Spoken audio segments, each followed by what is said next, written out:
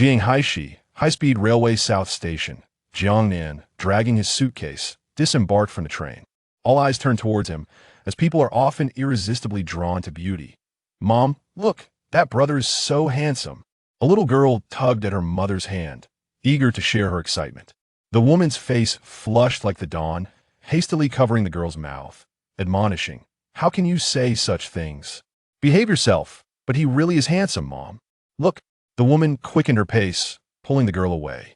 Jiangnan exited the high-speed rail station, only to be intercepted by a woman clad in extremely short shorts, revealing her long, fair legs. "Hello, I'm an agent from Jiangnan Media. Is there something I can help you with? I have been in this industry for over a decade, and I have never encountered a man with looks as striking as yours. Have you ever considered entering the entertainment industry?" "I have not. I have a leading role in a drama. Would you like to audition?" "I don't act. Not knowing how to act is no problem as long as you can speak. That's sufficient. Moreover, with your appearance, once aired, it will surely become a hit." Jiangnan extricated himself from the woman's clutches and boarded a bus. Today marks the beginning of the new semester at Jiangnan University. As a freshman, he was heading to campus to register. Happiness Life System. Binding in progress. Happiness Life System. Binding successful. A system. Jiangnan, a devoted reader who had immersed himself in the world of literature for 837,465,456 hours, was well acquainted with systems. System, what functions do you possess? System, initiating. This system is named Happiness Life System. As the name suggests, the primary responsibility and function of this system is to ensure the host enjoys a fulfilling life, with functionalities revolving around bringing happiness to the host. System function, cashback on purchases. As long as the host makes a purchase, they can receive a rebate. The rebate multiplier ranges from 1 to 10 times. The minimum rebate is the principal amount, while the maximum is 10 times the amount. 10 times the rebate. Jiangnan felt a surge of excitement and nervousness. This meant that spending $1 could yield 10. Such accumulation, exponential growth. Experiencing wealth for the first time was overwhelming. It was exhilarating. Although he had yet to see the money, the mere thought of becoming affluent thrilled Jiangnan to no end. Wealth, the second face of a man. At times, it holds even greater significance than the first. In the not-so-distant future, I shall become the richest person in the world. Even the Rothschild family would pale in comparison, and the Pentagon could very well become my backyard. America, a fad masquerading as a nation. In America, in the realm of capital, money is everything. Newbie gift package has arrived. Would you like to open it? A newbie gift package? As a system's generous offering, it must be quite bountiful. Open it. Congratulations, host. You have acquired a beauty enhancement potion. Congratulations, host. You have acquired the Eye of Truth. Congratulations, host. Daily task functionality activated early. The beauty enhancement potion I am familiar with. The daily task functionality I also understand. But what is this Eye of Truth? Eye of Truth, capable of summarizing the key information of others into attribute data for the host review. Would you like to merge with the Eye of Truth? Merge. Who reads the manual? They'll dive right in. Congratulations, host. Eye of Truth merged successfully. Jiangnan felt the world sharpen into clarity. He turned his gaze to a nearby passenger who had just boarded.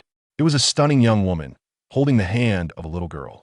She donned a loose, cream-colored, oversized, short-sleeve top that concealed her curves, revealing only her beautiful, long legs. Her legs were not slender, contrasting sharply with her subtly defined waist. Especially her thighs, they were quite voluptuous. Legs like a wine glass are always the most visually striking, particularly when combined with her aura of femininity. 2 layers of allure combined, utterly captivating. The Eye of Truth. Name, Li Sisi. Age, 32. Favorability, 5 points. Height, 169 centimeters. Weight, 56 kilograms. Beauty, 90 points. Charge count, 1. 5 points of favorability? Do I know her? It seems not. If I do not know her, how could she harbor 5 points of favorability towards me?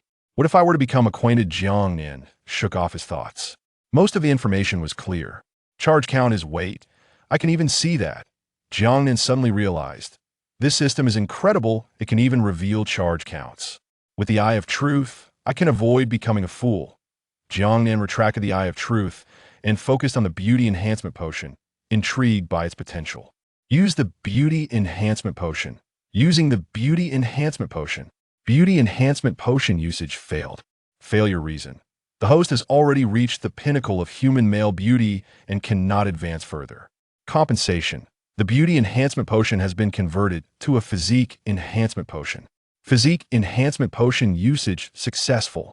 Jiangnan felt his vision elevate slightly, and he sensed a newfound vigor coursing through him. His arms became more powerful.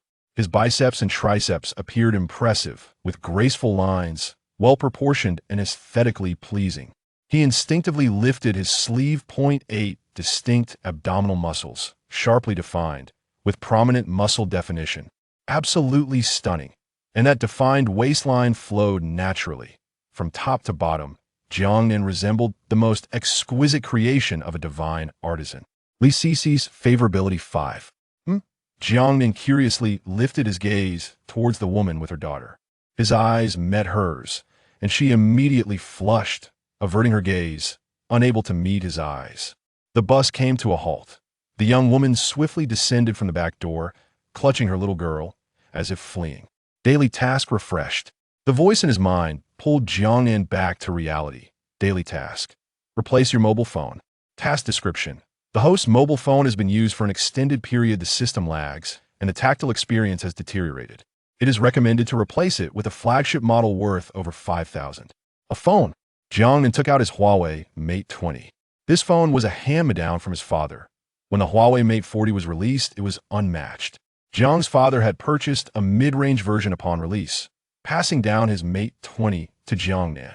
Jiangnan's parents were merely teachers at a local experimental middle school. The family was not well off. Thus, in the past, Jiangnan had little desire for material possessions. He was content with functionality. Importantly, he aspired for more, but reality had its constraints. But now, things were different. To lack material desires would be an affront to the happiness life system. I must replace my phone. Jiangnan alighted from the bus, following the navigation to several adjacent mobile phone stores. Huawei, Samsung, Apple, the 3 top-tier companies in the world. In 2019, America, under its old regime, couldn't handle the competition. To protect its lagging communication technology, it imposed sanctions on Huawei, resulting in the current oligopoly.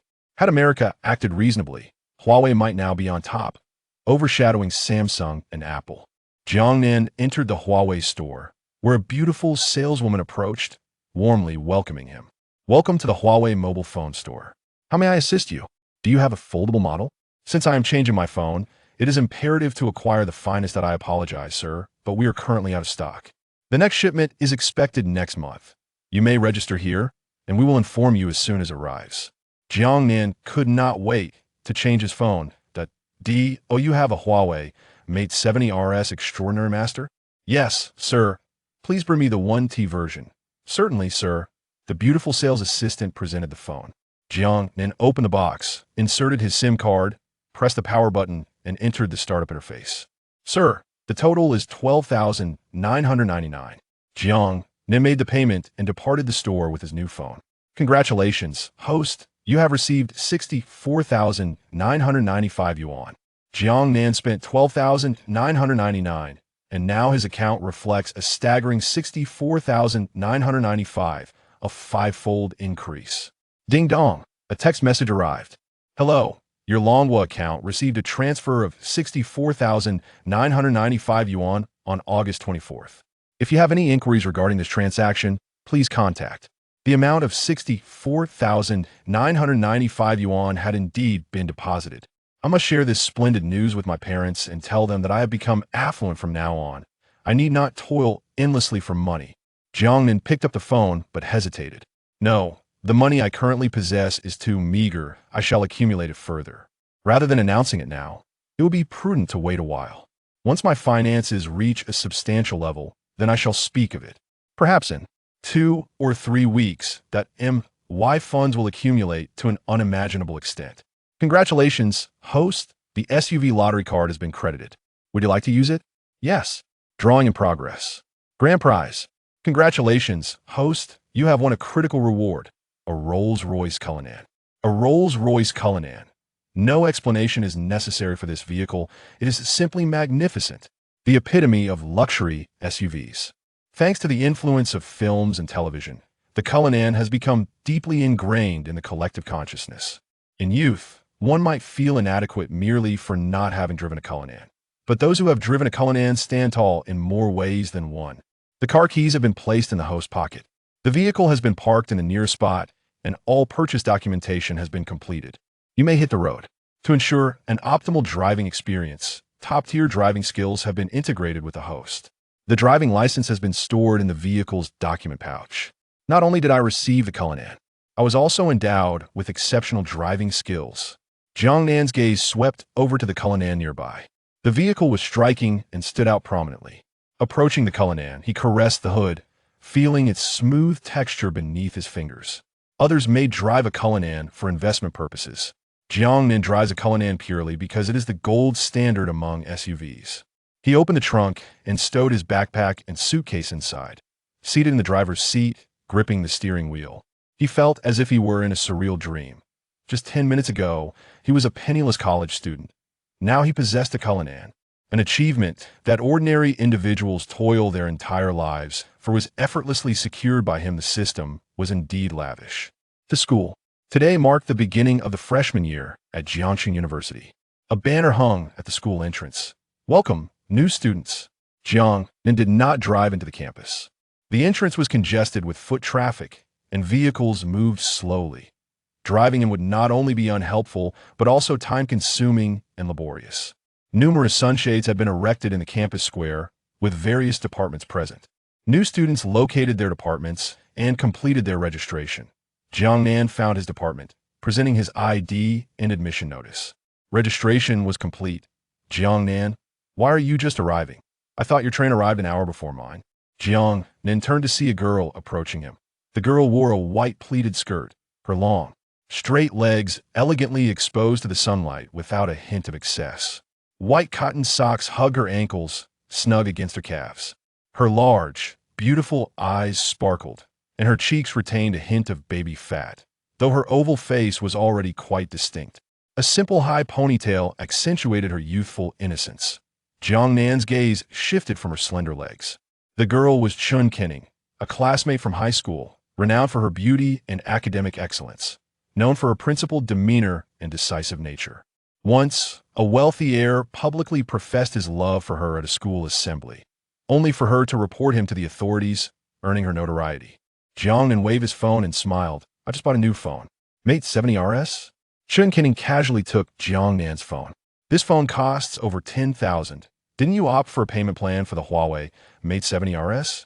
She suddenly laughed. Jiangnan, you wouldn't want your uncle to know that you spent all your living expenses on a phone, would you? Hand over the hush money. Get lost, there's none. Jiangnan snatched back the phone and stuffed it into his pocket. Be careful. Don't break it, a brand new phone. You're so stingy.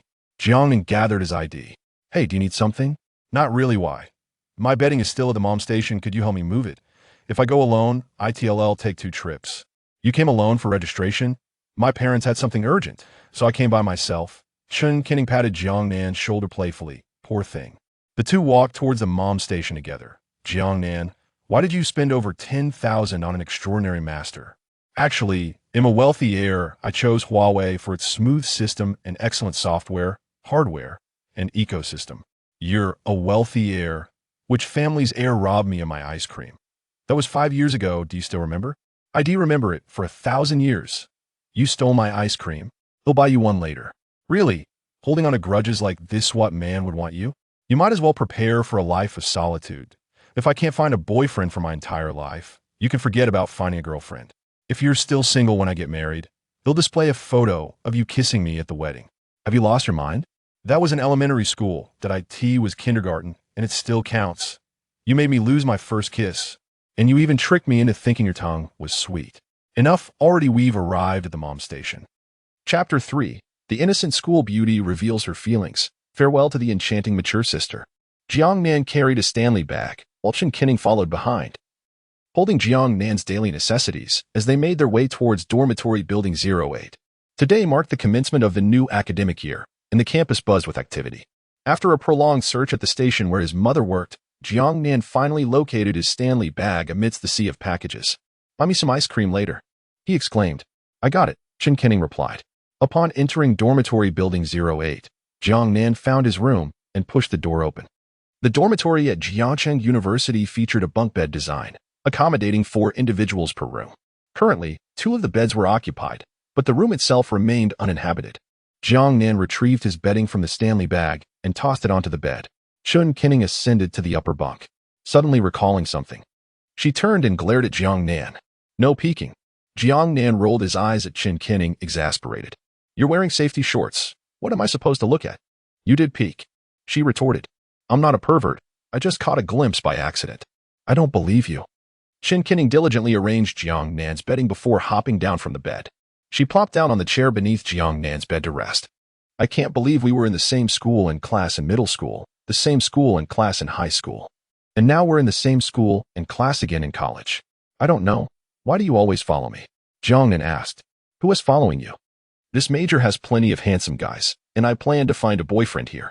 I must experience a sweet romance in college." "Such aspirations?" Jiangnan scoffed. "Humph. What do you know? College without romance isn't really college." Chen Qining leaned back in her chair, idly playing with her phone. At that moment, Jiangnan activated his eye of truth on her. Name, Chen Qining. Age, 18. Affinity, 35 points. Height, 169 centimeters. Weight, 46 kilograms.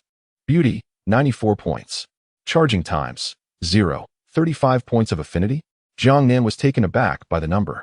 However, what astonished him even more was the revelation that Chen Qining's beauty rating was an impressive 94. How did I not realize she was this beautiful? He pondered. Perhaps it was due to familiarity, given that they had grown up together. "Let us go. I'll treat you to ice cream," Jiangnan proposed. Leading Chen Qining to the supermarket downstairs, where they purchased 2 ice creams, 1 for each of them. Afterward, Jiangnan accompanied Chen Qining to the entrance of the girls' dormitory. "I'm here," she announced. "Then I'll head back," Jiangnan replied. Suddenly, Chen Qining's expression turned serious. She fixed her gaze behind Jiangnan and exclaimed, "Look, what is that?" Jiangnan instinctively turned around. "Ah." Chen Qining bit off half of Jiangnan's ice cream and, with a joyful stride, dashed away. "Run, run, run." She reached the corner of the stairs on the first floor of the girls' dormitory and could no longer contain her laughter, stomping her feet due to the coldness of the ice cream. "Serves you right," Jiangnan remarked with a smirk. When Jiangnan returned to the dormitory, all 4 occupants were present. A slightly plump boy greeted him with a smile. "Bro, I'm Zhang Chao. That one with the Kuan-gu hairstyle is Xue Ming. And the one in the pink shirt is Sunny Zhou." Jiangnan, he introduced himself. After a brief rest, the others busied themselves with their own activities. After reassuring his parents that he had settled in safely, Jiangnan lay on his bed, scrolling through short videos. Consumer rewards for spending. The key is spending. Without it, there are no rewards. Jiangnan thought of the beautiful streamers often featured in wealthy narratives. He clicked on a live stream, casually scrolling through. The women on screen, enhanced by special effects, appeared increasingly beautiful, but under his eye of truth, their true selves were revealed. Suddenly, Jiangnan halted his scrolling. On his phone screen, a graceful, mature woman swayed her hips to the music. The movements were subtle, yet perfectly executed. She wore an off-shoulder white t-shirt. Beneath her pristine shoulders, her figure was compellingly accentuated. A pair of navy high-waisted yoga pants hugged her curvaceous form, complementing her smooth, round silhouette. Her slender legs were tightly clad in the yoga pants, while silver rimless glasses lent her an aura of innocence entwined with allure. Jiangnan recognized her. He had seen her not long ago on the bus. Li Sisi. Noticing her small profile picture indicating she was live, Jiangnan clicked to enter the stream. Inside the live room, Li Sisi sat in front of the camera, still wearing the loose beige half-sleeve top, casually chatting with her audience. With Jiangnan's entry, the total audience count reached 10. "Welcome, little boy, to the live stream. Such a beauty. How could your husband bear to let you entertain like this? What do you do for a living? You seem to have dance skills. If I could marry the streamer, I would gladly endure 100 years of Mount Fuji's eruptions."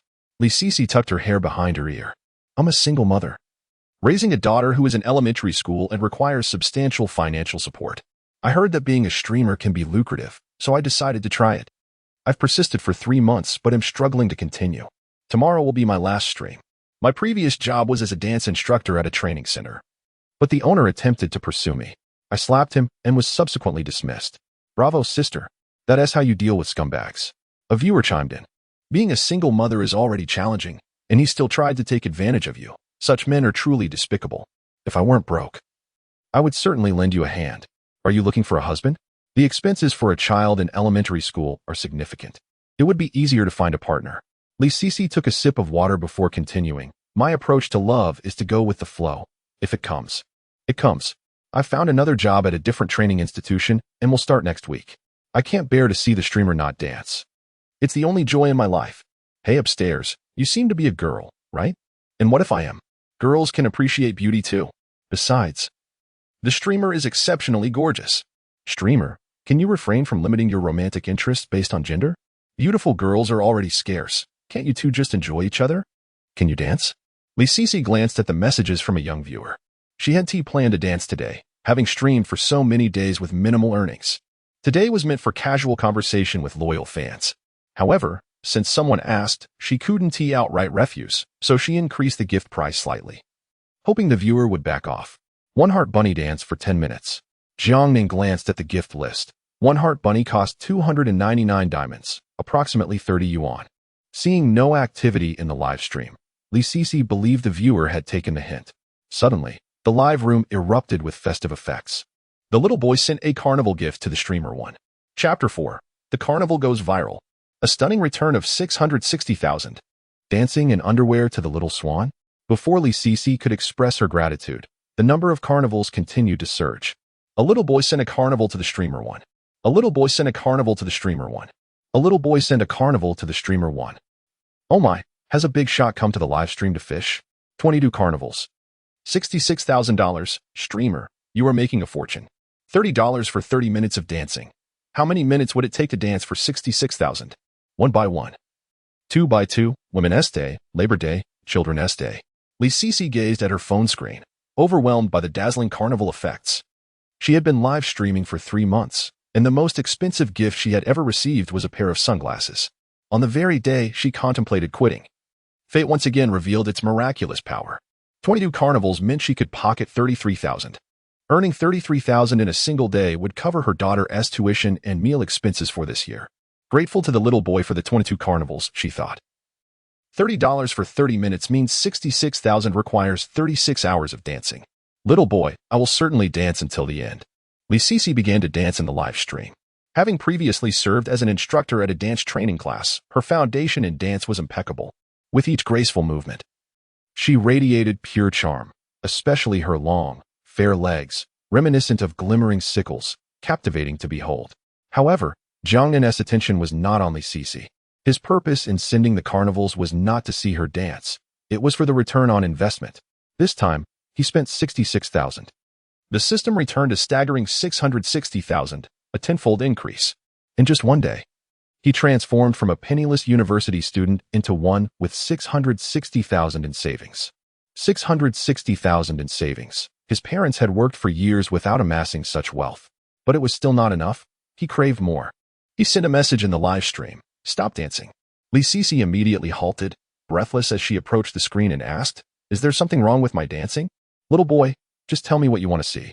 1 million in spending. I'll take you to battle in PK, guaranteed victory. Upon witnessing this, the viewers in the live stream could no longer contain themselves. What? Big Brother is so extravagant. 1 million? I could never save that much money in my lifetime. Little boy, is it too late for me to start streaming now? I'm also a young mother, and I'm from the dance department. Lee Sisi could no longer pretend ignorance about the situation. The Big Brother had spent 1 million to take her to PK. In other words, he was gifting her money. And it didn't need to be repaid. A gift of 50,000. With that 50,000, all the expenses for Nan and S kindergarten would be covered. I understand now. Little boy, let us go for the PK.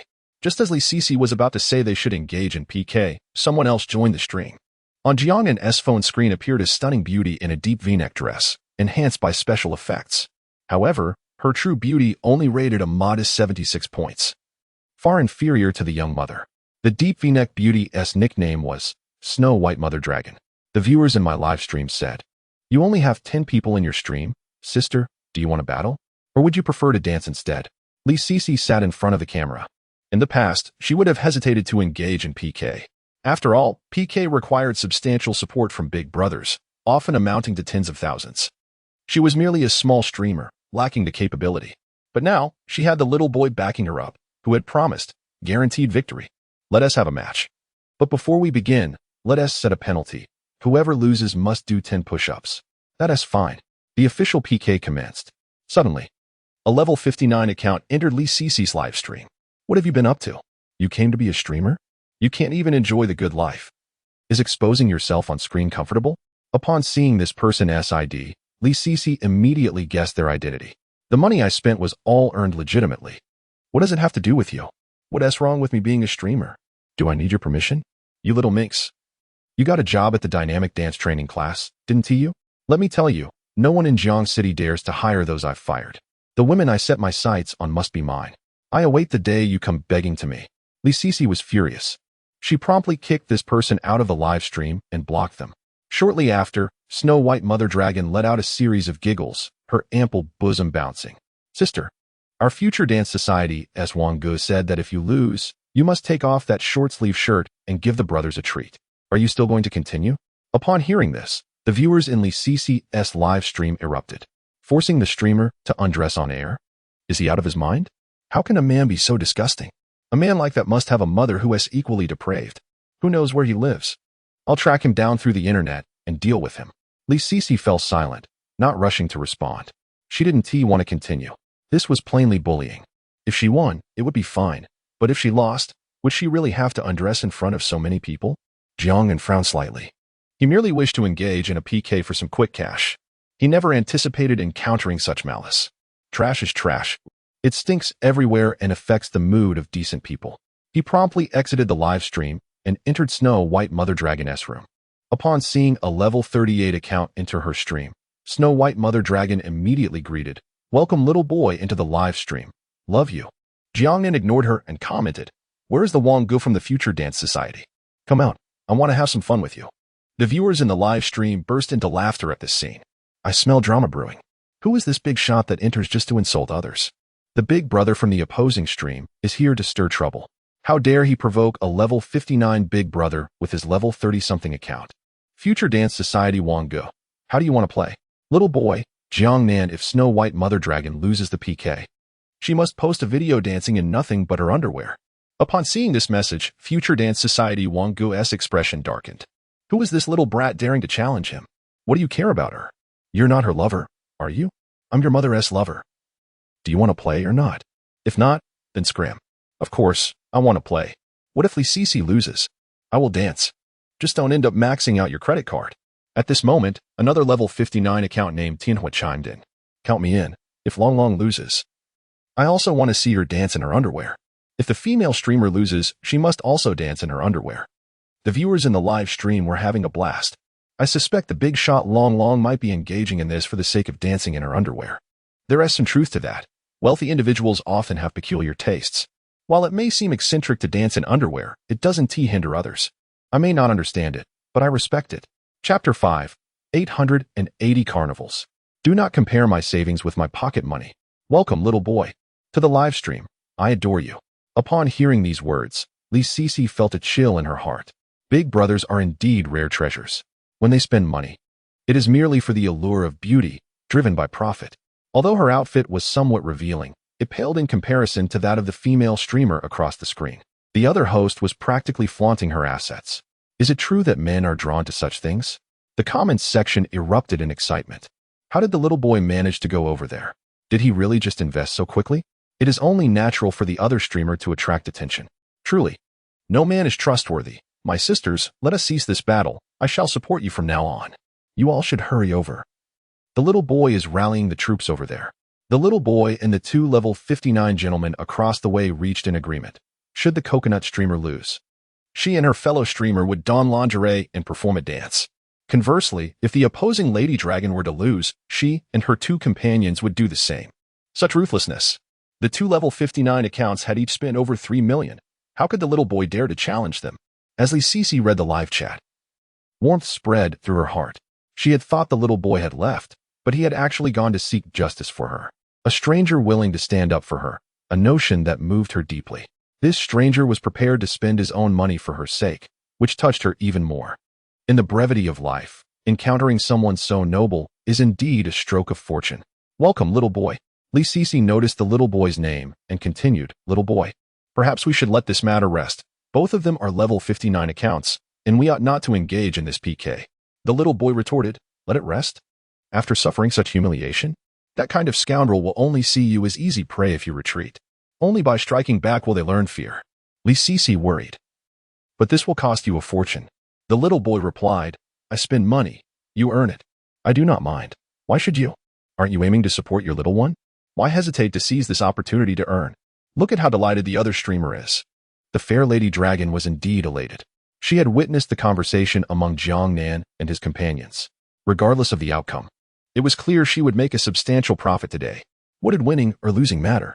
She had worn even more revealing outfits than a bikini before. This was the perfect opportunity to gain followers.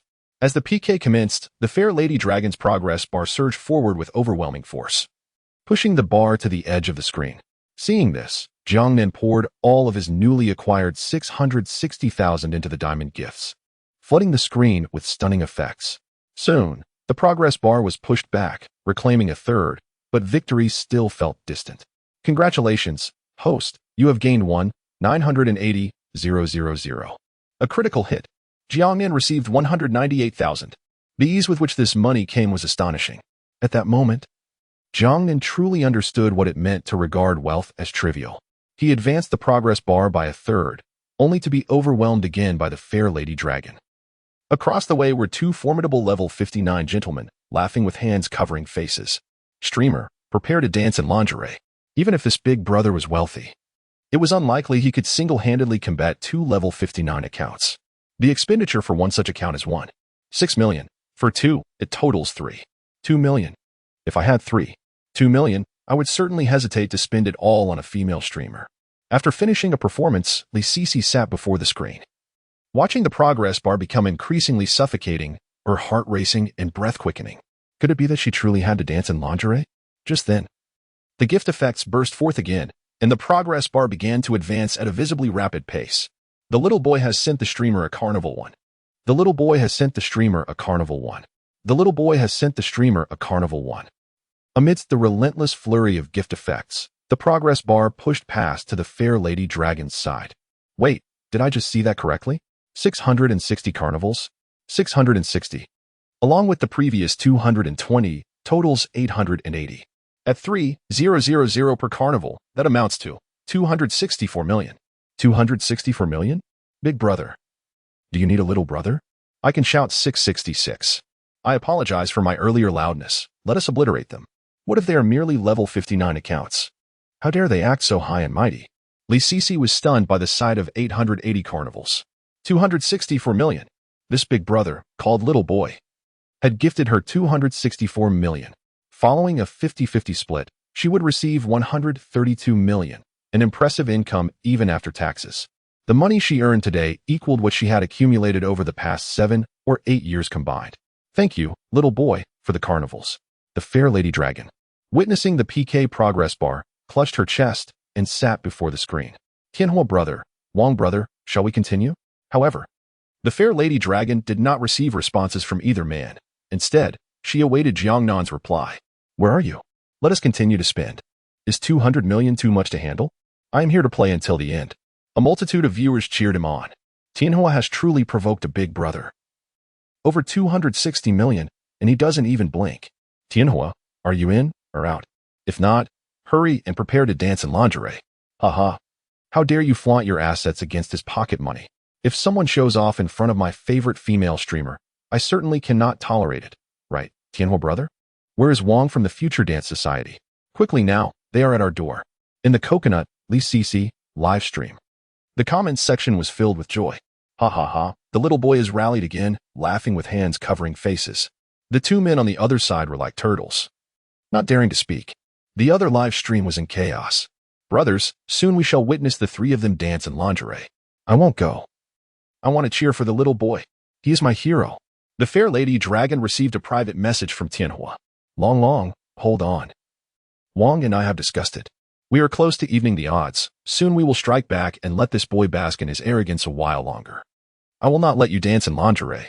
The fair lady dragon replied, Tianhua brother, you are so kind. I adore you. Next time we meet, I shall reward you handsomely. Jiangnan spent 198 million. The system returned 396 million, a critical strike of 3 times. He certainly recognized the opponent's ploy. The two sides were now separated by a gap of approximately 67 million, indeed presenting an opportunity for a counterattack. Chapter 6. Financial Freedom. Lamborghini Revent in. The beautiful teacher from the Music Academy.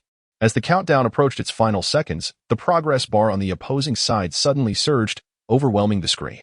The viewers on Li Cici's side were left bewildered, unable to comprehend the rapid turn of events as dazzling special effects filled the air. The progress bar, which had previously shown signs of decline, suddenly regained its vigor, occupying more than half of the opposing side screen. 800 carnival numbers stood proudly in the live stream. Blindingly bright. 800 carnivals? Another 240,000? This is a true big shot. The young boy had spent over 5 million in the live stream. Enough to entice numerous beautiful female streamers in reality. Brother, do you think I can still make it to South Korea and then to Thailand? Congratulations, sister. You have achieved financial freedom in a single day. However, the person at the center of this whirlwind, Li Cici, did not share the same excitement. The young boy had contributed over 5 million, and after taxes, she would receive more than 200,000, even in Jiangnan. This amount would suffice for a long period of comfortable living. Yet, she hesitated to accept it, feeling it was far too much. The pale mother dragon had promised that the 3 of them would release the video before nightfall, and then made a hasty exit. Li Cici watched as the special effects in the live stream gradually faded away. Brother, perhaps I should contact the platform and return the money to you. It's just too much. I don't feel at ease keeping it. The young boy replied, just take it.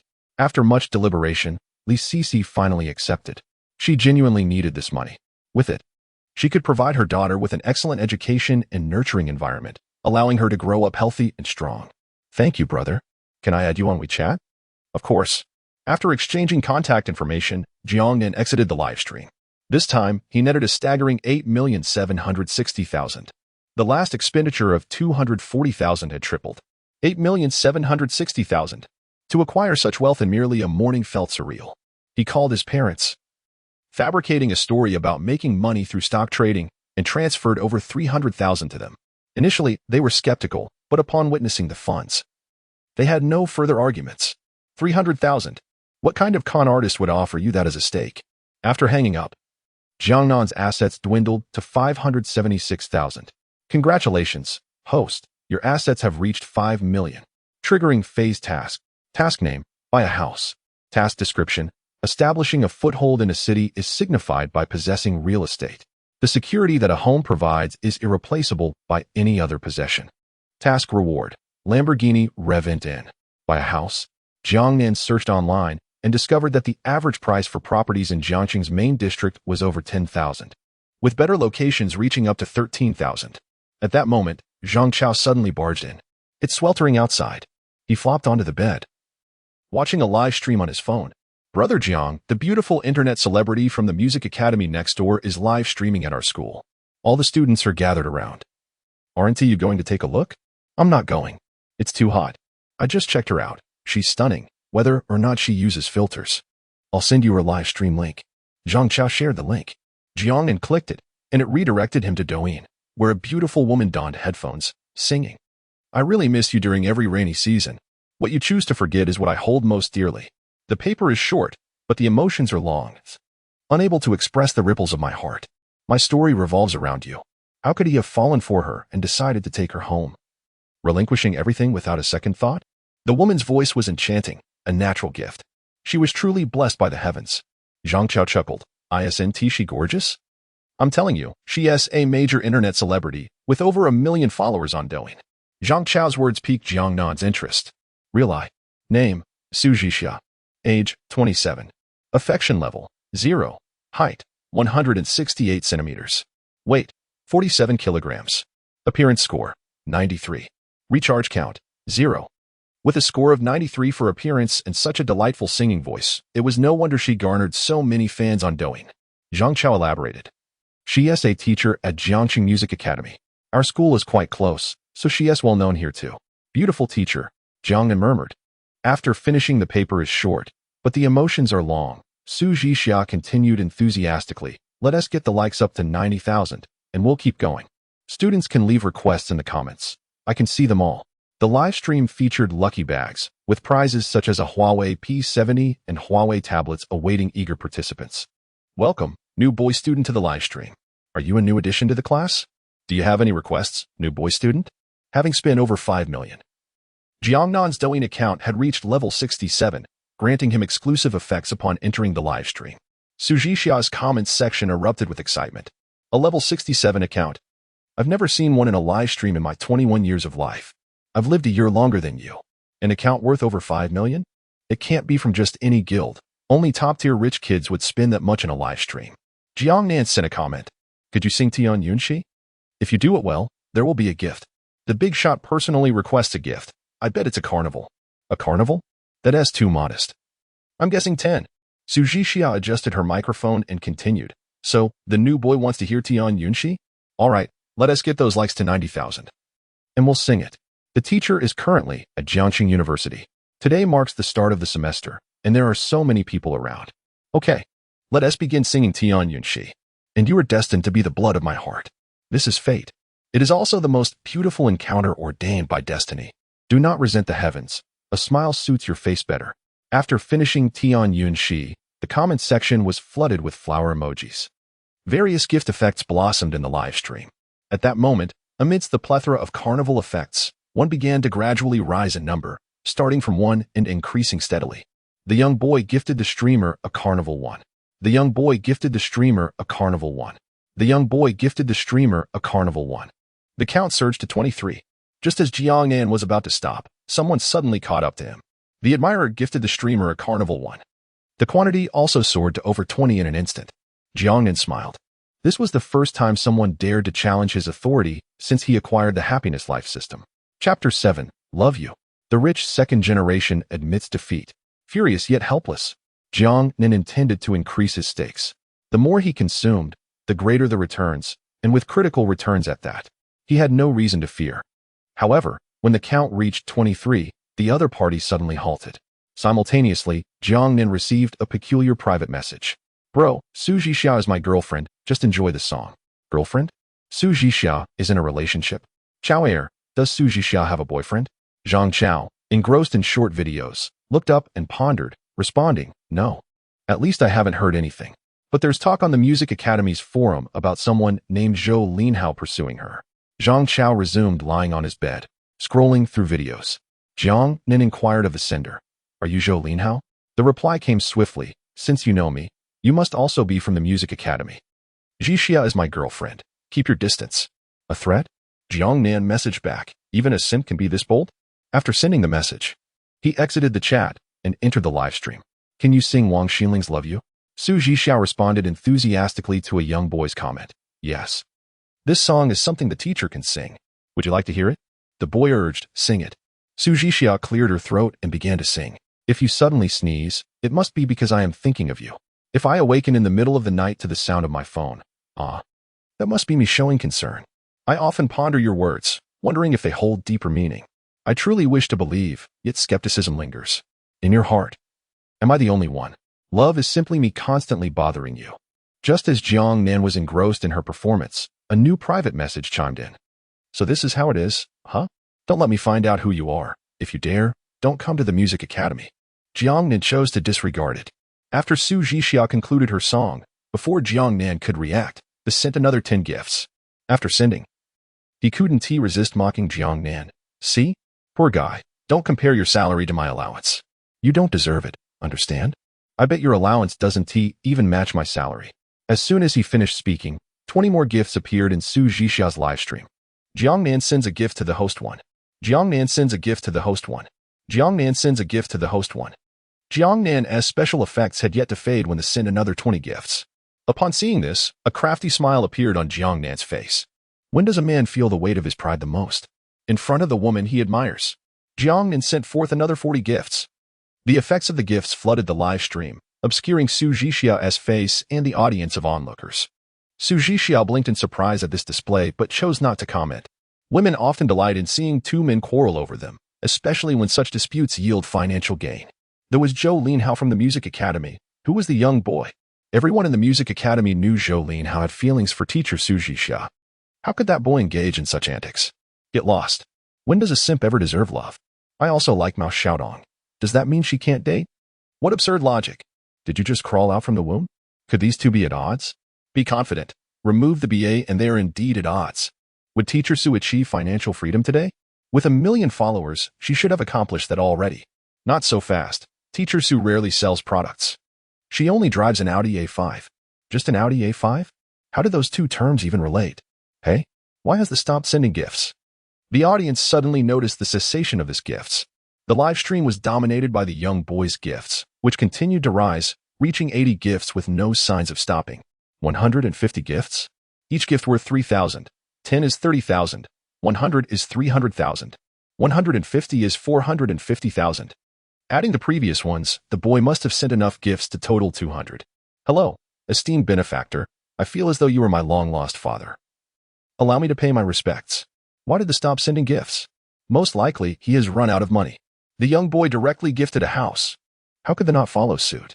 Isn't he supposed to be driving a sports car, claiming to be a rich second generation? How can he be so cowardly? Is this it? He wants to continue after 450,000? Luckily, teacher Su didn't end up with him. That would have been a grave mistake. Su Jixia noticed the halting gifts. She promptly expressed, "Thank you to the young boy for the gifts." This time, Jiangnan had spent a total of 760,000.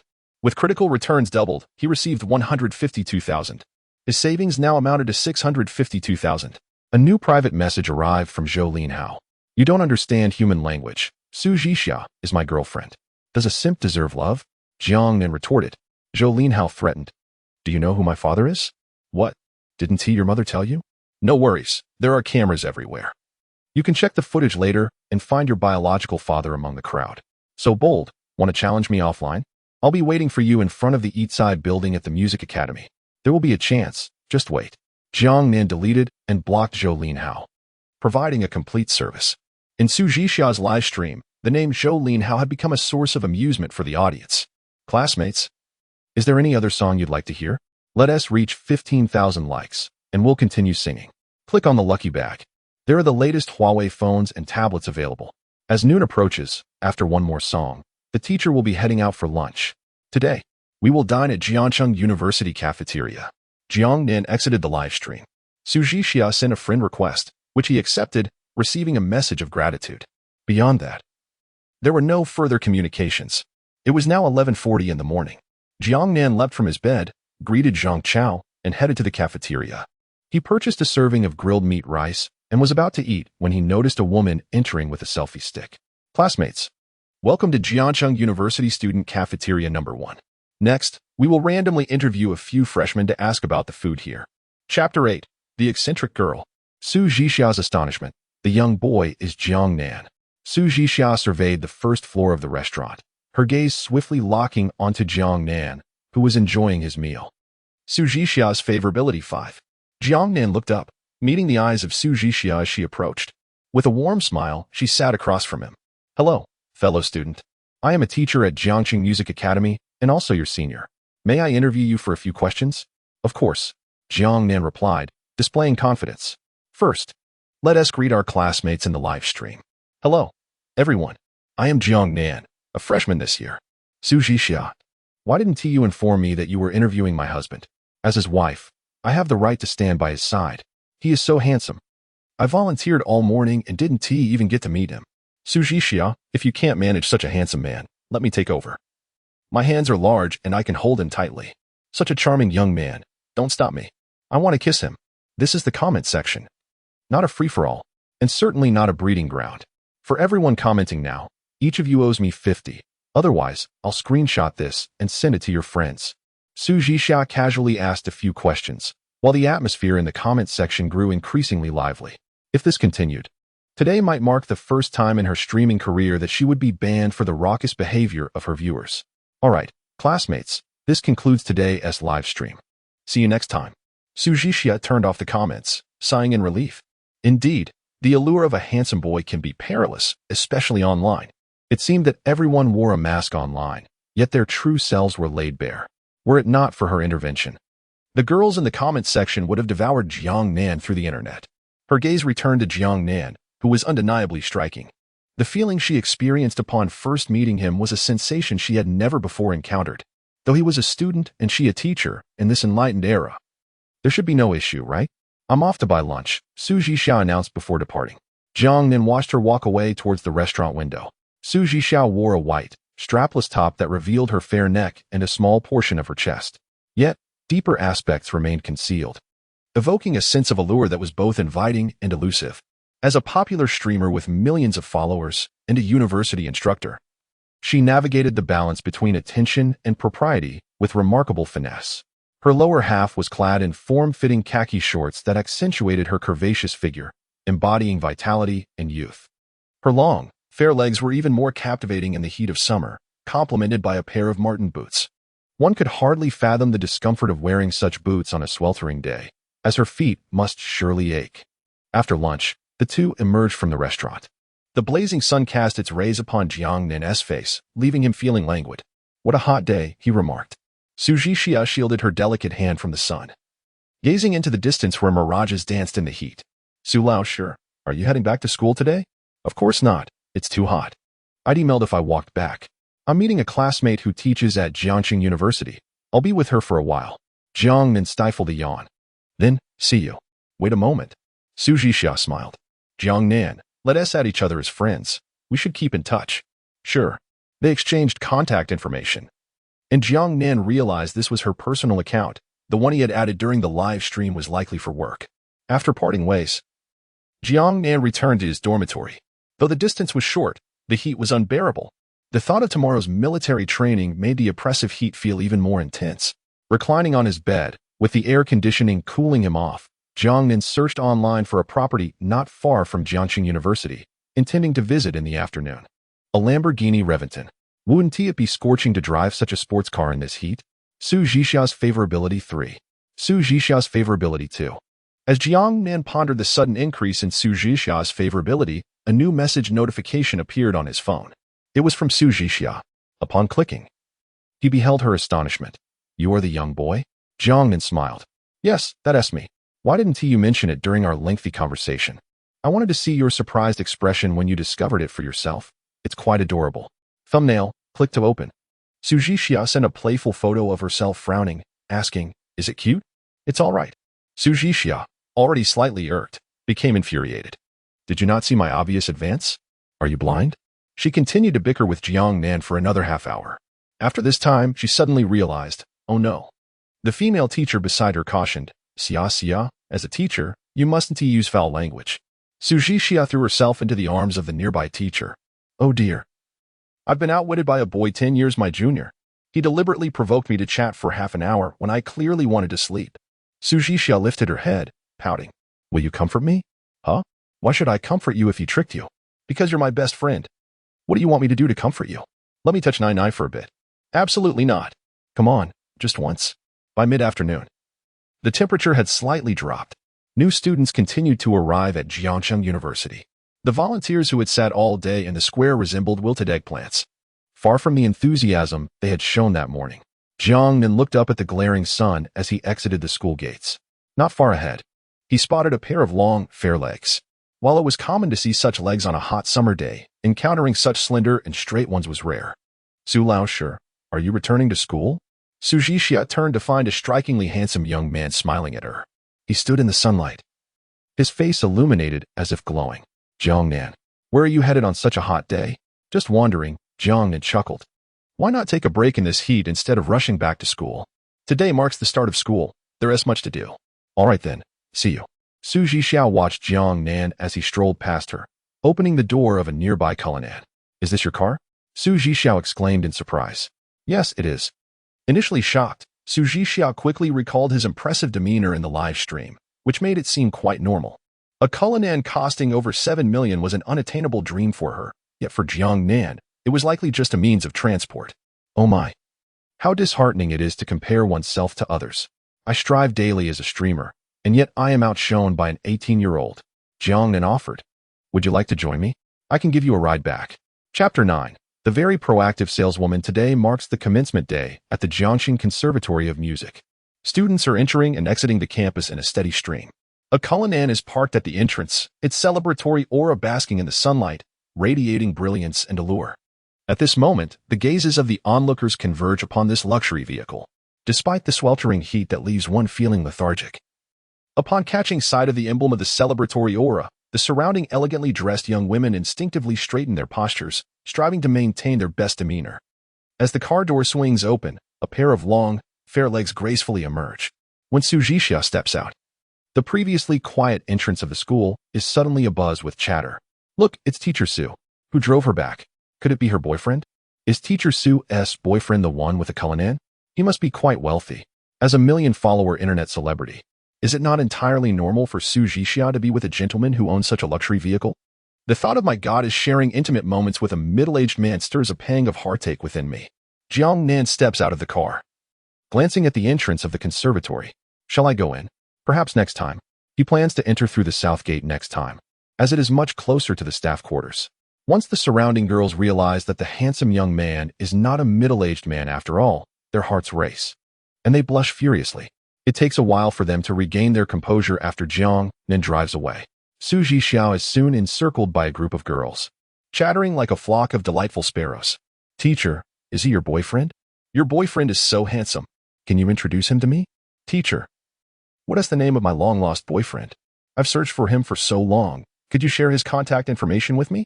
Su Jixia shoots a fierce glare in the direction Jiangnan disappeared. He arrives quickly and departs just as hastily, leaving me to deal with all these romantic entanglements. Quiet down. I must head to the academic affairs office. It's urgent regarding your enrollment. Upon my return, I will answer all your questions, all right?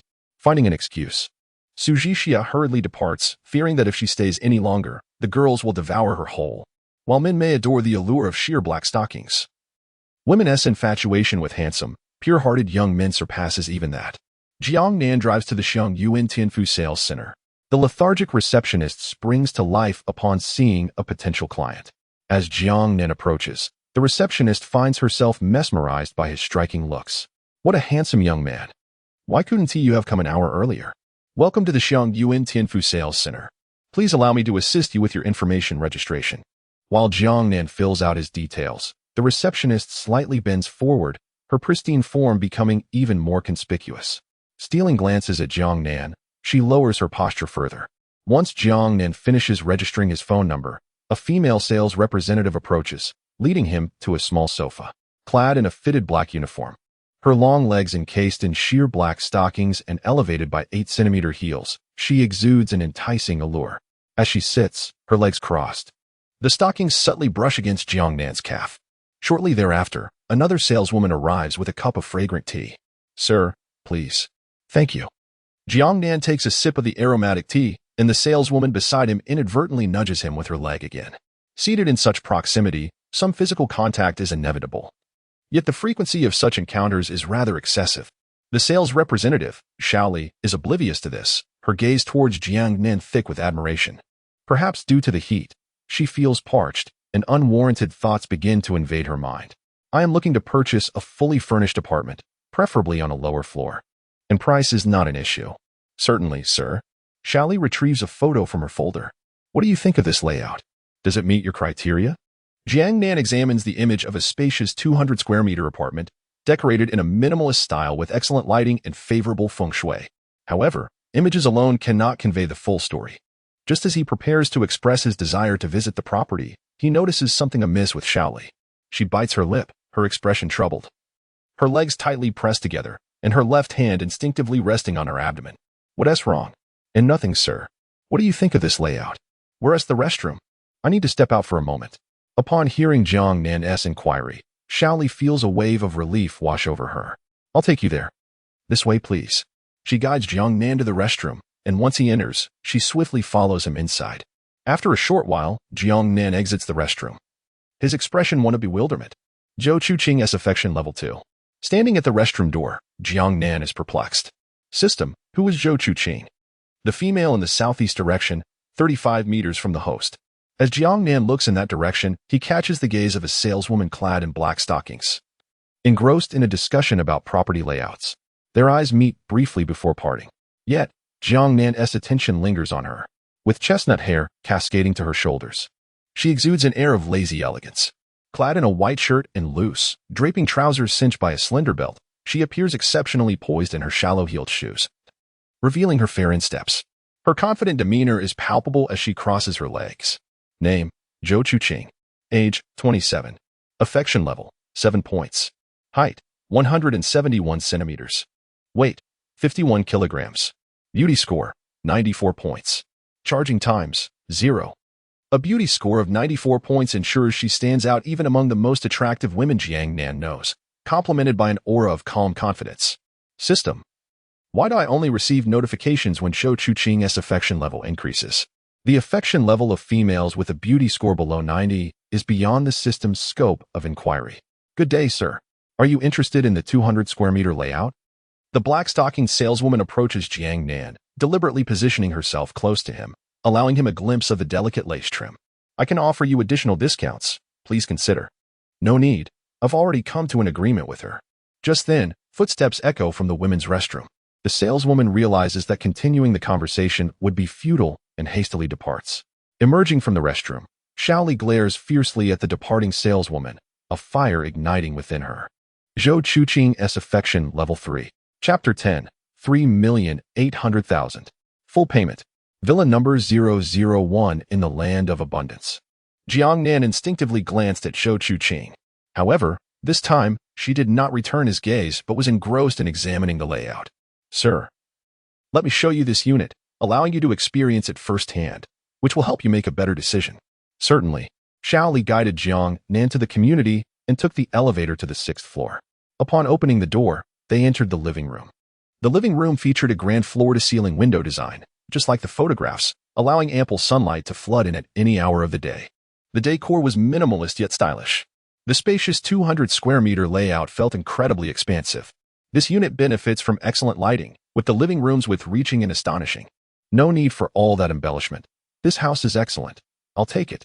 Just quote the price directly. Xiaoli realized at that moment the caliber of the wealthy individual she was dealing with. Quote the price directly. Sir, the details are as follows. This unit has an area of 200 square meters, with an additional 75 square meters included. The price is 3.8 million, fully furnished and ready for you to move in. If you make the down payment now, I will strive to obtain a discount for you. I will pay in full. In full. Xiaoli was taken aback. 3,800,000. Paying in full. The commission from this transaction would suffice for her entire year's salary. I will take you to the sales center to print the contract immediately. Jiangnan returned to the sales office and completed all the necessary procedures. The sum of 3.8 million was swiftly deducted from his bank card. The few individuals in the finance room regarded Jiangnan with a newfound respect, tinged with awe, to produce such a sum in full for a property purchase. Moreover, he appeared to be only 17 or 18 years old, still quite young. Moments ago, he had arrived in a Cullinan. He was undoubtedly a top-tier wealthy heir. After leaving the finance room, Xiaoli escorted Jiangnan out of the sales center. Following behind him, a thought suddenly struck her. While accompanying Jiangnan to view properties, her mind had often wandered to the various unscrupulous behaviors exhibited by her peers in the real estate industry, driven by desperation to close a sale. Though she held disdain for such conduct, he was simply too charming. Driving a Cullinan, she had no reason not to take a chance. Earlier, when they were alone, if she had been a little more proactive, things could have turned in her favor. She initially intended to make a move while introducing the bedroom. But when Jiangnan declared he would pay in full for the house, her excitement caused her to forget her intentions. Now, reflecting on it, why must it be the bedroom? The living room had a table, after all. Mr. Jiang, take care. Feel free to contact me anytime. I am always available. Jiangnan waved and drove away in the Cullinan. Congratulations, host. You have earned 7.6 million. The system's voice echoed in his mind. Jiangnan's total assets had now surpassed 10 million. Earning 10 million in less than a day, such a pace of wealth accumulation was unparalleled, even by Gates himself. Congratulations, host, for completing the phase task. The Lamborghini Revent N is now parked in your designated space. The car keys have been placed in your pocket. All relevant documents have been processed. This exquisitely furnished residence came with a parking space, and Jiangnan purchased an additional one. Is there a phase task for 10 million as well? Yes. Congratulations, host. Your assets have reached 10 million. Phase task triggered. Task name, Beautiful Companions. Task description: acquire 2 companions with a beauty score above 90, with a favorability rating of 90 points required. Task reward: Villanelle 001 in the land of abundance. 2 companions with a beauty score above 90 and a favorability of 90. Previously, such a task might have seemed daunting. However, now it appeared to be a mere formality. Yet, villain number 001 in the land of abundance? The name sounded eerily familiar, as if he had encountered it before. Suddenly, Jiangnan recalled that while searching for properties online at noon, he had seen the name Land of Abundance, where the average price per square meter exceeded 100,000. Villa number 002 had fetched a staggering 200 million at auction last year. If Villa 002 commanded such a price, one could only imagine the cost of villa number 001. Jiangnan snapped back to reality and drove to the underground parking lot of Xiangyuan Tianfu community. The Lamborghini Revent Inn rested quietly, resembling a crouching beast, serene yet imposing. Jiangnan parked the Cullinan beside the Revent Inn. After stepping out, he circled the Lamborghini, admiring its design, inspired by the F-22 fighter jet. With sharp lines and an air of aggression, its paint, a matte gray, mirrored that of military aircraft. Jiangnan opened the door, settled into the driver's seat, and pressed the accelerator, unleashing a feral roar that ignited the blood within him. He exited the garage, cruising around the community. It was undeniable that driving a sports car was significantly more exhilarating than the Cullinan. The clock approached 5 o'clock. A class meeting was scheduled for 6, followed by a freshman ceremony at 8. Tomorrow morning, he would begin military training. His schedule was quite tight. Nonetheless, given Jiangnan's enhanced physical condition, the 15-day military training posed no challenge for him. After the class meeting at 6, where a class monitor was elected and military training uniforms were distributed, the lecture commencing at 8 left Jiangnan drowsy. By the time it concluded, it was already 9:30. After the lecture, Jiangnan approached the counselor, expressing his desire to reside off campus. Having just purchased a new home, it would be a waste not to occupy it. The counselor called Jiangnan's parents, and upon receiving their confirmation, issued him an off-campus residence permit. Seizing the moment while the school officials were still present, all necessary documentation was swiftly completed. By tomorrow evening, Jiangnan would be able to leave school and reside outside. Beside the path next to the boys' dormitory, a few parking spaces had been carved out. Tonight, in one of the spaces, stood the legendary Lamborghini Revent Inn. Under the lights, the Revent Inn exuded an indescribable allure. A blond male student pointed at the vehicle, Lamborghini Revent Inn, worth over 30 million. This is the least expensive car in my garage. After a day of driving, it's out of fuel. Hey, female student, join me for some spicy hot pot tonight. Tomorrow, I'll take you for a spin. The girl, clad in a short skirt and black stockings, examined the car, seemingly weighing the pros and cons. P.S. lying to you. Jiangnan stood a short distance away beneath a streetlight, his expression indifferent. Chapter 11. The man in the Lamborghini does not initiate conversations with women. The moment the young woman in black stockings spotted Jiangnan approaching, her eyes sparkled with admiration. He is so handsome. Is he coming to find me? Should I respond to him? What should we name our future child? Surely he will attend a prestigious university and secure a good job. Meanwhile, the blonde-haired man, witnessing his opportunity thwarted, felt a surge of anger. He threatened, "Who do you think you are? Why are you loitering around at this hour? Get lost as far as you can." Jiangnan pushed the blonde aside with ease, causing him to stumble and fall to the ground. He opened the door of his Lamborghini Revent Inn, settled into the driver's seat, and looked at the infatuated girl, stating, "A man driving a Lamborghini does not initiate conversations with women." With that, Jiangnan drove off into the night, leaving the blonde man seething with envy, his toes digging into the pavement as if trying to carve out a mansion. "Listen to me, Junior. I own a Lamborghini too. It was too dark. I mistook you for someone else. You have to believe me." The young woman in black stockings slapped the blonde man across the face. "You think you deserve to drive a Lamborghini? Get lost." At the Lutian Plaza in Jiang City, an array of luxurious brands adorned the stores, creating a veritable paradise for women and a hell for men. Even at night, the plaza was ablaze with lights and thronged with people. In the underground parking lot, luxury cars like Mercedes and BMWs were commonplace, yet one vehicle overshadowed them all, the Lamborghini Revent Inn. Its mere presence captivated everyone nearby. A tall beauty who had just exited a Porsche 911 exclaimed in astonishment, "The Revent Inn. Wow, what a rich person. Yao, let's go."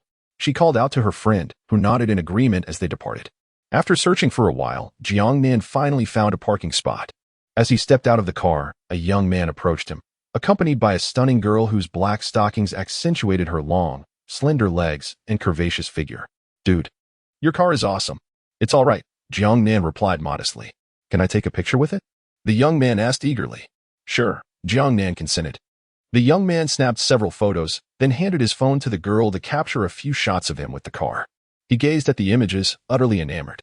However, the girl's attention was not on the car. Rather, it was fixated on Jiangnan.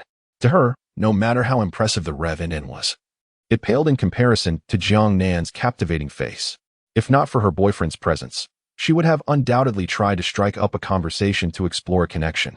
Her gaze lingered on Jiangnan, filled with desire. As Jiangnan departed, she deliberately attempted to brush against him with her alluring curves when the young man was not looking. Jiangnan, however, was quick to evade her, leaving her astonished and confused. Despite her boyfriend driving away, she remained in the passenger seat, casting longing glances at Jiangnan, perplexed as to why he had avoided her. Shortly after, as Jiangnan walked through the first floor of the Litian Mall, he heard a loud commotion. A man's furious voice echoed. If you don't want to die, stay out of this. What does this matter have to do with you? I wouldn't take your money even if you offered it. A middle-aged man clad in a black skull-printed shirt was hysterically shouting at a woman. The woman remained calm, undeterred by the 5 or 6 people surrounding her. Instead of acknowledging the man's outburst, she directed her gaze towards a voluptuous middle-aged woman in black stockings and high heels, stating coolly, "Is that money yours?" The middle-aged woman shot back with fierce eyes, "It's not mine, so it must be yours. That money is definitely not yours. Even if you take this to the highest court, I will ensure you give it back. Do you honestly believe you can walk out of this parking lot today?" The middle-aged woman threatened. "I believe she can. What do you think?" Came a voice from the crowd. Everyone turned to see a strikingly handsome young man standing nearby, a smile gracing his face. Frowning, the middle-aged woman retorted, "This doesn't concern you. Just scram. Don't act blind." "I am most certainly involved," he replied. And with a subtle glance, she signaled to her burly companion in the black shirt. He stepped forward, raising his hefty hand to strike Jiangnan. Unfazed, Jiangnan swiftly kicked him, sending him crashing 2 meters away into a nearby Mercedes. The crowd gasped in shock. Fear flickered in the eyes of the middle-aged woman as she pulled out her phone. "Family, this is the man who assaulted me. He groped me. What kind of protection do we women have in this society?" Before she could finish her tirade, Zhou Chuqing snatched the phone from her and smashed it to the ground, shattering it into pieces. "Get lost," Zhou Chuqing shouted angrily. Seeing the situation turn against her, the middle-aged woman hurriedly fled with her family. Jiangnan's favorability 15.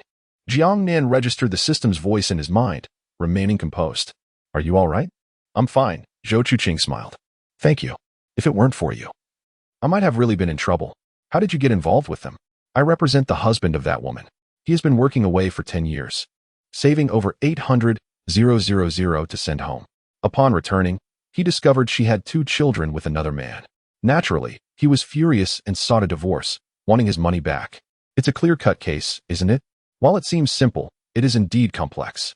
That woman has been inciting online outrage, claiming that her husband neglected her for years, wasting her youth, and that she deserves the 800,000. Many online have sided with her. Jiangnan was incredulous, but she had children with other men. Netizens overlook that. They claim it doesn't matter who the father is, Zhou Chuqing replied, exasperated.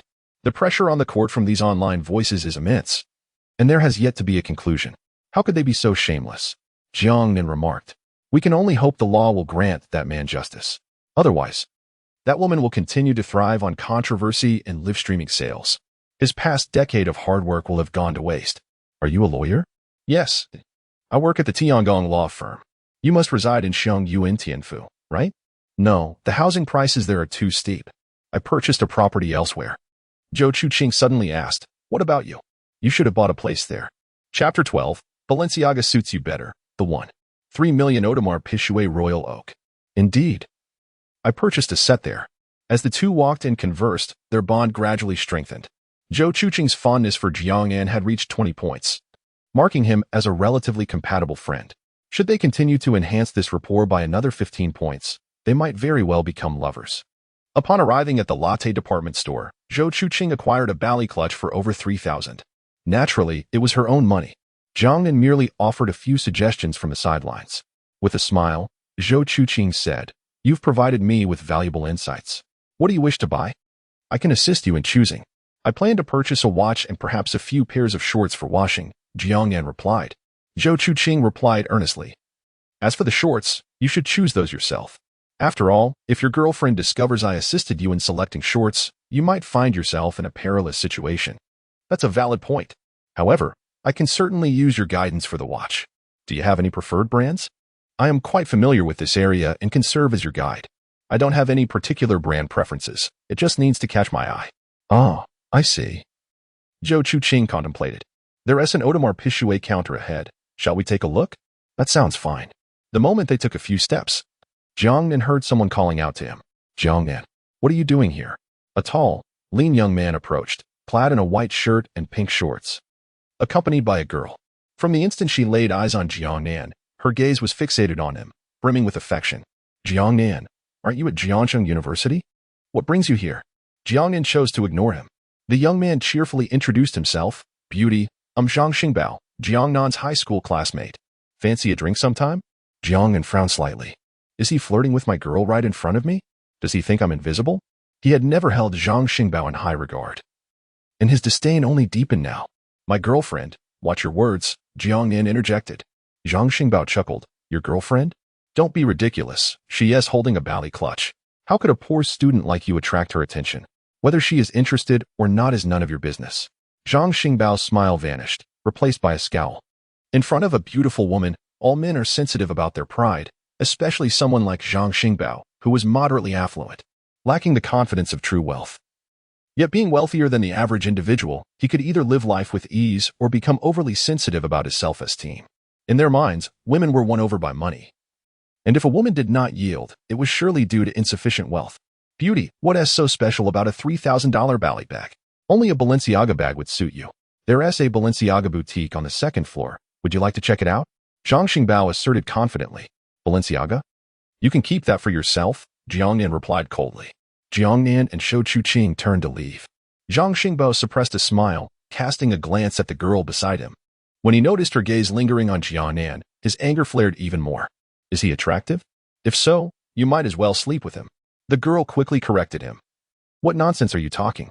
I was just observing that they seem to be heading towards the Audemars Piguet boutique. Is she planning to buy a watch? Zhang Xingbao's smile returned. An opportunity to show off had arrived. If he gifted that girl an Audemars Piguet watch, her vanity would surely lead her to develop feelings for him. What's the use of being handsome? Can looks feed you? This world is governed by money. As Jiangnan entered the Audemars Piguet boutique, Zhang Xingbao followed closely behind. Beautiful lady, feel free to choose whatever you like. I'll cover the cost. Zhang Xingbao boasted. Zhou Chuqing completely ignored Zhang Xingbao and instructed the saleswoman, please show me a few models from the Royal Oak men's collection. Upon hearing Royal Oak, Zhang Xingbao finally fell silent. The saleswoman presented several watches. Zhou Chuqing picked up a silver mechanical watch and stated earnestly, I believe this one suits you perfectly. The silver showcases a noble demeanor, and the intricate mechanical face complements your enigmatic aura. Jiangnan examined it on his wrist and found it quite appealing. I'll take this one. How much is it? Sir, the price is 2 million. Jiangnan did not rush to pay. He turned to Zhang Xingbao and said 2 million. It's your turn to pay. Zhang Xingbao was dumbfounded. 2 million for a watch. If I had that kind of money, I would have changed girlfriends long ago. However, he had just boasted loudly, and now all eyes in the boutique, including the staff and customers, were on him. The saleswoman whispered among herself, glancing at him and stifling giggles. What they said no longer mattered. Their expression spoke volumes. Trying to show off without any money? Dude, you're impressive. That girlfriend of yours, you must have wooed her with sweet words, right? Be careful. She might just be after your money. A nearby young man, also eyeing the Royal Oak series, chuckled. Zhang Xingbao's face flushed with embarrassment. He glared at Jiangnan, determined to reclaim his dignity. You expect me to pay for your watch? Not a chance. What I meant was, if she buys a watch, I'll pay for it. Beautiful lady, choose whatever you like. I'll cover it. The young man beside him could no longer contain his laughter. Haha, look who is pretending. Shut up. Zhang Xingbao shouted angrily at the young man.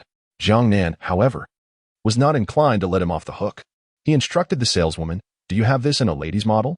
The saleswoman sensed an opportunity. Selling a watch would earn her commission, and selling a men's Royal Oak had already exceeded her expectations. If she could sell a ladies' model as well, she would certainly sleep with a smile that night. Certainly, sir. I'll fetch it for you right away.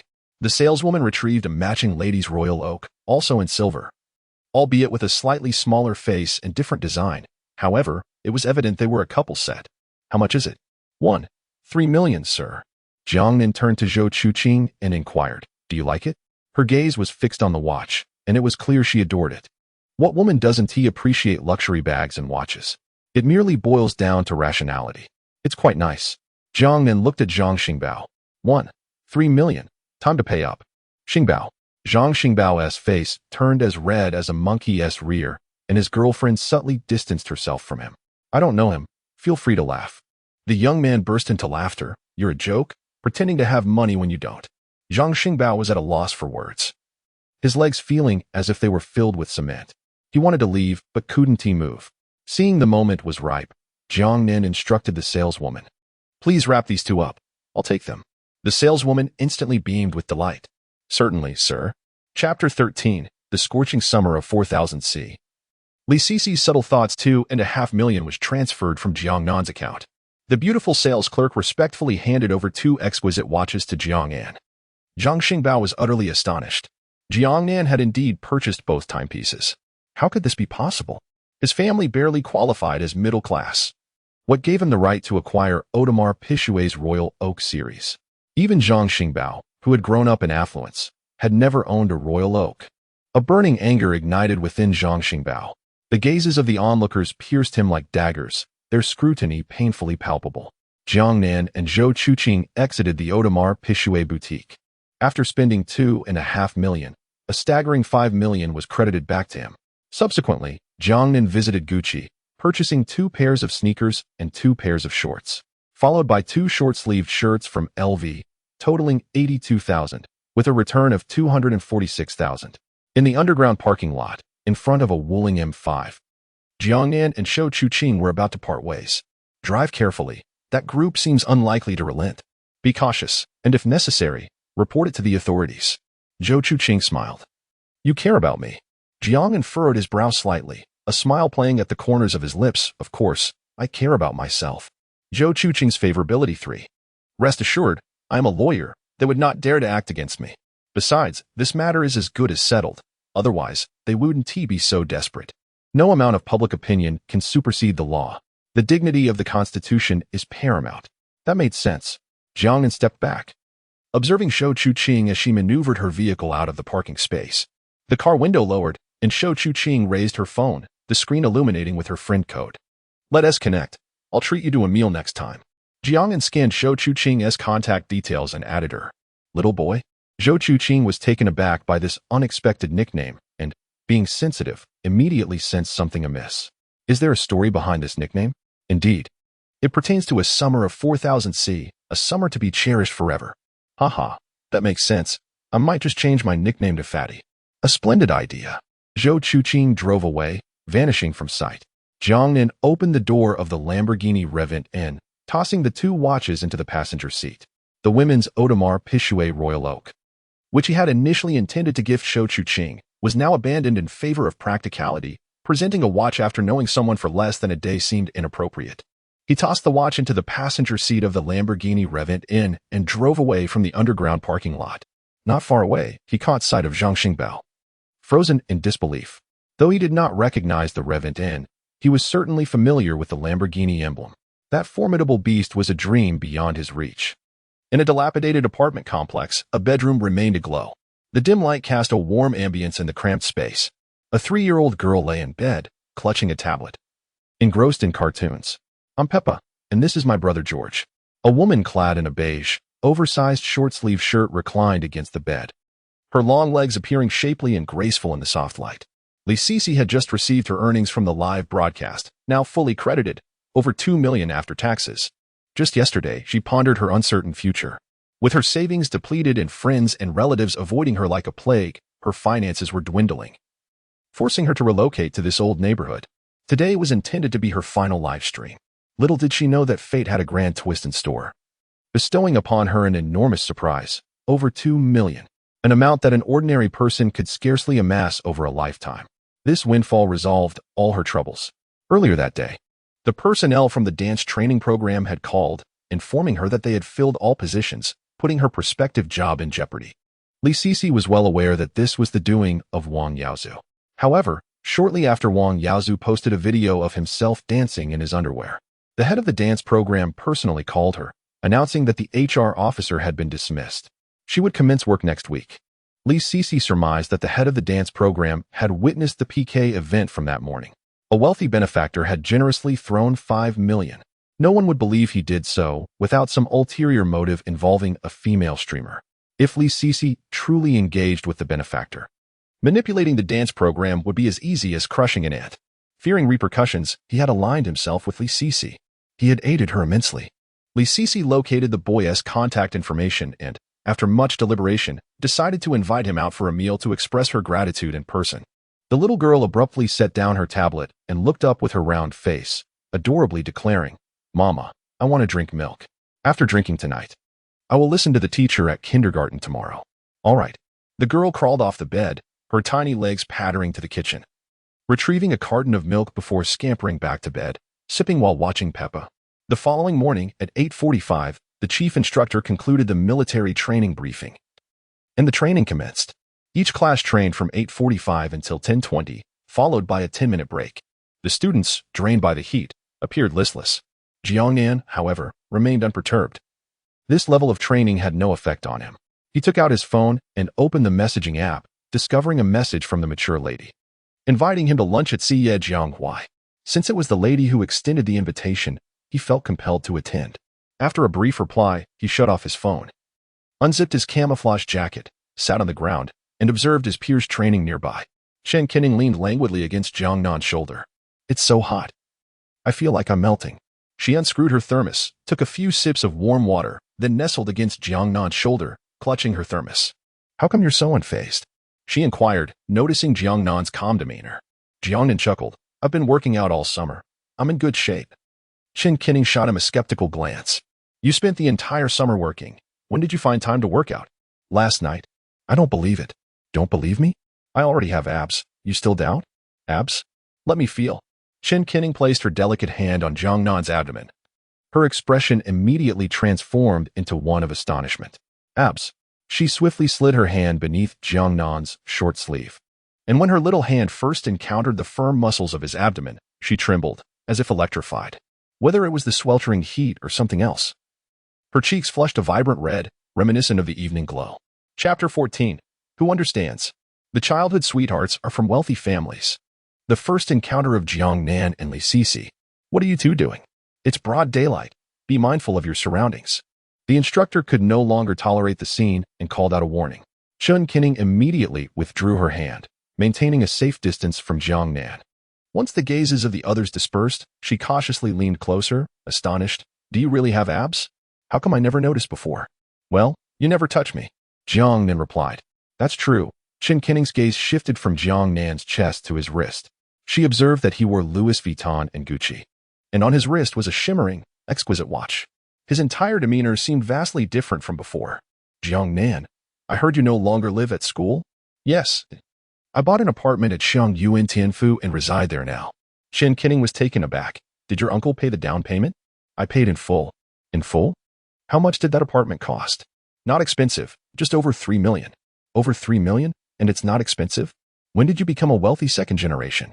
"I mentioned it to you yesterday. You didn't believe me, remember?" Chen Qining recalled that Jiangnan had indeed mentioned it. But she thought he was boasting and didn't take it to heart. To her astonishment, it turned out to be true. "What about the watch on your wrist?" "Let me check it myself." Chen Qining took out her phone, opened a search application, and snapped a photo. The page began to load. A few seconds later, the page successfully loaded. The item displayed was identical to Jiangnan's watch.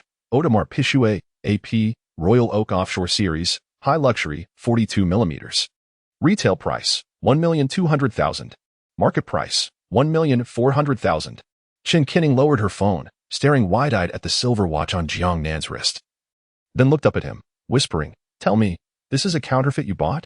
Jiangnan smiled. "It's not a counterfeit. I bought the genuine article last night at the department store." Chen Qining was momentarily speechless. She felt lost and bewildered. Her childhood friend had suddenly become wealthy. Who could truly understand this sense of shock? Isn't your uncle a high school teacher? How could he be so affluent? I am the wealthy second generation. Jiangnan chose not to press further. Everyone has their secrets. In such a lucrative business, even if they were childhood friends. She felt it wasn't her place to inquire unless Jiangnan chose to share. The military training continued, lasting until shortly after 11:40, before pausing temporarily. They would resume at 2:30 in the afternoon. Jiangnan left with her friends to the dining hall. Kuning, was that boy your boyfriend this morning? No. He's a classmate from high school. You two seemed quite close. We grew up together. We have a good relationship. Childhood sweethearts? Why don't you pursue him? He is so handsome. Don't you know the saying about proximity? Handsome? Jiangnan laughed. Don't tease. That's impossible. Why would I joke? He really is quite handsome. Look. There's already a photo of him on the confession wall. Jiangnan took the phone and looked. To her surprise, a profile photo of Jiangnan, striking and charming, was displayed prominently. The comment with the most likes read, "The most handsome boy in the history of Jiangnan University." Is it really that exaggerated? At that moment, a roommate suddenly exclaimed, Kuning, isn't that your childhood sweetheart? Jiangnan turned to look in the distance. She saw Jiangnan getting into a sports car and driving away. Her roommate gasped, is he a wealthy second generation? Jiangnan did not respond. She had only recently learned that fact herself. Suddenly, she realized something. Jiangnan was handsome, wealthy, had a great physique, and she had known him since childhood, making him the ideal boyfriend.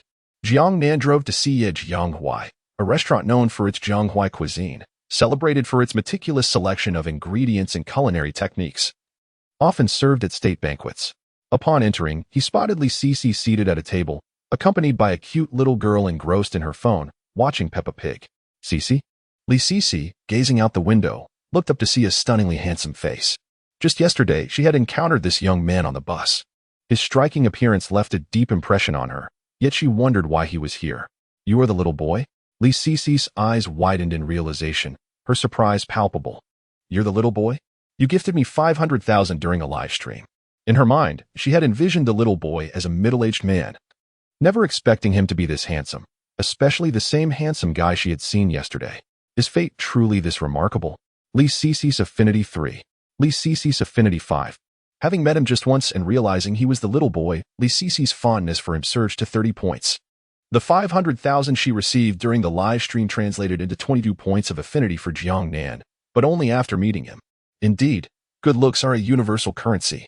Thank you for the generous gifts, she said, mainly because Wang Yaozu is so repugnant, anyone would find it intolerable. Li Cici had prepared numerous remarks beforehand. Yet upon meeting Jiangnan, she found herself at a loss for words, overwhelmed by his stunning looks that completely disrupted her thoughts. Before long, the dishes were served, and the trio engaged in lively conversation. Brother, who are you? The little girl, having shifted her attention from Peppa Pig, now focused on Jiangnan. I'm a good friend of your mother's. Then you must be a good friend of Nuan too? Of course. Jiangnan chatted happily with Nuan. And Li Cici, observing this interaction, felt her tension ease. She had feared that Jiangnan might dislike Nuan, but he seemed to get along splendidly. Li Cici's affinity 2. Li Cici's affinity 2. Brother, will you come to Nuan's house for dinner tonight? Mom's cooking is 1,000 times better than the restaurant. Jiangnan paused for a moment, glancing at Li Cici. If you have time tonight, do come over. I'll cook for you myself. You've helped me so much. Merely treating you to a meal at a restaurant does not adequately express my gratitude. Tonight, I'll personally prepare the meal. Li Cici's heart raced, her face heating up. She pressed her pale legs tightly together, her heart pounding. Would he misunderstand her invitation for dinner? Then I'll come over tonight. Great. Jiangnan continued chatting with Nuan, making her laugh joyfully. But just then, an unpleasant interruption occurred. A coarse yet smooth voice broke through the atmosphere, belonging to a middle-aged man. Li Cici, you've struck it rich? You can afford to dine at Jianghuai now? Chapter 15. The bewildered Wang Yaozu and Li Cici's subtle thoughts. A middle-aged man with a scruffy beard, clad in a pink shirt, exuded an air of refinement, accompanied by a faint scent of perfume. His gaze was gentle, softer than that of the most popular stars in the entertainment industry. The once illustrious Jianghuai had fallen into decline, yet here he was, audaciously indulging. The middle-aged man snorted haughtily. Li Cici, irked, retorted, Wang Yaozu, please leave. Wang Yaozu glanced at Jiangnan, curling his lips in derision. Little brat, don't cling to beautiful women. Li Cici is a woman with a big brother. A sharply dressed man emerged from the restroom. Wang Yuzu immediately approached, offering a sycophantic smile. Cici, don't take it to heart. He is just jealous. Li Cici smiled and nodded. I know. His video of dancing in his underwear has gone viral in the dance community. He must be furious. Let us eat. Let us eat and ignore him. Jiangnan continued to tease Wan. Before long, a waiter rushed in, whose Lamborghini is parked out front. Please move it. Cici, I'll handle it, Jiangnan said. All right, she replied. Jiangnan stood up. It's mine. The waiter approached with a broad smile. Sir, please. As Jiangnan reached the entrance, he spotted Wang Yuzu and the middle-aged man nearby. Upon seeing Jiangnan, the middle-aged man immediately approached with a grin. Young brother, is this your car? It is. What of it? Jiangnan replied. The man produced a cigarette, respectfully offering it to Jiangnan, who waved it off, indicating he did not smoke. It's no big deal. Your car is too expensive for me to risk moving. If it gets scratched, I can't afford to pay for it. Could you please shift it a little to give me some space? Jiangnan smiled, of course. He got into his car and drove it out. After stepping out, he noticed Wang Yuzu's sullen demeanor, his gaze evasive. Isn't this Teacher Wang? What a quick reunion. The middle-aged man approached with a smile. Do you know Teacher Wang? Indeed. Teacher Wang harassed my friend, who rejected him. Upset, he caused a scene in my friend's live stream. And he still owes her a video of himself dancing in his underwear. The middle-aged man hesitated, sensing the unpleasantness of the situation. He shot a sidelong glance at Wang Yuzu and chuckled awkwardly. I'm Wang Gang, owner of a dance culture company. Here is my card. Perhaps we could meet sometime? That would be delightful. Enjoy your meal. I must take my leave. Take care, Wang Gang said as he entered his Audi A8. Just as Wang Yuzu was about to get in, Wang Gang barked, Get lost. Wang Yuzu trembled, retreating 2 steps. With a sharp thud, the car door slammed shut. And the Audi A8 sped away, disappearing into the distance. Are you the little boy? Indeed, that is I. Why must you drive me to my demise? Jiangnan replied innocently. You misunderstand. I have done nothing. Wang Yuzu found himself at a loss for words, bewildered. Yesterday, in a fit of rage, he had recklessly invested 500,000 to 600,000. Had he successfully negotiated that investment today, the dance studio could have continued to operate, restoring everything to its former glory. Yet now, it was hopeless. His lifelong endeavors had turned to smoke. As he regained his senses and looked towards Jianghuai, he spotted Li Cici dining merrily with Jiangnan, radiating joy. Meanwhile, he, Wang Yuzu, felt like a drenched dog. Thank you, Jiangnan, Li Cici expressed sincerely. Having heard everything he had said, if not for her, Jiangnan would have had no reason to offend Wang Yaozu, yet he chose to do so. You've already thanked me several times this afternoon. Li Cici's cheeks flushed. Though she felt she had overdone her gratitude, it represented her genuine feelings. Without Jiangnan's support, how could she afford her child's education? How could she dine at Jianghuai, a high-end restaurant with an average cost exceeding 1,000? In the past, she could only gaze longingly from the entrance. Now, she had the confidence and means to enter. When she glanced at Jiangnan, their eyes met, and she caught him stealing a glance at her figure. Although his gaze was fleeting, out of politeness, he did not continue to stare. Yet, that brief glimpse left Li Cici pleasantly surprised and hopeful. Dining with a top supporter was not uncommon, and something might transpire afterward. Before meeting Jiangnan, she had been grateful to her top supporter and wished to treat him. However, she did not intend to engage in any relationship with him. She needed money, true, but she was unwilling to compromise her principles or sell her body. If she had to resort to such measures, why had she waited so long? Bringing Wan along was also a precaution against any unwelcome advances from her top supporter. Yet now, Jiangnan's glance had made her feel unexpectedly thrilled rather than angry. After a brief moment of confusion, she quickly realized she was no naive girl. She was a mother. Mommy, I need to go to the restroom. I'll take you, Li Cici said, giving Jiangnan a slight nod before leading Wan away. Jiangnan watched their departing figures, recalling that fleeting gaze. He hadn't intended to look, but his eyes had betrayed him, drawn involuntarily. Nevertheless, the allure of the mature woman was undeniable. Her slender waist and full bosom were captivating, even beneath long pants.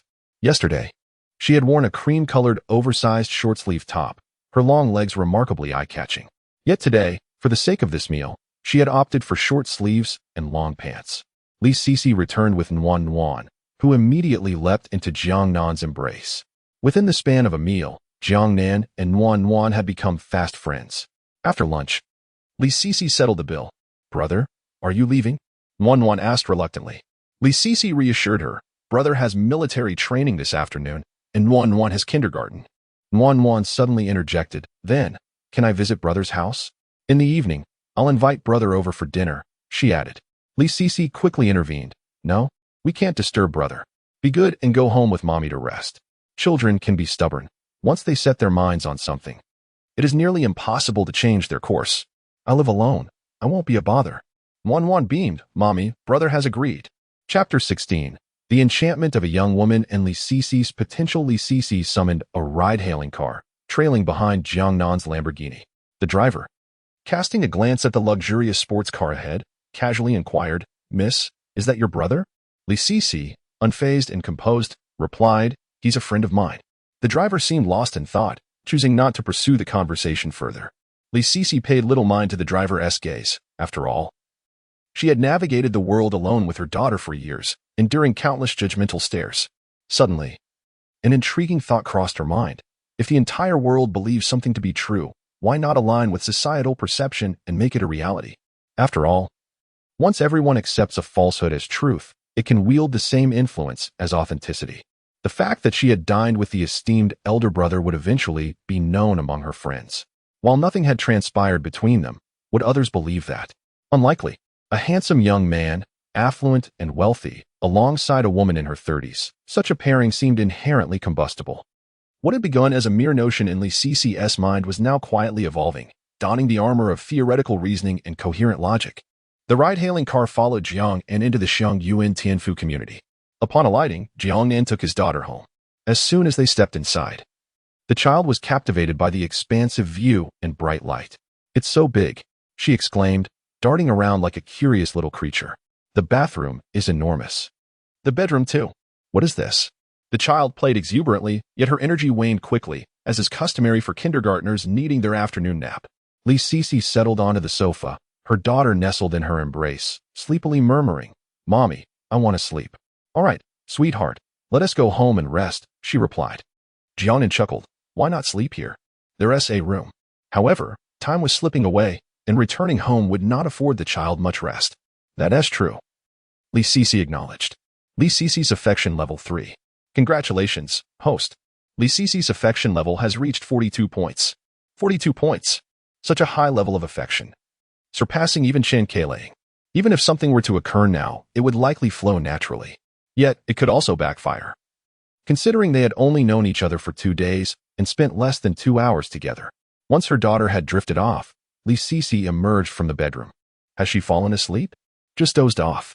I apologize for the trouble, Jiangnan said. She is quite well behaved. Li Sisi sat nearby, sunlight gracing her face. Though nearing 30, time seemed to have left no marks upon her visage or form. Her chestnut hair, lightly curled, cascaded to her shoulders, shimmering golden under the sun. Clad in a short-sleeved shirt and long pants, her figure remained undeniably alluring. Why do you look at me like that? Li Sisi inquired with a smile. Sensing Jiangnan's ardent gaze, there was no hint of girlish shyness about her, only an air of ease and comfort. I was pondering how you managed to be so beautiful, Sister Sisi. I'm 30 this year. I've long passed the age of beauty. Young girls are enchanting, but mature women possess an irresistible allure. Fear not the 18-year-old maidens, but rather the 30-year-old sisters. Sister Sisi, you are in the prime of your life. Li Sisi offered a polite smile, refraining from further comments. A single mother does not reveal her heart without absolute certainty, even if she finds herself quite fond of the man before her. Jiangnan, do you like my daughter? Of course. She is very sweet and optimistic, completely devoid of the insecurities that often accompany children from single-parent households. And what if? Then my bond with her would flourish into a wonderful friendship. Jiangnan anticipated her next question, answering it before she could voice it. A fleeting shadow of disappointment crossed Li Sisi's face. One likes you a lot. I'm certain you two will become great friends. I'll rest for a bit. You have military training this afternoon, so you should also take a break. All right. Li Sisi returned to her room, closing the door behind her, and lay on the bed. Her daughter sprawled beside her, sleeping in a rather ungraceful manner, but thankfully it was summer, and no blanket was needed. In her heart, the last vestiges of unrealistic dreams were shattered. Deep down, she understood that such things were inherently impossible. Yet, when Jiangnan directly declined, an uncomfortable feeling lingered. Still, her rational mind reassured her that it was all quite natural. At 2:20 in the afternoon, Li Sisi roused her daughter for kindergarten. Wan yawned widely. Let us go. I'll take you to school. It's on my way. But your car? Li Sisi expressed concern. I don't own just one car. This will suffice for the three of us. Jiangnan led Li Sisi and her daughter to the underground parking of the community. Upon encountering Jiangnan's Cullinan, Li Sisi was taken aback, despite having seen the Lamborghini before. She had never witnessed someone owning two luxury cars simultaneously. Jiangnan drove the Cullinan to the kindergarten's entrance. The teacher, who had been waiting for some time, was momentarily stunned upon seeing the opulent vehicle. In her memory, the children at their kindergarten came from ordinary families. No parent could afford a Cullinan. When she saw the handsome young man stepping out of the car, her astonishment deepened. He appeared as if he had stepped straight out of a film, radiating a captivating charm. Teacher Tian, Wanwan's sweet voice broke the spell. Teacher Tian took Wanwan's small hand from Li Sisi's grasp, smiling. Wanwan, say goodbye to your mommy. Goodbye, mommy. As Teacher Tian led Wanwan into the kindergarten, she asked, who is the brother who brought you here? Is he your mother's friend? He is mommy's good friend, and also Wanwan's good friend. Teacher Tian's perception of Wanwan shifted dramatically. It was an undeniable fact that Wanwan's mother was stunning. Despite being a single parent, her beauty was a potential asset. Now, this potential had transformed into a valuable stock, nearing a peak. Invest now, or you may miss your chance later. Wanwan, from now on, don't call me teacher. Call me sister, all right? Okay. Wanwan loves Sister Tian the most. Are you heading home? I want to check out my workplace first. Understood. Jiangnan drove Li Sisi to the dance studio, and just as she was about to alight, she suddenly called out, Jiangnan, don't forget to come over for dinner tonight. I won't forget. I'll be there. Chapter 17. The female streamer during military training. The afternoon military training commenced under the blazing sun, which cast a sweltering heat upon all. However, as time passed, a gentle breeze emerged, alleviating the discomfort of the heat. During a break, the instructor called for participants to showcase performances. Jiangnan sat on the ground, engrossed in short videos. Dear friends, do you know why our nation's aerospace technology has developed so swiftly? It is merely a replication of the techniques from the Mosaic nation. Our country's aerospace scientists lack diligence, merely borrowing the satellite and rocket recovery technologies from the Mosaic. As Jiangnan opened Douyin, a middle-aged man clad in a suit fervently expressed his opinions. He opened the comments section. Our nation's aerospace scientists are utterly incompetent. If we were to hire Mosaic as our chief aerospace designer, would he even accept the offer? He is the pride of our old Ma family. He would first need to learn the art of toasting in the Dragon Nation. This social etiquette will never cultivate high-quality scientists. Jiangnan felt a wave of dismay as he read the comments. What? A chief aerospace designer? Does he even deserve that title? When you were born, the nurse must have thrown your brain into the toilet along with the placenta. Now you behave like an imbecile? Generations of aerospace scientists have toiled tirelessly to achieve our current status, and you dare to claim it was mere imitation? Ridiculous. Does the Dragon Nation require toasting? Indeed, America is devoid of such social niceties, where a bag of $700 nails is deemed a bargain. Isn't Master Ma inviting you to Mars? What is this? Has Mars left the solar system? Are you no longer allowed to go? Jiangnan observed the harmonious atmosphere in the comments section, satisfied as he departed.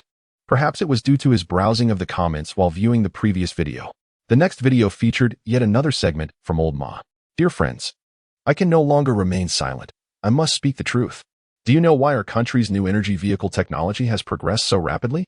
It is because we have appropriated the Mosaic's technology. The Mosaic has generously opened their patents related to new energy vehicles, enabling our nation to flourish in this sector. Yet now, our entrepreneurs not only fail to express gratitude to the Mosaic, but also devise ways to exploit the common people as finances. Jiangnan instinctively clicked on the comments section. Foreign entrepreneurs are advancing aerospace technologies and open-sourcing new energy patents, while our domestic entrepreneurs are merely engaged in trifles. Hilarious. He is the pride of our old Ma family. Without the Mosaic, our Dragon Nation would not have such an abundance of electric vehicle enterprises. Jiangnan opened the replies. Fun fact, the Mosaic's open-source files are only available in Chinese. Regions like Nabang, Weiguo, and Ximing have failed to develop new energy vehicle enterprises because they lack access to the open-source files imprinted with their national characters. Haha, this is too funny. An era of open-source prosperity is imminent. We are about to embark on a journey to Mars. The appearance of the Fruit ID remains unchanged for eons. Yet you refrain from criticizing. Huawei has produced a trifold device, and you are still sulking? Constantly complaining without end. Jiangnan clicked on not interested and continued scrolling. He sought images of beautiful women, long legs and black stockings, yoga pants, and shark pants. At last, he stumbled upon a live stream. The female streamer, adorned in military training attire, sat on the ground, her delicate features directed towards the screen, her eyes vacant like a frostbitten eggplant, as the weather appeared ominous, hinting at impending rain. He found a peer. Name, Zhong Shujia. Age, 19. Affection level, 0. Height, 170 centimeters. Weight, 47 kilograms. Attractiveness, 95. Charge count, 0. Jiangnan entered the stream, and the dazzling entrance effects captured the attention of the streamer. The previously dazed female streamer immediately brightened. Welcome, little boy, to my live stream. A flood of exclamations erupted in the comments section. What the? A level 67 account. That's equivalent to over 5 million views. Over 5 million? My dear brother, I must be your long-lost son. Such a grand reunion. Jiangnan sent a comment asking, do you have a performance? Zhong Shujia instantly perked up. Yes, yes. If you send a heart, I can sing a song. Initially intending to pass the time idly, she never expected to encounter a level 67 account.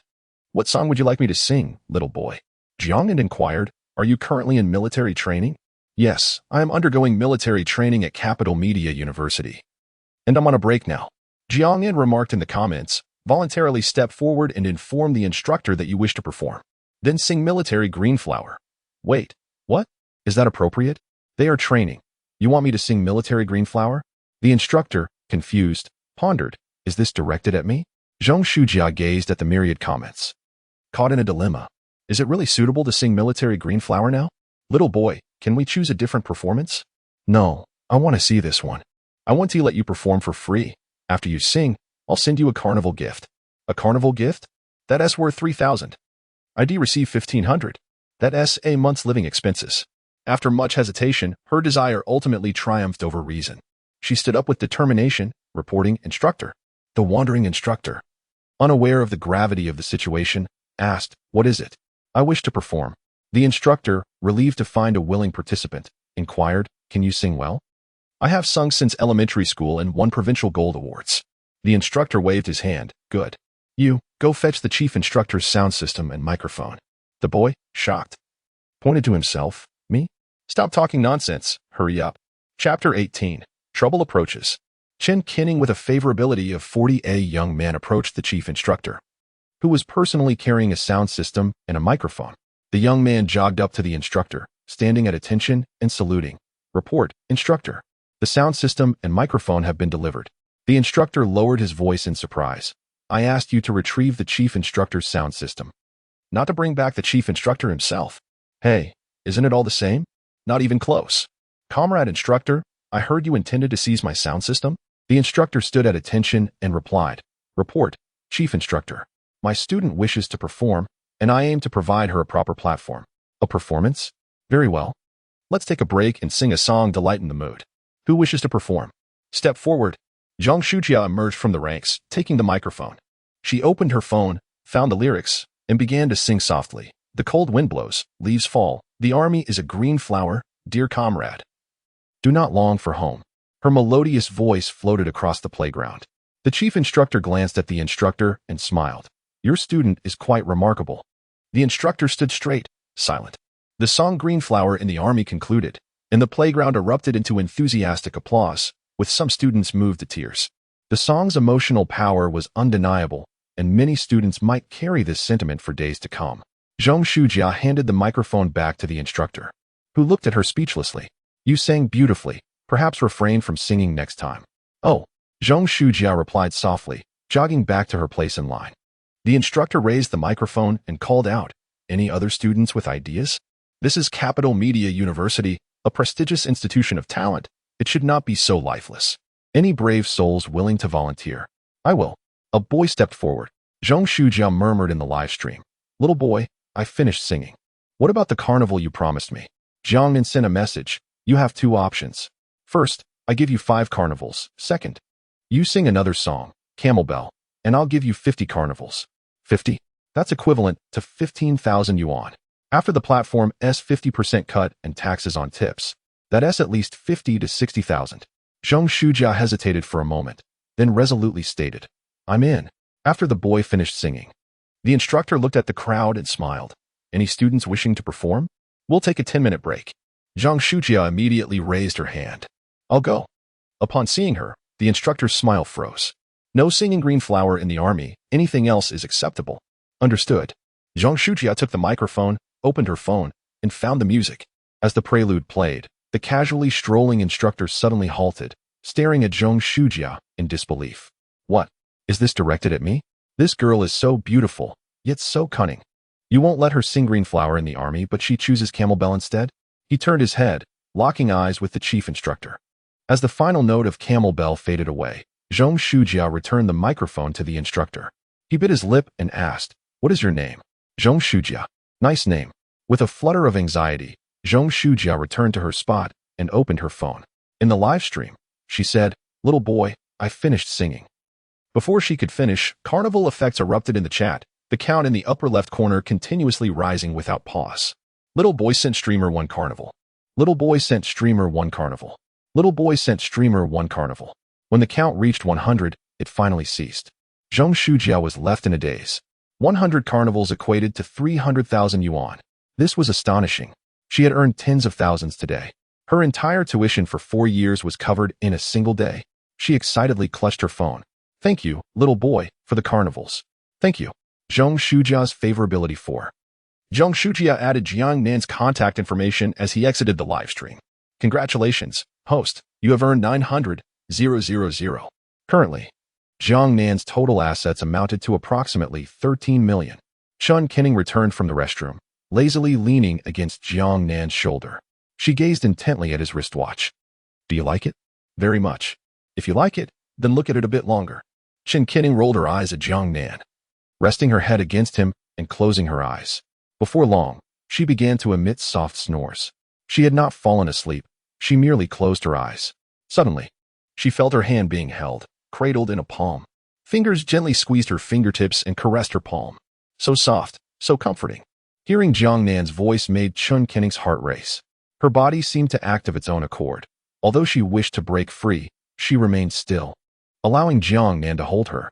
Then, her hand was placed back in his palm. During this time, Chun Kinning's heart raced, her pulse quickening. Jiangnan, believing her to be asleep, did not disturb her, content to hold her hand while she leaned against him. Chun Kinning's favorability 4. Not asleep? Favorability is at 40 now? A confession at this stage is bound to succeed. All stand. The instructor commanded, and military training resumed. The training continued until 6 in the evening. The weary sun set on the horizon. As soon as the training concluded, Chun Kinning wasted no time, fleeing alongside her roommate, leaving Jiangnan with only her retreating figure. Why was she running so fast? Jiangnan had intended to gauge her attitude today. After all, her favorability had reached 40. At this level, the older sister had begun to subtly hint at wanting him to be Nuan father. Jiangnan first went to the dormitory, stuffing all the bedding into a Stanley fertilizer bag, then tossed it into the back seat of his car. After returning the bedding home, he drove to the residential area where Li Sisi lived. He knocked on the door and soon heard hurried footsteps from within. Nuan opened the door and leapt into his embrace. Brother Jiangnan. Li Sisi, smiling and wearing an apron, greeted him. You're here. Please, take a seat. Dinner will be ready shortly. No rush. Nuan took Jiangnan's hand and led him to the living room, plopping down on the sofa to watch television. Brother Jiangnan, this is Peppa. Do you like watching Peppa? Nuan shook her head earnestly. Not really. Then why watch it? Because the kids at kindergarten watch it, and if I don't, they want to play with me. I prefer watching the Care Bears. Jiangnan's once light-hearted mood was suddenly overshadowed. Chapter 19. I seek not a title, but the joy of lingering in ambiguity with you. In the kitchen, as Li Sisi prepared dinner, her movements momentarily paused. Nuan was exceptionally well-behaved, exhibiting a maturity beyond her peers, both at home and in kindergarten. She had never mentioned certain matters to her mother. In her young mind, such thoughts were meant to be shared only with friends. Jiangnan was the one she held in highest regard, a true confidant in her heart. Shall we watch the Bear Help group? She proposed. But what if they don't play with me at kindergarten? How many children are there in your class? Lots and lots. Not all children like Peppa, right? That's right, Sisi dislikes Peppa. Therefore, Nuan can also choose not to like Peppa. If the other children refuse to play with her because of it, she can seek out Sisi instead. If Sisi also declines to play, There are still other friends to be found, isn't that so? Nuan remained silent, her small head deep in thought. I want to watch the bear help group. Exactly. Nuan need not compromise her happiness for others. The pure voice of Bear echoed in the living room. Li Cici's affection 3. Li Cici's affection 3. Li Cici felt a pang in her nose, yet a smile graced her face. She had thought that after the events of the afternoon, Jiangnan's feelings for her might have shifted, but it appeared she had underestimated both him and her own emotions. Jiangnan was exceptionally kind to Nuan, guiding her gently, teaching her bit by bit, akin to a wise elder, or perhaps even a loving father. The notion of a loving father sent a sudden flutter through Li Cici's heart. Jiangnan, dinner is ready. Nuan, it's time to eat. Li Cici set the delectable dishes on the table before removing her apron. The enticing sight of 2 bunnies immediately captivated Jiangnan. Li Cici served him a piece of braised pork. Try my culinary skills. Jiangnan took a bite and generously praised her. Delicious. Even better than what Siye Jianghui makes. Mother's cooking is the best. As Li Cici observed the scene before her, warmth filled her heart, and her gaze towards Jiangnan softened with a newfound tenderness. Nuan relished her meal, consuming more than usual. After dinner, as Jiangnan prepared to leave, Nuan wished to accompany him downstairs, but Li Cici intervened. The bear help group is about to start. Nuan can stay home and watch. Mommy will see off brother Jiangnan. I want to go too. The outside is dark, and the stairwell light is broken. Let us wait until next time when brother Jiangnan visits and the light is fixed. Is that all right? Nuan, being a good girl, glanced at Jiangnan, then at her mother. Okay, stay at home and be good. Mommy will return shortly. Okay. Li Cici securely locked the door and accompanied Jiangnan downstairs. This was an old community without an elevator, but fortunately, Li Cici lived on the 5th floor, which was not too high. As they reached the corner of the 4th floor, the motion sensor light was out. But a warm glow from the 3rd floor wall illuminated the stairs dimly. Upon reaching the corner between the 3rd and 4th floors, Li Cici suddenly embraced Jiangnan from behind. Jiangnan paused in surprise. Li Cici shut her eyes, leaning against his back, pressing her entire being against him, savoring every breath he took. Sister Cici, Jiangnan whispered. Jiangnan, I've come to a realization. I do not seek a title, only your kindness towards Nuan and me. I will follow you faithfully for life, even if it means lingering in ambiguity. Her words were soft, yet each syllable resonated with clarity. This was the culmination of her reflections throughout the afternoon. Jiangnan turned, grasping her hand, warm and soft, akin to a freshly steamed bun. Without uttering a word, he leaned down to kiss her. The warm yellow light bathed Li Cici's face, accentuating her exquisite features. A gentle breeze swept through the stairwell, tousling her chestnut locks. As they separated, a delicate thread lingered between their lips. Li Cici extended her slender finger to sever the connection, licking her fingertip. Sorry about that. Her complexion flushed, yet her breath remained steady and lingering. The Pandora's box of desires, once opened, unleashed endless demons. After being locked away for so long, her long-suppressed desires surged forth this very night, and her gaze towards Jiangnan brimmed with yearning. She longed to indulge in the fusion of love and passion at this very moment, but reason cautioned against it. There were others in the building, and any indiscretion might find its way online by morning. Unable to restrain herself, she stole another quick kiss from Jiangnan. Brief yet sweet, like a bird pecking at grain. I had hoped you would stay tonight, but my relatives have come. When can you leave? Tomorrow afternoon. While Nuan is at kindergarten, come over for dinner. You can leave tomorrow? But I just arrived today. Li Cici smiled. I don't want my man to suffer. Nor do I wish for my fervent feelings to be claimed by another. Trust me, I can offer you a delightful surprise. Jiangnan embraced her, their hearts aligning closely. Suddenly, footsteps echoed from above, prompting the two to part swiftly, instinctively heading downstairs together. Upon reaching the ground floor, Li Cici reluctantly embraced Jiangnan once more. Be sure to come for lunch tomorrow. I'll prepare something delicious. I'll definitely come. After Jiangnan departed, Li Cici made her way back upstairs. On her way home, she encountered the landlady, an energetic 70-year-old who could climb 7 flights without a hitch. Are you taking out the trash, Grandma? My grandson is coming tomorrow. I need to tidy up the room. I can help you take it out. It's getting late. You needn't go down. Oh no, that's unacceptable. It's very dirty. Not to worry, it's in a garbage bag. You should head back. Li Cici disposed of the landlady's trash before returning home. Nuan eagerly greeted her mother upon her arrival. The mother and daughter settled on the sofa to watch television. Do you like brother Jiangnan? Yes. Do you like him a lot? Less than I like mommy. What do you like about him? One nestled in Li Cc's embrace, giggling as she wriggled. Because brother Jiangnan is handsome. How about if mommy gives you a brother or sister as handsome as brother Jiangnan? Would you want that? Yes. One exclaimed with excitement. Chapter 20. Mother Su urges marriage. Su Zhixia's heart yearns for Jiangnan. Early the next morning, Jiangnan completed his morning routine and drove to school. Being alone at home left him in a somber mood, and he found himself unable to muster the enthusiasm to prepare breakfast. After much deliberation, he decided to have breakfast at school instead, realizing the need to find a cook soon. After parking his Lamborghini Revent in, Jiangnan proceeded to the second dining hall for a meal. The concrete floor still bore traces of moisture from the heavy rain that had poured all night, leaving in its wake a fleeting presence. In the distance, students were jogging on the playground. Upon entering the dining hall, Jiangnan bought his breakfast and settled into a seat. Just as he took a bite of his bun, a girl sat down across from him. Why are you alone? Su Zhixia casually inquired. Just came to school. Jiangnan replied vaguely. Are you living off campus? Yes. Where did you rent? I bought a furnished apartment in Shangyuan Tianfu. With a loud clap on the table, Su Zhixia exclaimed. You bought an apartment? Jiangnan was taken aback, surprised by her reaction. What's the matter? You bought a place in Shangyuan Tianfu? Yes, what's wrong with that? The housing prices there are exorbitant. It's not too bad. Can you share how much it cost? I'm merely curious. About 3.8 million. Upon hearing this figure, Su Zhixia was left utterly astounded. 3.8 million. Here was an 18-year-old university student with the ability to handle such a sum freely, while she, at 28 and having worked for several years, had yet to see what 3.8 million looked like. It was utterly outrageous. The capitalist class was indeed insidious. Shangyuan Tianfu is quite close to the music academy. I should visit you someday. Su Laoshi, what brings you to our school? It's quite early to run into you here.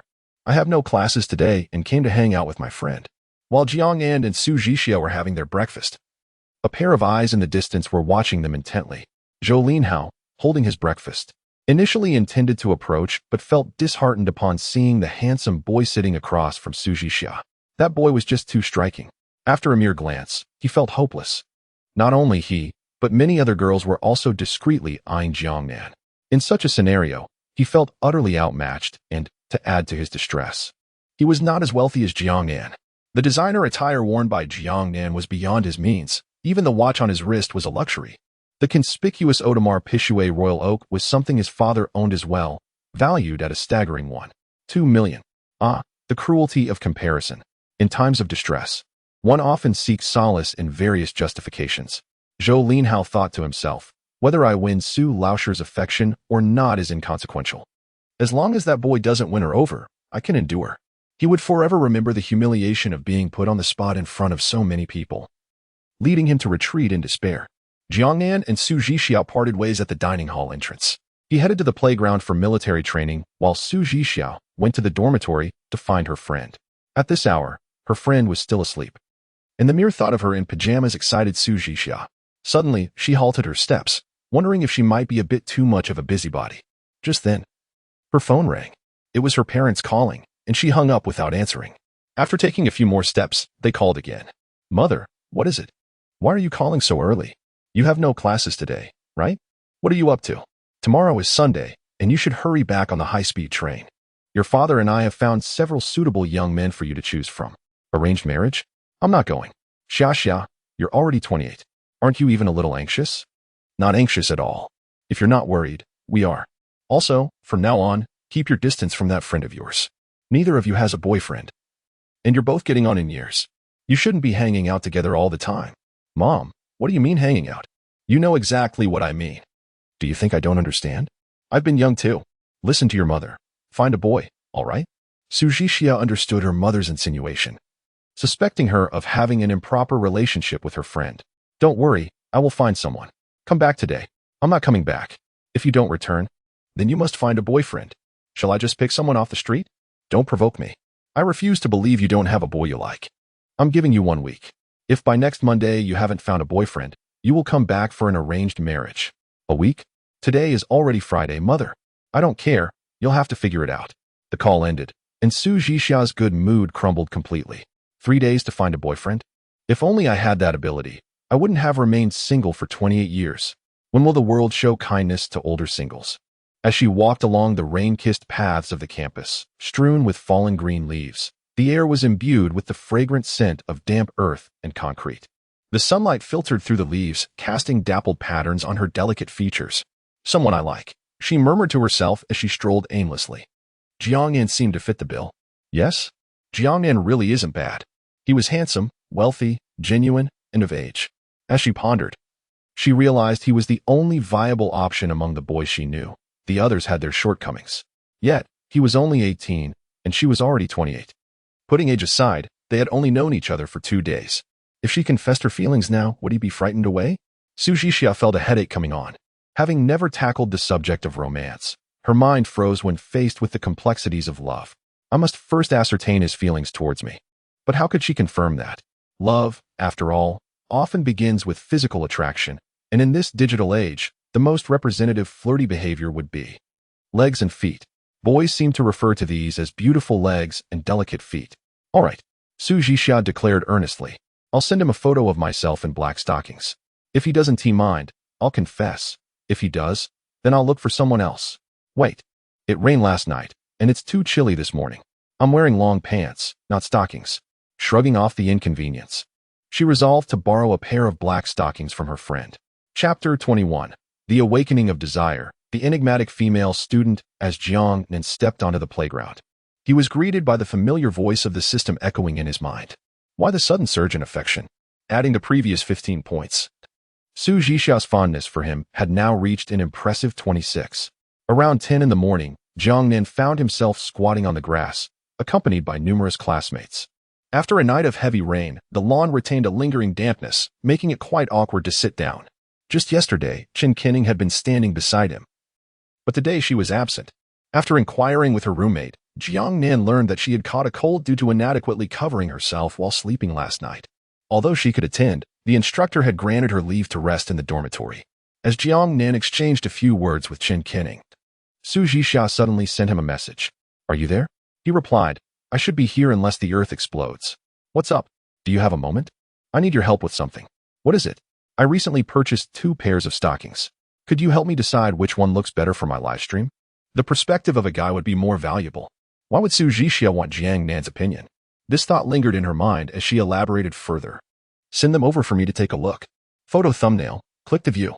Su Zhixia sent a photo featuring 2 pairs of neatly packaged stockings laid out on her bed. One was a garter belt pair, while the other was a classic black sheer. Jiangnan, being honest, replied, I can't really tell. Let me try them on, and you can see. All right. I'm fine with that. Before long, Su Zhixia sent him 2 more photos. Photo thumbnail. Click to view. Photo thumbnail. Click to view. The first image showcased the garter stockings, while the second displayed the black sheer ones. Su Zhixia's legs were long and slender, perfectly straight with no excess flesh, hinting at a pencil-like silhouette, yet her thighs and calves were fuller, revealing alluring curves atop a slim base. The black stockings made her legs appear entirely transformed into the legendary pencil shape, while the garter belt exposed her thighs' softness, exuding an unmistakable allure. Which one do you prefer? The first one looks nice. Upon receiving this definitive answer, Su Zhixia exclaimed excitedly, Great. A girl nearby questioned, Xia, isn't this a bit hasty? What if he becomes infatuated? Infatuated? I am not. Su Zhixia immediately defended herself with a serious expression. The girl rolled her eyes at Su Zhixia, saying, I meant him. Only then did Su Zhixia feel a sense of relief. She intended to confess her feelings to Jiangnan. Undoubtedly driven by the pressure from her parents to choose from the outstanding males around her, ultimately leading her to select Jiangnan as the optimal choice. It was certainly not a case of mere infatuation. Don't worry, my instincts are usually spot on. He is not that kind of person. All right, I support you. Su Zhixia typed on her phone, Have you bought a house and planned a housewarming party? A housewarming party? No, I live alone. There's no need for one. That won't do. A housewarming party, or warming the house, must be held. Tomorrow is Sunday, and I have no plans. I'll help you organize it. I find it troublesome. Let us skip it. It's not troublesome at all. It's quite simple. Just wait to enjoy the meal I prepare. Jiangnan held on to his phone, hesitating to agree. What was Su Zhixia up to? Why was she so eager to arrange a housewarming party for him? Fine, let us have it tomorrow morning. Okay. I promise to give you a surprise. Su Zhixia tossed her phone onto the bed, feeling elated. A housewarming party. I'm truly a genius. He is alone and would never plan one. I'll do it for him, and he won't have a reason to refuse. Suddenly, Su Jixia asked, Ranran, what should I wear tomorrow?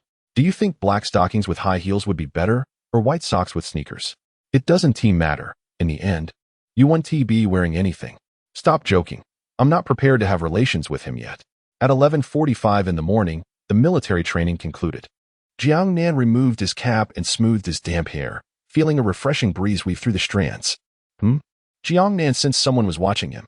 Turning his head, he locked eyes with a girl in military training attire, and in that moment, he perceived a spark in her gaze. My name is Li Yin, and I like you. I know this seems abrupt, but I can no longer endure life without you. Will you be with me? Before Jiangnan could respond, another girl interjected, No way. He is my boyfriend. Nonsense. If he is your boyfriend, then who am I? Get lost. Who dares to steal my boyfriend? I'll fight you. Honey, come home with me. I bought a bunny girl outfit to entertain you. A bunny girl? I have Spider-Man. I have Iron Man. Iron Man is nothing. Honey, I have Sun Wukong. Sun Wukong? Humans cannot. At least shouldn't he? Jiangnan stood quietly, observing the increasingly animated scene around him, filled with charming girls chattering like little sparrows. He was waiting. The chief instructor would never allow such chaos to unfold. What's going on? The chief instructor finally spoke up, amplifying his voice through the microphone, which echoed across the campus. Disperse. What a sight. So many girls surrounding one boy. You are students and should focus on your studies. As soon as the chief instructor finished, he was met with a retort from the girls. What right do you have to block us from pursuing happiness and love? The chief instructor was momentarily taken aback. He truly had no authority in this matter. I already have a girlfriend, everyone. Please disperse. Jiangnan's calm statements spread like wildfire. The girls gradually dispersed. The chief instructor widened his eyes in disbelief. Was this the advantage of being handsome? His words had more impact than his own. On that day, many girls at Jiangnan University experienced heartbreak. A lone boy sat under the sun, sighing helplessly. My girlfriend is heartbroken, and I still have to console her. What is this situation? What is so special about him? He is just good-looking and can drive a Lamborghini. What else does he have? I recall a celebrity concert where a bunch of girls wore wedding dresses, claiming it brought them happiness. Later, when another female celebrity donned a similar gown for a concert, they accused her of tarnishing their love. How petty. Be careful, there might be ears on the other side of the wall. Keep it down. As Jiangnan drove to the community of the young married woman, he parked his car and descended the stairs, knocking on the door. He was greeted moments later by Li Sisi. You're here. Come in quickly. Chapter 22, The Devotion of Li Sisi. Li Sisi gracefully held a petite teapot, pouring water for Jiangnan. The table was rather low, compelling her to lean forward, her hips subtly arched. At that moment, her voluptuous form was vividly manifest, full and rounded. Reminiscent of a ripe peach, her smooth silk fabric hugged her curves tightly, the fibers stretched to their limit, glistening softly under the midday sun. The dress could only encompass her alluring hips, revealing a glimpse of white from Jiangnan's perspective. Though the view was limited, it felt like an exquisitely prepared gift. Akin to discovering a hidden gem in a film, the surprise and delight were unparalleled. The meal will be ready shortly. Please wait a moment, Li Sisi said, rising and heading towards the kitchen. Today, she wore a nude-colored bodycon dress that clung to her form with elegance. The soft and smooth fabric accentuated her slender waist, perky bosom, and curvaceous hips. The deep V-neck of the dress revealed just a hint of her décolletage, perfectly balanced, if only slightly bolder. It would be suitable for everyday wear. The advantage of such attire was that it allowed Li Sisi's fair neck to be fully exposed, like a peony blooming in spring. She endeavored to showcase her beauty for those she loved and who loved her in return. Her legs were adorned with skin-toned tights that embraced her skin, amplifying the beauty of her legs. In that moment, the impact of her graceful legs was magnified, causing Jiangnan's heart to race. Her thighs, though full, possessed a healthy aesthetic typical of a fit woman, especially since Li Sisi was a dance instructor. Her thighs were fair and muscular, complementing her slender calves, which transitioned smoothly. Her delicate ankles captivated the gaze. Jiangnan's eyes longed to slip into her slippers and behold her dainty feet encased in sheer tights. Jiangnan grasped Li Sisi's hand, gently pulling her into his embrace. His heart raced. Until now, he was merely a novice in the kitchen, faced with such an exquisite beauty. He struggled to maintain his composure. The scent of Li Sisi enveloped Jiangnan, overwhelming his senses. He leaned in to kiss her, cradling her alluring hips and placing her upon the table. Wait, don't rush. My dear, why the haste? Li Sisi observed the flush in Jiangnan's eyes, igniting the fire within her heart. Yet, as the architect of this moment, she retained her composure. She pressed a gentle kiss to Jiangnan's forehead, whispering, My dear, you have military training this afternoon, and it's time for lunch. If you were free this afternoon, I would indulge with you until dusk. My body is fine. She cradled Jiangnan's face. I cannot bear to see my man suffer. Jiangnan gazed into her tender eyes, the flames of desire momentarily quelled by her softness. As you wish. He acquiesced. As Li Sisi returned to the kitchen, Jiangnan resumed his seat, noticing damp imprints where Li Sisi had just sat. The day was hot, the table cool, and Li Sisi was undeniably warm. The beauty of the world coalesced in this moment. Li Sisi prepared the meal swiftly. Within 5 minutes, a sumptuous lunch was laid out. Is it delicious? Jiangnan inquired. Quite so. No wonder Wan is thriving under your care. When we have a son, he will be just as healthy, he smiled.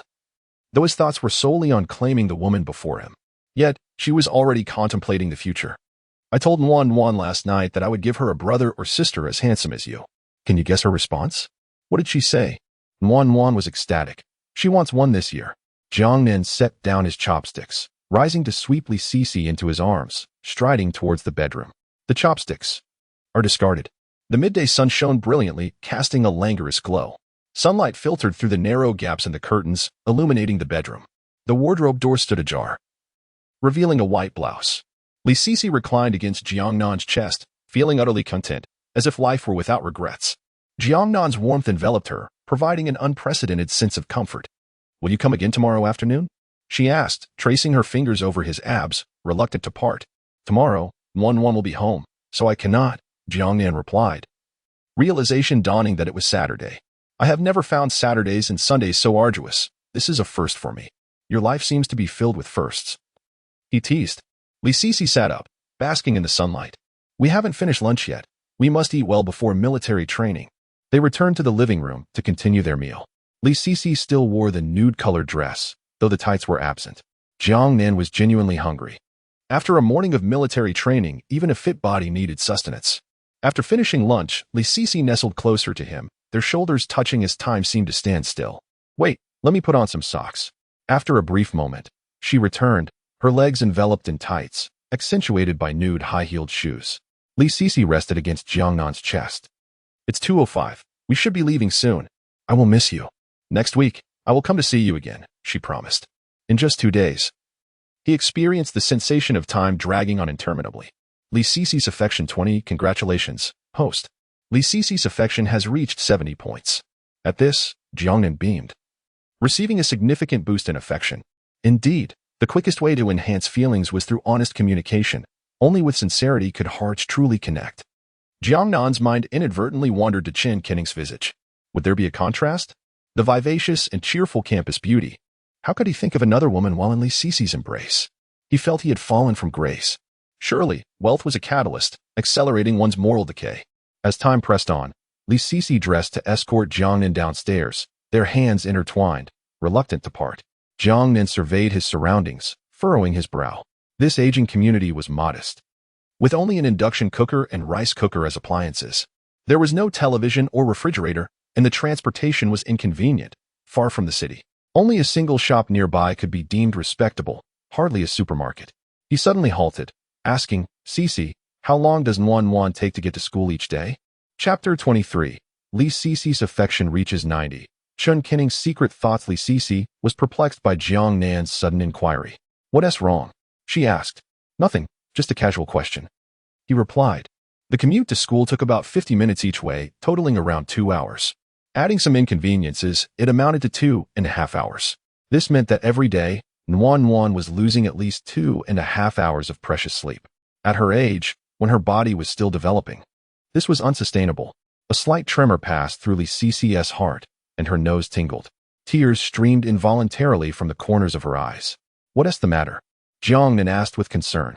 It's nothing, just got some sand in my eye, she responded, wiping her tears discreetly away from him and forcing a smile. The man she cherished truly cared for her, unlike those who would abandon her after their desires were fulfilled, or those who were only kind to her in bed. He loved me, cherished everything that belonged to me. In this lifetime, regardless of the opposition from the world, I would follow him, even if he were to disdain me. Jiangnan. What? I love you. Jiangnan gently wiped the tears from her eyes and comforted her. You've already said that countless times. I remember each one. In moments of profound emotion, declarations of love are imbued with sentiment. Yet at this moment, it was a pure and rational assertion. Li Sisi's affection 15. Jiangnan smiled at the voice echoing in his mind. Li Sisi's affection officially reached 89. This was a milestone figure. With just a little more, it would reach 90. That final increment required a unique catalyst. I have considered the challenges Nuan faces with her commute. Previously, without a job or money, it was difficult to resolve. But now, with the 2 million you provided as support, I am contemplating purchasing a property in Jiang City. Have you found a suitable development? I found a promising one online. I'll take some time next week to visit it. I'll accompany you. All right. As Jiangnan and Li Sisi descended the stairs, the sun blazed down, creating a burning sensation on their skin. Do you have time tomorrow afternoon? Li Sisi paused at Jiangnan's question and then smiled. I can in the afternoon, but after I fall asleep, I will come find you. Jiangnan chuckled. That's not what I meant. Is it not? Li Sisi's cheeks flushed with embarrassment and indignation. Her mind was indeed filled with such thoughts, but she could hardly be blamed. Jiangnan was simply too charming, inciting her desire to seek him out. I am free tomorrow afternoon. Then I will come pick you up. I have a gift for you. Jiangnan drove away. The white shirt fell to the ground. As Li Sisi turned, she spotted her landlord's family nearby, including her grandson and granddaughter-in-law. The landlord inquired, Sisi, who is that person? Li Sisi smiled, my man. The grandson exclaimed in surprise, the one driving the Lamborghini is your boyfriend? Yes, he is. The grandson was astonished, watching the sports car disappear from sight. This beautiful sister living in his grandmother's house had a boyfriend who drove a Lamborghini. Then why are you still living here? I'll be moving out next month. The grandson quickly grasped the implications. She is our tenant. And now she has a Lamborghini driving boyfriend. I must cling to this golden opportunity. Sister, do you know me? I'm my grandmother's grandson. This is my grandmother. And this is my girlfriend. The granddaughter-in-law remained silent. The Lamborghini was indeed impressive. However, that man was even more striking, with a handsome man around. Who cared about a mere car? So handsome. That fleeting glance was rare in this world, akin to Chaoji encountering the goddess of Luo. Yet, while Chaoji could compose the timeless ode to the goddess of Luo, she could merely gaze longingly, inwardly exclaiming, so handsome. One cannot encounter overly astonishing individuals throughout life. At the military training site, Jiangnan was resting on the ground. He had been resting for 10 minutes and appeared to have another 10 minutes left. During afternoon drills, 3 individuals failed to keep in step. Whenever they attempted to march in formation, it resembled a bug in the code. Jiangnan's instructor was equally obstinate, determined not to let them off without proper training. How is the training going? Jiangnan was scrolling through short videos when Chen Qinning suddenly messaged him. Not bad. How about you? Planning to lie in bed forever? Be careful, or you'll gain weight without exercising. Chen Qinning frowned upon reading the message, her anger flaring. How presumptuous. You're the one who has gained weight. I'm not fat at all. I'm quite slim. To prove her point, Chen Qinning sent a photo. Photo thumbnail. Click to view. The photo showcased her slender legs, playfully displaying a thumbs up with her toes. Nice legs, impressive. Of course, I'm naturally beautiful. An angelic physique that doesn't gain weight. Doesn't gain weight? Who didn't indulge during the winter break in their first year and end up with a little extra? I have no idea. It wasn't me. Chen Qinning lay on her bed, humming a tune along with the music from her phone, swinging her petite white feet. A smile danced at the corners of her mouth. Her fingers flew across her phone screen. Jiangnan, there is something I've been wanting to tell you for a long time. Without a moment's thought, Jiangnan replied. Need to borrow money? Who wants to borrow money from you? I have money. Then lend me some. I don't have a single cent. Chen Qinning exited the chat interface, instinctively opening Douyin. After scrolling for a minute, she suddenly remembered, oh right. I meant to confess to Jiangnan. That guy truly. It's no wonder he is perpetually single. Chen Qinning reopened the chat interface. She didn't say anything at first and simply typed. Don't say anything. When did I say anything? Just don't talk. I have something very important to tell you. Okay. I promise I won't say a word. Go ahead. I'm listening. Chen Qinning adjusted her mood, a smile reappearing on her face. She swiftly typed a line on her phone screen. Jiangnan. I've liked you for a long time. I liked you in high school. Will you be my boyfriend? After sending this message, she closed the phone screen, quietly awaiting Jiangnan's response. As the phone vibrated, Jiangnan replied, Chapter 24. A childhood romance, how absurd. I regard you as a brother. Yet you harbor such thoughts about me? She exclaimed. Come now, confess honestly, or else I shall seize your baby bottle. Chen Qinning felt a surge of shyness, completely shattered by Jiangnan's teasing remarks. She puffed out her cheeks, making her already youthful face appear even more round and adorable. Her fingers danced swiftly across the screen. Snap. She pressed the send button. Stinky Jiangnan. Am I the one with ulterior motives? Clearly, you have been coveting me for ages. I confess my feelings for you. You should consider yourself most fortunate. Jiangnan replied, Fortunate to date a little chubby one? Who's chubby? I'm quite slim now. I may have been a bit heavier in middle school, but that has no reason for you to keep bringing it up. It makes it seem like you're the slim one. Stinky Jiangnan. One cannot expect ivory from a dog. I really wish to stuff my foot in your mouth. I advise you to be kind. The use of chemical weapons was prohibited by the United Nations back in 1997. What you are doing violates the UN Charter and would be condemned by all of humanity, she said, adopting a serious tone. Chen Qinning, are you still on the playground? Jiangnan inquired. Yes, and what of it? My right hand wishes for a close encounter with your lips. I'm not a hand person. I want tea per take. Thank you. Chen Qinning sulked in her dormitory. Stinky Jiangnan, you dare to provoke my ire? When we next meet, I shall ensure you understand my prowess. Initially, she thought confessing to her childhood friend would be a profoundly romantic gesture. The childhood companion should be moved to tears. Yet now, her childhood brother seemed utterly oblivious, as if he had lost all sense of reason. Indeed, books can be deceiving. Childhood companions can be rather irksome. Buzz. Her phone vibrated with a new message. Jiangnan had written, Shall we watch a movie together this evening? Absolutely not. Chen Qinning decisively rejected the invitation. I'll wait for you downstairs after military training. Jiangnan continued. Why would I wait for you? I have no intention of watching a movie with you, Stinky Jiangnan. Chen Qinning closed the chat app and lay on her bed, scrolling through Douyin. Around 6 in the evening, after military training concluded, Chen Qinning suddenly received another message from Jiangnan. Look downstairs. Curious, she got up and peered out of the window.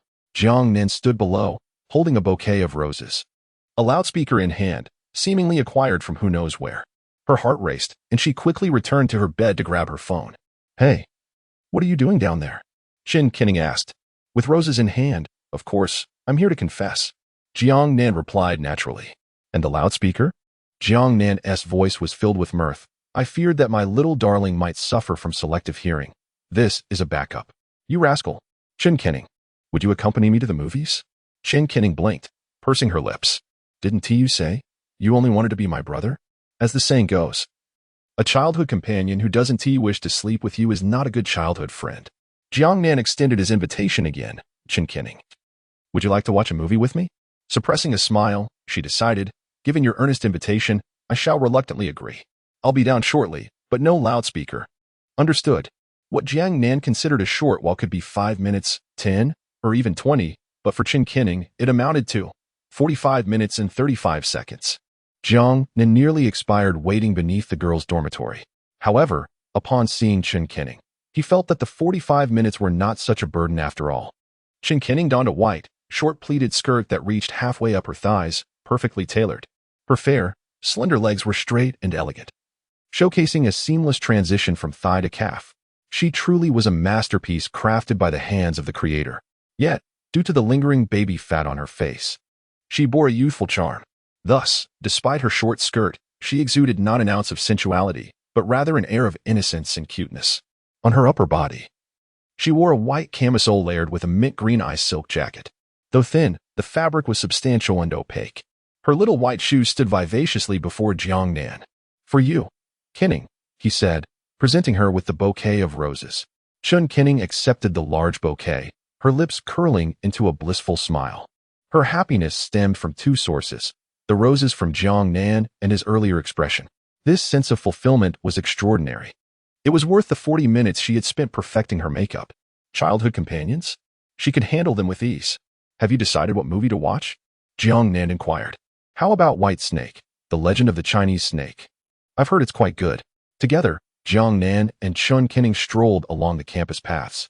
The bouquet of roses in her hands attracted the attention of fellow students, causing her heart to race with excitement. The flowers were simply too eye-catching. Where did you buy these roses? She asked Jiangnan. After military training, I went outside to purchase them. Do you like them? I do. Actually, I wanted to bring you a gift as well. Another gift? Jiangnan's eyes sparkled with wonder. Every girl adores surprises. And even though she had been angry just an hour ago, she now felt shy and delighted. She adored gifts, especially on this day. Where's the gift? Jiangnan smiled. Gifts are best chosen by oneself. Don't you fancy my wristwatch? Let us go to the Letian Mall, and I'll gift you one. Jiangnan hesitated, her eyes pleading. Isn't that a bit too extravagant? Jiangnan shot her a sideways glance. Forget it then. I was just being modest. Jiangnan retorted, modesty? When you crouch down like that, I know exactly what you're planning. Stinky Jiangnan, can't you be a bit more romantic? Once in the car, Jiangnan fastened his seatbelt. Jiangnan cradled the bouquet of roses, occasionally sniffing the petals with delight, revealing a captivating smile. Should we place them in the trunk? No, I want to hold them. This is the first bouquet you've given me. Fasten your seatbelt. We're off to Letian Mall. Jiangnan drove his Lamborghini Revent away from Jiangbei University, heading straight for the mall. Chapter 25. The unfamiliar Jiangnan in the bustling atmosphere of the Latte Mall. Jiangnan and Jiangnan ascended to the second floor. Passers-by hurried along the sidewalk. A fleeting touch of their hands sent Jiangnan's heart racing. Should I refuse if Jiangnan takes my hand? At that moment, she felt her hand enveloped by a warm palm. Looking down, she saw Jiangnan gently holding her hand, as if afraid to hurt her. A blush crept onto Jiangnan's cheeks as they arrived at the Patek Philippe counter. As they entered the store, a beautiful saleswoman greeted them. Welcome to Patek Philippe. How may I assist you? Jiangnan, straightforward, asked, do you have the current stock of the Starry Sky collection? The saleswoman paused, habitually sizing up Jiangnan and then Jiangnan. The simplicity of Jiangnan's attire screamed budget. Collectively, it hardly totaled 500 yuan. Jiangnan's appearance suggested he had a little money, but clearly not enough to qualify for the Starry Sky collection. Only VIPs were entitled to that. A mere student could hardly aspire to such luxuries. She apologetically replied, I'm sorry, sir, but we do not have the Starry Sky collection available. However, you can make a reservation, and should we acquire stock, we will notify you immediately. Is there truly none? Jiangnan inquired. Indeed, sir. Even if there were, VIPs are prioritized. If you wish, you may become a VIP member, and we will certainly consider you first. Although the saleswoman smiled, her words dripped with veiled disdain and mockery. It was understandable, after all. A goose that had mingled among swans might begin to believe itself one of them. Jiangnan remained silent, unbuttoning his cuff to reveal a Royal Oak offshore watch by Audemars Piguet. He then produced the key to his Lamborghini Revent. Do you need me to provide proof of my assets? The saleswoman's eyes widened as she focused on the Audemars Piguet on Jiangnan's wrist. Once she confirmed its authenticity, her demeanor shifted to one of obsequiousness. Please, take a seat. Lisa, bring the finest coffee. The saleswoman invited Jiangnan and Jiangnan to sit down. Another staff member placed 2 steaming cups of coffee before them. I don't like coffee, Jiangnan remarked, wrinkling her nose at the aroma. We also offer pre-rain Longjing tea. Would you care to try some? Jiangnan noted the saleswoman's previous contempt, which had transformed into a sickly sweet smile once Jiangnan revealed his watch and car keys. Despite understanding this human nature, Jiangnan felt discomfort and a hint of irritation. The saleswoman complimented, young ladies like you generally find coffee too strong. Therefore, we also serve pre-rain Longjing, which is exquisite. I'll have someone bring it right away. Shortly, a cup of perfectly brewed Longjing was placed on the table, accompanied by several timepieces from the Starry Sky collection for selection. Which one do you fancy? Jiangnan inquired with a smile. Jiangnan glanced at the price tags and murmured, they're all over 2 million. Are we really buying one? It's so expensive. Of course we are. I mentioned I would present you with a token of my affection, Jiangnan replied. Jiangnan's gaze shifted among the watches until she finally chose one priced at 2.45 million. Are you hungry? Jiangnan asked, taking Jianggnan's hand as they strolled through the Latte Mall. I am a bit hungry. Let us eat and then catch a movie. Sounds good. Throughout the evening, Jiangnan felt a peculiar weight on her right wrist. Although the watch itself was light, the realization of its value made it feel burdensome. She fancied that her wrist now bore the weight of a house. After the movie, it was already late. Jiangnan drove Jiangnan back to the campus, arriving at the entrance of the girls' dormitory. With a playful smile, Jiangnan remarked, Jiangnan, the dormitory closes in 15 minutes. Jiangnan suggested, shall we take a stroll? Sure. There is no rush to return to the dorm. They wandered around the campus, eventually finding a bench to sit on. A gentle breeze tousled Qinning's hair and lifted her pleated skirt, causing her to instinctively press it down. Under the soft glow of the streetlights, she appeared breathtakingly beautiful. Their eyes met, and Jiangnan spoke. "Why do you gaze at me so? You look stunning tonight." He added, "You seem a bit mischievous." "Do I?" Qinning nodded. Jiangnan lowered his voice. "Qinning, do you remember what I once told you in elementary school? You said your tongue was sweet." "I was not lying," he replied. Flushed, Qinning whispered, I don't believe it." With that, they shared a kiss. After a considerable moment, they parted. Qinning's cheeks burned with a delightful shyness as she softly asked, "What did you feel?" "It was something neither soft nor hard. That's the shell," he answered. They lingered a bit longer until the dormitory's doors were nearly closed, prompting Qinning to return. Upon returning home, Jiangnan washed up and reclined on the balcony chair, enjoying the cool night breeze. Suddenly, Su Zhixia sent him a message, reminding him not to forget the housewarming party the following morning. Jiangnan told her to come early, and he would wait for her at home. As he idly watched short videos, drowsiness overcame him, and he fell asleep on the balcony. Time slipped away unnoticed until a phone call awakened him. Upon checking the screen, he saw an unfamiliar number. Just as he hesitated to answer, the call disconnected. Jiangnan brushed it off, reasoning that if it were important, they would call back. Otherwise, it was likely a nuisance call. A sneeze escaped him, realizing he had caught a cold from the night air. He took some cold medicine and returned to his room to rest. However, he tossed and turned in bed, unable to sleep with a stuffy nose. Crumpled tissues filled the wastebasket. It was late before he finally drifted off. The next morning, a phone call jolted him awake. It was Su Zhixia. "You're not still asleep, are you? Your call just woke me. I'm at your door. Please let me in." Coming, Jiangnan opened the door to find Su Zhixia standing there, holding a tote bag. "Welcome." Chapter 26. Su Zhixia's affection reaches 40 points. The door swung open. Su Zhixia's gaze became fixated on Jiangnan. He emerged in haste, clad only in a pair of shorts. His well-defined abdominal muscles, robust chest, and chiseled physique were laid bare before her, presenting an overwhelming visual impact. It was akin to a young man, having spent 27 or 28 years in solitude, unexpectedly visiting the home of an enchanting female colleague, only to be greeted by her in scanty sleepwear. One can only imagine the sheer shock. "Su Laoshi, why are you bleeding from your nose?" Su Zhixia snapped back to reality, instinctively touching her nose, confirming the unfortunate situation. She hastily handed Jiangnan the items she had brought. "Where's the bathroom?" "To the left," he replied. Su Zhixia dashed into the bathroom, shutting the door behind her. She turned on the faucet, and the cold water gushed forth. Once she managed to tend to her nosebleed, she caught a glimpse of her reflection in the mirror, a damp visage that only heightened her embarrassment. At that moment, she felt as if she could vanish into the ground and never emerge. How mortifying. Here she was, in her 20s, blushing and bleeding simply from a glance at a young man's abs. Could she truly be so fragile? No, it must be the dry weather causing this. Yes, it was the dry air, not her fault at all. After composing herself, she exited the bathroom. "Jiangnan, where are you?" "In the bedroom, making the bed." Following the sound of his voice, Su Zhixia found him in the bedroom, just finishing up with the bedding and putting on a short-sleeved shirt. "Su Laoshi, are you all right?" "I'm fine," she replied with an awkward smile, her eyes inadvertently drifting to the chest concealed beneath the shirt. With autumn's arrival, the air had grown arid, and despite a few rain showers, it offered no reprieve. Indeed, when the weather is dry, one is more prone to nosebleeds. Su Zhixia and Jiangnan engaged in light conversation, but her peripheral vision caught sight of a trash bin overflowing with crumpled tissues. Is youthful energy truly so abundant? "I had a cold yesterday, and those tissues were for wiping my nose." "I didn't ask, so why do you sound guilty?" Jiangnan chuckled. Sister-type girls really are bold and perceptive. Don't just stand there. I've prepared a plethora of items for your housewarming party. The two ventured into the living room, where Su Zhixia enthusiastically unveiled her offerings, an array of snacks, including red dates, peanuts, sunflower seeds, candies, and an assortment of fruits such as apples, grapes, and bananas. Naturally, she had also brought tableware, couplets, and auspicious decorations.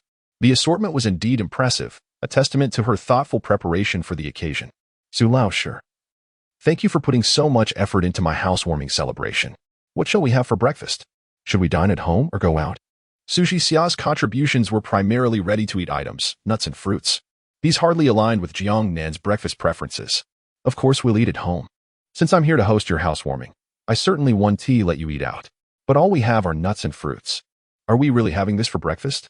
Absolutely not. I'll whip up something proper in a moment. You must hurry. Time is of the essence. Before breakfast.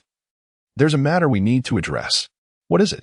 I only cook for my boyfriend, and you, well, you aren't my boyfriend. Jiangnan was momentarily at a loss for words, unsure how to respond to her sudden declaration. He sensed that Su Jixia's visit might have been a subtle probe into their relationship, yet he hadn't anticipated her directness. Are you willing to be my boyfriend? The room fell silent, and Su Jixia could hear her heart pounding in her chest so distinctly. Why was he still silent? Did he not want to? It made sense. He was merely 18, while she was in her late 20s, an entire decade apart. Why would he be interested in someone her age? Perhaps it was best to let this go. Suddenly, Su Jixia laughed. I was just joking. You wouldn't seriously consider me as your girlfriend, would you? You were just joking? Jiangnan replied, chuckling lightly. Of course. When I was in elementary school, you were just a mere zygote. So you don't like me? Wait a moment. Something seems off. Su Jixia suddenly realized, how did I go from being proactive to reactive? Su Lao, sure. Do you like me? You're joking with me, right? No, I'm earnestly confessing my feelings. At that moment, Su Jixia recognized the tender smile in Jiangnan's eyes. Her well-crafted excuse was utterly ineffective. You're infuriating, she exclaimed, seizing a nearby cushion and playfully hitting him. You've already figured out my feelings. Yet you continue to tease me. Jiangnan attempted to embrace Su Jixia, who symbolically resisted for a moment, but ultimately leaned into his arms. This is the first time I've been held like this by a boy. You must take responsibility. I will certainly take responsibility. Jiangnan. How about we share a kiss? Holding each other like this feels a bit awkward. That makes sense. They straightened up, facing one another. Su Jixia's cheeks flushed as she said, Don't be nervous. Take it slow. All right. They closed their eyes and leaned in for a kiss, which, unfortunately, lasted only 20 seconds before being interrupted by a phone call. Su Jixia retrieved her phone and glanced at the screen. It's my mother. Please be quiet. Okay. She answered the call, holding the phone to her ear. Have you thought it over? It's Saturday. When do you plan to return for the blind date? Her mother inquired. A blind date? Didn't you say I should find someone myself? If you could find a boyfriend in 3 days, would you still be single after 28 years, my precious daughter? Don't underestimate me. I've already found someone. Aha. You really have? Stop the nonsense. Be back before noon. I want to return. I already have a boyfriend, and I refuse to go on a blind date. You found someone, huh? Send me a photo so I can see. Just don't try to trick me with some random image from the internet. I'll send it right now. After hanging up, Su Jixia took a picture of Jiangnan. Just as she was about to send it, she noticed a glimmer at the corner of his mouth, a remnant of their earlier playful exchange. After wiping it away, she took another picture and sent it off. Done. Su Jixia set her phone aside, redirecting her attention back to Jiangnan. Jiangnan, there is something I wish to ask you. What is it? When we first met, you seemed to stare at my back for quite a while. Did you? Did I? Of course you did. I caught your gaze through the restaurant window as reflection, fixated on me. Tell me, what were you looking at? My legs? Chapter 27. The urgent marriage proposal from Mother Su. Gifts from Jiangnan. Su Jixia exuded an enchanting allure. Her luscious red lips resembled a peeled peach, tempting anyone to savor their sweetness. Jiangnan leaned in, resuming the passionate kiss that had been interrupted. The bright sunlight streamed through the pristine floor-to-ceiling windows, illuminating Su Jixia's delicate features, the blush on her cheeks rendering her irresistibly alluring and causing hearts to race. Don't pull away. I'm sorry, she murmured, nestled in Jiangnan's embrace. Everything feels like a dream, so surreal. Where's the unreal? I thought I would remain single for life. Why do I feel this way? Before meeting you, I had never felt such a fluttering in my heart for anyone. I even believed love was merely a term invented by humanity to disguise the primal instinct of reproduction. Su Jixia nuzzled against Jiangnan. But now, I realize how exquisite this feeling truly is. I will have a boyfriend to hold in the future. Jiangnan embraced Su Jixia, inhaling her delightful fragrance. At that moment, Su Jixia's phone rang. It was her mother, Su Mu. Leaning against Jiangnan, she placed the phone to her ear. Mom, is my boyfriend handsome? Very handsome. And of appropriate age, but he does seem a bit fake. Su Jixia looked puzzled. What do you mean? You silly girl. Using an internet photo to deceive me? You could at least find one that hasn't been edited. This screenshot is from Douyin, and all the handsome men there have been beautified. It's obvious. I'm not lying. He truly is my boyfriend. Your father's tricks are far more convincing than yours, you silly girl. You, wait, your second aunt is calling. I'll talk to you later. Sumu hung up. Moments later, she called again. Xiaxia, what did you just say? I said he really is my boyfriend. If you don't believe me, we can do a video call. Photos can be edited, but a video call cannot. He's right here beside me. No need for that. I will be going to Jiangnan tomorrow. If you truly have a boyfriend, let him meet me. If not, you will come home for a blind date next week. You're coming over? Su Zhixiao was taken aback. Your second aunt just called. Her daughter is holding a full-month celebration for her little girl tomorrow. And she wants me to come along. Is Dad coming too? Your dad has to work overtime. I will be going alone. Your cousin is only 22. And she already has a daughter celebrating her full month. My daughter is in her 20s and still using internet photos to deceive her mother. I'm not deceiving you. We will find out tomorrow if you were telling the truth. All right. Su Zhixia ended the call, smiling at Jiangnan. My mom is coming over tomorrow, probably around noon. She wants me to take you to meet her. Then we shall have lunch together tomorrow. Su Zhixia nestled in Jiangnan's arms, reminding him. You must come to the housewarming party tonight. At your place? Of course. I've been preparing for a long time. I will definitely be there. Gurgle. Su Zhixia's stomach growled in hunger. It's getting late. Don't bother cooking. There's a breakfast place outside the community that has delicious food. Let us go there then. After enjoying breakfast together, Jiangnan and Su Zhixia parted ways. Although it was Sunday, he still had to attend military training at school. On the playground, he encountered Chen Keilang, who had been reluctant to part ways the previous night. Wearing a military training cap, her fair face resembled a peeled egg, smooth, plump, and radiant. During a break, Chen Keilang appeared weary, lazily leaning against Jiangnan's shoulder. I'm so tired. I feel utterly drained and just want to go back to sleep. Did you not sleep well last night? I was too excited all night.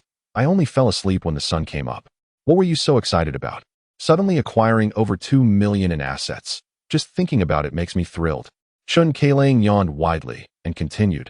But aside from not sleeping well last night, it's also because it's Sunday. Usually, I wouldn't even be awake by now. I'm so sleepy. During the morning military training, Chen Keilang managed to hold on, but after lunch, she could no longer keep her eyes open, yawning repeatedly and feeling lethargic. They bid farewell at the girls' dormitory. Once Chen Keilang went inside, Jiangnan drove home to rest. Lying on his bed, the tranquil and comfortable environment began to make him feel drowsy. Just as he was about to take a nap, his phone vibrated. Jiangnan picked it up to see a message from Sister Cece. Although the screen was locked, he could easily guess that the young woman was unable to resist her yearning for him. He opened his phone and navigated to the chat interface. This afternoon, I settled Cece with the landlord's grandma. I mentioned sending her a gift, but it seems she has misunderstood, thinking I was planning to invite her over this afternoon. This could work to my advantage, creating an unexpected effect. Bring one along. One? She asked, just a little child. The gift I'm giving you is suitable for all ages. There's nothing inappropriate for a child. Don't think too much into it. Upon reading Jiangnan's words, Li Sisi felt a twinge of doubt. Previously, she had speculated that Jiangnan wanted to get closer to her, which he had denied. Now, she believed it might be a camel at dinner, as they had just confirmed their relationship and surely needed to deepen their bond. Yet now he mentioned a child could be present. What could the gift possibly be? Diamonds? Gold? A necklace? A luxury watch? Li Sisi recalled the various plots from the drama she had watched, where wealthy individuals gifted their lovers with gold jewelry or bags. Likely a bag, she thought. Then I'll bring one over this afternoon. She kept talking about you since you didn't come last night and mentioned she made a new friend at kindergarten. What about you? Did you miss me since you didn't come last night? Li Sisi sent a shy emoji. Of course I did. I dreamed about you all night. Are you coming over now? Wan is taking a nap and wake up for a while. After sending that message, Li Sisi also attached a photo. It featured a pair of beautifully toned legs wrapped in sheer stockings, glimmering in the sunlight, exuding an enticing allure. Are you coming over? Li Sisi pressed again. Chapter 28. Li Sisi, should we give Nanan a brother? At this moment, Jiangnan felt that nothing could be accomplished, and there was a risk of waking Nanan. Besides, it was already 1:20. What could be done in an hour? Nothing at all. An 18-year-old girl captivates the heart, while a 30-year-old woman enchants the soul. Li Sisi seemed to have grasped Jiangnan's thoughts and sent another photo. In the image, she wore a sheer lace strapless dress that accentuated her figure. Her beautiful legs adorned in flesh-colored stockings, and her delicate feet nestled in glossy red-soled heels. Aren't you coming? Jiangnan, amused by her playful message, replied with a smile. Next Monday, you'll enjoy the fruits of your labor. Don't let me wait until the flowers wither. Will the flowers wither? Jiangnan mused. Without rain, The earth suffers from drought. And indeed, flowers will wither. If meteorological conditions permit, artificial rainfall might alleviate the situation, yet it only treats the symptoms, not the root cause. Crops would still fail to yield. The weather in Jiangnan was sweltering, especially at 2:30 in the afternoon. As Jiangnan stepped out from the library, he felt as though the sun was pressing down on his scalp, scorching hot. On his way to the playground, he encountered Cullinan, who hugged his arm briefly before pulling away, exclaiming, "I'm burning up." After an entire afternoon of military training, Jiangnan felt lethargic, as did the other students. Fortunately, dark clouds gathered in the afternoon sky, signaling another impending downpour. A cool breeze swept through, dispelling the heat. Cullinan leaned against Jiangnan as she scrolled through her phone. "Do you know who the most handsome guy in our school is?" "Me," Jiangnan replied, not out of vanity, but as a fact verified by the system. The pinnacle of male beauty. If someone were more handsome, could it still be called the pinnacle? "Correct. It's my boyfriend," she declared, sitting up straight with a triumphant expression. "Who do you think the most beautiful girl in our school is?" Without hesitation, Jiangnan answered, "It must be you." "Exactly." Cullinan laughed. "How could a girl dating the most handsome guy not be the most beautiful?" Those on the confession wall must have gotten it wrong. Jiangnan furrowed his brow in confusion. "ISNT at you?" "No, it's a senior from the Chinese language and literature department. They say I'm just the flower of our class." "Jiangnan, would you like to see how stunning this senior is?" Cullinan gazed intently into Jiangnan's eyes. After a brief pause, Jiangnan firmly rejected, "No, my girlfriend is definitely the most beautiful." "No discussion." "You hesitated." Cullinan smiled. "If you want to see, just look. I won't say anything." "I'm not looking." "It's fine. Beautiful girls are meant to be admired. Just a glance won't hurt. I really want to look." "All right then, hold my phone. I need to use the restroom."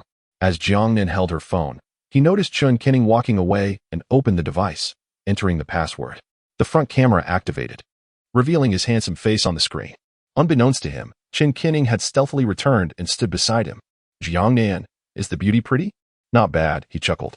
"I'll bite you." Cullinan pounced on him like a little lion. After school, Jiangnan excused himself under the pretense of work. Cullinan harbored no suspicion. After all, with his wealth, it was implausible he had no job. Jiangnan drove to the entrance of Li Cici's apartment complex and made a call. The mother and daughter soon descended. Nanan beamed upon seeing Jiangnan, big brother Jiangnan. He scooped Nanan into his arms, his gaze lingering on Li Cici, who wore a white t-shirt and standard denim shorts. Her legs, bare under the sun, showcased their natural beauty. Her delicate feet were clad in casual sneakers, and her long, silky hair cascaded casually over her shoulders. Earlier, Jiangnan had advised her to dress more casually. "Big brother Jiangnan, Nanan is also very cute," she said. Jiangnan replied, "Indeed, Nanan is even cuter than her mother." Li Cici shot him a playful glare. "You are creating a rift in our mother-daughter bond. Nanan and her mother are the best, right?" "Nanan and big brother Jiangnan are the second best." Nanan chimed in. Li Cici smiled. "Well then, if Nanan is so sweet, a brother as handsome as big brother Jiangnan might just be off the table." Immediately, Nanan released Jiangnan and clung to Li Cici's leg, declaring, "Nanan and mommy are the best in the world, and big brother Jiangnan is the second best." Li Cici showered Nanan with affectionate kisses. Once in the car, Li Cici and Nanan settled in the back seat. Nanan raised her little face, eagerly asking, "Mommy, where are we going?" "Big brother Jiangnan wants to gift us something." "A gift? What is it?" "You'll have to ask big brother Jiangnan." "Big brother Jiangnan, what are you going to give Nanan?" Jiangnan smiled. "It's a secret." Soon, they arrived at an Audi dealership. "We're here. Let us get out." Li Cici gazed at the Audi showroom. "Are you going to gift me a car?" she exclaimed, surprised. "Though I don't know where you found a job, it must be quite a distance from Nanan's school. Having a car would save you time on your commute."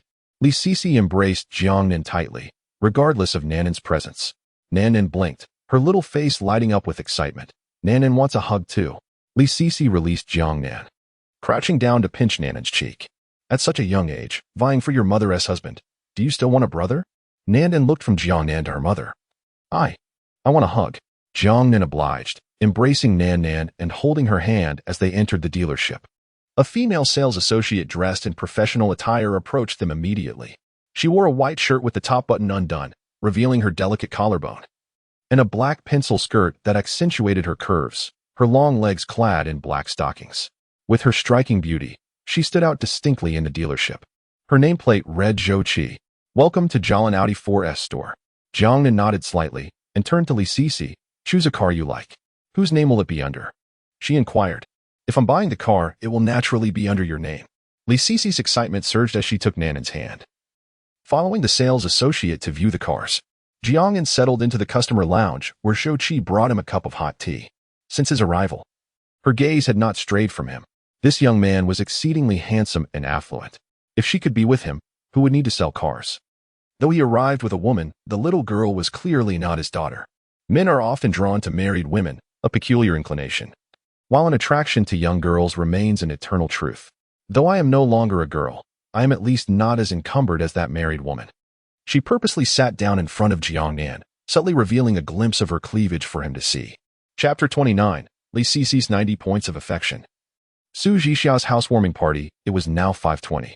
Jiangnan had arranged to meet Su Zhixiao at 7 in the evening. With time still on his hands, Jiangnan took a sip of hot tea. Despite Zhou Qi's persistent attempts to impress him, Jiangnan found himself utterly uninterested in her presence. Name: Zhou Qi. Age: 25. Affection level: 30 points. Height: 167 centimeters. Weight: 52 kilograms. Attractiveness: 85 points. Charging times: 105. An attractiveness score of 85 was somewhat acceptable. Yet the notion of 105 charging cycles raised questions about battery longevity. In this era of integrated phone batteries, after-sales service seldom included battery replacements, at best. One could resort to third-party manufacturers, whose technology inevitably bore flaws. Suddenly, Nuan scampered over, arms outstretched. Hug. Though small, she sensed that Jiangnan's earlier embrace had been merely perfunctory, devoid of sincerity. With her mother preoccupied with car choices, she had sneaked away for affection. After receiving a hug from Jiangnan, the little girl joyfully darted back to her mother. Li Sisi playfully ruffled her cheeks and inquired, "Do you like brother Jiangnan that much?" "I like him a lot." Moments later, Li Sisi had found her desired model. "Jiangnan, I've made my choice." Jiangnan rose and joined her. "Which one?" "This A8 L55 TFSI Quattro flagship model. Can I take it home today?" "Certainly, sir," the smiling saleswoman replied. Thus, they proceeded to sign the contract and complete the necessary paperwork and taxes, with Jiangnan offering his card. The vehicle officially became Li Sisi's. Nuan gazed longingly at the silver mechanical beast. "Is this car ours?" "This car belongs to Nuan now," Jiangnan smiled. Nuan climbed into the passenger seat, eagerly surveying her surroundings. "I'll take it for a spin." "Okay." Li Sisi settled into the driver's seat, while Jiangnan and Nuan occupied the back. She gently pressed the accelerator, and the vehicle roared to life. As they drove, Li Sisi's heart raced, and she felt utterly relaxed upon seeing the smiles of Jiangnan and Nuan in the rearview mirror. The total cost of the car, including insurance and taxes, amounted to 950,000 yuan. With a threefold return on investment, Jiangnan received nearly 3 million. Consequently, his savings swelled to 15 million. Upon returning to the dealership, Jiangnan exited the vehicle and opened the trunk of the Cullinan, retrieving a large plush toy. Xiong'er. Nuan lit up with joy upon seeing the plush bear, which towered over her by 30 centimeters. Jiangnan handed the bear to Nuan, who buried her face in its soft belly, relishing its warmth and comfort. Seeing Nuan's radiant smile brought comfort to Li Sisi, revealing that Jiangnan had been considerate of Nuan from the very beginning. "Congratulations, host." Li Sisi's affection level has reached 90 points. 90 points. If 40 to 50 points signified the budding of romance, 70 to 80 marked the threshold of intimacy, then 90 points heralded unwavering devotion. At this level of affection, barring any extraordinary circumstances, Li Sisi would steadfastly love Jiangnan. Jiangnan placed the plush toy on the back seat of the Audi A8L. Nuan promptly climbed in, clutching Xiong'er and giggling incessantly. "I have to go now?" Li Sisi leaped into Jiangnan's arms, whispering, "I love you, Jiangnan." "You've said that several times," he replied. "From now on, I shall tell you each time we meet. I must take my leave. Drive safely." As Li Sisi watched Jiangnan's car disappear down the street, she turned to Nuan, who was still gleefully hugging Xiong'er. "What do you want to eat tonight?" "Meat." Li Sisi secured Nuan's seatbelt and prepared to close the door. "Mom, Xiong'er also needs a seatbelt. Can you help Xiong'er with his seatbelt?" "Sure." Nguyen eagerly unfastened her own seatbelt, using all her might to secure the plush toy. Well done, Nguyen. Jiangnan returned to his residence, took a shower, and donned fresh clothes. At 6:30, he drove to the southern gate of Jiangqing Music Academy. During his last visit, Su Jixia had mentioned that the faculty dormitory was in close proximity where she resided. Arriving at the academy's entrance, Jiangnan noticed the security guard distractedly watching a video of a glamorous woman. She was clad in yoga pants and a fitted lace camisole, perched on a chair with her legs crossed. Just as the guard was about to step out and admonish Jiangnan for being an unauthorized vehicle, he caught sight of the gleaming Cullinan. Oh, never mind. Why should I provoke him over my meager salary? The guard cheerfully opened the gate, allowing Jiangnan entry. Jiangnan parked and followed the address to Su Jixia's door, ringing the bell. Moments later, she opened the door. Jiangnan, you're here. Come in. Do you need to change your shoes? Those blue slippers are for you. Jiangnan changed his shoes and settled onto the sofa. The apartment was modest, spanning just over 50 square meters. On the balcony, a drying rack held pairs of white cotton socks and casual shoes. Noting her previous outfits, it was clear that she preferred comfortable attire. Currently, Su Jixia had swapped her previous outfit for a pair of white cotton socks, showcasing her long, elegant legs, healthy and well-proportioned. Please wait a moment. The soup will be ready in 5 minutes. Jiangnan wrapped his arms around Su Jixia's slim waist, surprising her. She gasped and instinctively placed her hands on his chest. Their eyes met, and she wrapped her arms around his neck, leaning in for a kiss. Su Jixia's lips were soft and warm. This time, they were undisturbed, lost in each other for 4 or 5 minutes before breaking apart. The soup. Su Jixia adjusted her clothing and hurried into the kitchen to turn off the heat. All right, Jiangnan, it's time to eat. Seated across from each other at the dining table, the atmosphere was charged with unspoken intimacy. Although they were eating, neither had the appetite to focus on their meal. This fish soup simmered for 2 hours, she announced. Jiangnan took a sip and praised, delicious. Both she and her sister had culinary talent, albeit with differing tastes. One favored subtle flavors, while the other preferred richer ones. As Jiangnan reached for a dish, his chopsticks slipped from his grasp. Bending down to retrieve them, he found that Su Jixia's foot, clad in white socks, had inadvertently stepped on the end of his chopsticks. It seems your foot is on the chopsticks, he remarked with a smile. Su Jixia's cheeks flushed, and biting her lip, she softly inquired, do you think the chopsticks are dirty, or is it my foot? Upon hearing this, Jiangnan rose and said with a smile, although it is a seemingly obvious question, I would still like to earnestly discuss it with Teacher Su. May I have the honor of your company? Chapter 30. Whisper softly. Shout loudly. Su Jixia leaned against Jiangnan's chest, the warm yellow light casting a gentle glow on her exquisite face. Her long, fair legs were bare, glowing under the soft illumination, exuding an irresistible allure. White cotton socks embraced her delicate feet. My mother is coming tomorrow. I'm feeling quite anxious, Su Jixia confessed, closing her eyes as worries flooded her mind. What if my mother disapproves of Jiangnan? I have finally found someone worthy of a lifetime of love. In truth, from the very first moment Su Jixia laid eyes on Jiangnan, she felt a stirring desire to be with him. The pressure from her family regarding marriage merely provided her with a legitimate excuse. What is there to be anxious about? Jiangnan mused, playfully toying with her soft, delicate hand and placing a gentle kiss on her lips. I fear my mother may not like you. I dread that my love, which has yet to fully blossom, could abruptly come to an end. Annie will surely like me, Jiangnan reassured her. Even if my mother doesn't approve, I will still choose to be with you. Goo. Su Jixia's stomach grumbled. Haven't you eaten enough? Jiangnan inquired. Not yet. Please fetch me a new pair of chopsticks, she replied. Are you certain you want to change? My socks aren't dirty, he teased. After dinner, it was already past 10. Jiangnan emerged from the bathroom, wrapped in a towel. Su Jixia, lying on the bed and scrolling through her phone, felt a rush at the sight of Jiangnan's defined abs, her face flushing and a trickle of blood escaping her nose. Should we consider a trip to the hospital? Jiangnan smiled. Su Jixia, blushing with embarrassment, was bewildered by her body's reaction. Seeing Jiangnan's abs seemed to awaken a shameful, involuntary response within her. Hastily, Su Jixia rushed to the bathroom to clean herself up. Gazing into the mirror, she found her reflection captivating, with delicate features that belied her 28 years. Time had left no trace on her face. Instead, she radiated a subtle charm that straddled the line between youthful and mature. Why do I bleed at the sight of Jiangnan's abs? How utterly mortifying. No. I must take control of the situation. An 18-year-old boy cannot possibly be my rival. In her modest dwelling, Su Zhixia only had one bedroom. And given her current relationship with Jiangnan, sharing a bed was inevitable. She stepped onto the balcony and donned a black robe. Meanwhile, Jiangnan was engaged in casual conversation with Chen Keiling. After parting ways with Chen Keiling, Su Zhixia entered the room. Clad in a black lace backless nightgown that accentuated her fair skin, creating a striking contrast. Her porcelain arms and long, slender legs were a feast for the eyes, displaying a perfect balance of elegance and allure. She removed her little white socks, revealing her delicate feet. Her bare legs were as pristine as fine porcelain, exuding a warmth akin to jade. The thin straps of her gown seemed to suggest an invitation, a silent plea for a deeper connection. Yet they also hinted at a coy reluctance. Did she not realize the sheer delicacy of those straps?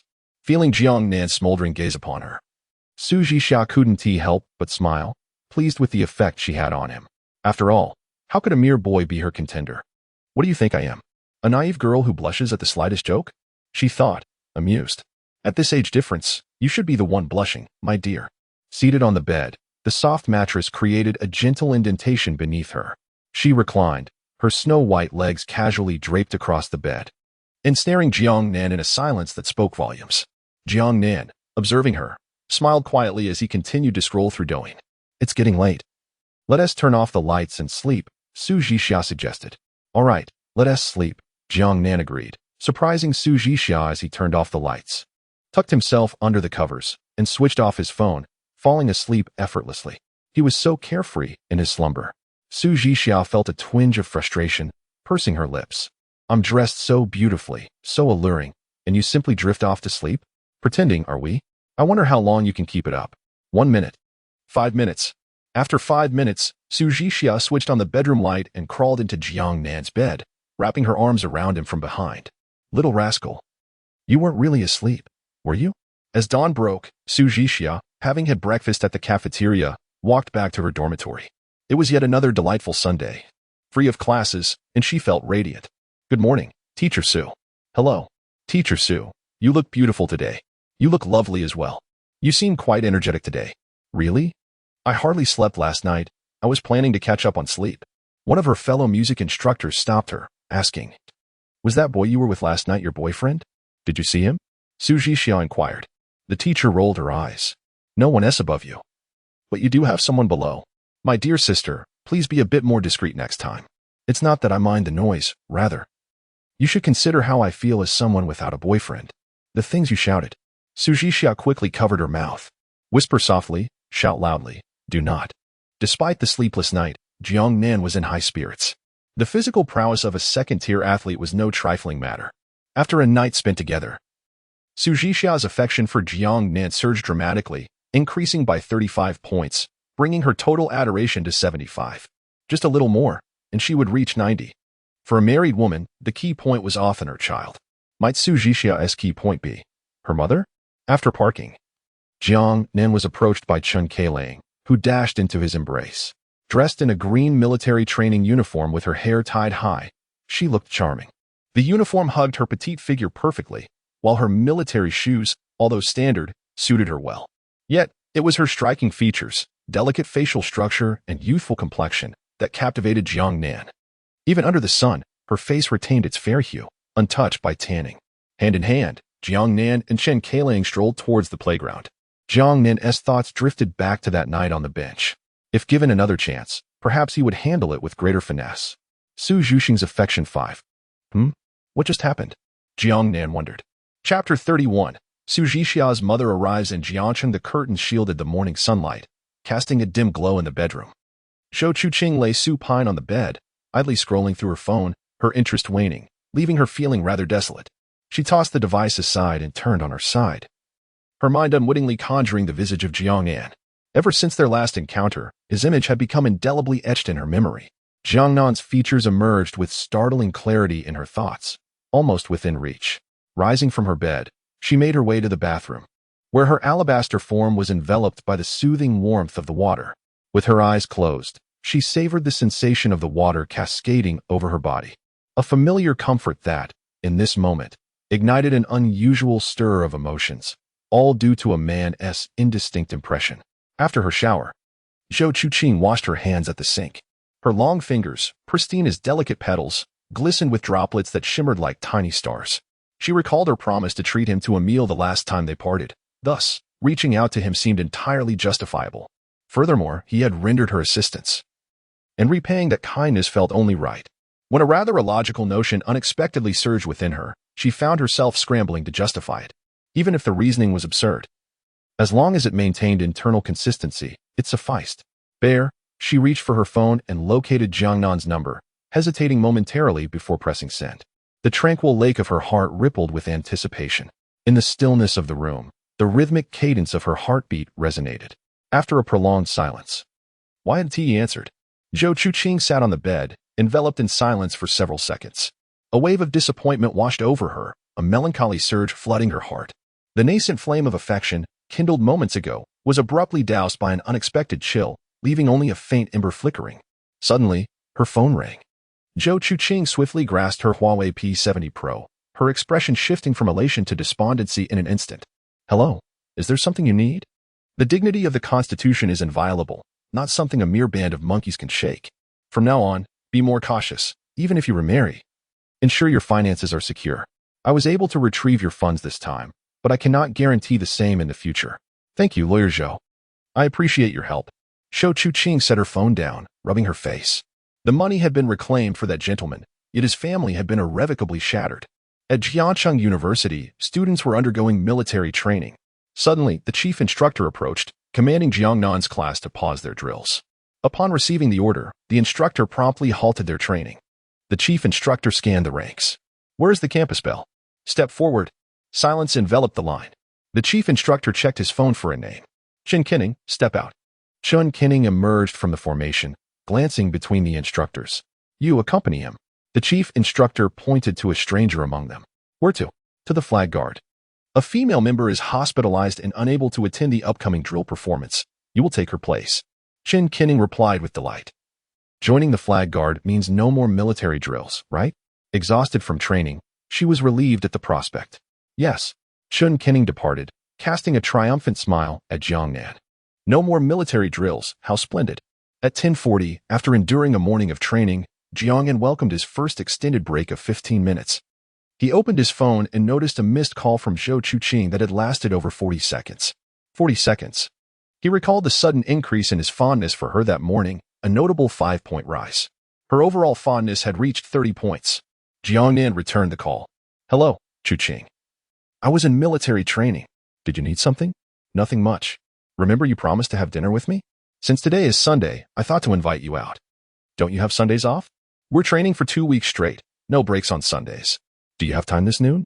"Noon might not work. I have matters to attend to." "How about tonight?" "Let us gather then." "All right. I'll send you the address. See you tonight. By the way, how did that case turn out?" "It's resolved. I managed to retrieve the funds." "Really? You're quite impressive. They didn't trouble you further, did they?" "No. It was a court judgment." "That's good. See you tonight." After ending the call, Zhou Chuqing's previously disheartened mood lifted, realizing Jiangnan hadn't ignored her call. He simply couldn't answer due to military training. At 10:40, Lin Xinglan arrived at Jiangcheng High-Speed Railway Station. Exiting the station, she spotted Su Zhixia among the crowd. Su Zhixia was strikingly beautiful, possessing an enviable figure, and her profession as a university lecturer garnered admiration from all. However, Lin Xinglan was troubled by her daughter's prolonged singlehood, 28 years without a romantic prospect. 18 years of solitude could be excused. But 28 years without even the desire to date, compounded by a vague friendship, left her, as a mother, in a state of persistent worry. "Mommy." Su Zhixia rushed to embrace her mother warmly upon spotting her. "You little rascal, I knew you were deceiving me," Lin Xinglan teased, pinching Su Zhixia's cheek affectionately. "Haven't you been dating? Where's your boyfriend? Too shy to show himself?" "He is not shy. He is currently in military training and can't take leave. But don't worry, Mommy, he has reserved a private room at the Ranieria Hotel for lunch to welcome you." "Ranieria Hotel? Isn't that a 5-star establishment? What does your boyfriend do? How can a military trainee afford a private room there?" I didn't ask." "Oh, you silly girl. I'll inquire when we meet." "Mommy, we just started dating. Please be gentle when speaking to him. Don't come on too strong. Rest assured, I won't intimidate your little boyfriend," Lin Xinglan assured her. You're the best, mommy. Kiss. Not even married yet, and already you're turning your arm outward. Lin Qinglan playfully retorted. Mommy, all right, enough. Our little Xia is blushing. The mother-daughter duo made their way to the parking lot. Suddenly, Lin Qinglan remarked. He has just started university. Isn't the age gap a bit concerning for you too? Xia, this is a significant matter in your life. Don't worry, mommy. True love knows no age. Let us go. I'll take you home for a rest. Chapter 32. The ill-tempered second aunt Lin Qinglan sat in the passenger seat, glancing at the Audi emblem on the steering wheel. I suggested you buy a domestic car, yet you insisted on purchasing an Audi. Now that you have an A5, you can't even eat properly. Just look at how thin you've become. Once the loan is paid off this month, how much will be left? Will it be enough for meals? Su Zhixia flashed a bright smile, proudly declaring, Mom, you're mistaken. What do you mean? What do you mean? I have fully repaid the car loan. All over 200,000 are settled. Where did you get such a sum? Lin Qinglan was aware that her beloved daughter was engaged in live streaming and had over 1 million followers. However, due to her profession, Su Zhixia only streamed singing and did not engage in selling products or accepting advertisements. This resulted in her substantial follower count not translating into purchasing power. It appeared as though she had many fans, yet none contributed financially. Lin Qinglan suddenly asked, Did he help you pay it off? Well, I suppose so. You foolish girl, how many times have I told you not to accept gifts from boys so casually? You've taken over 20,000 from him. How will you repay him in the future? Su Zhixia explained, He rewarded me with that. It's not like I took it for free. He rewarded you? He pursued you actively. Even before we met, he was giving me gifts during my live streams. After meeting a couple of times, we became a couple. Be careful. Don't let yourself be deceived. Don't worry, Mom. He is genuinely kind, handsome, and attentive. Lin Qinglan rolled her eyes. Girls in love could be quite daunting. Turn left.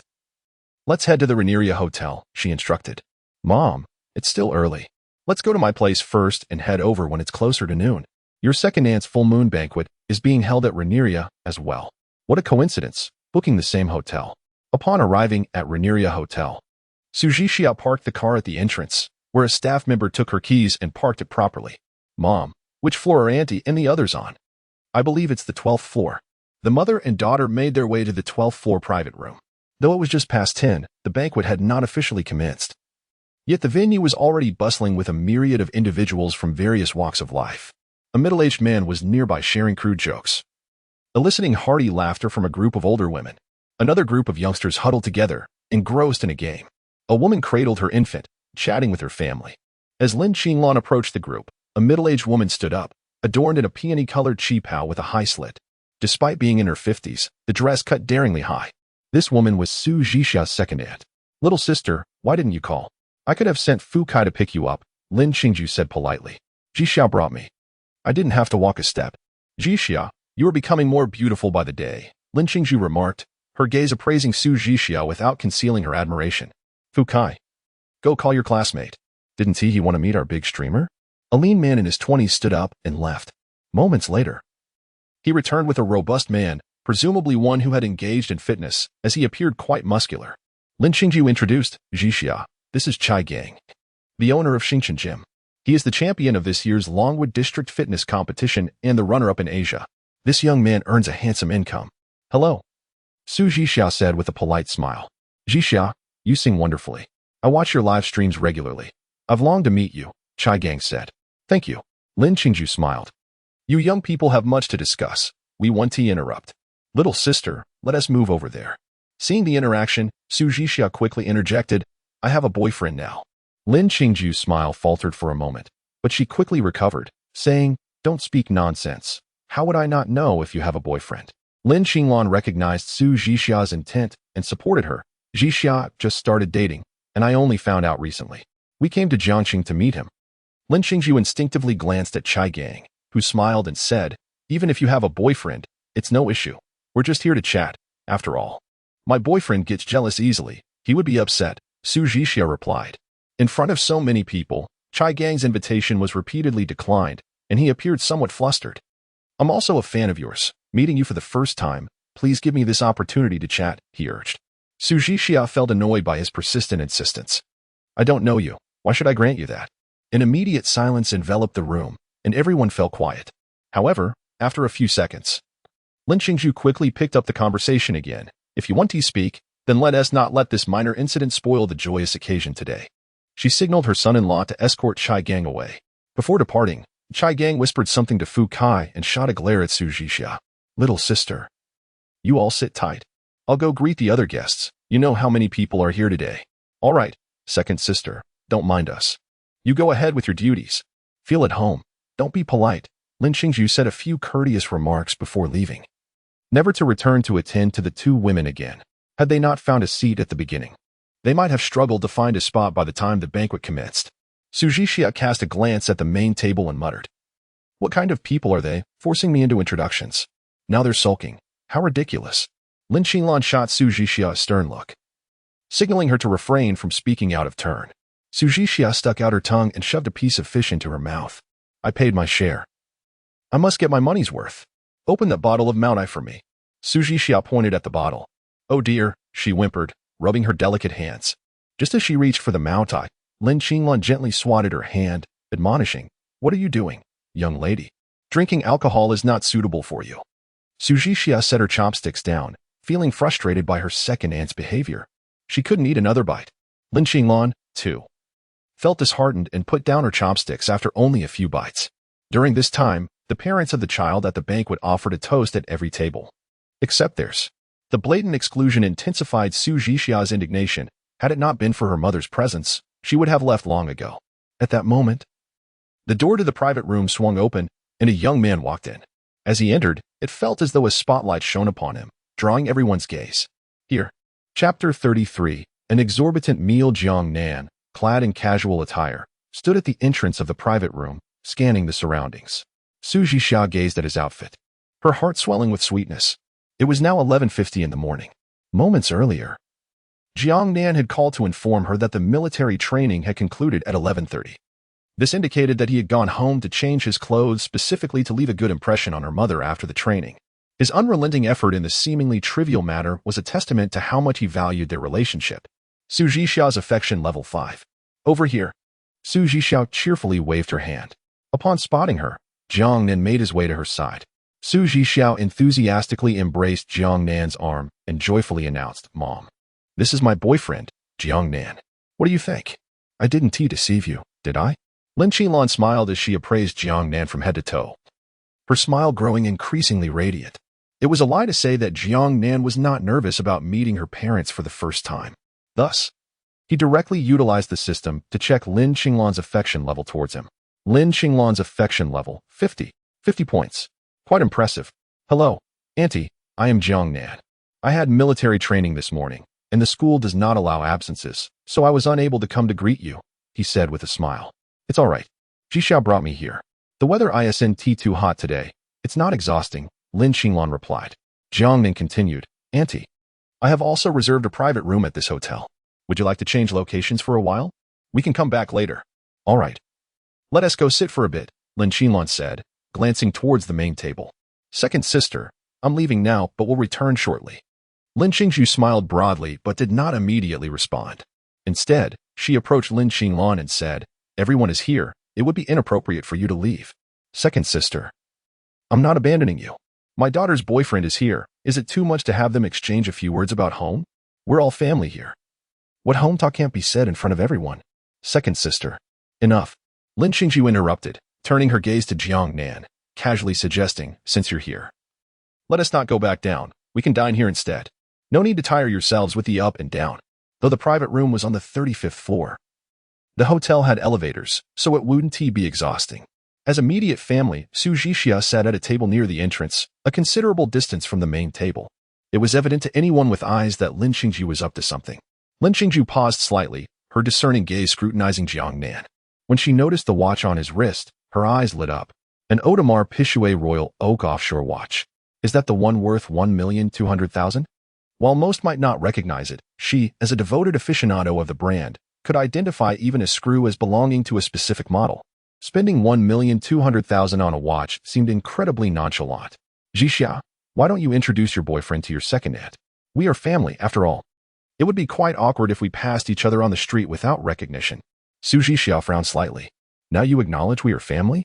Just moments ago, You arranged for my mother and me to wait at the door without considering us family? Second aunt, this is Jiangnan, my boyfriend. Jiangnan, what a lovely name. Your parents must be educated people. Lin Qingzhu greeted him. Do take a seat. Don't just stand there. Oh, little sister.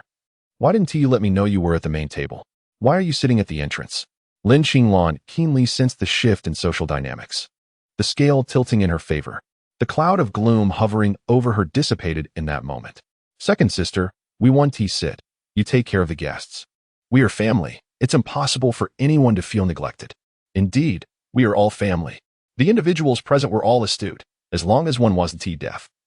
They could hear the sarcasm and reproach in Lin Qinglan's words. Having been chastised, they were still obliged to smile and nod in agreement. The nuances of social interactions materialized vividly at that moment. Jiangnan, Zhixia, let us go. Lin Qinglan urged as she led the two towards the entrance of the private room. Lin Qingzhu, accompanied by her husband, daughter, and son-in-law, escorted them into the elevator. The onlookers in the private room were left in a state of shock. Their astonishment was not merely due to Lin Qingzhu's obsequious behavior, but because she would now have someone to fawn over, while they were left with none to flatter.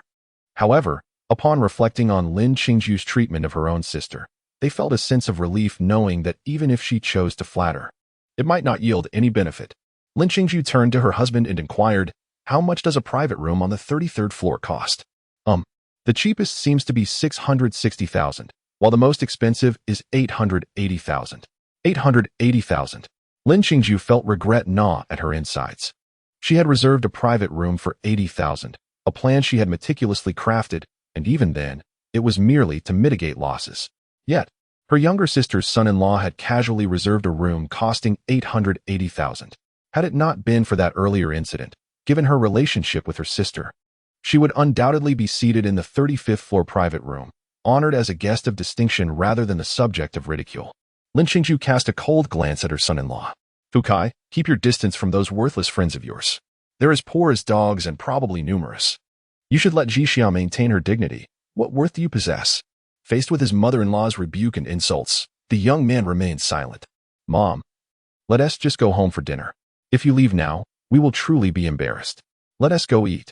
On the 35th floor, within a resplendent and lavishly decorated private room, 3 individuals sat around the table. The waiter presented the dishes, standing attentively by. Lin Qinglan surveyed the array of delicacies, exquisite mountain treasures and ocean delicacies, both familiar and unfamiliar, filling the table to the brim. While she remained polite, Su Zhixia had already begun to eat with fervor, disregarding any semblance of decorum, savoring her meal in the most comfortable manner possible. When she became aware of Jiangnan and her mother's gazes upon her, Su Zhixia blinked and asked, why aren't you two eating? Lin Qinglan sighed. You should consider yourself fortunate to have Jiangnan as your boyfriend. If it were any other young man, he would have long since been put off by your eating habits. Su Zhixia immediately bristled. This was unmistakably her mother, criticizing her in front of her boyfriend. Mom, don't let his composed demeanor fool you. No, it's nothing. Overwhelmed by emotion.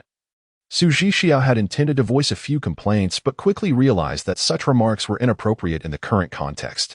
She promptly decided to remain silent and focus on her meal. Jiangnan encouraged, Auntie, let us just eat.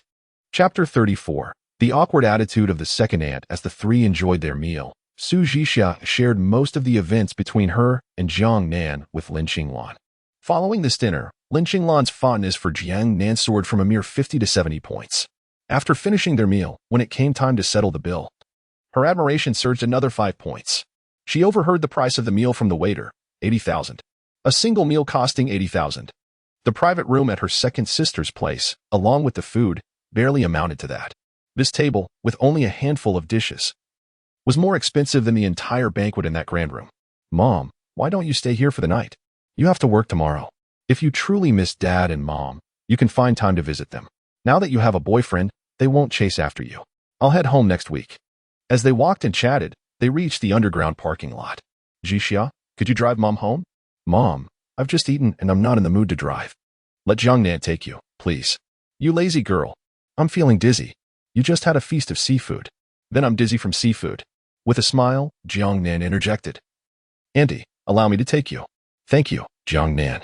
It's no trouble at all. My car is over here. Follow me. Jiangnan guided Lin Qinglan and her daughter towards his vehicle. Just around the corner, they spotted Lin Qingju's family in the distance. Ordinarily, their banquet would just be commencing at this hour. Why were they out so early? At the same moment, Lin Qingju noticed Lin Qinglan approaching. Sister, you're leaving so soon? Second sister, I have work tomorrow. It's better to return early.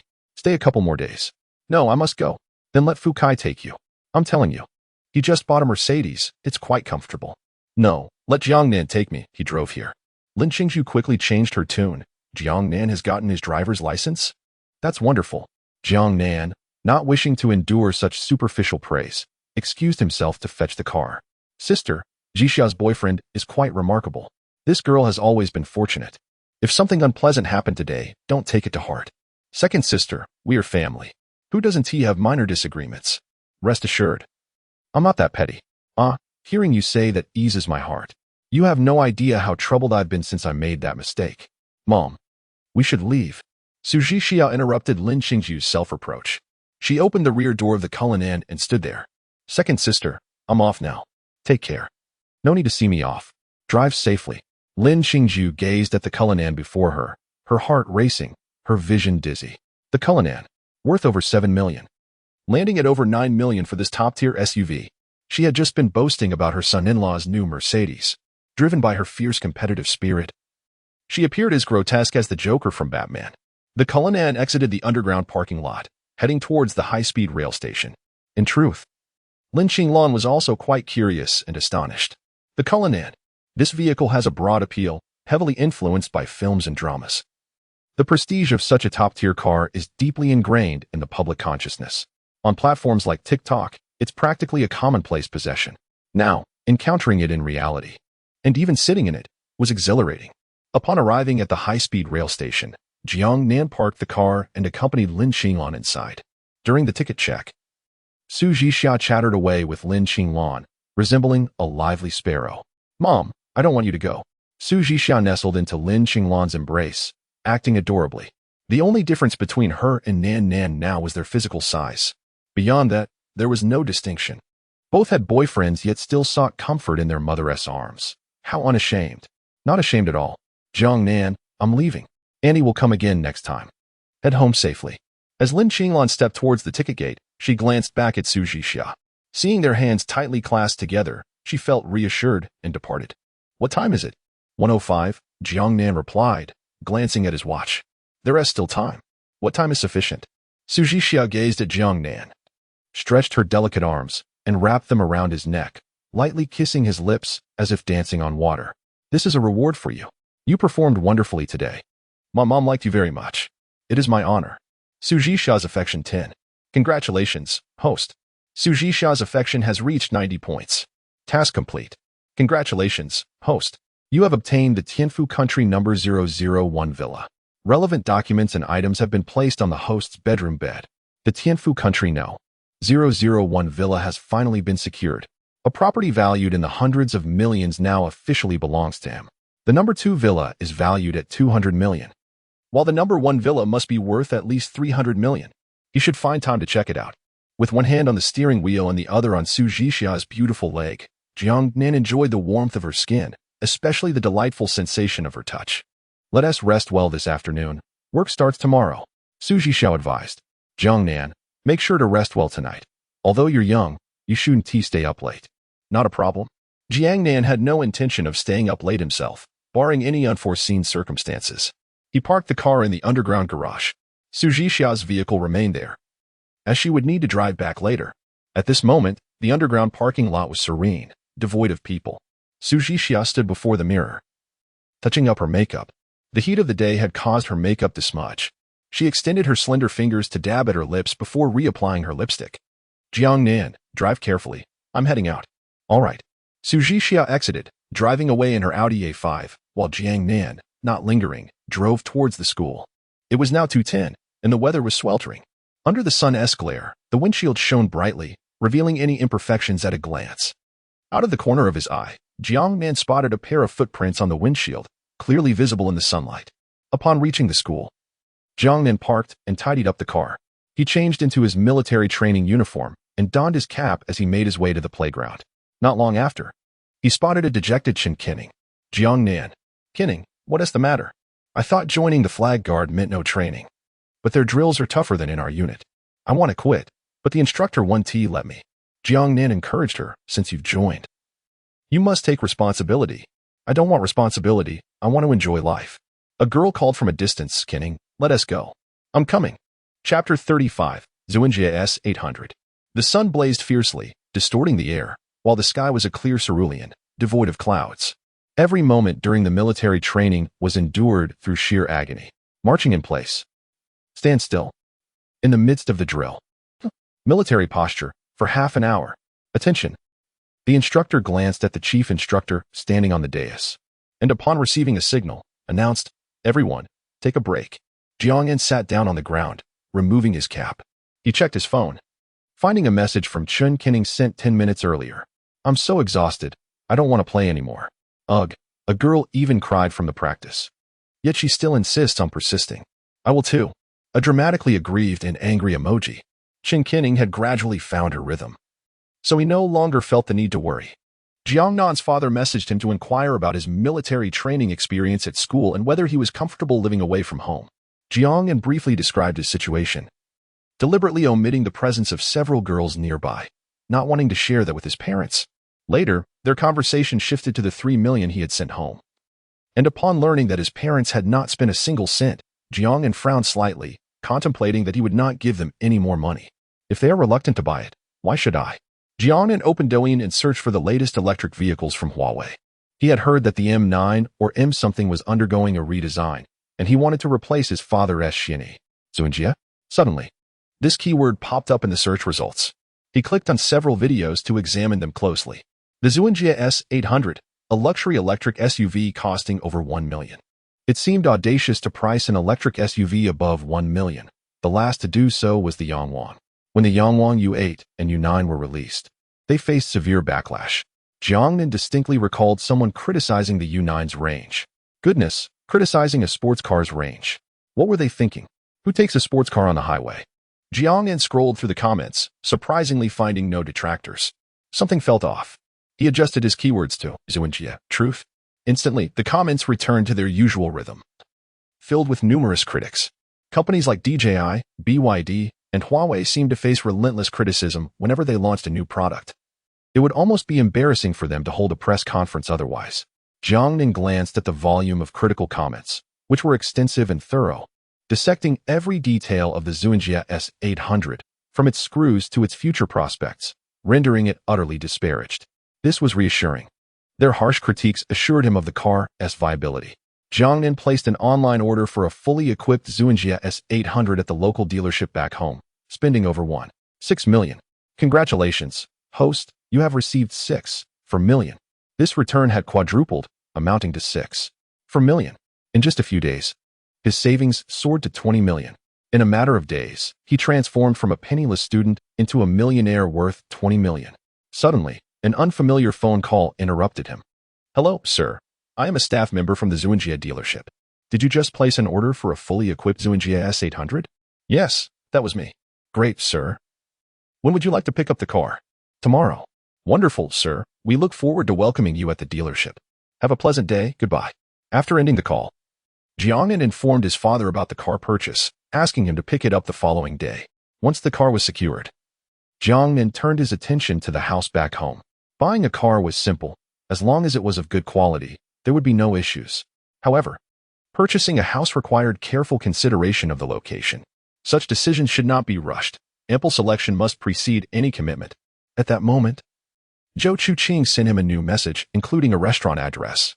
A Cantonese restaurant boasting 2 Michelin stars. Jiangnan looked up the restaurant, discovering it was the only 2-star Michelin Cantonese establishment in Jiangnan, with an average cost exceeding 2,000 per person. After the afternoon training concluded, Jiangnan bought a bottle of room-temperature sports drink and headed to Chun Kinning. The training ground for the National Flag Guard was separate from the other squads, located on a different field. Now, all squad training had ended. The group of a dozen stood out prominently in the center of the field, drawing the attention of both seniors and newly graduated trainees alike.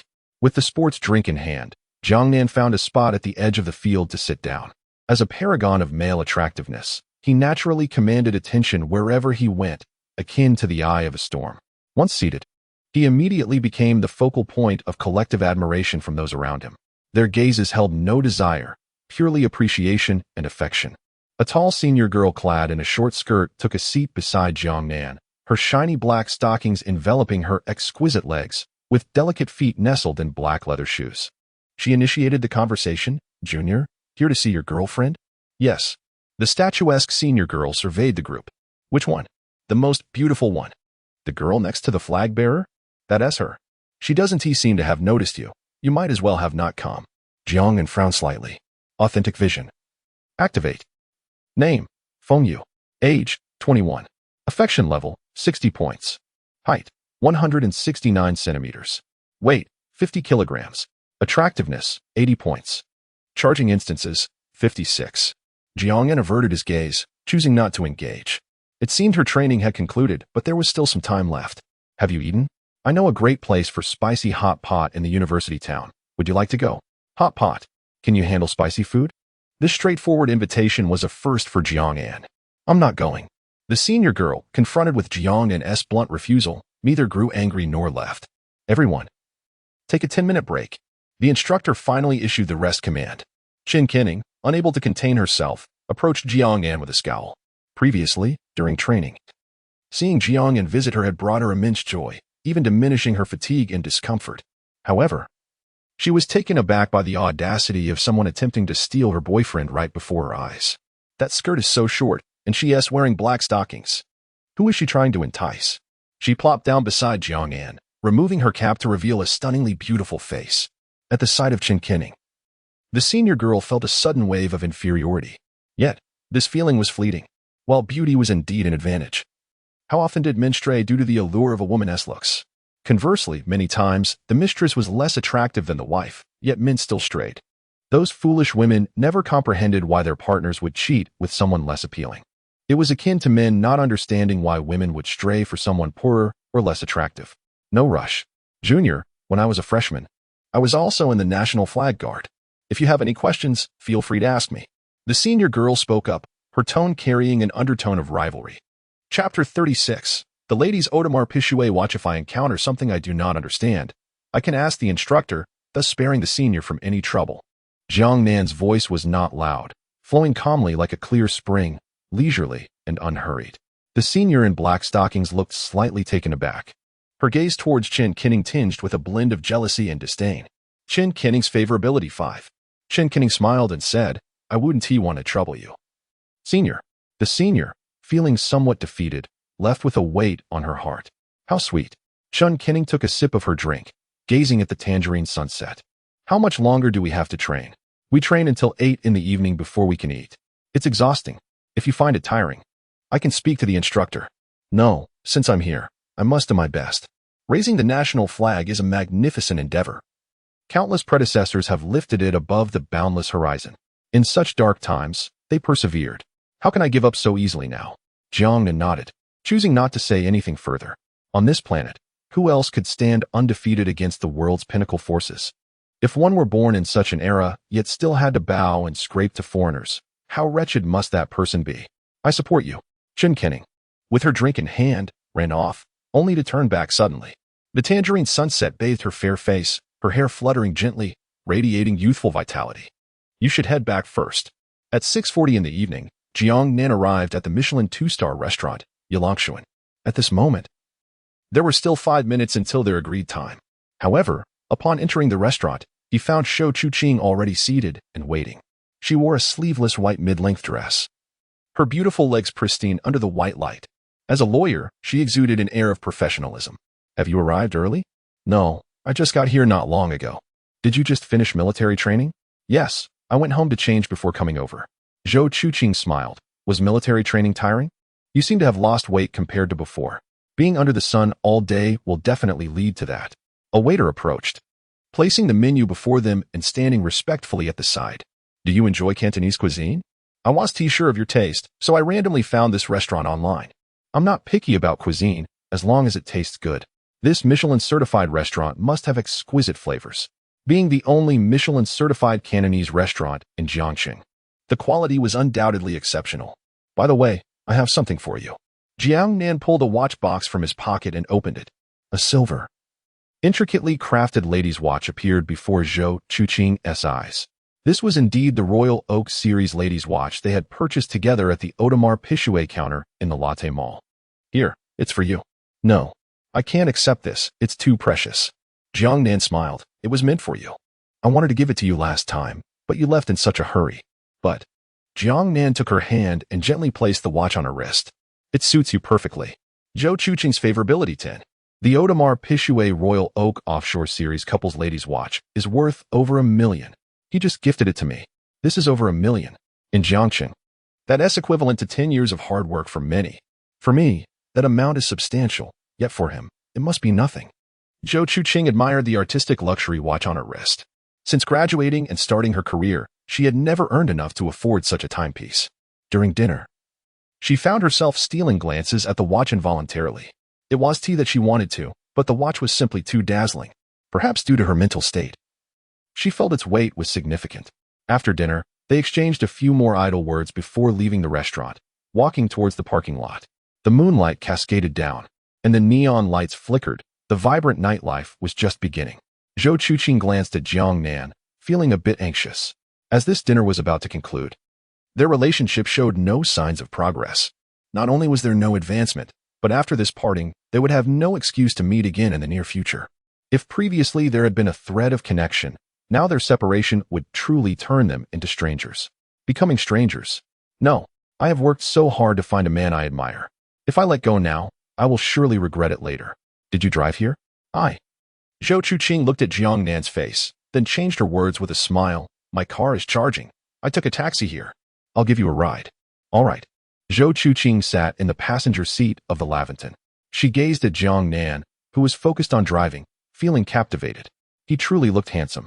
Under her guidance, Jiangnan soon dropped her off downstairs. I have arrived. Then, see you next time. It was still early. How about we go up for a beer? Jiangnan responded with a puzzled hum. After saying this, Zhou Chuqing's face flushed, and she offered no further explanation. She had merely spoken impulsively, not wanting Jiangnan to leave so soon. What beer? She didn't even have a single can at home. The elevator ride from the 1st to the 12th floor was brief, mere seconds. Zhou Chuqing opened the door, removing her high heels at the entrance and slipping on a pair of blue slippers. A sheer, thin stocking enveloped her feet. Jiangnan also put on a pair of blue slippers, which were rather small and ill-fitting. It seemed she lived alone, with no guests around often. Please, sit down. I'll get you some tea. Jiangnan took her hand, gently pulling her into his embrace.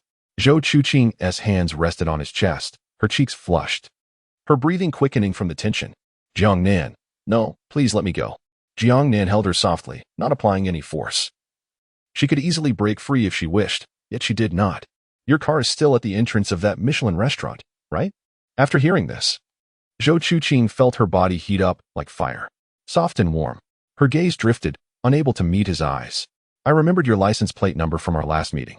Just now, if I am not mistaken, that car was indeed at the restaurant entrance.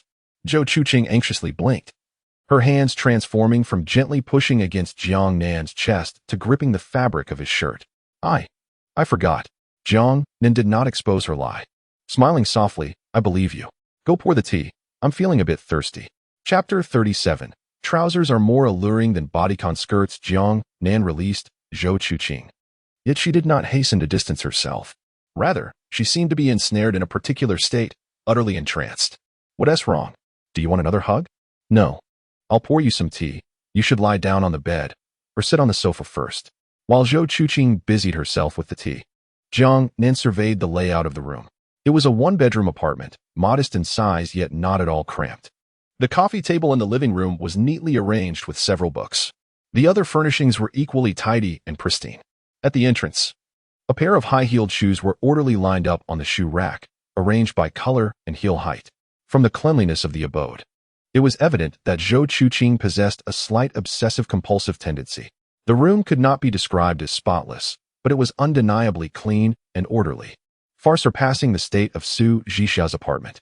Though both were one-bedroom layouts, Su Zhixia's space appeared somewhat chaotic in comparison. Yet, even in disarray, Su Zhixia's room was 100 times more organized than Jiangnan's bedroom.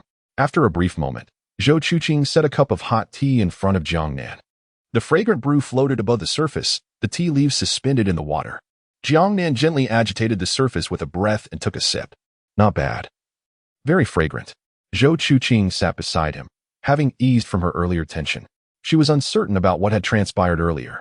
The moment Jiangnan's arm brushed against her soft waist, it felt as if a switch had been flipped within her. In an instant, her body softened. It was the first time in her life that she experienced such a magical sensation. She even found herself wishing Jiangnan would embrace her once more. However, as time passed and her tea neared completion, Jiangnan had yet to make any move. What was this? He had just held her, and now he was calmly sipping tea as if nothing had happened. It was infuriating. Yet, upon seeing Jiangnan's face, her anger inexplicably dissipated. Jiangnan, accompany me to the inspection office, Zhou Chuqing suddenly declared. The inspection office? What for? Jiangnan asked, puzzled. Zhou Chuqing smiled and replied, for your harassment of women. You are to be detained. Harassment? Me? Indeed. Who did I harass? Me. Lawyer Zhou, I merely hugged you. I did not lay a finger on you. You have already embraced me. What more do you wish to touch? Their gazes locked, revealing a tender affection and strong camaraderie between them. With a favorable impression of 45 points, if he did not act now, he would be remiss in not taking advantage of such high regard. If I were to embrace you with your consent, would that not be considered harassment? From a legal standpoint, violating a woman's will is a crime. If I consent first, then it would merely be a friendly exchange. Then, Lawyer Zhou, would you be willing to engage in a friendly exchange with me? Zhou Chuqing's previously calm heart began to race again as she nervously replied, only permitted to embrace. I promise not to do anything beyond that. Jiangnan's arms encircled Zhou Chuqing's waist, gently drawing her close. There remained a slight distance between them. Zhou Chuqing placed her hands on Jiangnan's shoulders, her gaze soft. Her cheeks flushed like the evening sky, and her lips glistening like honey. Jiangnan leaned down to capture the sweetness of her lips, drawing her into his embrace. In that moment, their two ardent hearts beat in synchrony. After sharing a kiss for over a minute, they reluctantly parted. I didn't consent to you kissing me. You didn't refuse, did you? Legally, there is no such thing as implied consent. Although she verbally protested, she showed no intention of distancing herself from Jiangnan. Her delicate hands draped leisurely around his neck, occasionally brushing against the nape of his neck, though she refrained from making any bold moves. This evident desire, tempered by extreme restraint, ignited Jiangnan's affections like a potent elixir. Jiangnan leaned in closer, pausing just before Zhou Chuqing's lips. She had closed her eyes. Yet after a prolonged wait without receiving the expected warmth, she opened her eyes to find Jiangnan looking at her with a teasing smile. Instantly, her sense of embarrassment surged. Surely, he had witnessed her earlier impatience. What are you waiting for? Of course, I am waiting for your consent. I am quite the gentleman. Zhou Chuqing shot him a sidelong glance. She wrapped her arms around his neck and leaned in, attempting to kiss him. However, Jiangnan deftly evaded her advance. Zhou Chuqing was momentarily taken aback, a hint of irritation coloring her cheeks. In a sudden burst of determination, her soft hands tightened around Jiangnan, preventing him from escaping. You want to get away this time. Under the warm yellow light, they shared a long kiss.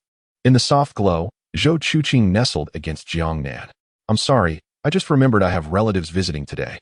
Jiangnan held her delicate hand. You come to visit relatives yet still tempt me? You ought to be punished. Raise that little backside of yours for me to spank. I fear your spank might entail more than just that. I am quite the gentleman. Your credibility with me is already at zero. How tragic it is that trust between people has vanished. Jiangnan glanced at the time, 10:20 p.m. It was getting late. He should be heading back. I must leave now. Why must you go? I fear that remaining here may lead you to harm me tonight. Rogue, do you disdain me? Not at all. I am merely trying to protect you. I do not want your protection. I want your love. Chuqing, your relatives are here. Have you forgotten? Stay as you wish. The rest is not your concern. Today, you shall not leave. The following morning, Jiangnan awoke from his slumber. Zhou Chuqing still lay beside him, peacefully asleep. A glimmer of drool at the corner of her mouth. As the old adage goes, drooling in sleep means one has worms in their belly. Zhou Chuqing's affection 25. Over the night, his affection for Zhou Chuqing had increased by 25 points, bringing her total to 67. It would not be long before it reached 90. Daily tasks refreshed. Task name, accumulate wealth. Task description, the greatest invention of humanity is wealth, which fundamentally drives the advancement of civilization. Wealth is the key to enjoying a happy life. Without sufficient wealth, the concept of happiness becomes unattainable. Accumulate wealth to 30 million by 8 p.m. today to receive a mysterious reward. Task reward, a mysterious gift package.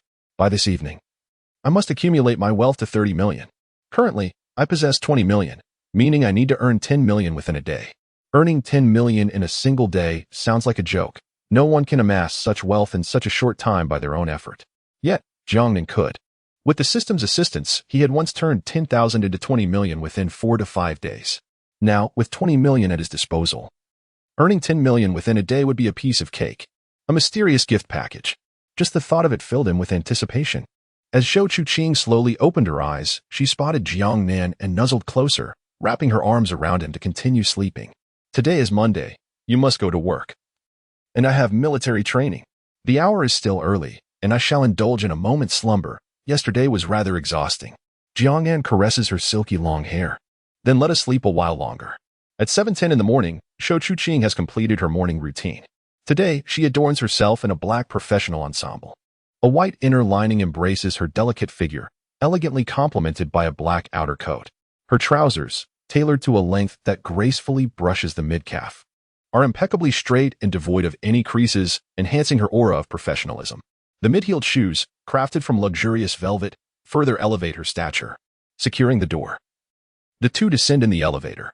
Zhou Chuqing leans against Jiangnan, smiling as she inquires. The sense of professionalism emanating from a tailored suit is far more serious than that of a figure-hugging skirt. Yet, it is this very gravity that stirs a man's desire for conquest to its fullest extent. Xiao Jiang, do you wish to conquer me, your elder sister? Chapter 38. The Porsche Panamera. Jiangnan held Zhou Chuqing's small hand. When are your relatives leaving? This week, Wednesday or Thursday, she replied. You should pray for Friday, as I have an unexpected engagement and won't be able to come. After Friday comes Sunday. I'm not afraid. Besides, Zhou Chuqing smiled. To speak of defeat before the battle is not my style. I look forward to Friday. I shall wear this outfit and wait for you at home. I will shred it, he teased. It's quite expensive. I'll buy you another. Then make sure to tear it with gusto. This dress is quite delicate, Jiangnan said. Exasperated.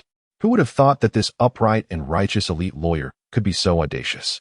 The contrast was striking. Had it not been for her relatives visiting, Jiangnan would have certainly pursued her with fervor rather than merely entertaining the notion. After breakfast, Jiangnan accompanied Zhou Chuqing to the Tiangong law firm. It was peak commuting time. As they arrived, a steady stream of office workers passed by the entrance. Suddenly, a Cullinan halted right in front of the building, instantly drawing everyone's attention. Just having returned from the weekend, the employees, reluctant to return to work, couldn't help but steal glances at the luxury vehicle, the Cullinan. It was an extravagant sight that even their boss might not afford. Yet, what truly astonished them was not the car itself, but the woman who emerged from the passenger seat. It was Zhou Chuqing from their office. If it were morning or afternoon, one might expect a client visiting the office. However, it was morning, and she arrived in that car. Had they spent the night together? Judging by her expression, she seemed quite familiar with the person in the car. Goodbye, Jiangnan said as he drove away. Zhou Chuqing walked towards the entrance, her handbag in tow. Good morning, Lawyer Zhou. Morning. Lawyer Zhou, you arrived quite early. You too are not late, she replied as she entered the elevator, where she encountered a female colleague with whom she shared a good rapport. Is the person who dropped you off your boyfriend? The colleague inquired with a smile. Yes, he is, Zhou Chuqing responded candidly. You are so lucky to have a boyfriend who drives a Cullinan. Zhou Chuqing refrained from elaborating. Although her attraction to Jiangnan was not rooted in his wealth, but rather his appearance and character, explaining herself would only lead others to perceive her as insincere, pretending to be indifferent to his money. Thus, she chose silence. Lawyer Zhou, did you buy a watch? When a woman becomes the focus of attention, every item she possesses garners interest. Observant eyes quickly noticed the watch on Zhou Chuqing's wrist. It was a gift from my boyfriend. He said it isn't worth much. So I accepted it. I don't know much about watches. I wear it for fun. As the elevator doors opened, Zhou Chuqing stepped out. An astute colleague snapped a photo and checked the watch online. Well, the retail price is 1.3 million. The market price is 1.5 million. What is this? So impressive? Has the market for Audemars Piguet been thriving these past 2 years? Is it possible that this particular series is performing exceptionally well? I must borrow money to invest in watches. I advise you to remain calm. The market fluctuates daily. If it crashes, you could face ruin. Buying for enjoyment is one thing, but investing requires caution. Besides, you most likely won't even be able to purchase it. Jiangnan arrived at the training ground of the National Flag Honor Guard. It was 7:30 in the morning, and the team was already practicing their marching. Chen Qinning wore a serious expression. Though her steps were less than perfect, her earnestness was palpable. Jiangnan donned his cap and turned to leave. Just as he took a couple of steps, a Porsche sped past him. The rapidity was alarming. Had Jiangnan moved even slightly faster, the car would have collided with him, startling the surrounding students. Is this person insane? Driving a Porsche like that? In such a rush to meet their demise? Someone exclaimed, fuming. Damn it, I just got splashed with water, ruining my new pants. Jiangnan looked down at his trousers and shoes, which were now splattered with mud, particularly noticeable against the camouflaged fabric, making it seem as though he had soiled himself. Recent rains had left puddles along the roadside, and the Porsche S-Speed had sent water flying onto many bystanders. The red Porsche Panamera parked not far away. A boy wearing a short-sleeved shirt and shorts stepped out, his hairstyle reminiscent of Kuan Ji's, but lacking in charm. After removing his sunglasses and placing them casually in his collar, he ignored the disgruntled students around him and sauntered towards the College of Arts. What a jerk, driving a Porsche and acting like he's above everyone else. Is he the only one allowed to speed? If I could afford a Porsche, I would make sure to teach him a lesson. As the boy neared Jiangnan, he was called out. Hey, you got my pants dirty. The boy turned, observing Jiangnan's attire, a freshman, and shrugged nonchalantly. So what if I did? Just wash them. Jiangnan frowned, questioning, I should wash them? Why not? Just wash them, you weirdo. The boy seemed in a hurry to reach the College of Arts, tossing off a dismissive remark before turning to leave. As he approached a puddle about a meter away, Jiangnan lifted his foot and stomped down on the boy's calf with considerable force, intending to knock him off balance. The boy yelped, tumbling into the muddy puddle. Jiangnan walked past him, coldly remarking, next time, watch where you're walking. If you can trip on flat ground, you might as well donate your eyes. You better stop right there. Jiangnan suddenly halted, turned around, and kicked the boy, who had just regained his footing, sending him crashing back into the mud. Want to fight? Jiangnan smiled. Fear flickered in the boy's eyes. Jiangnan ignored him and continued on his way. Just wait. If you think you can stay at Jiangnan University after this, I want to be called Feng Hao. The surrounding students found the entire scene utterly amusing. Witnessing Feng Hao being humiliated brought them joy. Look at him. He is pathetic, like a dog. This is hilarious. After military training concluded, Jiangnan sat on the ground, opened Douyin, and contemplated how to earn 10 million before the night fell. Chapter 39. Zhang Shujia's sister, the sister of the live-streaming duo, sent a message. Nan kicked off her blanket while sleeping last night. Upon waking this morning, she had a persistent high fever and could not attend kindergarten. After taking medication, she felt somewhat better, yet her condition remained worrisome, as she still coughed intermittently. The plan she had made with Jiangnan had to be put on hold until Nan recovered from her cold. Jiangnan expressed his concern briefly before exiting the chat application. He opened Douyin and continued scrolling through short videos. He had just recharged 10 million Douyin coins, totaling 1 million yuan. During his brief break, he had already gifted 50,000 yuan and received a return of 400,000 yuan, with a staggering return multiplier of 8 times. It seemed that the system had discreetly increased the return multiplier after issuing tasks. Jiangnan's gifting targets were those courageous women who, in pursuit of their livelihoods, disregarded the opinions of others. He greatly admired them. With just a few tokens of appreciation, he could bring smiles to their faces. Tonight, he planned to enjoy a hearty meal of stewed pig's trotters. What could be more delightful? A notification popped up on his phone screen. The streamer Dinosaurs Don't Eat Peppa Pig is live now. Jiangnan was taken aback. When did he start following such an abstract streamer? This notification had appeared 2 or 3 times already. He clicked on the prompt and found himself entering the live stream. His account was of high rank, and upon entering, he was greeted with an impressive entrance effect. Inside the stream, 2 girls clad in denim shorts and fitted white tees were performing squats on a pressure board. The title of the stream read, Sisters Streaming Together. On the side of the screen, comments flowed in. Flowers, go for it. 1 squat. Love you, 5 push-ups. Peach can, 10 squats on the board. Lucky charm. Streamer on break. In the lower left corner of the screen, the count of peach cans was steadily rising, now alarmingly, at 150. This meant the 2 streamers needed to perform an additional 750 squats on that board. Among them was Jiangnan's acquaintance, Zhang Shujia, while the other girl, who bore a slight resemblance to her, exuded a completely different aura. Each peachkin was worth 10 yuan. So 150 amounted to 1,500 yuan. The pressure board was not one of those aesthetically pleasing yet ineffective types. Zhang Shujia was earnest. Each protrusion on the board was at least 5 centimeters high. She was in considerable pain, her face flushed, neck thickened, and veins bulging on her forehead, while the girl beside her was faring no better. However, a viewer with the nickname Xianbing Duozhu continued to shower peach cans. Upon seeing the entrance effect in the live stream, Zhang Shujia stepped off the pressure board and cheerfully exclaimed, "Welcome back, little boy brother." As soon as her voice faded, the peach can ceased.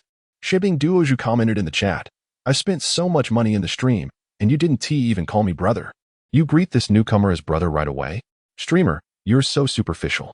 All this money I spent was in vain." Zhang Shujia furrowed her brow, displeased. "What I do is my business. You're gifting peach cans. Am I not doing squats on the board?" Xianbing Duozhu shot back, "Fine, you think this is a game? Tomorrow, if you can still stand, I'll take your surname. Use the peach cans I gifted you." Zhang Shujia let out an irritated huff, turned to the pressure board, and bit her lip. Resolutely, she stepped onto the pressure board, instantly wincing in pain. She glanced at the girl beside her, who was absorbed in her squats, despite her face turning red from the exertion. "Sister, how about we take a break?" The girl shot her a look and replied, "There are over 1,000 people in the stream right now. If you rest now, how will we continue streaming later?" Xianbing Duozhu taunted in the chat, "I want to bully you. Just hang a sign on the wall saying I was beaten into submission by Xianbing Duozhu, and we'll call it even." Zhang Shujia shot a glare at her phone screen and retorted, "Who do you look down on? If you have the guts, keep gifting. I, Zhang Shujia, am a fairy. Write my name backward." With determination, she returned to the pressure board, resuming her squats. The peach cans continued to rise, soon reaching 160. At that moment, the carnival effect appeared in the live stream. Little boy gifts the streamer a carnival 1. Little boy gifts the streamer a carnival 1. The little boy, level 67, chimed in, "Take a break for now." 6,000 yuan directly overshadowed Xianbing Duozhu's peach cans. Upon witnessing the carnival effects in the stream, the viewers erupted in joy. "Wow, a true big brother has arrived. Starting off with 2 carnivals, that's impressive. Xianbing Duozhu, this one to do. If someone disrespects me, I certainly cannot tolerate it. If Xianbing Duozhu can endure this, I'll pretend I never said anything. You, with your calculations, I can hear them even from Dongshan. The seeds are ready, let us get ready for a showdown." Zhang Shujia, seeing the 2 carnivals in the stream, cheerfully exclaimed, "Thank you, little boy brother." For the 2 carnivals, she helped Zhang Shuqing down and seated her. Having performed numerous squats, Zhang Shuqing's legs and back ached, and her head throbbed. This was an experience she never wished to endure again. "Thank you, little boy brother, love you." Jiangnan's favorability with Zhang Shujia 5. Jiangnan's favorability with Zhang Shuqing 5. In Jiangnan's mind, the system's notification echoed. True eye. Name, Zhang Shuqing. Age, 19. Favorability, 5 points. Height, 171 centimeters. Weight, 48 kilograms. Appearance, 95 points. Charge count, 0. Both sisters were beauties, each rated at 95 points for their looks. Their parents must have been extraordinarily attractive to have produced such stunning daughters. "Xianbing Duozhu, are you slapping me in the face?" The little boy replied, "Let them take a break." Xianbing Duozhu retorted, "Did I say they should rest? What's a level 67 account doing in front of me? A level 67 account in this small stream? You probably bought the account. You don't even have your own exclusive female streamer." Jiangnan frowned slightly. He could take a diplomatic approach, but if the other party remained rude, he had a little reserve of strength left. The little boy shot back, "Are your peach cans expired? Have they given you hallucinations?" Xianbing Duozhu scoffed, "Do you care for them? I insist that they continue." 10 carnivals. Arranged immediately, Xianbing Duozhu declared, "Continue." Chapter 40. The Achievement of 10 Million Small Goals. The resilient Su Jixia Zhang Shujia did not anticipate that events would unfold to this extent, just as she intended to rise and perform squats on the pressure board. That familiar yet exhilarating scene reappeared in her live stream. Her live stream room was once again overwhelmed by the carnival.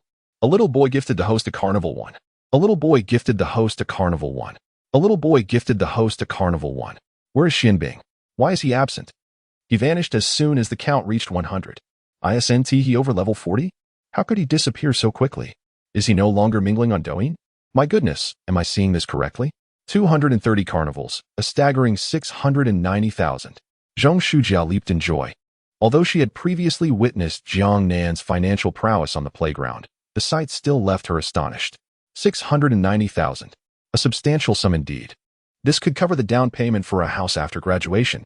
Thank you, little brother, for your generous carnival gifts. Jia loves you dearly.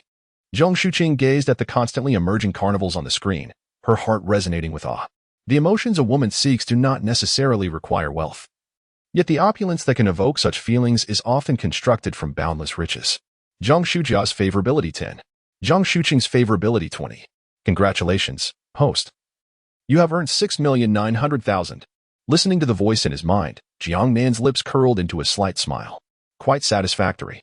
Daily tasks. Accomplished ahead of schedule.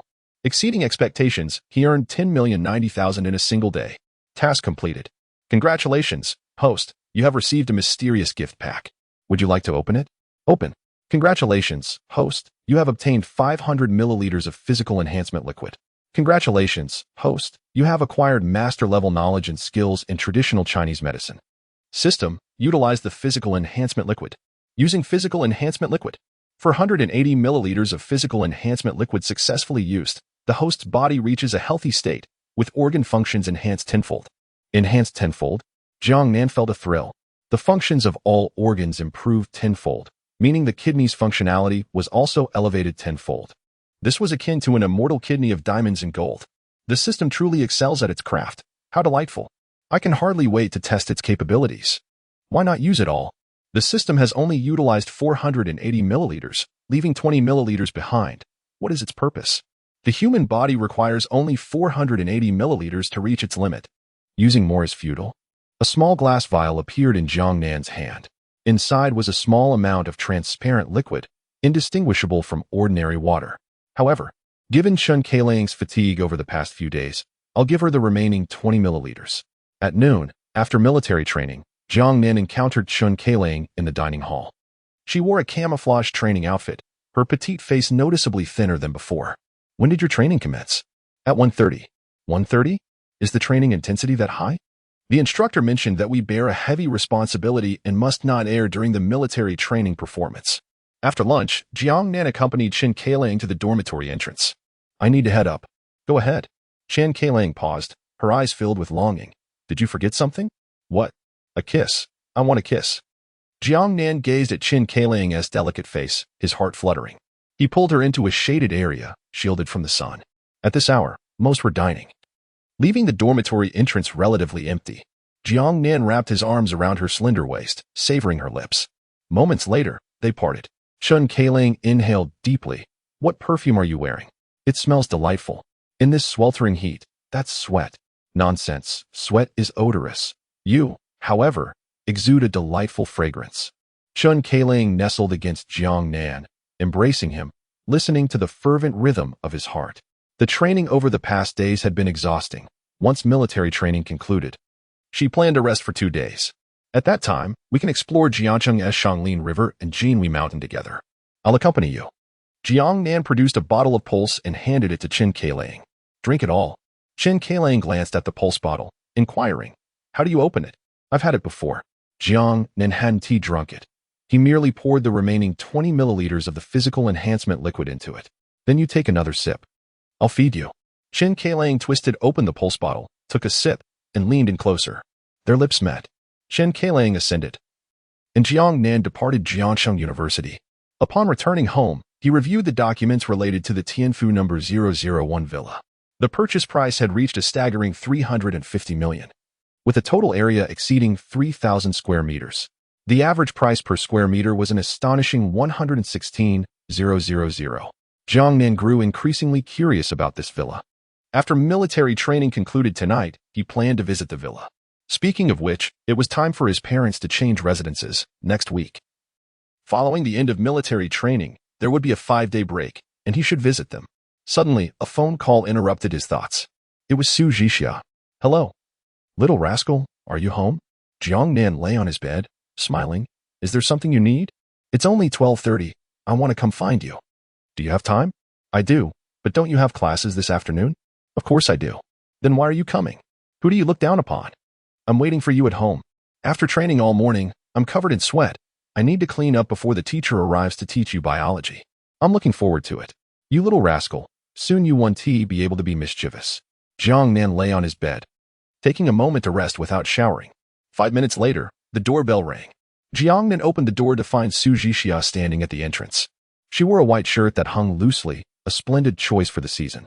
Her long, straight legs were clad in fitted jeans, accentuating her curves beautifully.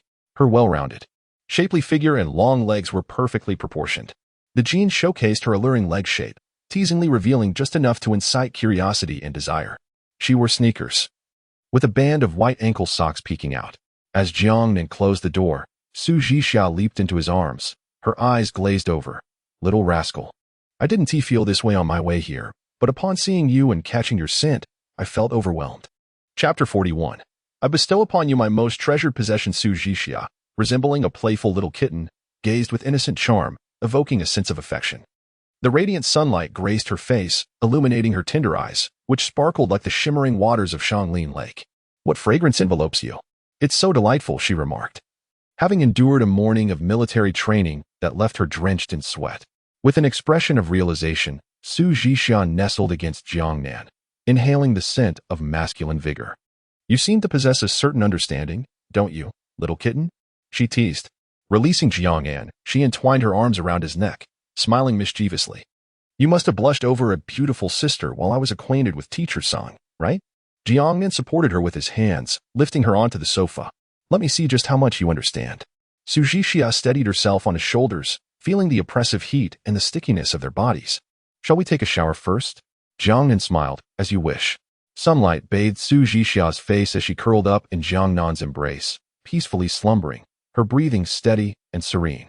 Leaning against the bed, Jiangnan opened his phone, scrolling through Douyin. At that moment, an unfamiliar number called. Just as he contemplated rejecting the call, a frown creased his brow. After 2 bodily enhancements, his senses had undergone a qualitative transformation, particularly his memory. He recalled that this number had called before, on that fateful night when autumn winds had brought a cold. Upon waking, he had noticed this missed call, dismissing it as a nuisance. Now, it was ringing again. He answered, Hello? Xiaonan? The voice on the other end deepened his confusion. Who are you? Lin Shidong. I moved away last year. Don't you remember? I'm the beautiful sister who often dragged you to play games. Suddenly, recollection dawned upon Jiangnan. During his 2nd year of high school, a gaming live streamer had moved in across from him. Charming, sweet-voiced, and cheerful. They had been neighbors for a year and a half before she relocated last winter. Shidong, why are you calling me out of the blue? My rent is due, and I have nowhere to stay. You're asking me for money? No. I want to move in with you. Jiangnan glanced over at the sleeping Su Jixia, then stepped onto the balcony. Move into my place? Why? Didn't you see my posts? You bought a spacious apartment in Jiangxing. I thought, given our relationship, you wouldn't let me suffer. When Jiangnan had purchased his home, he had indeed shared a post about it. My dear brother, I can't go on like this. Please help me. Worst case, I'll give you my most prized possession. What are you saying? Am I that kind of person? Does that mean you agree? When are you planning to move in? Tonight, if possible. Such urgency? Honestly, I was supposed to move out last Sunday. The landlord is decent and gave me 2 extra days. Otherwise, I wouldn't be in such a rush to call you. Fine, but can you help me move after military training this afternoon? That's a bit much. Isn't it? I let you stay for free, and now you want me to be your free labor? No, I've run out of savings and can't afford a moving service. Just help me get my things to the bus stop, and we can take the bus. Lin Shitong's please silence Jiangnan's intended complaints. How do we end up like this? He sighed. Life is hard for adults. Lin Shitong sobbed openly on the other end. After more than 20 seconds, her tears subsided. We can cry or laugh. Who will judge whom? Make sure to come then. I will. As he prepared to hang up, Jiangnan suddenly inquired, Have you had lunch? I still have half a pack of noodles. After hanging up, Jiangnan sent Lin Shidong 100 yuan, initially intending to send 1,000. However, he reconsidered, feeling that gifting didn't quite count as an expense. So he opted for 100, at least ensuring she could afford lunch. Suddenly, he felt arms wrap around him from behind. Su Jixia rested her chin on Jiangnan's shoulder, her eyes still drowsy. She sleepily pecked his ear. Why did you get up? Just a phone call. Let us go back to sleep. Glancing at the time, Jiangnan scooped her up, cradling her in his arms. There was still time for a bit more rest. At 2:25 p.m., Jiangnan parked outside the school mall. The heat was stifling, and without a bottle of water after military training, he felt uncomfortable. He made his way to the beverage section, scanning the shelves before selecting a bottle of sugar-free Coca-Cola. As he approached the checkout, he called out, "Jingya, I have 2 movie tickets. Let us go together tonight. I don't like watching movies. I'll carry your things. You seem to be struggling with those. I can manage. Can you keep your distance? Jingya, it's my birthday today. Please do me a favor and join me for a movie. I've boasted to my friends about it. And if you don't come, I'll lose face." Jingya halted, casting a dark glance back at the man not far behind her. "Phone Hao, are you insane? Keep your distance from me. Since 3 days ago, you've buzzed around me like a fly. I don't even know you. Why do you keep bothering me?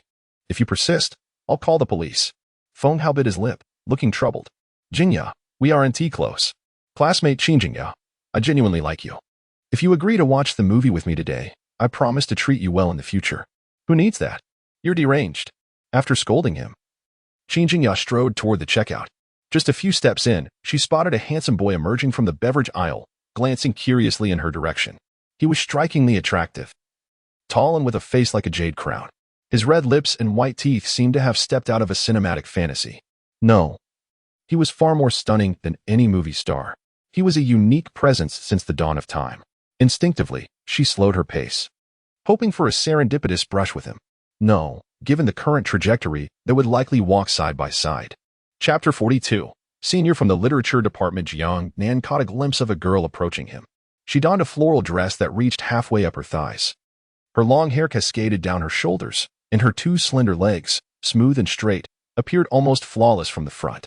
They were delicate and proportionate, with a seamless transition from thigh to calf. Her thighs pressed closely together, leaving no gap, while white ankle socks peeked out slightly. The white casual shoes she wore further enhanced her air of innocence. Name, Jingya. Age, 21. Affection level, 10 points. Height, 170 centimeters. Weight, 51 kilograms. Attractiveness, 95 points. Charging times, 0, 10 points of affection. So high? Why? Just for this brief encounter? Jingya, that name sounds familiar. Jiangnan's mind raced. And suddenly he recalled. She was the campus beauty voted by everyone on the confession wall, the senior from the literature department who overshadowed Cullinan. What a coincidence to run into her at the school supermarket. Or perhaps not so coincidental. Encountering any fellow student at the school supermarket seemed an inevitable yet rare event. Jiangnan averted his gaze, not wanting to linger. This was merely their first meeting, and it would be impolite to stare. Maintaining his pace, Jiangnan soon found himself walking alongside Jingya as they approached the cash register. Before he could speak, she suddenly said, "You go ahead." "All right," Jiangnan thought. "I'm in front. Am I supposed to let you go first? Besides, isn't there another register over there? It seems unoccupied." Jingya stood behind Jiangnan, admiring his profile, her heart inexplicably racing. At this moment, she seemed to have already envisioned the name of her future son. If he were to propose to her right now, she would undoubtedly say yes without hesitation, as Juliet did for Romeo, vowing to be together through life and death. Like Shu Ying'ai for Liang Shanbua, she would share their lives as butterflies, soaring together. In heaven, I would be a pair of birds. On earth, a branch entwined. If a century from now he were to depart before her, she would willingly follow him into the fiery furnace, embracing the brilliant flames as a tribute to their encounter in this lifetime. The countless masterpieces she had read suddenly stirred within her. She felt an overwhelming frustration at the multitude of people around her, inhibiting her from expressing her emotions through words. If there were fewer eyes upon her, she would have penned poetry to celebrate their fateful meeting. Jingya was aware of her beauty, having known it since childhood. It was her greatest pride. Yet, upon entering university, she discovered that her peers would not respect her merely for her looks. Rather, they would ridicule, slander, and ostracize her. Humans are social creatures. When an individual stands out in a group, regardless of their strength or weakness, they will be marginalized unless they possess the power to ignore or conquer such exclusion. Even the most exquisite beauty cannot guarantee dominance over a collective. However, wealth can. In her sophomore year, a girl spread false rumors about her, resulting in a confrontation that led to no punishment from the school, only a verbal warning. Consequently, she developed an extreme, even twisted, obsession with money, an obsession bordering on madness. Yet, humans are both rational and irrational. Since the dawn of civilization, humanity has been gambling. Figures like Newton, Faraday, and Tolstoy all wagered with scarce resources. The stakes were high, lose, and civilization would stagnate, win, and humanity would leap into the industrial age. Jiangnan too was gambling. Her extraordinary beauty was her wager, her sole asset. She sought a future paved with wealth and fame. While she adored money, she dismissed the average wealth of those around her, like Feng Hao, who had been pursuing her since 3 days prior with his dilapidated car, causing her great disgust. Before meeting Jiangnan, she had only set her sights on the wealthy and handsome. Yet at this moment, her aspirations shifted. As long as she could be with him, what did money matter? She did not care. Even if he lacked ambition and lived an ordinary life, she would gladly share that life with him, even in poverty. Jiangnan exited the supermarket first. Before Jiangnan paid, she turned back with a scowl at Feng Hao. Get lost. Stay away from me. This is my last warning. While Feng Hao's anger simmered, he dared not voice it. The saying goes, a good woman fears a persistent man. How did that blonde manage to get a girlfriend? Was it not due to his decent looks and silver tongue? Did Feng Hao's looks not rival those of the blonde? Besides, he drove a luxurious car. As long as he persevered, surely she would relent. After paying, Jiangnan hurried out to catch up with Jiangnan. Feng Hao, having bought nothing, followed her outside. Upon exiting the supermarket, Jiangnan spotted Jiangnan, clad in camouflage training gear, stepping into the sunlight. Junior. Her voice was crisp and melodious. Almost all the boys, including Jiangnan, turned their heads simultaneously. Gathering her courage, Jiangnan approached Jiangnan under the watchful eyes of those around them, her lips slightly parted. Junior, may I add you on WeChat? I'm a member of the Student Union's Discipline Department, and I can help you with any questions you have in the future. Sure. Jiangnan replied, adding her on WeChat. Jiangnan glanced at her phone screen and smiled. Your name is Jiangnan, right? Yes, Jiangnan. Your name is lovely. Did your parents derive inspiration from Wang Wei's poetry? Wang Wei's poetry. Indeed, only longing resembles spring colors. Jiangnan and Jiangbei bid you farewell. Jiangnan affection level 4. Jiangnan gazed at him intensely, her eyes aflame, wishing to capture his gaze. Yet, she was mistaken. Jiangnan smiled and said, No. My father's surname is Jiang, and my mother's surname is Nan. So, I am Jiangnan. There is no special connection to Wang Wei. Jiangnan's expression dimmed slightly. Is that so? Nevertheless, I have also dabbled in Wang Wei's poetry. We can discuss it more in the future. Her gaze reignited with fervor. Let us keep in touch. All right. Jiangnan turned to leave, not glancing back, his pace steady and unaffected. Jiangnan's eyes sparkled with enchantment, as if the gentleman from her books had come to life before her. Jiangnan affection level 2. Jiangnan raised an eyebrow as he opened the door of his Lamborghini Revent Inn, subconsciously glancing at Jiangnan not far away. At that moment, her expression seemed somewhat strange. What was wrong with her? Jiangnan pondered. Chapter 43. The first encounter between Zhong Shujia and Jiangnan drove away.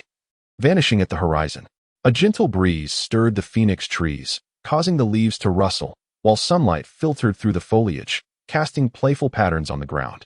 Jiangnan gazed in the direction where Jiangnan had disappeared, her heart racing, her hands clasped in prayer against her chest.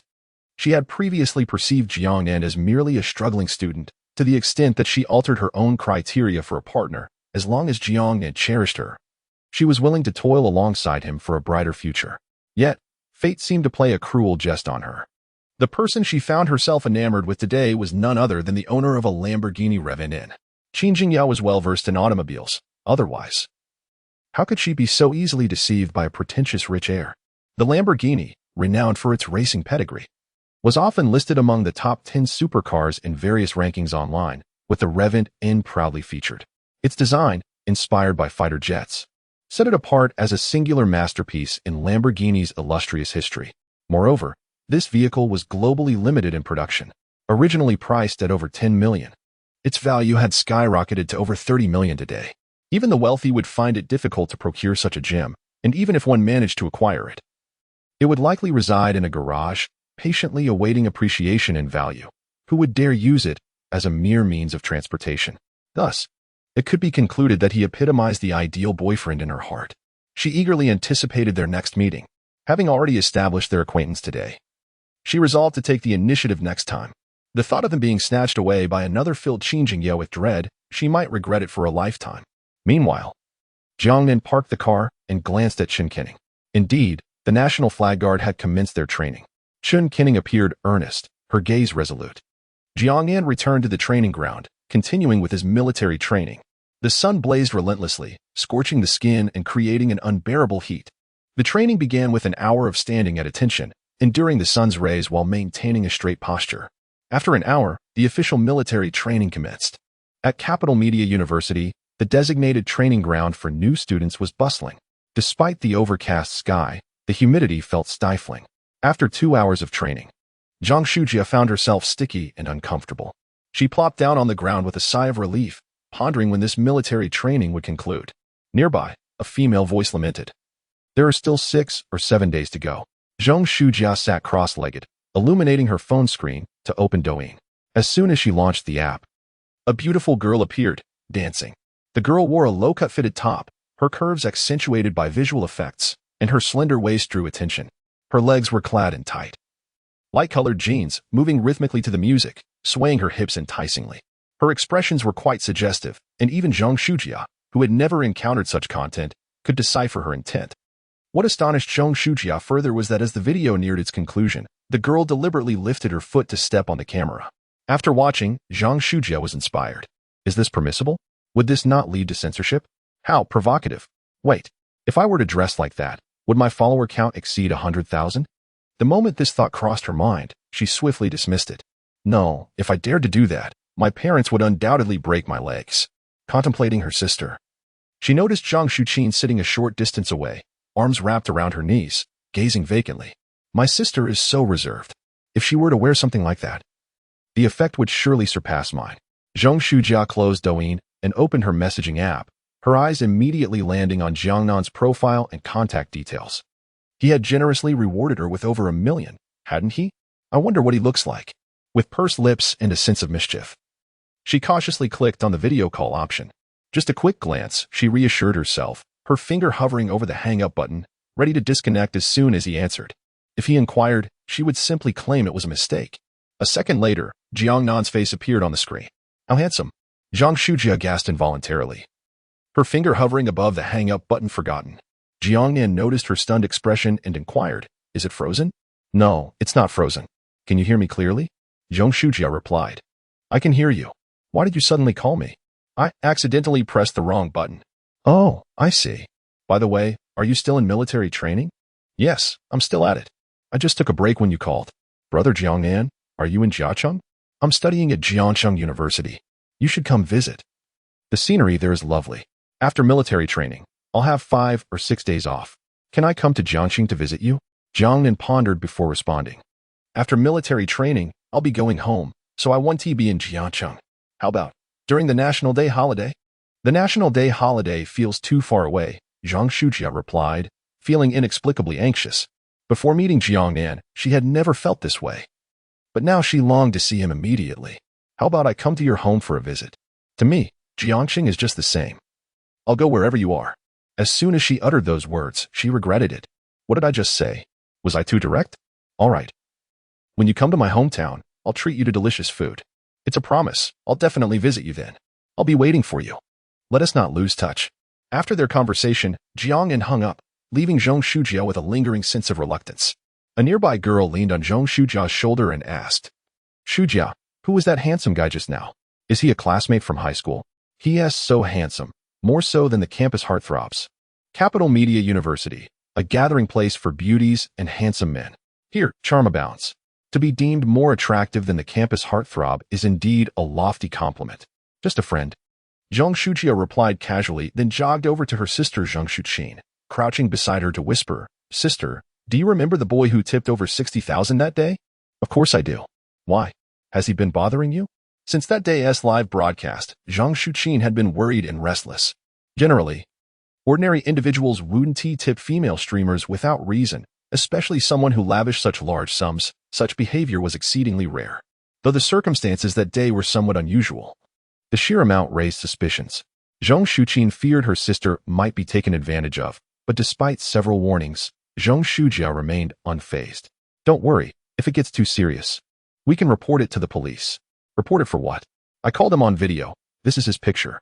Zhang Shuqin opened her phone, smiling as she said, Sister, look. Chapter 44. The subconscious thoughts of Zhang Shuqin. Zhang Shuqin gazed at the photograph on her phone. It was evidently edited. How could someone look that stunning in reality? I had captured it during a video call, and my video frame was still visible in the corner. It was at this moment that Zhang Shuqin noticed the details. Is he Jiangnan? The young man who gifted you over 600,000 that day? Yes, that's him, Zhang Shuqia chuckled. Quite handsome, isn't he? Indeed. He surpasses the fellow on the confession wall. Suddenly, Zhang Shuqin realized a pressing question. Why did he initiate the call? Did I call him? What did you discuss? I told him that once the military training concluded, I would like to meet him. You plan to see him? Zhang Shuqin exclaimed in surprise. Do you have feelings for him? Zhang Shuqin discerned her sister's sentiments immediately. I may have some affection for him. Zhang Shuqia sat on the grass, tugging at the verdant blades, feeling a bit bashful. After all, she was still a young girl, and being teased by her elder sister made her blush profusely. You haven't even met in person, and you wish to meet him? That's rather perilous. You must think it through. I simply want to see him and have a conversation. Zhang Shuqin refrained from responding. Traveling such a distance merely for a meeting? Who would believe that? In any case, she was unconvinced. Yet, Zhang Shuqia was smitten. This girl had always been stubborn, and once she set her mind on something, nothing could deter her. Zhang Shuqin scrutinized the screenshot on her phone, and suddenly, outrageous images of her and Jiangnan entwined in affectionate embraces flooded her mind. Her heart raced inexplicably. Akin to the fluttering of a first love, a wild excitement. These absurd visions filled her thoughts. The more she attempted to suppress them, the more they clung to her like a parasite, emerging unbidden. No, absolutely not. He is Shujia's object of affection. He could potentially become Shujia's future husband. How could I entertain such thoughts? No, I must be weary, allowing my mind to wander aimlessly. However, with each insistence on the relationship between Jiangnan and Zhang Shuqia, those images became increasingly vivid, increasingly intolerable. Throughout her life, Zhang Shuqin had been the epitome of a well-behaved child, academically accomplished, devoid of early romances, and always polite. Whenever there was something good, if her sister fancied it, she would gladly relinquish it, resulting in an extraordinary bond between the two sisters. Their parents often praised her for this. Zhang Shujia's affection level 4. Zhang Shuqin's affection level 15. Meanwhile, Jiangnan, engaged in military training, heard the system's notification, his mind swirling with confusion. A sudden increase of 15 points in affection? How remarkable. Such a high value would typically be reserved for other girls after a significant event. Why did Zhang Shuqin's affection level rise so dramatically? Jiangnan chose not to delve deeper into this conundrum, recognizing that some questions could only be answered through direct inquiry. Around 6 in the evening, after military training concluded, Jiangnan headed to the supermarket to buy a bottle of sports drink before visiting Jiangnan. At this hour, she was still training with the flag-guarding team. As he passed by the College of Arts, he spotted Qin Jingya approaching. She was wearing that white floral dress, cinched at the waist. The dress, though not lengthy, reached approximately mid-thigh. A gentle breeze caused the floral fabric to sway slightly. Her fair, elongated legs were perfectly proportioned, devoid of any excess. White socks encased her ankles, and her delicate feet were nestled in white casual shoes. Her long hair cascaded down her shoulders, reminiscent of the ethereal beauty from their school days. Jiangnan. What brings you here? Jiangnan's mind raced, but he maintained his smile. I'm looking for a girlfriend. Girlfriend? As Jiangnan had anticipated. A fleeting awkwardness crossed Qin Jingya's face. After a brief pause, she forced a smile. You're quite early in the romance department. I've grown up alongside Kenning. We've been together since college. Qin Kenning? You know her? The goddess on the freshman confession wall. How could I not know her? Before this moment, Qin Jingya had been unaware of her, but earlier that afternoon, a classmate had shown her the confession wall, and she had gained some insight. Having grown up together, they possessed the advantage of childhood familiarity. Do I still have a chance? Qin Jingya stared intently at Jiangnan's face, lost in thought. At that moment, her heart sank to the depths of despair. After all the effort to find someone I like, can I simply let go? No, I must still have a chance. What does childhood friendship matter? It's not uncommon for the unexpected to prevail. Growing up together means the novelty has long faded. If I just maintain contact, I'm certain to find an opportunity. But then, doubt crept back in. Is it too cruel to intrude on someone else's feelings? No, I have no choice. I refuse to endure that profound sense of helplessness again. If I give up on him, I will never have another chance in my life. Once an opportunity is lost, it is irretrievable.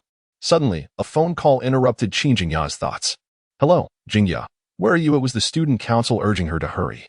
After hanging up, she cast a reluctant glance at Jiangnan, feeling the weight of the moment. Something has come up with the student council. I must go. All right, senior. Take care. See you later. Qin Jingya departed, leaving Jiangnan with a graceful silhouette. I must not lose my composure now. I can sense that he harbors feelings for me. I simply need an opportunity for us to be alone. Until I find that moment, I must remain calm. Jiangnan observed her retreating figure, inferring that Qin Jingya was at a crossroads. Yet, he remained unaware of the chaotic thoughts swirling in her mind and the suffocating emotions she was experiencing.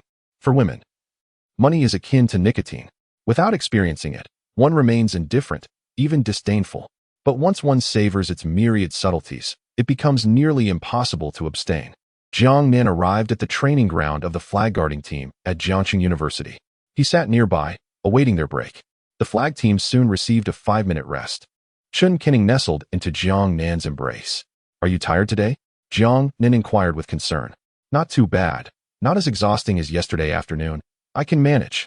Jiangnan's primary intention for visiting was to ascertain whether Chun Kinning had fully absorbed the physical enhancement liquid. From the looks of it, she still needed time. How about we leave an hour early tomorrow evening and go watch a movie?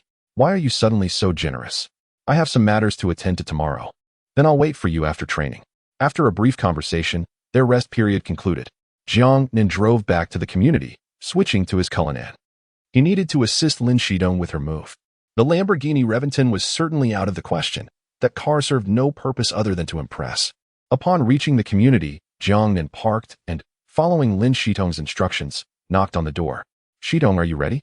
Moments later, the door swung open, revealing a tall woman clad in black stockings. Chapter 45. The enchanting streamer Lin Shidong. The door was opened by a statuesque woman clad in black stockings. She possessed a perfectly shaped oval face, with exquisite features accentuated by subtle makeup.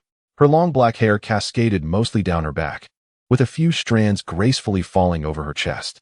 She wore a gray, low-cut camisole that, while modest, elegantly showcased her alluring collarbone and fair neck. The form-fitting gray top accentuated her silhouette, leaving her delicate arms bare, yet enhancing the allure of her curves. Her slender waist and flat abdomen drew the eye irresistibly. Below her camisole, she wore a pair of revealing denim shorts that hugged her voluptuous backside. Her legs were enveloped in sheer black stockings, emphasizing their graceful shape. Even at home, she donned striking black patent leather heels with red soles. Jiangnan, you've become even more handsome. Lin Shidong greeted Jiangnan with a warm embrace upon their reunion. Jiangnan reciprocated, fully aware that such familiarity was perhaps inappropriate. However, given Lin Shidong's thin attire, his hand inadvertently brushed against the strap of her lingerie, prompting him to quickly shift his grip to her slender waist. Come in quickly. Would you like some water? She invited, settling beside him. Not thirsty, he replied. Lin Shidong sighed. It's hard to believe we're meeting again in Jiangnan after more than half a year. Why have you come to Jiangnan? Jiangnan inquired. Lin Shidong paused, exhaling deeply before explaining. A good friend of mine, also a streamer, told me about a media company here that was hiring. The base salary and commission sounded appealing, so I thought I'd give it a try. And then you came? Jiangnan prompted. Indeed. I didn't think twice, considering she's a close friend, she admitted. Were you deceived? He asked, to which Lin Shidong scoffed. Me? Deceived? How could that happen? Then how did you end up unable to pay rent? He pressed. After arriving in Jiangnan, I worked at that media company for a month. During the probation period, the salary and commission were indeed satisfactory, and I intended to stay. But what happened? Jiangnan urged. Lin Shidong continued, as you can see, I'm known for my alluring image, and I always dress beautifully. One day after work, the company's owner summoned me into his office and bluntly stated that to become a permanent employee, I would have to be with him. You didn't agree, did you? Did he try to extort you? Jiangnan exclaimed. Dare he? I was so incensed that I gave him a beating, she declared. You hit him? Jiangnan was astonished. Yes, I left him hospitalized and had to pay him tens of thousands in compensation. After that, the company members targeted me, either reporting me or sabotaging my streams. When I could no longer continue on that platform, I switched, but your new account didn't gain traction, and your savings were depleted. Jiangnan deduced. Now understanding the challenges she faced. What do you plan to do next? He asked. Of course, I will continue streaming. Lin Shidong proclaimed with determination. If it weren't for those people constantly reporting me, I would have easily surpassed 1 million followers by now. I just need to persevere. And soon I'll be among the top creators on that platform. With her striking looks and physique, Lin Shidong believed she only needed an opportunity to make a name for herself online. I believe in you, Jiangnan smiled. After some casual conversation, they began preparing for the move. Jiangnan surveyed the room, noting that the bedding was still on the bed, while stockings, clothes, and undergarments hung on the balcony. Didn't I ask you to pack early? Why haven't you started? He chided. I only slept at 4 this morning. I planned to take a short nap after lunch before packing, but she explained, the alarm woke me, but I didn't. Well, that's impressive. Jiangnan replied with a hint of sarcasm. Haha, little Nan has grown. You look good when you're angry. He rolled his eyes at her. You go pack your personal items. I'll help you with the bedding. Okay. Jiangnan entered Lin Shidong's bedroom, which was reasonably tidy, with only a bed and minimal streaming equipment. It took just one bag to pack everything. As he approached the bed, he grabbed the corners of the comforter, and with a swift motion, it unfurled. A pair of black lace panties fluttered like a delicate butterfly, settling on the duvet beneath the warm, orange glow of the setting sun. Lin Shidong, get in here, he called. What's up? She replied. Could you at least wash your used underwear? He asked. I didn't change yesterday, she confessed. So, this pair isn't. Jiangnan's voice faltered as he instinctively glanced at her long, shapely legs clad in stockings. What are you thinking? I definitely wore some. Lin Shidong exclaimed, scooping up the panties and darting out of the room. Jiangnan dismissed it and continued rolling up the bedding, placing it into a nearby travel bag. Lin Shidong's belongings were not many, barely filling 4 bags. All packed, Shidong? Have you settled your rent? Jiangnan inquired. Lin Shidong remained silent. Shidong? He called again. Huh? What? Have you cleared your rent? He repeated. The rent is paid. I still owe for utilities. Under the golden rays of the setting sun, Lin Shidong's cheeks flushed adorably. I'll go find the landlord. She lives upstairs. Please wait a moment. All right. Lin Shidong ascended the stairs. Moments later, she returned accompanied by a woman in her 40s. The woman was slightly plump, with fair skin and a kind demeanor, appearing quite approachable. Jiangnan, this is my landlord. Enchen. Hello, Enchen. I'm Jiangnan. Hello. You must be Xiao Zhang's boyfriend, she said warmly. Not a boyfriend, just a friend, he corrected. How are you moving? Have you arranged for a moving company? I have a contact who can give you a discount. No need. I drove here. It's parked downstairs. Driving is good. It's convenient. Let me help you carry your things down. No, that's all right. It's no trouble. I'm going down anyway. Then I appreciate it. Aunt Chun and Lin Shitong each took a bag, while Jiangnan carried 2. Jiangnan, what car did you come in? Will it fit everything? It should be fine. Chapter 46. Living with the beautiful hostess after descending the stairs, Jiangnan was asked, where have you parked the car? Just ahead, he replied, opening the trunk of his Cullinan to place the luggage inside. He turned to Lin Shitong and said, go ahead and put it in. Lin Shitong paused momentarily before her face lit up with a smile. She walked to the front of the car, gazing intently at the celebratory goddess statue for quite some time. Wow, a Cullinan. Jiangnan, when did you strike it rich? Didn't you just buy a spacious 200-square-meter apartment a couple of days ago? How did you suddenly acquire a Cullinan? Where did you get all this money? Jiangnan smiled. Just lucky, I suppose. Enchen, who stood nearby, also showed a pleased expression. A Cullinan. This is undoubtedly a hallmark of the affluent. I'm relieved I didn't hastily send Lin Shidong away. I knew this girl was too beautiful to be someone who endures hardship. Had I sent her off a couple of days ago, I would have regretted it for a lifetime. After placing 4 bags into the trunk, Jiangnan called out to Lin Shidong, who was still admiring the goddess statue. Stop touching it. We're leaving. Lin Shidong took her seat in the passenger side and fastened her seatbelt. She waved to Aunt Chun. We're off, Aunt Chun. If anything comes up, just let me know. As Jiangnan drove out of the community, he asked, what did you have for lunch today? Instant noodles with Lao Gan Ma. Jiangnan raised an eyebrow. Didn't I give you 100 yuan? Money is scarce, so I save every penny. Besides, I've been eating instant noodles with Lao Gan Ma for over 3 months now. I've gotten used to it. Missing 1 or 2 meals won't matter. Lin Shidong replied with a chuckle. Even so, eating too much Lao Gan Ma makes your mouth feel disgusting and bitter, no matter how delicious something is. Eating it continuously for 3 months will eventually be sickening. Upon returning to the community, Jiangnan parked in the underground garage. Here we are, let us get out. Lin Shidong unbuckled her seatbelt and opened the door, stepping out from the left side. Just as she did, she spotted a strikingly low and stylish sports car. Jiangnan. Come here quickly. What's wrong? Pointing at the Lamborghini, Lin Shidong exclaimed, the people in your community must be incredibly wealthy. They even have a Lamborghini Reventon. Jiangnan laughed. You recognize the Reventon? Who are you looking down upon? While I may not be able to afford a Lamborghini, my knowledge about them is quite extensive. For instance, this Reventon is based on a fighter jet, and it's a global limited edition. It initially sold for $12 million. And now it's worth over 30 or 40 million. Not that expensive, Lin Shitong retorted playfully. How do you know it's not? Her smile faded abruptly as her eyes widened, whispering, is it yours? Jiangnan nodded. Yes, it is. Lin Shitong's voice suddenly soared several decibels. Is it really yours? Indeed. I just picked it up a few days ago. Overwhelmed with excitement, Lin Shitong struggled to find words. She leaned against the car's hood, her eyes gleaming as she gazed through the windshield. Can I sit in it? Of course, why not? Jiangnan replied casually. Really? She asked, her voice brimming with eagerness. It's just a car. What's the harm? Just as Lin Shitong opened her mouth to reply, she bit her lip, suppressing her impulse, and shook her head. Forget it. It's too expensive. I can't go in right now. The keys are at home. Let us drop off the luggage first. And then I'll take you out for dinner. Okay. Carrying 2 bags each, Jiangnan and Lin Shitong ascended to the 6th floor. Upon entering, Jiangnan gestured. Come in. As Lin Shitong entered, her curious eyes scanned the entirety of the home. Wow, this living room is so spacious. She placed her bags down and rushed to the floor-to-ceiling window, gazing out at the distant Jiang city. I've never seen such a beautiful Jiang city before. The view from my rental was one thing, but from here, it's completely different. The Jiang city from my old place felt cramped, while here, it's magnificent. A true earthly paradise. Shitong, come here, Jiangnan called, opening the door to the secondary bedroom. What do you think of this room?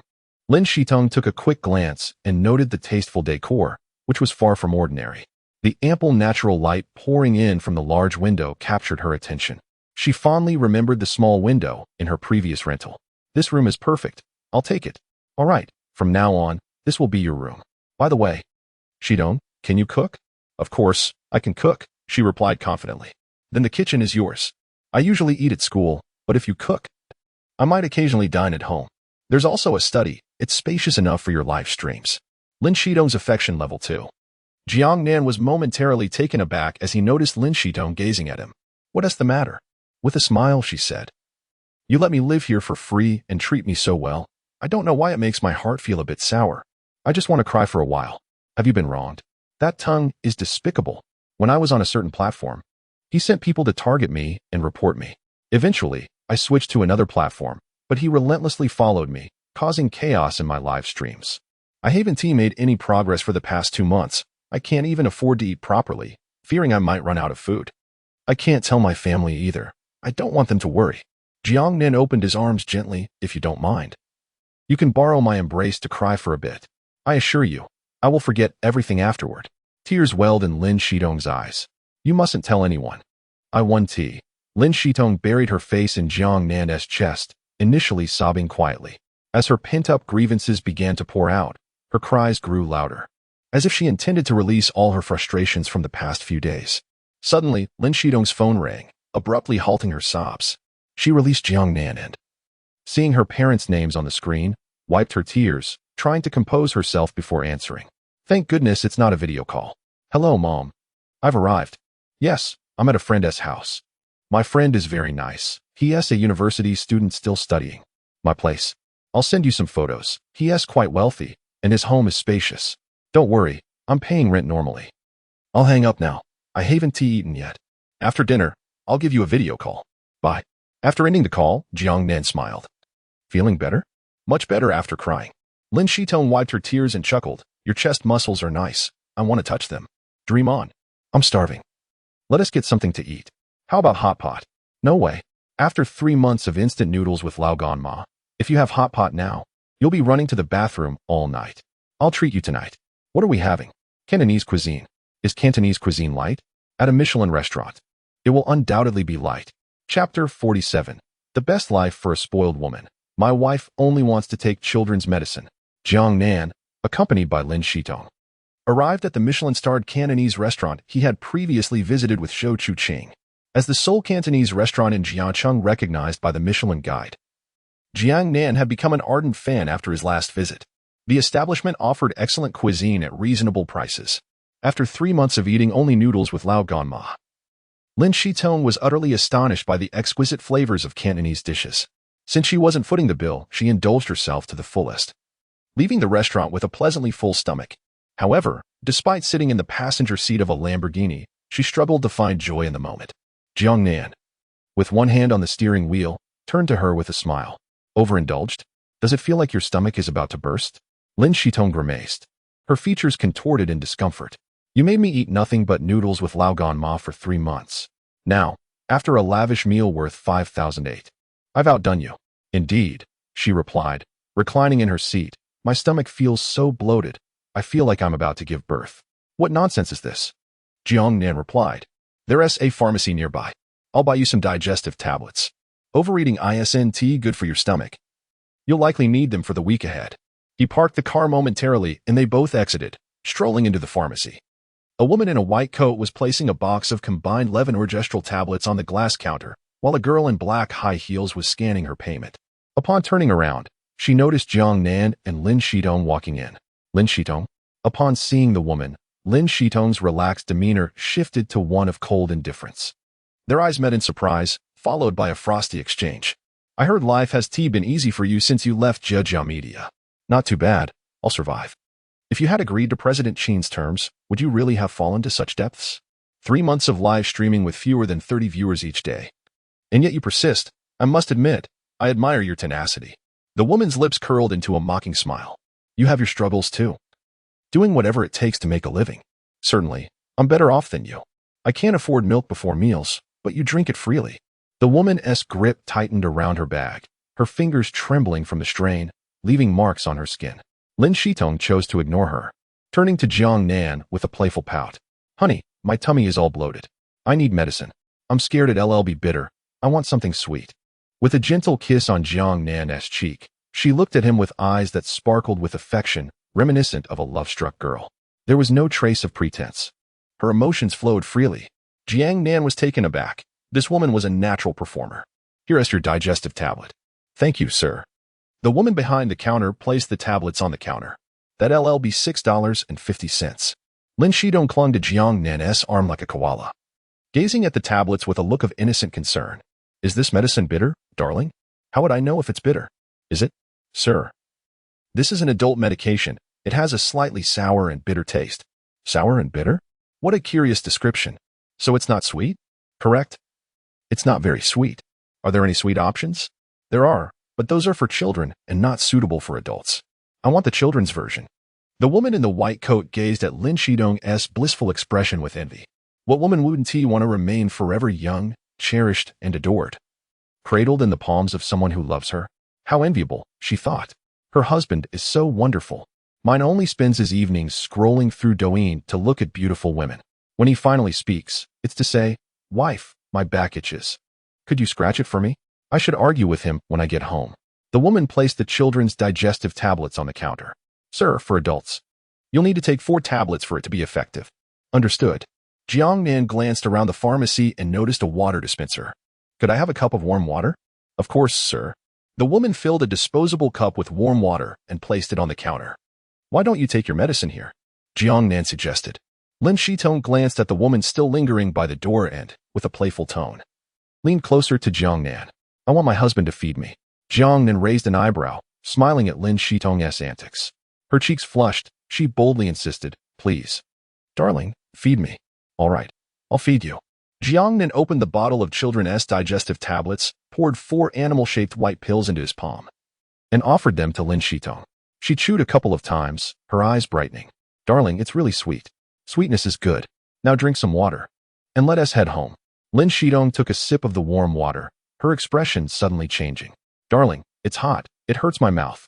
Is it hot? It's hot. It hurts. I need a kiss to make it better. The woman in the white coat shot Lin Shitong an exasperated glance. Such a tease. I know the water is hot. Why would I not? Jiangnan gently brushed his lips against Lin Shitong's, a fleeting moment that sent a shiver through her. Like a jolt of electricity. Lin Shitong blinked, her eyes filled with joy. Your lips are sweet too. It's the sweet digestive tablets you just took. But my heart is sweet too. With her big, watery eyes, Lin Shitong melted Jiangnan's heart. Have you taken your medicine? Is your tummy feeling better? She pointed at her belly, innocently asking, Tummy, Are you feeling better? After a brief pause, she giggled. Tummy says it's feeling much better. Jiangnan, with an affectionate smile, suggested, then shall we head home? Yes. Let us go home and sleep. Jiangnan placed a $100 bill on the counter. No change necessary. Sir. That's a bit too much. It's not too much. I dislike carrying coins. Thank you, sir. Jiangnan took Lin Shitong's hand and left the pharmacy. She clung to his arm, radiating happiness, resembling a naive heroine cherished by a domineering soul in a drama. The woman behind the counter felt a pang of jealousy as she pushed open the glass door and stepped outside. However, not long after leaving the pharmacy, she encountered a scene that shattered her composure entirely. Chapter 48. The stark contrast in black stockings. Lin Shitong settled into the passenger seat of a sleek gray sports car, gliding away beneath the shimmering neon lights of the bustling street. Passers-by raised their gazes, captivated, as the car vanished at the end of the road. A Lamborghini revved in. Who was that affluent individual? Alas, I forgot to take a picture. I'll snap one for my lock screen later and share it in the group chat. A sports car worth over 30 million is truly magnificent. However, that girl earlier seemed quite stunning as well. One may question the character of the wealthy, but their taste in women is beyond reproach. The beauties accompanying affluent men are invariably exquisite. How enviable. A woman, her expression darkened, walked past them. She stood quietly by the roadside, awaiting the ride she had summoned. The neon lights flickered, and the night was eerily silent. She lingered there, her face clouded, resembling a wounded cat. A man approached, casting a glance at the woman's alluring legs adorned in black stockings. Beautiful lady, are you alone? He inquired. The woman looked up, glaring fiercely at the stranger. If you wish to live, I suggest you leave. Startled, the man muttered curses as he retreated. How dare she flaunt herself so provocatively at night while pretending to be innocent? Insulting remarks slipped from his lips, igniting her fury. She swung her handbag at him, unleashing a torrent of profanities, laced with expletives. Curious onlookers turned their attention toward the spectacle. The man, sensing danger, chose to flee. You better keep your distance from me in the future, the woman shouted as she retrieved her fallen bag, noticing the crowd's gaze. What are you staring at? Mind your own business.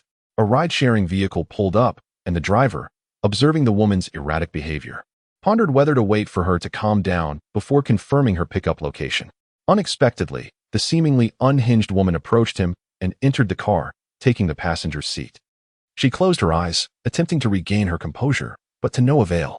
The image of Lin Shitong's blissful demeanor lingered in her mind like a haunting spell. Why could Lin Shitong lead such a joyful existence while she felt so defeated? Lin Shitong merely suffered a stomachache, yet was treated like a cherished child by a handsome young man who feared for her well-being. And he was indeed striking, the kind of handsome that ignited romantic yearning. In contrast, she had spent years without a boyfriend, subjected to her boss's advances, and after such encounters, she had to purchase her own contraceptives. Most distressing of all, she had to endure perverse harassment late at night. What was wrong with wearing black stockings and high heels? Did it infringe upon anyone? Were they blind to see that Lin Shitong also donned black stockings? Why was it that she could masquerade as a pure-hearted maiden while she was treated like a streetwalker? Battered by the harshness of life? Why was life so unjust? The more she pondered, the more her anger swelled, prompting tears to flow. The driver, noticing her distress, discreetly activated the camera, wary of online backlash. In this day and age, men must learn to protect themselves. The Lamborghini revved and parked in an underground garage. Upon exiting, Lin Shitong exclaimed with delight, "What a thrill! Who was that woman?" Jiangnan inquired. She was a friend who deceived me into coming to Jiangnan. Her name is Yan. She claimed that Jeju Media was exceptional, so I arrived. Only upon my arrival did I discover that introducing someone nets a commission of 5,000 yuan. I thought, since I was here, I might as well stay, as the base salary and commission were decent. However, I had no idea I would nearly encounter a scoundrel. Did she betray you after your misfortune? Jiangnan asked. Lin Shitong chuckled. Not only did she betray me, but she treated me as though I were less than human. She colluded with the company to undermine me and even disclosed my alternate account to them. The day after my live stream on a certain platform, representatives from Jiangnan Media showed up at my door. It was undoubtedly thanks to Yan. Returning home, Jiangnan quickly freshened up before resting in bed. Messages flooded in from Chen Qining, Zhou Chuqing, and Su Zhixia. Chen Qining texted Jiangnan, "What movie shall we watch tomorrow night? What do you wish to see?" "I want to watch a horror film." Jiangnan raised an eyebrow, asking, "A horror movie at night?"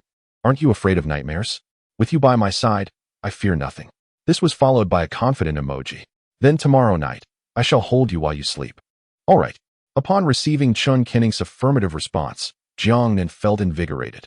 After calming Chun Kenning to sleep, he clicked on Zhou Chuqing's message next. Zhou Chuqing had sent a photograph.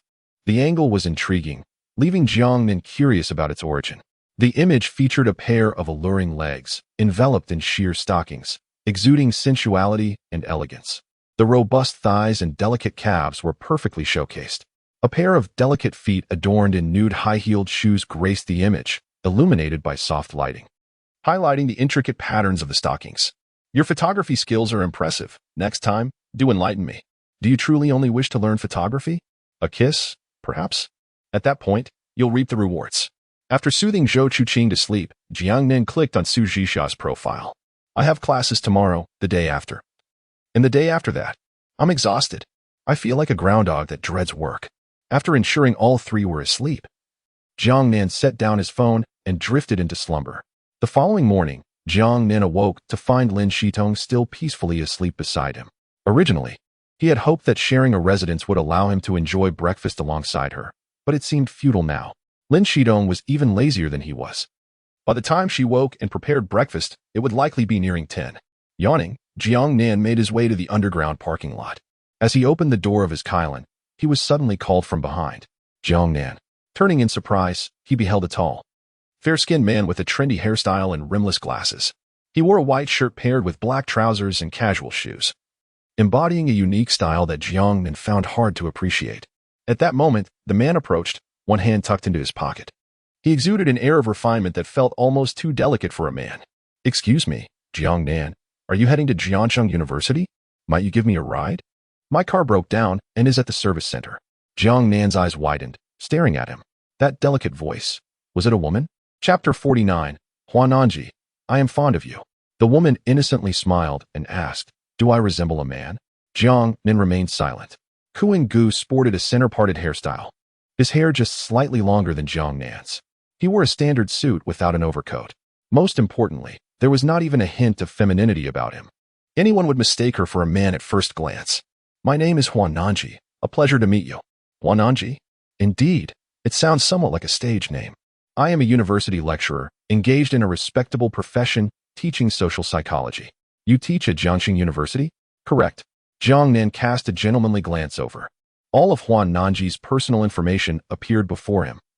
Name, Huananji. Gender, female. Age, 29. Affinity, 10 points. Height, 171 centimeters. Weight, 50 kilograms. Attractiveness, 94 points. Charging attempts, 0. Truly a woman. Could you give me a ride? My car broke down, as I mentioned earlier. The request was reasonable. Jiangnan nodded. Get in. Once inside the car, Huananji took the passenger seat, curiously observing the central console. Is this a new car? Yes, I just got it not long ago. Do you think this car attracts women? You've only had it for a short while, and already there are so many ladies flocking to you. Jiangnan paused, warily glancing at Huananji. Are you spying on me? Not at all. I live above you and have occasionally seen you bringing different women home. Where did you see this? Right here, in the underground parking lot. I assure you, I do not make a habit of monitoring others' lives. Besides, I am a teacher. Wouldn't you agree? As you wish. Jiangnan drove towards the university. Along the way, Huananji's gaze remained fixed on Jiangnan, her eyes filled with admiration. Upon arriving at the university, Jiangnan unbuckled his seatbelt. You've been staring at me. Do you fancy me? Huananji offered a polite smile. I am indeed fond of you. Jiangnan responded with a puzzled sound. He hadn't anticipated such a direct admission, nor that a mere 10 points of affinity would lead to a confession. However, what followed was even more surprising. If you were a woman, I would give you everything I possess. Unfortunately, you are a man, so I can only regard this affection as a platonic bond. Jiangnan's expression was one of astonishment. Utterly taken aback. Do not be so surprised. I tend to speak rather plainly. I hope you do not take offense. In fact, I admire your exquisite beauty and kind heart. Is your manner of speaking always so peculiar? I merely speak the truth. We've arrived. Let us get out. Upon exiting the car, Jiangnan spotted Chun Kenning approaching. Upon seeing Jiangnan's vehicle, she hurried over. Jiangnan! Chun Kenning exclaimed, leaping into his embrace. Holding the soft, Warm beauty calmed Jiangnan's tumultuous morning considerably. Jiangnan turned her gaze to the handsome man beside Jiangnan. Jiangnan possessed a natural charm. His mere presence overshadowed other males, captivating and enchanting. Despite having grown up together, she remained infatuated and devoted. Today, however, she encountered a man whose aura was not eclipsed by Jiangnan's. How rare. Yet, while he was indeed handsome, he could not compare to Jiangnan. Jiangnan nestled her head against Jiangnan's chest, inhaling deeply. As the scent of his pheromones filled her senses, every cell in her body awakened. Her legs grew weak, yearning to lean against him. Have you eaten? Not yet. I was just about to grab breakfast with my roommate when I spotted you. Shall we go together? Sure. Let us have breakfast together. May I join as well? I haven't had breakfast either. Huan Nanji's voice intruded at an inopportune moment. Chun Kenning looked at Huan Nanji in astonishment. You are a girl? I am Huan Nanji, a social psychology teacher. Female, and I favor females. You are truly beautiful. What is your name? Would you care to join me for a cup of coffee this afternoon? I already have a boyfriend, so you might as well invite someone else. But you don't have a girlfriend, do you? If you don't mind. I do mind, Jiangnan interjected, interrupting Huan Nanji. This woman was rather bold. I am right here, and you dare to flirt with my girlfriend in front of me? Then I shall have to relent. You had best relent. Otherwise, I shall make you understand the true meaning of gender equality. Huan Nanji, hands in her pockets, nodded with a smile. One must not take advantage of a friend as partner. However, I hope you won't mind me joining you for breakfast. My girlfriend is on leave today and isn't at school. You have a girlfriend? Jiangnan exclaimed in surprise. Love is the remedy for all misfortunes in this world. Naturally, I have one. Does your girlfriend know you flirt with pretty women? I trust you will keep my secret, won't you? A mischievous smile flickered in Huan Nanji's eyes. Jiangnan shot her a glare, not a chance. Huan Nanji paused for a moment, then chuckled. Let us go eat. There will be more people soon. Along the way, Jiangnan encountered several of Huan Nanji's students. Good morning, teacher. Morning. Are you off to have breakfast, teacher? Yes. Breakfast is important for the stomach. Where is Sister Musi? I haven't seen her with you. She has something to attend to. She took leave today. When will you have another lecture, teacher? I would love to attend. After the freshman's military training ends, there might be one, depending on the school's arrangements. Chen Kenning, holding Jiangnan's hand, whispered, Teacher Nanji is quite popular. Many people in the school know her. How did you come to know her? She lives above me. Her car broke down today, so she came with me. Are we still going to Xiangyuan Tianfu tonight? Chen Kenning, a diligent student, had learned her knowledge through her roommate. It was not the most respectable method. In her pursuit of knowledge, she found the girls to be rather exaggerated. Had she not known that teacher Huan Nanji lived above Jiangnan, it would have been one thing. However, now that she knew, she worried about the potential awkwardness of running into her again. How embarrassing. The heart of a young girl bore a touch of sorrow. Tonight, we shall not go to Xiangyuan Tianfu. We will head elsewhere. I will follow your lead. Even without Huan Nanji, Jiangnan would not have taken Chen Kenning to Xiangyuan Tianfu, especially with Lin Shidong around. It was not appropriate. After breakfast, Jiangnan headed to the playground to continue military training. As he approached a corner, he was confronted by 4 or 5 individuals. Feng Hao had his hands in his pockets, while those behind him brandished baseball bats, butterfly knives, and fruit knives. Chapter 50. A minor crisis and the praise from the female police officer at 8:20. Students with classes began to attend, while those without lay idly in bed. This secluded path was devoid of foot traffic at this hour, save for a few freshmen who appeared to be well acquainted with the area. Fighting? Just you few? Jiangnan smiled. Feng Hao scoffed, twirling a butterfly knife with flair, its blade dancing on his fingertips. As your senior, we have no intention of bullying you. Just keep your distance from Qingjingya, and we shall consider our grievances settled. Don't be ungrateful. Are you threatening me? Is it not obvious? Jiangnan retorted. And if I refuse? No? Feng Hao sneered. Then I shall send you to the ICU.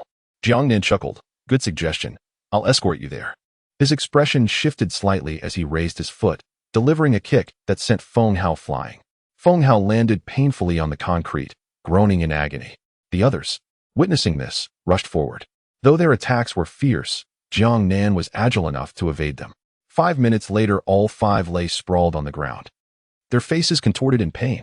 Feng Hao clutched his chest, inching backward. What do you intend to do? What do you think? Send you to prison, you fool.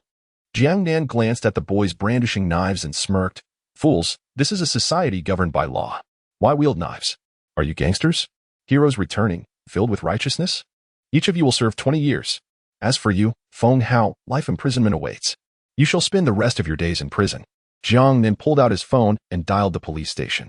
After hanging up, he noticed the pallor on the faces of those lying on the ground. Their eyes filled with panic. Feng Hao, in particular, was terrified. After reporting the incident, Jiangnan contacted the school security. The security informed the principal, and soon after, the principal, vice principal, and various directors arrived. Jiangnan spent some time in the principal's office. When the police car arrived, he, accompanied by the principal, set off for the police station to provide a statement. In the vehicle, the atmosphere was heavy. The principal wore a grim expression, relieved that no lives were lost. Otherwise, his tenure as principal would have been jeopardized. Jiangnan, did they harm you? Principal Hu, you have already asked this question 10 times. I assure you, I am fine. Principal Hu, frustrated, insisted, young man, turn around, we're going to the hospital. To the hospital for what? Jiangnan queried. For an examination. Principal Hu explained. When one faces life-threatening situations, adrenaline surges, dulling the perception of pain. Just because you feel fine doesn't mean you are unharmed. No need. Let's do the statement first. I'm truly fine. Why are you being so stubborn? It won't hurt to take a moment. What if something happens? How will I explain it to your parents? Please don't inform my parents about this. There is no need to worry them. Once we finish the statement, we're going to the hospital immediately. Understood. Jiangnan found Zhou Chuqing's number and called her. Zhou Chuqing was in a meeting, the atmosphere serious as the boss spoke. Feeling her phone vibrate, she glanced at the caller ID. Hello, sweetheart. Do you miss me? Zhou Chuqing smiled, waiting for a response. 3 seconds passed in silence. Jiangnan? Oh, I'm here. Sweetheart, why did you call? I'm working. Do you miss me? Of course. However, I called because I need your assistance with something. Why so formal between us? Just speak your mind. Some individuals attempted to kill me but failed. I want them to be sentenced severely. Whatever the maximum penalty is, can you arrange that? Zhou Chuqing's expression instantly turned somber. What? Someone tried to kill you? Are you all right? I'm fine. Where are you now? I'll come to you. I'm on my way to the police station. I'll arrive shortly. The police station? Why are you going there first instead of the hospital? You should tell them to go to the hospital for an injury assessment. Statements can wait. What if there are lingering issues? I'm uninjured. Let us to the statement first. Then wait for me. I'm coming to find you right now. All right. Zhou Chuqing hung up and rushed back into the meeting room. Old Zhang, I have a task. I need to step out. Before the female boss could respond, Zhou Chuqing had already left the meeting. Upon arriving at the police station, Jiangnan was led by an officer to the 3rd floor of the public security building to give his statement. As they ascended, a beautiful policewoman passed by. She walked with poise, exuding grace, her features a perfect oval, fair and delicate, with gentle eyes. Just a glance painted a picture of peace and security. She was the epitome of Eastern beauty. She was holding a thermos as she descended the stairs while Jiangnan and the officer ascended. She merely cast a fleeting glance at Jiangnan, not lingering on him, and he received no notification of any increased favorability from the system. Such beauty was undoubtedly above a score of 90. Officer He, what has he done? He has done anything. He asked the victim, here to provide his statement. A statement? The policewoman, upon learning Jiangnan was not a suspect, took a second look at him. Favorability of he can too. As a pinnacle of male attractiveness, Jiangnan left a positive first impression on everyone, regardless of gender, which manifested as an increase in favorability. Yet, it was only after Officer He realized Jiangnan was not a suspect that her good impression formed. Let us see how your work goes. Really? I was scolded by my mentor last time for taking the statement. With you here to guide me. Old Dang won't scold me this time. Upon reaching the 3rd floor, he can placed a glass of water in front of Jiangnan. The officer in charge of the statement asked, why did they want to kill you? Is there a conflict between you? Jiangnan replied honestly. Feng Hao likes a girl from our school, and I was getting closer to her. He couldn't bear it and attempted murder out of jealousy. The officer inquired, have you trained? I've practiced a bit, following some film techniques. It's just mediocre. The officer glanced at He can, astonished. He asked quite talented. What is the matter? He can asked. 5 of them against him, armed with 2 butterfly knives, a fruit knife, and a baseball bat. Yet they didn't harm him at all. If I were in his shoes, I would have turned and run. He can sipped her hot tea. Her scrutinizing gaze once again assessing Jiangnan. He was not lying. At least he hadn't undergone systematic training. Perhaps it was his innate quick reflexes and physical strength that made him a natural fighter. Leaning back in her chair, He continued. However, He has quite a few girlfriends. He seems to be a playboy. Jiangnan was taken aback. How could you tell? Suddenly, a woman burst through the office door, enveloping Jiangnan in a warm embrace. Chapter 51. Assets reach 50 million. Decision-making power of Lingyun International Building. In the police station's lounge, the officers had all stepped out to attend to their duties, leaving Jiangnan and Zhou Chuqing alone, unable to contain her inner impulses any longer. Zhou Chuqing dashed into Jiangnan's embrace, holding him tightly, as if afraid he might vanish. Do you know how worried I've been about you on the way here? Jiangnan gently caressed her back, reassuring her, Don't worry, those two little rascals can't harm me. Are you sure you don't need to go to the hospital? Zhou Chuqing, with tears in her eyes, pressed on. Really, I don't need to, Jiangnan replied, releasing her from his comforting hold. But what if there are hidden injuries? She pressed. There's nothing to worry about. They didn't even touch the hem of my clothes. I'm perfectly fine. Here, feel for yourself. He took her small hand and placed it over his chest. Zhou Chuqing felt the rhythmic beating of his heart beneath her palm, spreading her fingers to check inch by inch, meticulously searching for any sign of injury. Are you really okay? She asked anxiously. I'm fine, he reassured her. At that moment, the door to the lounge swung open. Jiangnan, if there's nothing going on, we can. Hu Tianlu started but choked on his words as he beheld a woman in a black suit seated on Jiangnan's lap, her hands resting on his chest. The woman was strikingly beautiful, and Jiangnan's arms were wrapped around her slender waist. The two appeared quite familiar, and Hu Tianlu, a seasoned observer, quickly grasped the situation. Had I known, I would have come back later, he muttered. Well, you two continue as if I were never here, he said, closing the lounge door behind him as he left. Zhou Chuqing blinked in surprise, suddenly realizing that she and her husband had been caught in an intimate moment by none other than his principal. Instinctively, she attempted to rise, but Jiangnan gently pulled her back down. Leaning forward, she found herself nestled against him, her hands resting on his shoulders, their faces mere centimeters apart. What are you doing? Zhou Chuqing blushed, playfully tapping his shoulder. Jiangnan held her waist firmly. Since someone has already intruded, it won't be long before we have company again. Zhou Chuqing lowered her voice. You should consider where we are. Stop fooling around. What is there to fear? We are not criminals. We are citizens. But we can't do this here. Just a kiss, Zhou Chuqing whispered. Just one kiss. All right, I promise, Jiangnan said. Zhou Chuqing cupped his face in her hands, her eyes filled with tenderness, and leaned in to kiss him. A minute later, footsteps echoed in the corridor, prompting Zhou Chuqing to immediately pull away, giving Jiangnan's hand a playful smack and shooting him a teasing glance. The police officer entered. Jiangnan, right? Yes, Jiangnan replied as he stood. Your statement is complete. You may leave. Understood, Jiangnan acknowledged as the officer departed.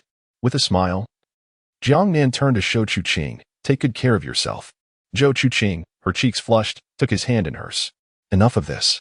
You mentioned on the phone that you needed to see me about something. Are you looking to have me as your legal representative? Yes, indeed, he affirmed. Rest assured, I will ensure they pay dearly for their actions. I will see to it that those 5 spend the rest of their lives in prison. That is the plan, but there is another matter. What is it? What is your usual fee for legal services? Zhou Chuqing suddenly grew serious. Husband, what are you saying? Your affairs are my affairs. How could I possibly charge you? She retorted, a hint of indignation in her voice. Jiangnan chuckled. No, I cannot allow my woman to work for free. He paused, contemplating. How about I just give you 300,000? Host, please note. This action constitutes malicious consumption and will not be refunded. The system's voice echoed in Jiangnan's mind. Malicious consumption? What an odd term. System, how unprincipled. But 3 million does seem excessive. I'll offer you 300,000. Ensure this matter is resolved. Zhou Chuqing doubted her hearing. How much? 300,000. Yes, 300,000. If you find that insufficient, I can make it 500,000. No, I mean 300,000 is too much, she insisted, waving her hands. Too much? Not at all. From that amount, take your service fee, and the remainder is your pocket money, Jiangnan stated simply, leaving Zhou Chuqing utterly stunned. 300,000 is pocket money? She had worked her entire life without earning such a sum. With 300,000, she could even start her own law firm. Jiangnan retrieved his phone and transferred the 300,000 to Zhou Chuqing. Congratulations, host. You have acquired 300 million. Jiangnan's eyes sparkled. 300,000 had multiplied tenfold, reaching 3 million. Congratulations, host. Total assets have reached 57,640,000. Congratulations, host. Total assets have reached 50 million.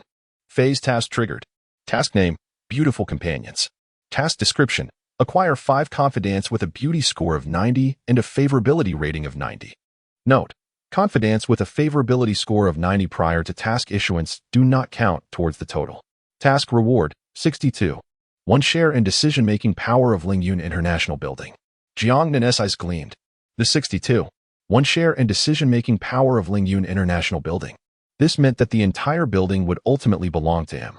5 confidants with a beauty score above 90. Achieving a favorability score of 90 was a task easily within his grasp. Zhou Chuqing's favorability 13.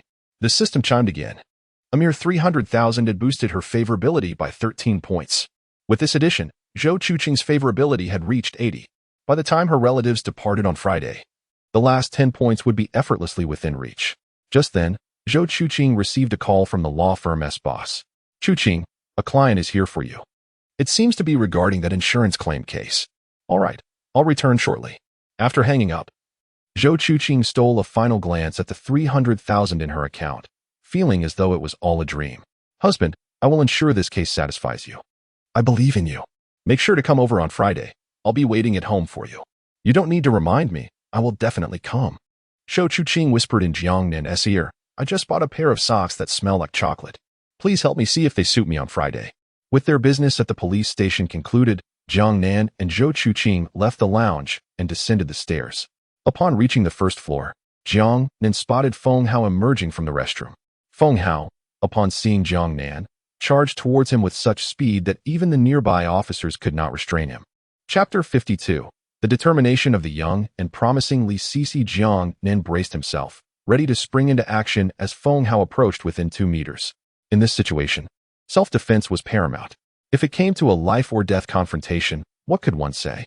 In broad daylight, witnesses were certainly not ordinary individuals. Jiangnan had already resolved to take drastic measures. With this kick, he intended to instill a fear in Feng Hao that would haunt him for the rest of his life. With a thud, Feng Hao collapsed to his knees, grasping Jiangnan's pant leg.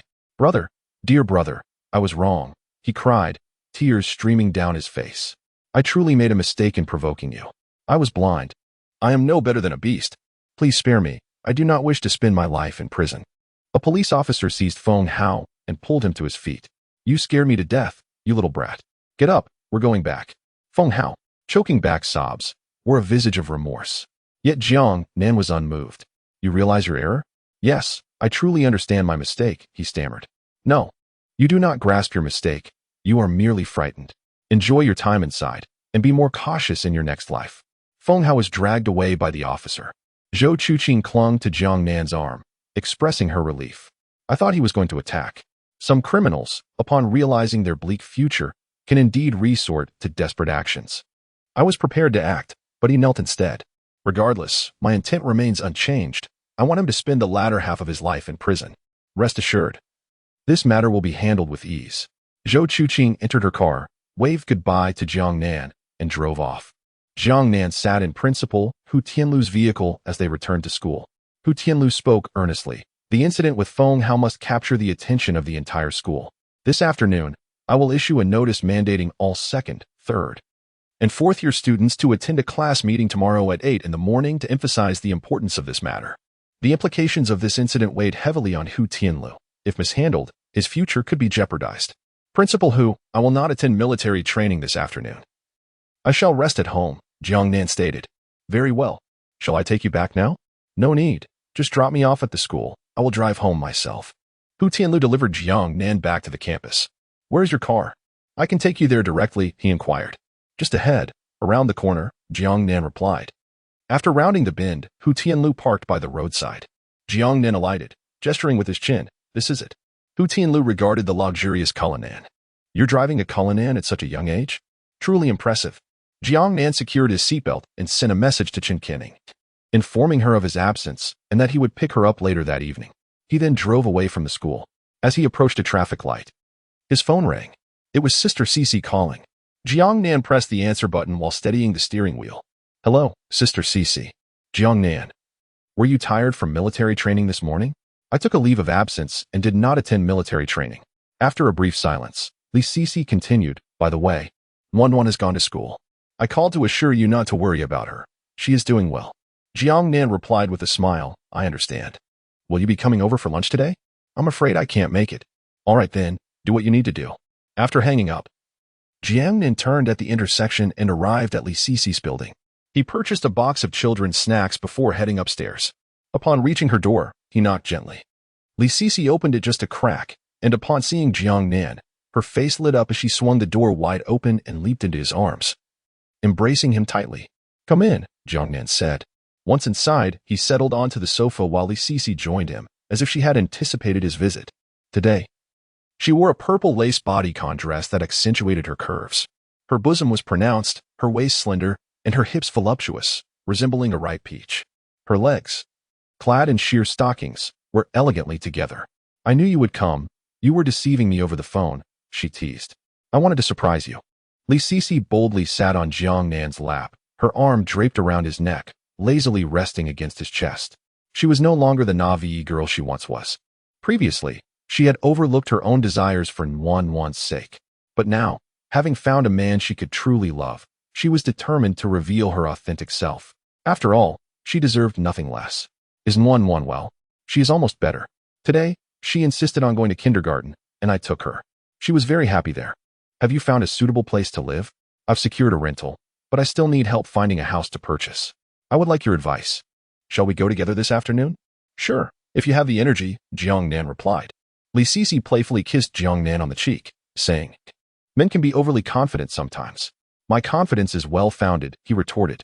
Li Sisi leaned against Jiangnan's chest, her small hand mindlessly tracing circles on his torso.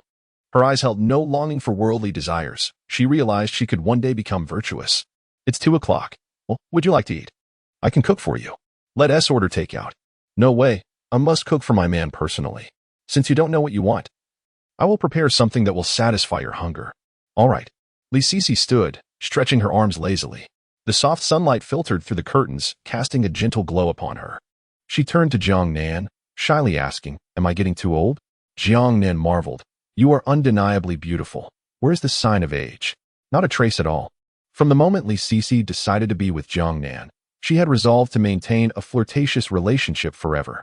However, while she could guarantee her love for him, she could not assure that he would always be interested in her. There are countless 18-year-old girls in the world, and she too would eventually age. Yet Jiangnan's wealth would not diminish, and some girls are drawn to older men. To ensure that Jiangnan would never find her undesirable, Li Sisi silently vowed to practice yoga after work every day to maintain her figure. She opened the bedside drawer and retrieved a box, carefully unwrapping it to reveal a pair of stockings, which she slipped onto her legs. A devoted enthusiast of stockings since childhood, her passion had blossomed during her dance lessons. After donning her stockings, she selected a beige undershirt and a pair of denim shorts. All right, darling, I'm off to cook for you. Li Sisi caressed Jiangnan's face. Then, catching the look in his eyes, she smiled and withdrew her hand playfully.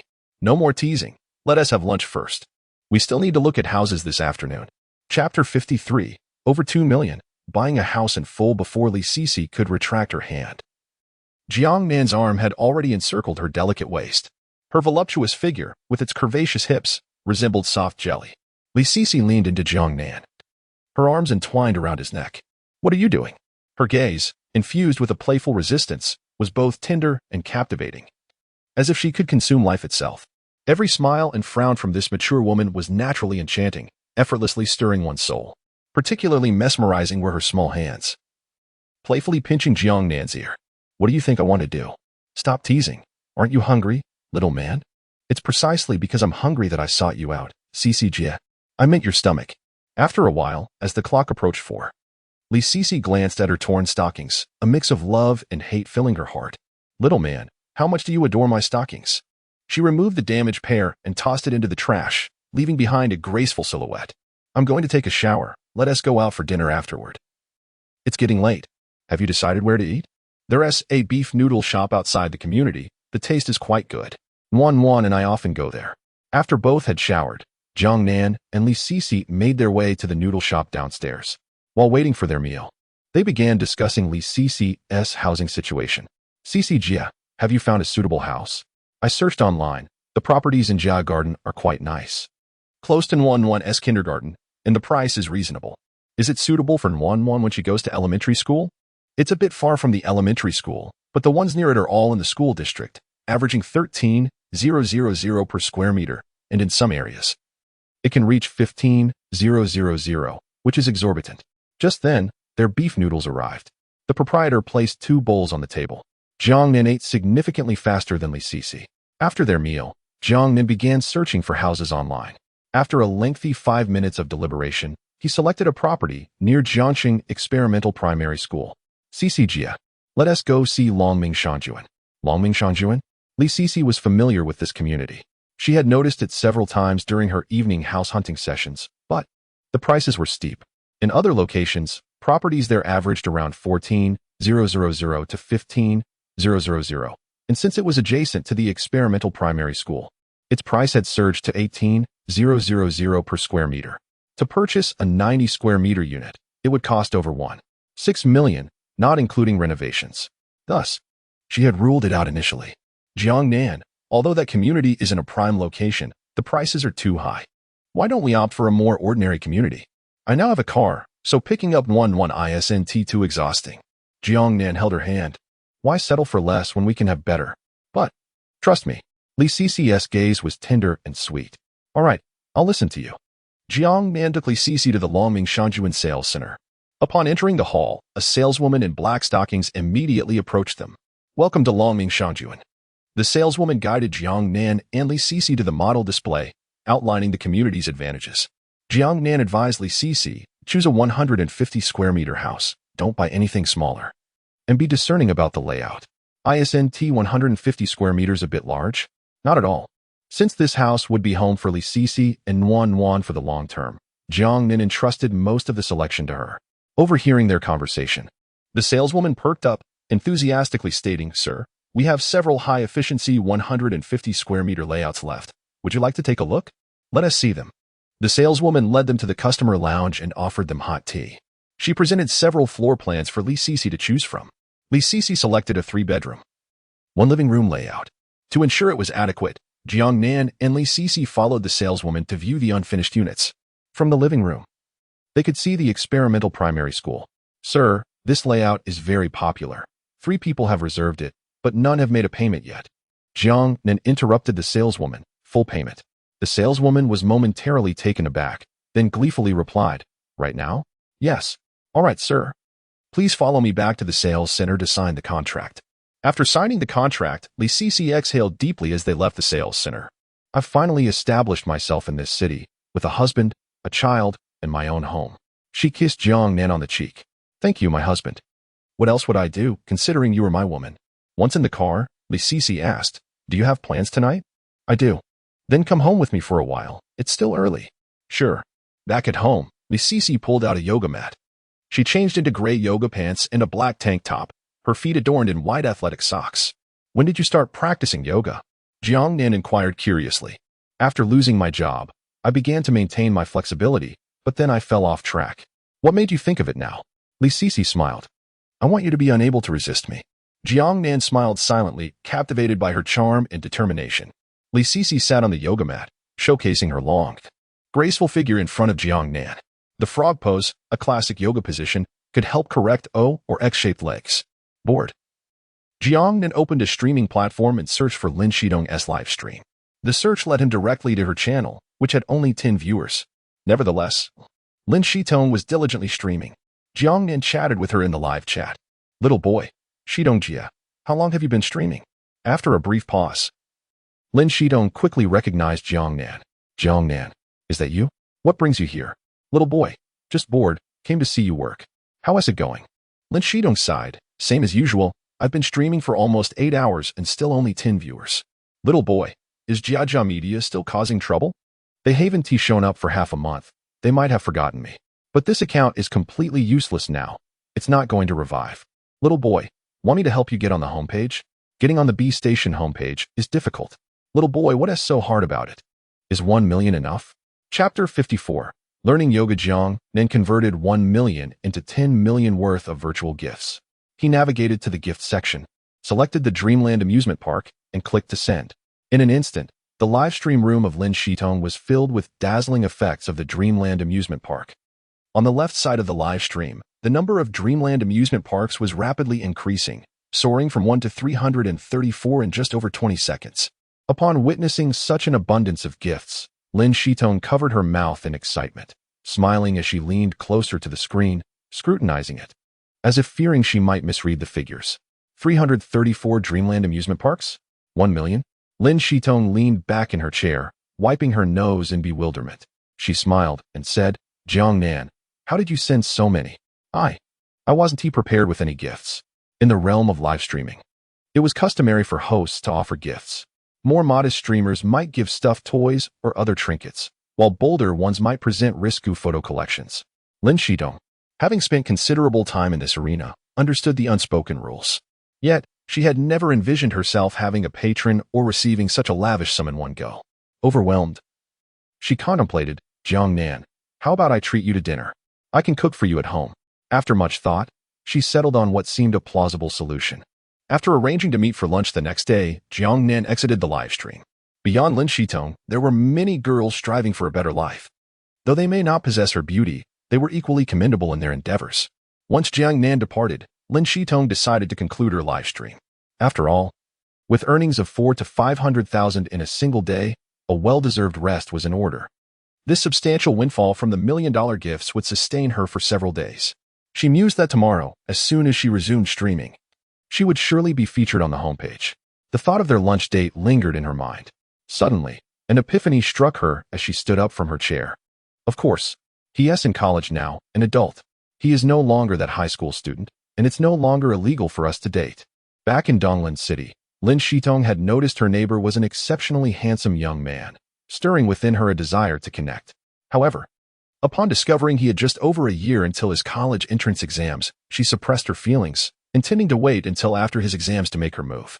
Little did she know, fate would lead her to Jiangnan once more in this new city. She wondered if he had a girlfriend. If not, that would be splendid. Meanwhile, Jiangnan spent several $100,000 more, receiving a staggering return of $3,250,000. Phew. Sister CC exhaled deeply. Her yoga pose shifted from a frog stretch to a standing split. Having trained in dance since childhood, her flexibility was commendable, and her standing split was impressively executed. With her back turned to Jiangnan, her expression remained serious. Jiangnan smiled and asked, Sister CC, may I request something of you? Li Cici turned her head in curiosity. What is it? What is your limit for holding a split? Li Cici paused, then chuckled. I doubt you'll master it in a single yoga session. What is your record? I don't know. I just want to challenge my own limits. Together? I'll teach you yoga. An hour later, Jiangnan's yoga class concluded, and as Li Cici, his instructor, wiped the sweat from her brow.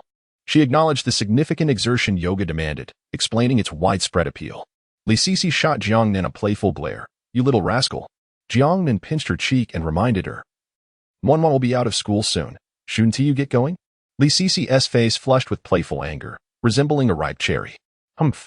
The previously composed woman now displayed a contrasting side, much to Jiangnan's amusement. As the children finished their day, Li Cici prepared to pick up Monwan. Upon arriving at the kindergarten, she found the children nearly finished. Teacher Tian was waiting at the door with Monwan. A sleek black Audi A8L pulled up, and a stunning woman stepped out.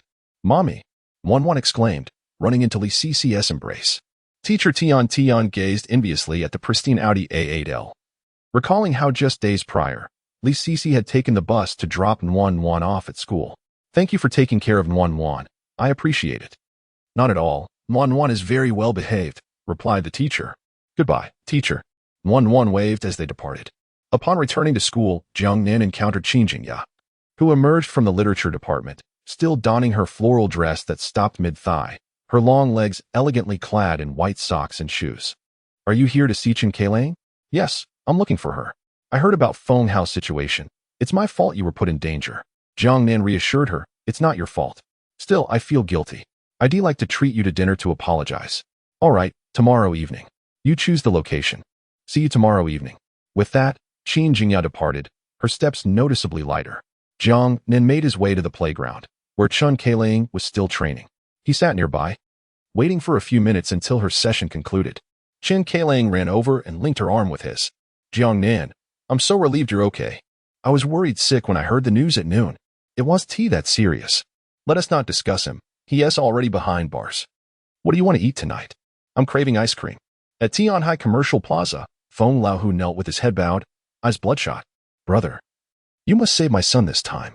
The man lounging on the sofa wrapped his arms around a curvaceous woman. In this day and age, who dares to attack others with a knife? If I save him, who will save me? Brother, it's not that I'm unwilling to help. I am simply powerless. Feng Laohu clenched his fists tightly. Brother, if you can save my son, my wife and I will forever be grateful. The man on the sofa suddenly sat up straight. Your wife is here too? Chapter 55. The shyness of Qin Kinning. Feng Laohu's wife entered from outside, adorned in a form-fitting purple dress. Her slender waist swayed gracefully under the warm yellow light, while her ample curves resembled ripe peaches, round and full. Her bosom stood proudly, exuding an air of heaviness. Two beautiful legs, encased in black stockings, emanated an alluring aesthetic.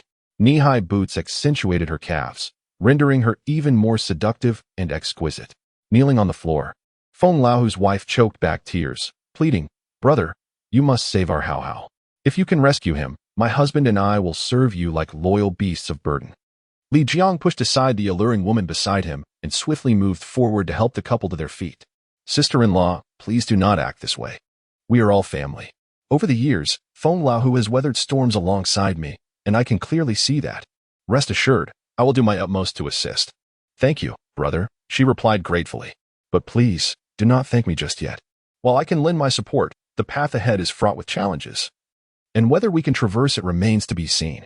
Feng Laohu's wife discerned the implication in Li Jiang's words. She extended her delicate hand, grasping his with earnest beseeching. Brother, you must help our family. Do not worry, Li Jiang reassured her, his eyes glinting with desire. He recalled his arrival in Jiacheng, destitute and lost, and how this very woman had aided him during his darkest hour. He was captivated by her gentleness then, yet refrained from expressing his feelings, believing himself unworthy. Over time, he had flourished in both the underworld and the legitimate world. Now, looking back, the girl he once admired had blossomed into a mother. The unattainable beauty of his youth had become an enduring obsession in his life. Jiangnan and Qin Kinning emerged from the cinema, the night breeze brushing against Qin Kinning's striking visage. Where are we going tonight? She inquired. I'm taking you to a wonderful place. Get in the car, Jiangnan replied, guiding her toward a villa. As the neon lights flickered by the roadside, Qin Kinning's face danced in a play of light and shadow, stealing glances at Jiangnan. Her heart raced as if a startled deer.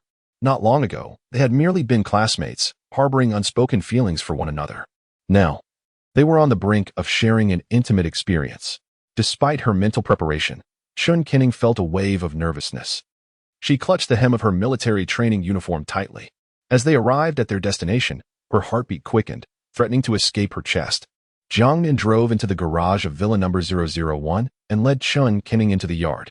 Gazing at the opulent structure before her, she gasped, Are we staying here tonight? Yes, Jiangnan confirmed, equally awestruck. He guided her around the villa, showcasing the swimming pool, movie room, and entertainment area, everything one could desire. I want to take a shower first. Qin Kinning leaned against the main bedroom door, gently pushing against Jiangnan's chest as she sought to present her best self. Though she did not feel particularly fatigued after a day of military training, she was damp with perspiration and had hastily applied her makeup. Jiangnan wrapped his arms around her petite waist, savoring her warmth and the rhythm of her rapid heartbeat. Shall we shower together?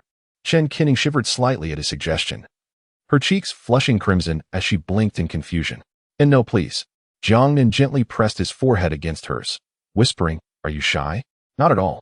Then let us do it together. I'm too sweaty and embarrassed. Maybe next time. Qin Kinning's voice was soft and timid, barely above a whisper. Jiangnan brushed his lips against hers, initially intending for them to share the shower to deepen their bond. However, Qin Kinning's shyness was palpable, her exposed skin turning a delicate shade of pink. It seemed that with every word he spoke, she grew more flustered. He playfully pinched her cheek. The last stretch before the finish line is always the hardest, my dear. Please don't make me wait too long. Qin Kinning nodded slightly, resembling a timid rabbit, and dashed into the bathroom, closing the door firmly behind her. Leaning against the door, she clutched her chest, her heart racing. I'm so nervous. When Jiangnan suggested showering together, her initial instinct was to agree. Had she not seen the hungry glint in his eyes, she might have remained steadfast in her decision. Showering together. Chun Kinning touched her burning cheeks, feeling utterly embarrassed. After taking a moment to compose herself, she began to wash, shedding her garments to reveal a porcelain, youthful yet curvaceous figure.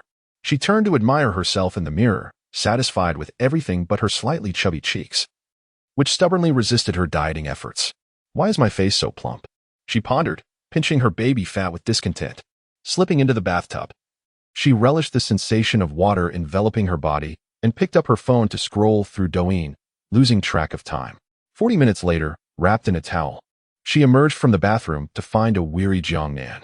Her cheeks flushed as she stammered, I lost track of time on Douyin.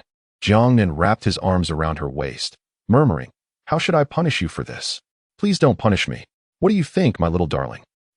At 11:40 in the evening, Chun Kinning nestled against Jiangnan's chest, her cheeks still tinged with pink, her eyes sparkling with residual excitement.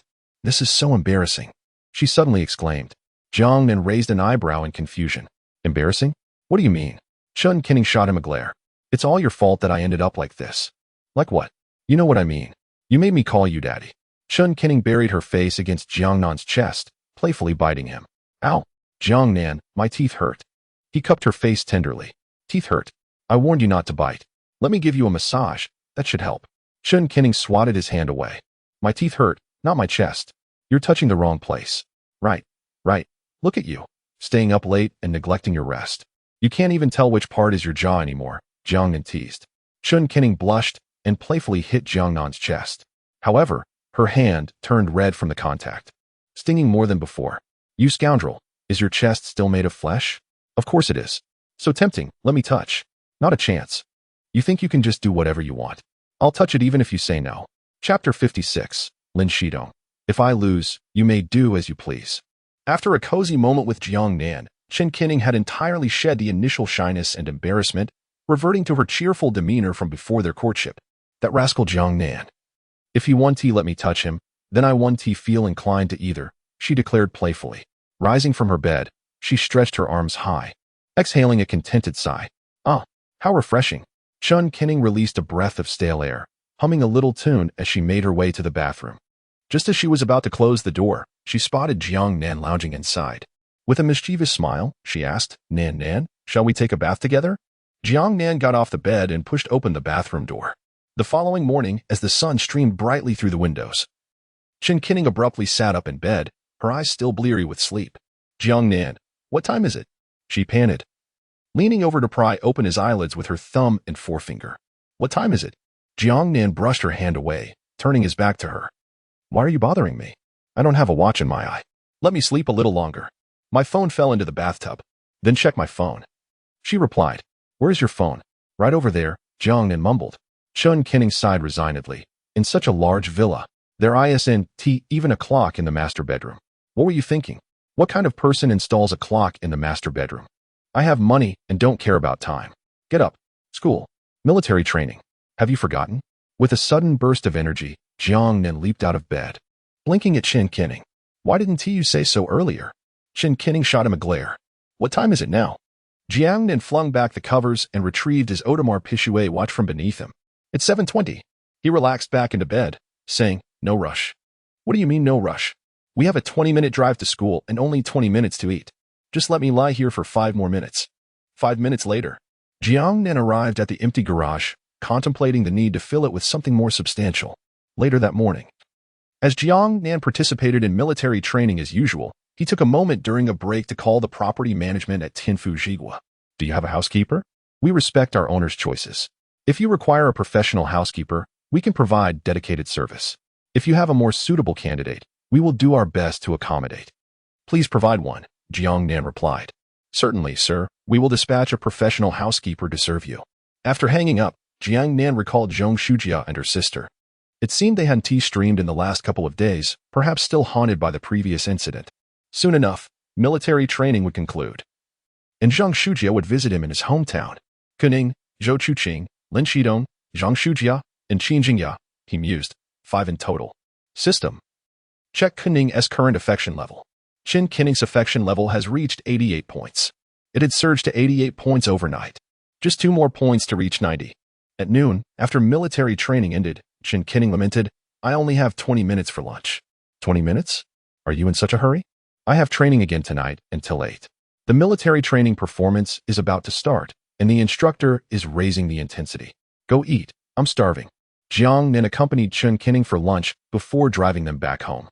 Upon returning, Jiangnan found Lin Shitong bustling in the kitchen. Dressed in a sexy gray t-shirt that exposed her midriff and snug denim shorts that hugged her curves, she exuded an air of domestic charm. You've returned just in time. Have a seat. Lin Shitong placed a plate of steamed base on the table. Give it a try? Even before Jiangnan picked up his chopsticks, the aroma wafted towards him. Sister Shitong, not only are you great at gaming, but your culinary skills are remarkable too. Whoever marries you is bound to enjoy a life of luxury. Lin Shitong smiled. You flatter me. As they began their meal, Lin Shitong seized the opportunity to ask, where did you stay last night? Jiangnan smiled. What is it to you? Are you checking up on me? Why would I check on you? I'm just curious. In a villa outside. Alone? You guess. Lin Shitong bit her chopsticks. A girlfriend? Yes, a girlfriend, Jiangnan replied candidly. He had no intention of hiding it. If she had caught on, he would simply acknowledge it.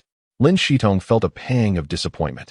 The once delectable meal now seemed devoid of flavor, as the realization that the boy she liked had a girlfriend weighed heavily on her heart. I need to use the restroom, Jiangnan announced, leaving the table. Lin Shitong pursed her lips, picking at her food with little appetite. Memories of past sorrow and grievances, along with Jiangnan's smile, flooded her mind. Gazing at the spacious room, she found herself haunted by a question. If I were to find another boyfriend, could he provide me with such a good life? A 200-square-meter flat, driving a Cullinan. More importantly, Jiangnan was not a middle-aged man. From any angle, he was her ideal choice. Except for one flaw, he was a bit of a rogue, having a girlfriend yet still actively flirting with her. Just days ago, she had been cramped in a tiny rental, eating instant noodles with a dollop of chili sauce. Had she truly never regretted her decisions? Had she never thought how much better it could have been if she had accepted the offer from Jejimedia's boss? Though it meant being coerced. At least she would have enjoyed a better standard of living. Had she never considered that? Of course, she had. It was simply that at that moment, she had held her breath and refused to look back. Once that breath was released, she might have yielded. By then, even if she were coerced, she would still want to live a semblance of a decent life. Fortunately, before that moment came, she met Jiangnan. Otherwise, he would have been her fate. Having realized her circumstances, Lin Shitong finally relaxed, the gloom that had weighed on her heart dissipating. I will never let go. After lunch, Jiangnan returned to his bedroom for a nap. Lin Shitong grappled with her unresolved feelings, knowing he couldn't assist her. Such matters could not be forced. Lin Shitong, unwilling to seek someone else, understood that once she had wealth, girls scoring 90 points would sprout like mushrooms after rain. Knock, knock, knock. Come in. Lin Shitong pushed the door open. You lazy brother, you finish eating and don't even wash your dishes? Jiangnan replied, astonished. Wash the dishes? Of course. Eating and washing dishes are two different matters. I want you to wash them, Jiangnan firmly declined. I'm not here to pressure you. I want you to willingly wash the dishes. That is impossible. Lin Shitong pulled out her phone. Let us play a game. If I win, you wash the dishes. Jiangnan glanced at her out of the corner of his eye. And if you lose? I want to lose. I'm a streamer. If I lose, you may do as you please. A hint of intrigue danced in Jiangnan's mind. Anything goes. Lin Shitong's face inexplicably flushed. Well, do as you see fit. Chapter 57. The inconsistent Lin Shitong. Though Lin Shitong's voice was barely a whisper, Jiangnan heard her clearly. The terms were unmistakable. Should he lose, she would have her way. Lin Shitong donned a fitted gray t-shirt, accentuating her ample bosom and slender waist. The tight denim shorts hugged her perfectly rounded backside, revealing a stunning curvature as she sat upon the bed. Her long, delicate legs were elegantly aligned, fair and enchanting. Jiangnan's gaze shifted away from Lin Shitong's exquisite legs as he gladly accepted her challenge. It was evidently an opportunity she had crafted herself. If he failed to seize this moment, he might as well forfeit his illustrious system. Shitong, don't you dare play tricks. Am I that sort of person? Come on.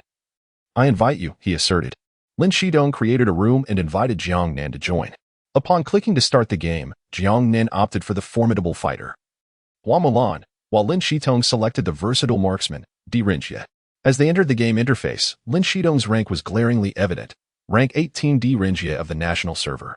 A jolt of alarm surged through Jiangnan. She had chosen a powerful hero, clearly intending to engage him head-on. Was he mistaken? She did not plan to concede, but rather intended for him to wash the dishes. The game commenced without incident, both players steadily leveling up to 4. However, Di Renjie's long-range attacks incessantly whittled away at Hua Mulan's health, leaving her at a precarious 60%. Yet, Jiangnan remained unperturbed. Di Renjie was still crafting his items and lacked protective gear. Taking him down was merely a matter of time. As Jiangnan searched for an opportunity amidst the minion waves, he executed his skills, aiming to engage Di Renjie in close quarters. At that moment, Di Renjie blinked away, simultaneously unleashing his ultimate to immobilize Hua Mulan and relentlessly assault her. Jiangnan switched to his heavy skill, advancing with his second ability. After pushing forward and landing 2 strikes, Di Renjie managed to escape again, ultimately securing the first kill on Hua Mulan. Lin Shidong's expression was serious, though her cheeks remained flushed. Following this, unsurprisingly, the unranked Hua Mulan was mercilessly dominated by the national rank Di Renjie, suffering 3 deaths within 6 minutes. This was under the condition that Jiangnan played exceptionally cautiously. At this juncture, Di Renjie had reached level 9, while Jiangnan lagged behind at level 7. Under the control of the national rank Di Renjie, Jiangnan had scarcely gained any experience, and during this 6-minute span, his first tower had lost 5/6 of its health. In a one-on-one match, losing a tower meant conceding the game, as Di Renjie claimed his 3rd kill on Jiangnan. He himself was left with a mere 5% health. Nevertheless, he chose not to retreat. After clearing the minion wave, Di Renjie's health recovered to 20%. Although still within Jiangnan's lethal range, he sensed an opportunity. At the convergence of the minion lanes, Jiangnan blinked forward, delivering a crushing blow with his first ability, swiftly eliminating Di Renjie. With the minion wave nearly cleared, he pushed towards the enemy tower. Finally, as Di Renjie respawned, he seized the first tower, securing victory. With the victory banner appearing on Jiangnan's phone, the game concluded. The atmosphere in the bedroom fell into an abrupt silence. "I can't believe I lost to you. This is absurd. Let us go again," she exclaimed, visibly disgruntled, insisting on a rematch. Jiangnan exited the game, a smile gracing his face. Lin Shitong furrowed her brow. "What are you smiling about? You did this on purpose." Her pupils constricted as she nervously blinked. "I don't know what you mean," Jiangnan replied. "Has this game become so competitive? A rank 18 player has reached such a level of understanding?" Lin Shitong frowned. "I have no idea what you're talking about. You're making me sound like I have ulterior motives. Although everything seemed normal in the last game. Didn't you find it odd how I won? You fought hard for an entire match, only managing to chip away 5/6 of my tower's health. Yet I only killed you once and pushed your defenses down. What is the big deal? In MOBA games, a turnaround is commonplace. Besides, early game respawn times are short. And towers have shields, so of course, I push slowly. In the later game, respawn times extend, towers lose shields, and minion attack power increases, making it easier to push." Lin Shidong explained coldly. Jiangnan chuckled. "So you utilized this game mechanic to create the impression that you desperately wanted to win but had no choice but to concede to me. Pfft. Why would I deliberately lose to you? Do you think I want to wash dishes? Just speak plainly if you don't want to wash," Lin Shidong retorted, rolling her eyes as she walked towards the kitchen. Observing the cold expression on her face and her hurried departure, Jiangnan reaffirmed his thoughts. He left the bedroom and found Lin Shitong tidying the dining table. Approaching her from behind, he gently embraced her. Startled, Lin Shitong gasped, causing a ceramic bowl to crash to the floor, shattering into pieces. Alarmed, she exclaimed, and Jiangnan quickly released his hold. Lin Shitong turned. Her curvaceous form pressed against the table, dividing her perfectly rounded backside into 2 halves. "What are you doing?" she inquired, her brow furrowed in annoyance. "Of course, I want to hold you. You. Who do you think you are? I'm currently in a tough spot, relying on your charity while living in your home. But I've stated, I'm merely renting. Once I have the means, I will repay you. I warn you, don't think of touching me. If you do, I will call the police." "Call the police? Is it really that serious?" "Of course. I thought you were different. I believed we were friends. But now, you dare to act this way towards me. I was blind to your true nature. Is that truly how you see it?" Jiangnan questioned. "I couldn't be more sincere. I'll move out tomorrow. Even if I have to live under a bridge, I won't let you exploit me." Lin Shitong's words were resolute. Jiangnan retrieved his phone, dialing the police. "From now on, I may engage in some rather impolite actions towards you. You are free to call the authorities at any time." He placed the phone on the table. Lin Shitong only needed to lift her hand slightly to press the call button. He leaned in closer, halting when they were merely inches apart. Lin Shitong braced herself against the table, facing Jiangnan. Their proximity heightened the tension in the air. In a low voice, Jiangnan murmured, "You have a chance. It's not too late to call. If you don't act soon, I may just kiss you." Lin Shidong's breath quickened, a hint of anxiety evident. "If you dare to kiss me, I will not spare you." Chapter 58. Is Feng Hao innocent? The atmosphere in the room was peculiar. One person gazed at the alluring red lips before them, yearning to taste, yet fearful of an invitation to a tea gathering. Another, apprehensive of being violated, deliberately ignored the phone lying nearby, betting instead on the other's reluctance to act. After a tense 2 minutes, Jiangnan could no longer endure the stalemate. He threatened, "I shall kiss you, indeed." "Absolutely not. If you dare to kiss me, I will call the police." Lin Shitong maintained her resolute stance against him. Seeing her determination only fueled Jiangnan's amusement. "You have 10 seconds left to make a call. After that, if you do not act, I will take the initiative," he declared, counting down. 10, 9, 3, 2, 1. Without further ado, Jiangnan leaned in and captured Lin Shitong's lips with his own. Moments later, they parted ways. Lin Shitong, her cheeks flushed, exclaimed, "You are bullying me. Then I shall call the police and have them arrest you, shall I?" "That would not be wise. I am the victim here. Only I can call the police. If you do so, it would be an admission of guilt. I alone can make the report, and you are forbidden to do so. Then I cannot allow you to suffer in silence." Lin Shitong embraced Jiangnan, resting her head on his chest. "As punishment, you must treat me well for a lifetime and never bully me again." Jiangnan wrapped his arms around her slender waist, whispering, "How could I ever bear to bully you? You clearly deduced that I was intentionally losing to you, yet you still handed me your phone to call for help. You knew I would not do that, yet you continued to pressure me. It made me feel so uncomfortable." Lin Shitong's voice trembled with unshed tears. Jiangnan, filled with helplessness, noted how Lin Shitong, usually so cheerful and with an appearance befitting a strong woman, possessed a vulnerable side that would weep at the slightest provocation. He gently patted her back. "Do not cry. I should have been more assertive." With red-rimmed eyes, Lin Shitong softly suggested, "You could still be assertive now." Jiangnan cradled her face in his hands. "It is already 1:30. Time is running short. Will you return tonight?" Jiangnan hesitated to promise, knowing he had no plans to return, as he intended to pursue Qin Jingya that evening. Yet, with such a tearful beauty by his side, it was impossible for him to decline her request. She felt as soft as cotton candy, quietly nestled in his embrace. "I will return tonight, but perhaps a bit late. Would you like to have dinner together?" "I might miss dinner. I will wait for your return. Yesterday afternoon, I purchased a set of Milan-themed cosplay costumes online for 156 yuan. The quality is excellent and highly authentic. If you return by 10:30, I will wear it for you."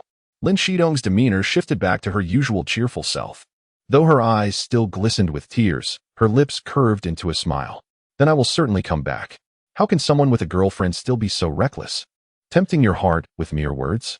With a figure and looks like yours, I cannot help but imagine how stunning you would be in that costume." "Stop exaggerating. I can sense you were thinking that just now." Lin Shitong urged, "You must return tonight." "Understood." Later that afternoon, Jiangnan drove to the school. Just as he parked, he spotted a familiar face. Feng Hao stepped out of a brand-new Porsche 911, accompanied by a strikingly dressed woman, who, while not quite as captivating as Qin Jingya, still boasted a respectable allure. Noticing Jiangnan's gaze, Feng Hao approached, hands in pockets, with a sneer that radiated disdain and mockery. "Wealthy, aren't we? Just because you drive a dilapidated Cullinan, you think you are someone of significance? Do you really believe you can imprison me? You're not worthy." Feng Hao sighed. "What a pity. You failed to eliminate me, nor could you confine me to prison until my demise." He lowered his voice, a vicious glint in his eyes. "Since you could not destroy me, I will ensure your downfall." With a smirk, he turned away, taking the alluring woman with him. The woman cast a lingering glance at Jiangnan, placing her hand on her shapely figure while signaling him with a gesture to call her. Jiangnan paid little heed to her intentions. His mind was preoccupied with the question of how Feng Hao had returned unscathed. Was the police station his personal domain? He dialed Zhou Chuqing's number. As his legal representative, she would surely have information if Feng Hao's release had followed the proper legal channels. After 2 rings, she answered. "Hello, darling. Did you miss me so soon? Chuqing, do you know why Feng Hao was released from police custody?" "Feng Hao was released? When did this happen? I was unaware." Zhou Chuqing expressed her surprise. "I'll make some inquiries." "No need," Jiangnan interjected. "I intend to visit the police station to investigate. Once I gather the details, I will reach out to you." "All right, keep me posted." After hanging up, Jiangnan informed Principal Hu of his whereabouts and then drove to the police station. He parked at the entrance, but just as he was about to enter, he was stopped by a police officer. "Hello, you must be here to see Captain He." "Captain He?" Jiangnan's mind raced. "Does she know I am coming?" "She is waiting for you in the third office on the left on the third floor." Jiangnan ascended to the third floor and knocked on the door of the indicated office. "Come in." Upon receiving permission, he entered to find He Can closing her notebook and gesturing for him to sit. "Do you know why I sought you out?" Jiangnan asked coldly, taking a seat before her desk. He Can nodded. "Indeed, I was expecting you this afternoon. Had you not arrived by 3, I would have sought you out myself." "Then enlighten me. How did Feng Hao evade legal repercussions? Is his attempted murder charge not valid? With solid evidence and witnesses, it is indeed valid. Then why was he released?" He Can leaned back in her chair, placing her pen upon the desk. "Within 3 days, we will assign personnel to ensure your safety." Jiangnan was taken aback by her sudden declaration. "Assign personnel for my protection?" "Precisely. Why not simply imprison Feng Hao?" "I cannot do that. The reasons are not for me to disclose. You must trust that the law will safeguard you and punish any who dare to challenge its authority." After pondering for a moment, Jiangnan replied, "I choose to believe you." He Can's affinity too. "Thank you for your trust," she said calmly. Then dialed a number. Moments later, there was a knock at the door. "Come in." The door swung open, revealing 3 men clad in plain clothes who stood straight before He Can. "Captain He." He Can smiled. "Allow me to introduce you. These 3 will safeguard your life and property over the next 3 days." Chapter 59. What innocence are you pretending before me? 3 individuals stood upright. Huang Can introduced them in succession: Tianfeng, Qin Kai, Guisi. "These 3 are esteemed members of our reconnaissance team. From this moment onward, they shall be responsible for your safety and well-being. Should any issues arise, feel free to approach them directly." After concluding the introductions, Huang Can returned to her seat. "Do you have any questions?" Jiangnan gazed at the resolute expressions of the 3 men. Despite harboring countless uncertainties within, he chose to set them aside. With the adept protection of the reconnaissance team, even if Feng Hao harbored malicious intent, he would think twice. "I shall return in 3 days. By then, I will share everything you wish to know." Jiangnan departed Huang Can's office. After a brief conversation with Tianfeng and the others, he drove back to the school to continue his military training. Tianfeng and the others would soon enter the school, safeguarding Jiangnan from the shadows. Upon detecting any suspicious activity, they would promptly intervene. Tianfeng reassured Jiangnan to remain at ease. Should any harm befall him, the 3 would immediately resign in shame. In the afternoon, following the conclusion of military training, Qin Jingya sent him the restaurant reservation details. This was a dinner planned for the evening after their arrangement the previous afternoon. Jiangnan had initially intended to woo Qin Jingya tonight. However, an unforeseen incident at noon had softened his heart, particularly after witnessing Lin Shidong's captivating performance. Moreover, the synchronized duel in the Mulan cosplay was undeniably alluring. As Mulan was Jiangnan's favorite hero, having reached a high level of mastery, she held profound significance for him. Would it not be a thrilling experience to fight valiantly beyond the confines of the canyon? Just as Jiangnan was about to open the door to his car, he suddenly noticed a small folded note, no thicker than a pinky finger, resting on the car window. It was nearly imperceptible unless one looked closely. Jiangnan picked up the note and unfolded it. A sequence of 11 digits was inscribed, a phone number. Could it be her? The woman who accompanied Feng Hao earlier. As she departed, she had gestured as if to make a call. Jiangnan had dismissed it at the time, but now. A frown crossed his brow as he tucked the note away. He held no interest in that woman, yet the number might prove useful in the future. Jiangnan drove away from the school, arriving at the restaurant Qin Jingya had selected. The autumn air was filled with a glass-like clarity. Prior to his arrival, Jiangnan had researched the establishment online. Although its name seemed obscure, it was a high-end restaurant with an average expenditure of 6,000 per person. According to the restaurant's data, female patrons predominated. Upon parking, he entered the restaurant and immediately spotted Qin Jingya seated within. She wore a delicate white dress, reminiscent of first love, sitting quietly as if she were the ethereal moonlight in countless hearts. Her fair legs were elegantly crossed, encased in white ankle socks, while dainty pink-accented shoes adorned her petite feet. "When did you arrive?" "Just a while ago." Upon seeing Jiangnan, Qin Jingya's face lit up with a smile, her red lips curving into a beautiful arc, revealing her pearly white teeth. The unique air of scholarly elegance she exuded captivated Jiangnan. "It was all because of me that Feng Hao acted in such a manner. I apologize. This matter does not concern you." This afternoon, he came to see me, claiming that he threatened you due to our closeness. Jiangnan questioned. He came to see you? At 3 in the afternoon, he approached me. Offering a gift, he claimed that the necklace was worth over 100,000, promising it to me if I would agree to be with him. This necklace was merely the beginning. A necklace worth over 100,000? When did he become so affluent? Jiangnan asked teasingly. I am uncertain. What did you tell him? I told him. What did you say? Qin Jingya lifted her gaze, looking steadily at Jiangnan. I told him I liked you and to stop coming after me. After saying this, Qin Jingya pressed her lips together, hesitating. I realize this may cause you distress, but I cannot suppress my feelings. I truly like you. I know you might think I am after your wealth, but that is not the case. I love you. Jiangnan.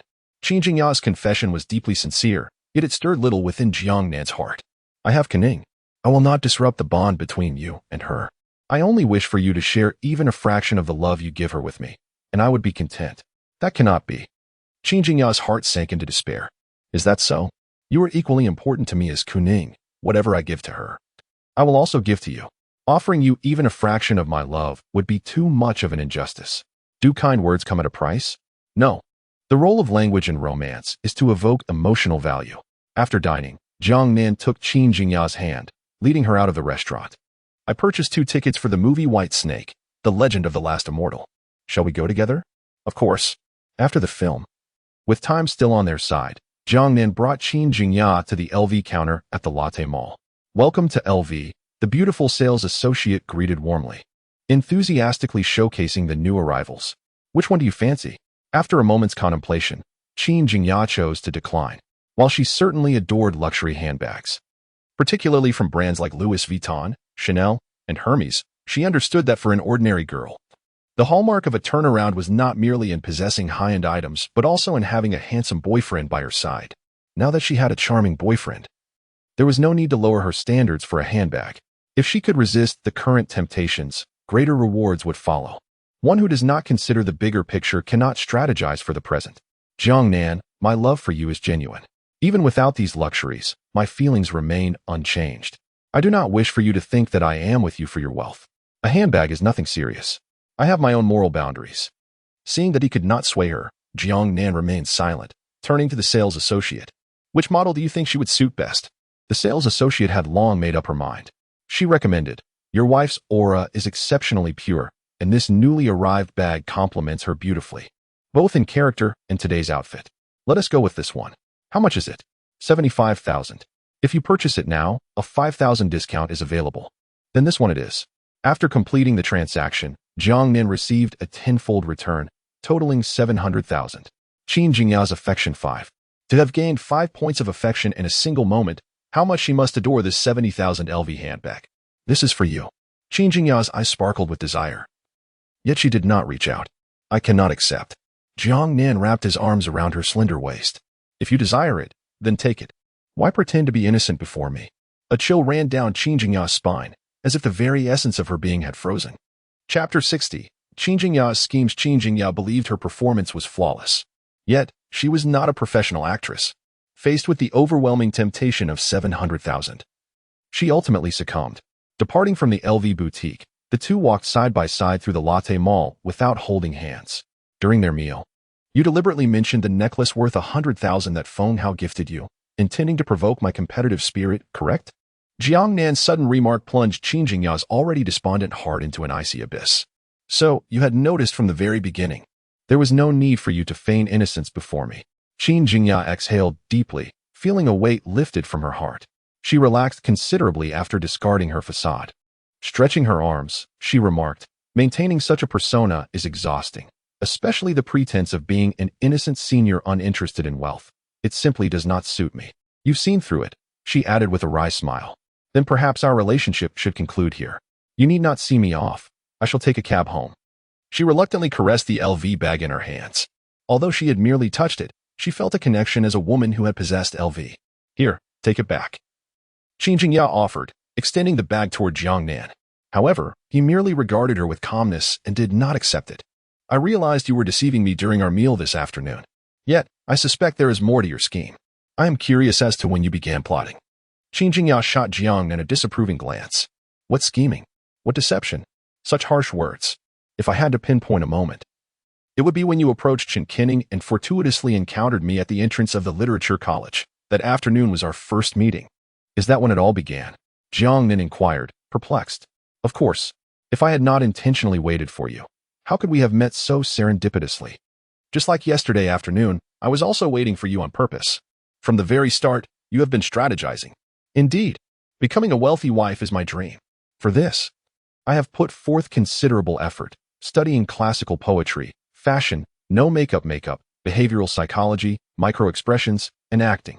While others slumbered, I immersed myself in the art of beauty blogging and even abandoned my favorite games. Your dedication is commendable, Jiangnan smiled. Laughter is welcome. I have grown accustomed to it. If you believe I am deceiving you, there is little I can do. What are you doing? Suddenly, Jiangnan wrapped his arms around Qin Jingya's waist. She pushed against his chest with all her might, but it was futile. His strength was insurmountable. What are you doing? Let me go. If memory serves, you are my girlfriend, and it is perfectly acceptable for me to embrace my girlfriend. We have broken up. I never consented. Qin Kai, holding a cup of milk tea, leaned against the railing, observing the playful tug-of-war between Jiangnan and Qin Jingya from a distance. Captain, should we intervene? Intervene in what? Tianfeng replied lazily. Look, this could be considered harassment, violating a woman's will. Tianfeng cast a disdainful glance, exasperated. Did you attend police academy for nothing? Captain, what do you expect me to do? Tianfeng analyzed. When one is under threat, do they still concern themselves with the milk tea in their hand? No. Then it is settled. That woman has not relinquished her bag. Jiangnan, what are you doing? Qin Jingya exclaimed angrily. You have invested so much to become a wealthy wife. After finally finding a target, you have yet to gain anything, and now you wish to retreat. Are you truly content with that? What choice do I have? The persona I carefully crafted has been unraveled by you. If I continue, am I not inviting humiliation upon myself? Rather than allowing you to dismiss me, I prefer to leave of my own accord. I can offer you another chance. What opportunity? Utilize everything you have learned to continue crafting your persona and deceive me. Are you not afraid I will swindle you out of everything and abscond with your wealth? If you truly possess such capability, I would accept my defeat. Qin Jingya cautiously asked, You still wish to continue this conversation with me? Of course. My intention in dismantling your FAAD is solely to glimpse your genuine self. I would rather share my life with a materialistic woman than with an actress who cannot express joy or sorrow. Qin Jingya bit her lip. Why do you embrace and accept me, knowing I am deceiving you? You could easily feign ignorance, sleep with me, and then discard me like refuse. Reclaiming your LV bag through legal means. Your behavior makes me feel like a villain. I know you are a good girl. I am not. I am someone who would sacrifice everything for money.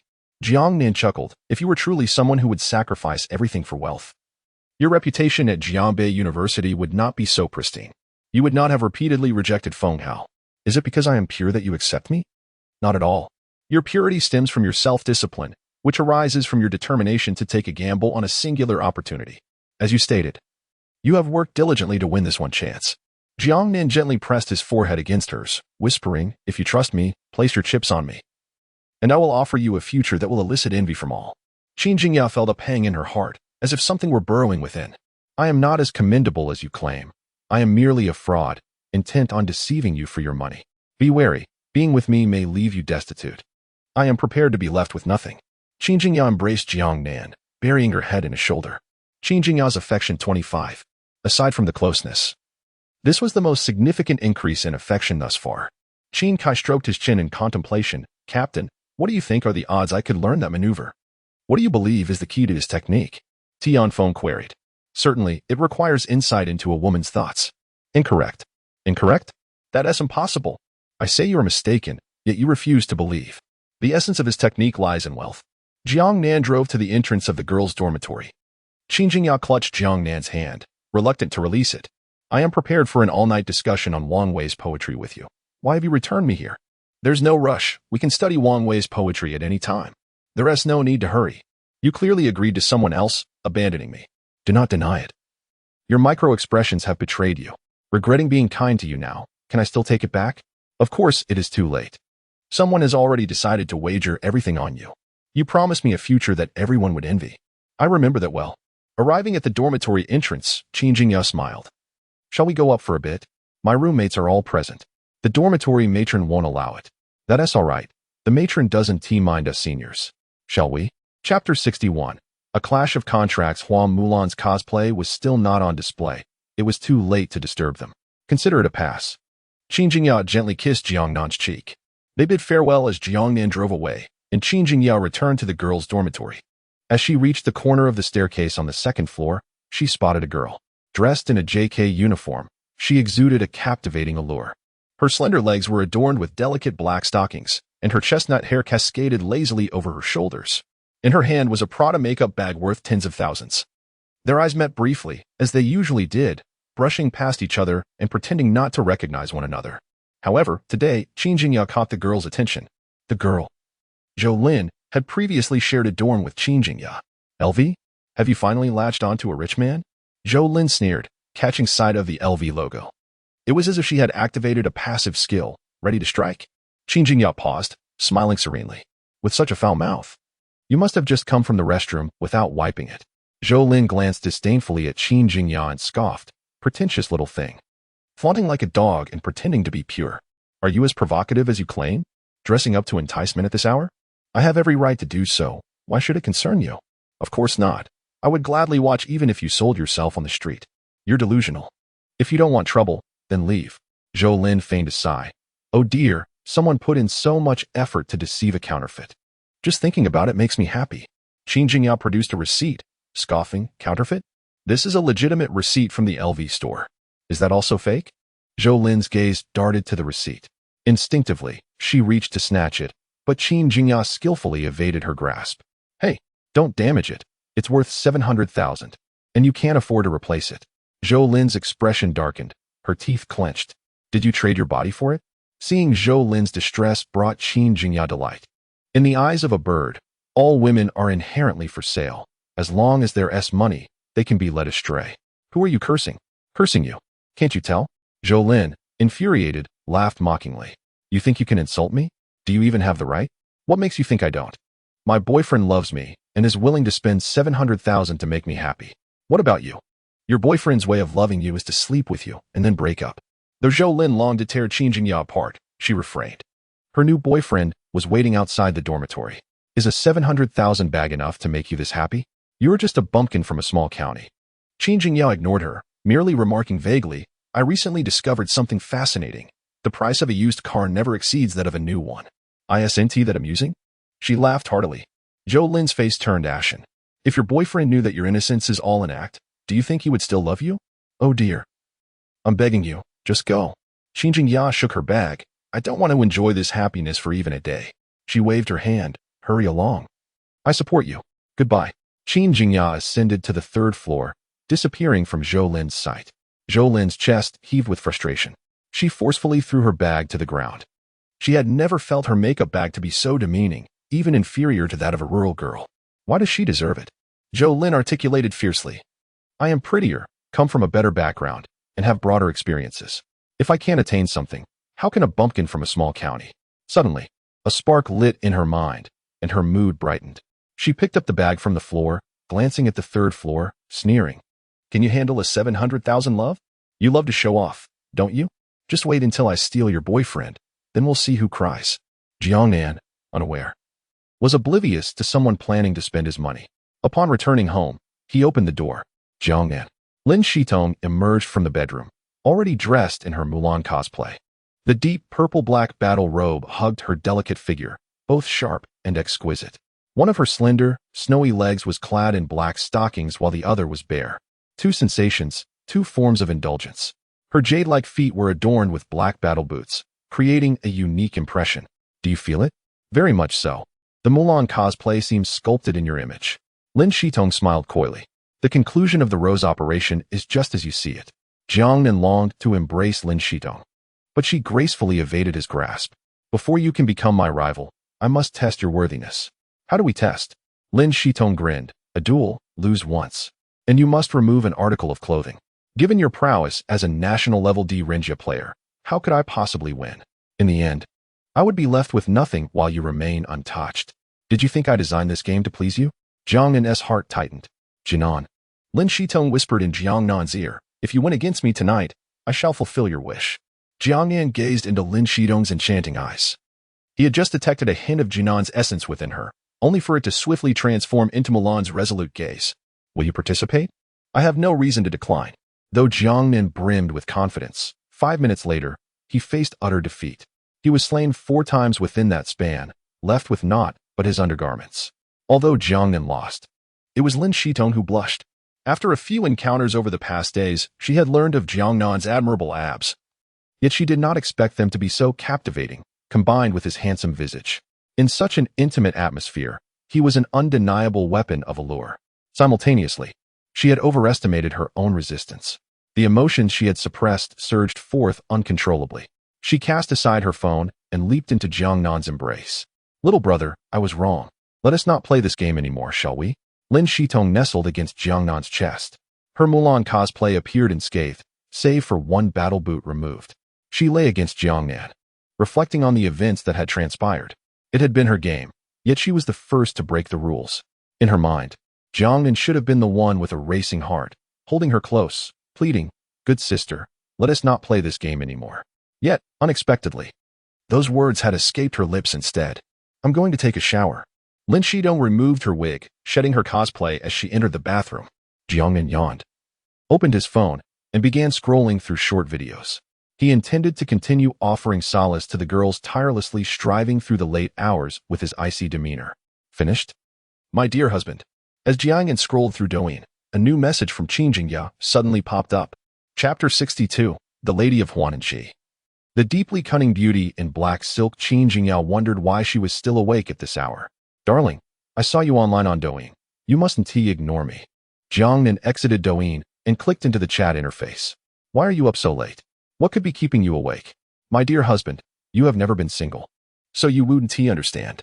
At this hour, my roommates are all asleep. What do you expect me to do alone? Jiangnan chuckled at her response. So you're contacting me at this late hour merely to chat? Of course. I'm just a lonely girl yearning for your warm embrace. You should get some sleep. I can't sleep without hearing your voice. I'll call you. Remember to answer. Oh, and put on some wired headphones. Don't let my sister hear me. You're more considerate than I am. Of course. Do you think I studied social psychology for nothing? That fake man Huan and Ji taught me well. My teacher is Musi, and I occasionally attend lectures by teacher Hua. Suddenly, Qin Jingyao initiated a voice call. Jiangnan connected his earphones to the Type-C port and pressed the answer button. Hearing Qin Jingya's steady breathing, it seemed she was genuinely asleep. I'm going to sleep now, darling. Goodbye. Hang up once I fall asleep. Her voice was soft, laced with a sense of secrecy. Lin Shitong peeked out from the bathroom, blinking her large eyes. Whose call is it? A friend. Lin Shitong tilted her head slightly, a mischievous grin appearing on her face, clearly unconvinced by Jiangnan's words. You're making a WeChat call and wearing headphones. It's obvious, isn't it? It must be his little girlfriend. Unfortunately, just as she was about to say more, Jiangnan put down his phone. I suppose the call has ended. Lin Shitong shot him a playful glare. You already have me, yet you still need to talk to other women. Darling, shall we shower together? I can help you wash. Sure. Jiangnan followed Lin Shitong into the bathroom. Just as he intended to close the door, Lin Shitong stopped him. Why close the door? There is no one else in the house. Qin Jingya's affection 2. Qin Jingya's affection 1. Qin Jingya's affection 2. In the morning, the first rays of dawn pierced through the darkness, illuminating Jiangnan's face. He rubbed his eyes and glanced out at the blue sky. Lin Shitong lay in bed, resembling a small cat, still fast asleep. Where are you going? Lin Shitong murmured, turning over sleepily. Military training. Be careful on the way. And remember to close the door when you leave. Bye. Lin Shitong had only fallen asleep around 5 in the morning and would likely struggle to wake up anytime soon. After freshening up, Jiangnan made his way to the underground parking lot. Coincidentally, or perhaps it was intentional, he noticed Huan and Ji waiting for him with a gentle-looking girl beside him, both engaged in cheerful conversation. With every word Huan and Ji spoke, the girl responded with the most understanding smile. She was adorned in a flowing white dress paired with a light blue, breathable outer shirt, carrying a matcha-colored handbag. Upon noticing Jiangnan approach, she smiled politely, her simple gesture akin to a warm spring breeze, bringing comfort to all around her. Jiangnan, do you think my wife is beautiful? Huan and Ji stood protectively in front of Jiangnan. What a coincidence, Teacher Hua. Coincidence? We typically refer to unexpected encounters as serendipity. Yet we have been waiting for you here for half an hour. Waiting for me? My wife needs to go to the hospital for a follow-up checkup. And my car isn't repaired yet. I wanted to discuss borrowing your vehicle. Jiangnan inquired. Can't you take a taxi? My wife has a delicate constitution and is allergic to certain odors. Jiangnan glanced at the gentle older sister, who smiled and said, I appreciate it, Jiangnan. It's no trouble at all. We are neighbors and should help each other. Huan Anji pointed to the Lamborghini Reventon. I want that one. Are you serious? Jiangnan tossed the key to his Cullinan to Huan Anji. Drive me to school, and you can take the car. Huan Anji gracefully opened the passenger door for the girl. Her movements delicate and elegant, as if handling a precious gem. Huan Anji drove Jiangnan back to school. I'll return the car to you tonight. No rush. Huan Anji departed from Jiangnan University. Li Muzi observed Jiangnan's retreating figure in the rearview mirror. This boy isn't bad. At least he is not inherently wicked. Jingya following him is the best choice. However, he is quite the playboy, with numerous girlfriends. Fate has its own course. One cannot evade or avoid it. Jingya's goals have been achieved, but naturally, some losses must accompany gains. In contrast, she stands to profit. Huan Anji's gaze sharpened. Let us not speak of such gloomy matters. Life is shaped by our own actions, and we can avoid misfortune. Li Muzi replied softly, if one day I am gone, take care of yourself and find someone who loves you. If you leave, I will go with you. Just as Jiangnan entered the school gates, he received a message from Jiangnan. Babe, I'm heading to training now. Make sure to eat well on your own. Love you, kisses. It was now 7:15 in the morning. Such an early training session was indeed demanding for the National Flag Guard. As Jiangnan entered the cafeteria, a pair of eyes fixated on him. Zhou Lin glanced at a photo, confirming he was indeed Qin Jingya's boyfriend. Qin Jingya, how devastated would you be if you saw your boyfriend with me? Am I just second-hand goods? Humph. I intend not only to make you second-hand, but also to put a green hat on you. What qualifications does a mere student from a small county have to indulge so well? Do you understand? Zhou Lin purchased a bowl of millet porridge from the window and walked toward Jiangnan. As she approached, she quickened her pace, feigning a casual collision with him. If she could bump into him and spill the porridge on herself, the boy would typically feel guilty, providing her the opportunity. Moreover, she was dressed in a JK uniform and black stockings. What boy could resist the allure of those elegant legs? Innocent? That foolish Qin Jingya couldn't even seduce a man. Still pretending to be pure? Black stockings are the ultimate weapon for enticing men. Oops. Zhou Lin successfully collided with Jiangnan. He was engrossed in his phone, and given her intentional approach, there was no reason for them not to crash together. However, an unexpected turn of events occurred. Just as Zhou Lin prepared to spill the porridge on her JK uniform, Jiangnan swiftly steadied the bowl, preventing a single drop from escaping. How did he manage that? Zhou Lin was bewildered. The porridge was tilting toward her, yet it remained steady. What was happening? Was the law of physics suddenly defunct? Are you all right? I'm fine.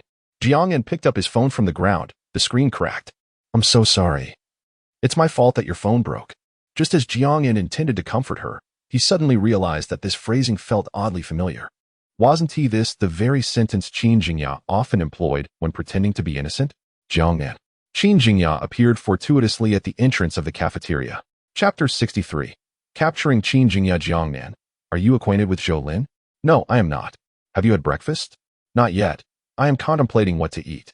Do you have any recommendations, senior? There are delicious options on the second floor. I'll take you there. Come on. Jiangnan and Qin Jingya walked to the second floor, laughing and chatting, leaving Zhou Lin behind. Jiangnan, let me transfer the money to you. Zhou Lin suddenly interjected. No need. It's not a significant amount. And it was not intentional on your part. As long as the kanji didn't scald you, that's what matters. The two continued up the stairs. As they turned the corner, Qin Jingya glanced back at Zhou Lin, her eyes filled with disdain and mockery. Zhou Lin's face darkened, her fists gradually tightening. Upon reaching the second floor, they purchased breakfast and found a place to sit, enjoying their meal while conversing. Are you waiting for me? Of course. Jiangnan has an early military training session today, so I thought I would join you for breakfast. However, I didn't expect Zhou Lin to beat me to it. She is the one who spread those rumors about you? Indeed. It was she who initiated the slander, and after the incident, she had her boyfriend use his influence to suppress the matter. If you visit the forum for Jiangnan University, you can still find the vile things they concocted back then. Jiangnan consoled her. Senior, you have endured injustice. Injustice? Who has encountered a few worthless individuals? No matter what this trash does in the future, they will always exude stench and disgust others. After breakfast, the two parted ways at the restaurant entrance. Qin Jingya suddenly asked, was that girl last night your girlfriend? Certainly. Weren't you only supposed to have Jiangnan as your girlfriend? I never claimed that. Qin Jingyao rolled her eyes at Jiangnan, playboy. I should inform Qinning about your many romantic entanglements. Are you quite familiar with her?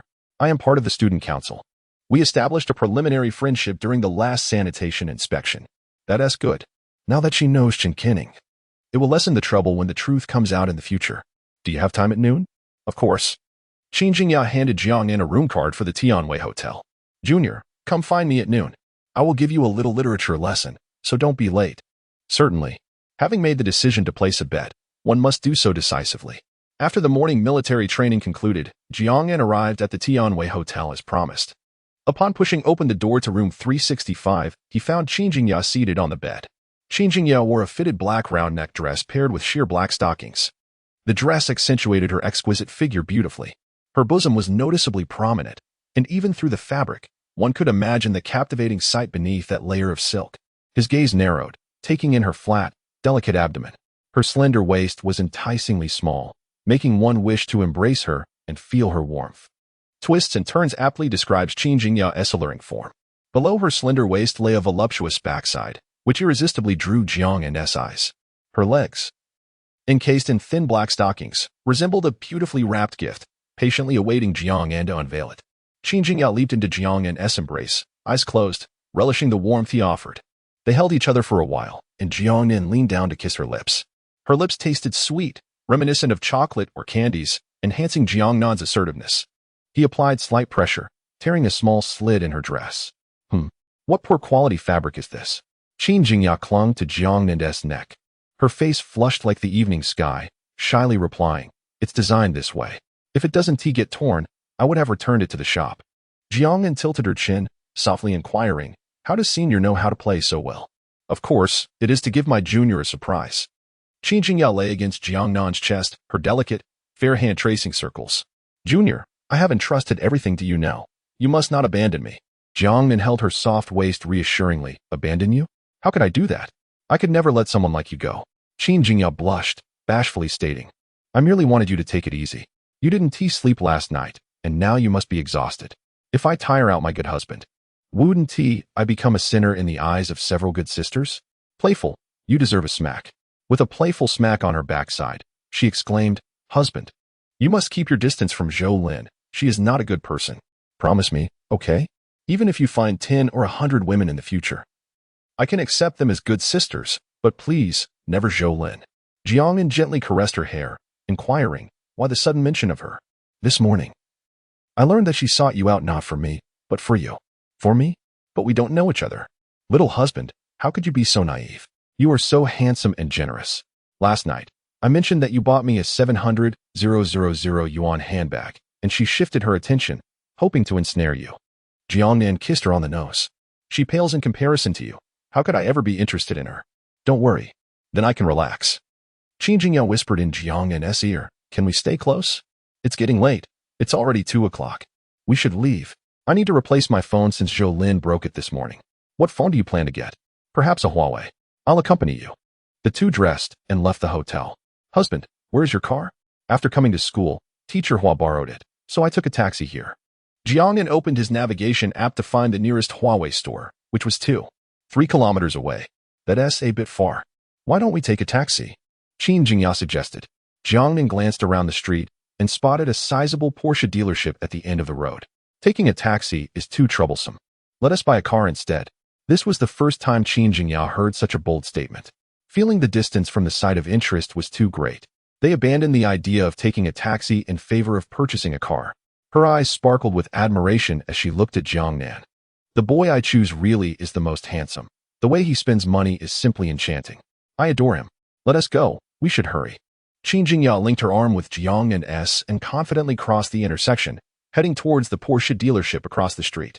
As they entered the dealership, a beautiful saleswoman approached them. "Welcome to Jiangxing Porsche Center. How may I assist you today? I'd like to see the top model of the 911. "Certainly, sir. This way, please." Chapter 64, The Porsche 911. Qin Jingyao's smile. The alluring saleswoman led Jiangnan to the front of the Porsche 911, enthusiastically detailing the specifications of this exquisite model. "Sir, this vehicle is equipped with a 6T engine, boasting a maximum power of 357 kW and a peak torque of 570 N. Furthermore, the design of the car is remarkably stylish. Jiangnan gently tapped the Porsche 911's hood. Do you like it? Qin Jingya, who had been engrossed in the sales presentation, nodded in response to Jiangnan's inquiry. I do. Then let's purchase this one. You can sign the contract with her. I'll take care of the payment. Okay. Huh? Qin Jingya was taken aback. Me? Sign the contract? Of course. This car is a gift for you. Overwhelmed with excitement, Qin Jingya leaped into Jiangnan's arms, tightly embracing him. Thank you, darling. Hurry and sign the contract. Time is of the essence.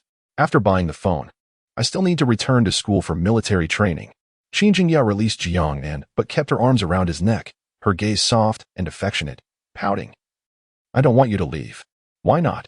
I can't always indulge in your whims. I want to have a little Jiangnan, a chubby one. Then you must put in the effort. We'll work hard together. You need to share a bit more love with me. I certainly will. Now, go sign the contract. All right. Qin Jingya followed the saleswoman to complete the paperwork, receiving a temporary license plate. After 15 minutes, she settled into the driver's seat, fastened her seatbelt, inserted the key, and stepped on the brake. The vehicle gradually lurched forward, successfully exiting the Porsche dealership. Qin Jingya's cheeks flushed with excitement. Her speed modest at 20 to 30 miles per hour. Congratulations, host. You have received a refund of 35 million. Congratulations, host. Your funds have reached 98 million. Only 2 million away from a minor target. Keep pushing forward. Just 2 million left. I should be able to gather it before tonight. Qin Jingya drove Jiangnan to the nearest Huawei flagship store, where she purchased a phone, returning to school thereafter. The phone Jiangnan bought was the Huawei Mate X, priced at 19,999. Initially, this phone faced considerable criticism upon release, but soon it sold out. Qin Kai took a drag from his cigarette, watching the Porsche's rear vanish at the end of the road. Captain, I've had an epiphany. Tian Feng, intrigued, asked, what did you realize?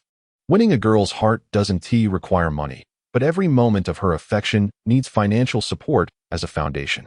A brand new Porsche 911 stood parked at the school. Jiangnan exited the passenger seat and bid farewell to Qin Jingya before heading toward the playground.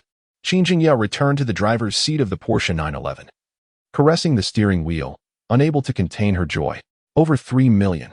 The on-the-road price of this car is 5 million. Just 2 days ago, she wouldn't have dared to dream of this. Now, not only does she own a Porsche 911, but she also enjoys a wonderful life. Qin Jingya parked the car beneath the girl's dormitory, stepping out. At that moment, passers-by cast curious glances her way. Those looks were familiar to her, filled with anticipation, envy, and jealousy. Unfortunately, she had not encountered the person she wished to see. Otherwise, the emotional value of this car would have been complete. Just a few steps away, she felt an unusual gaze fixated on her. Turning her head, she spotted Zhou Lin emerging from the supermarket, carrying a bag of snacks, her brow furrowed.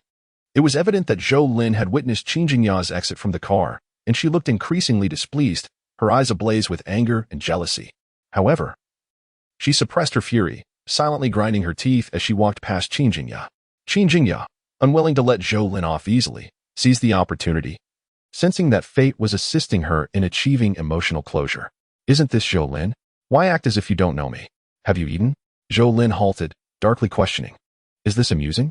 Qin Jingya chuckled. I assent it? Look at my husband's gift to me, a Porsche 911. What is so impressive about a Porsche 911? How vulgar. Zhou Lin retorted coldly.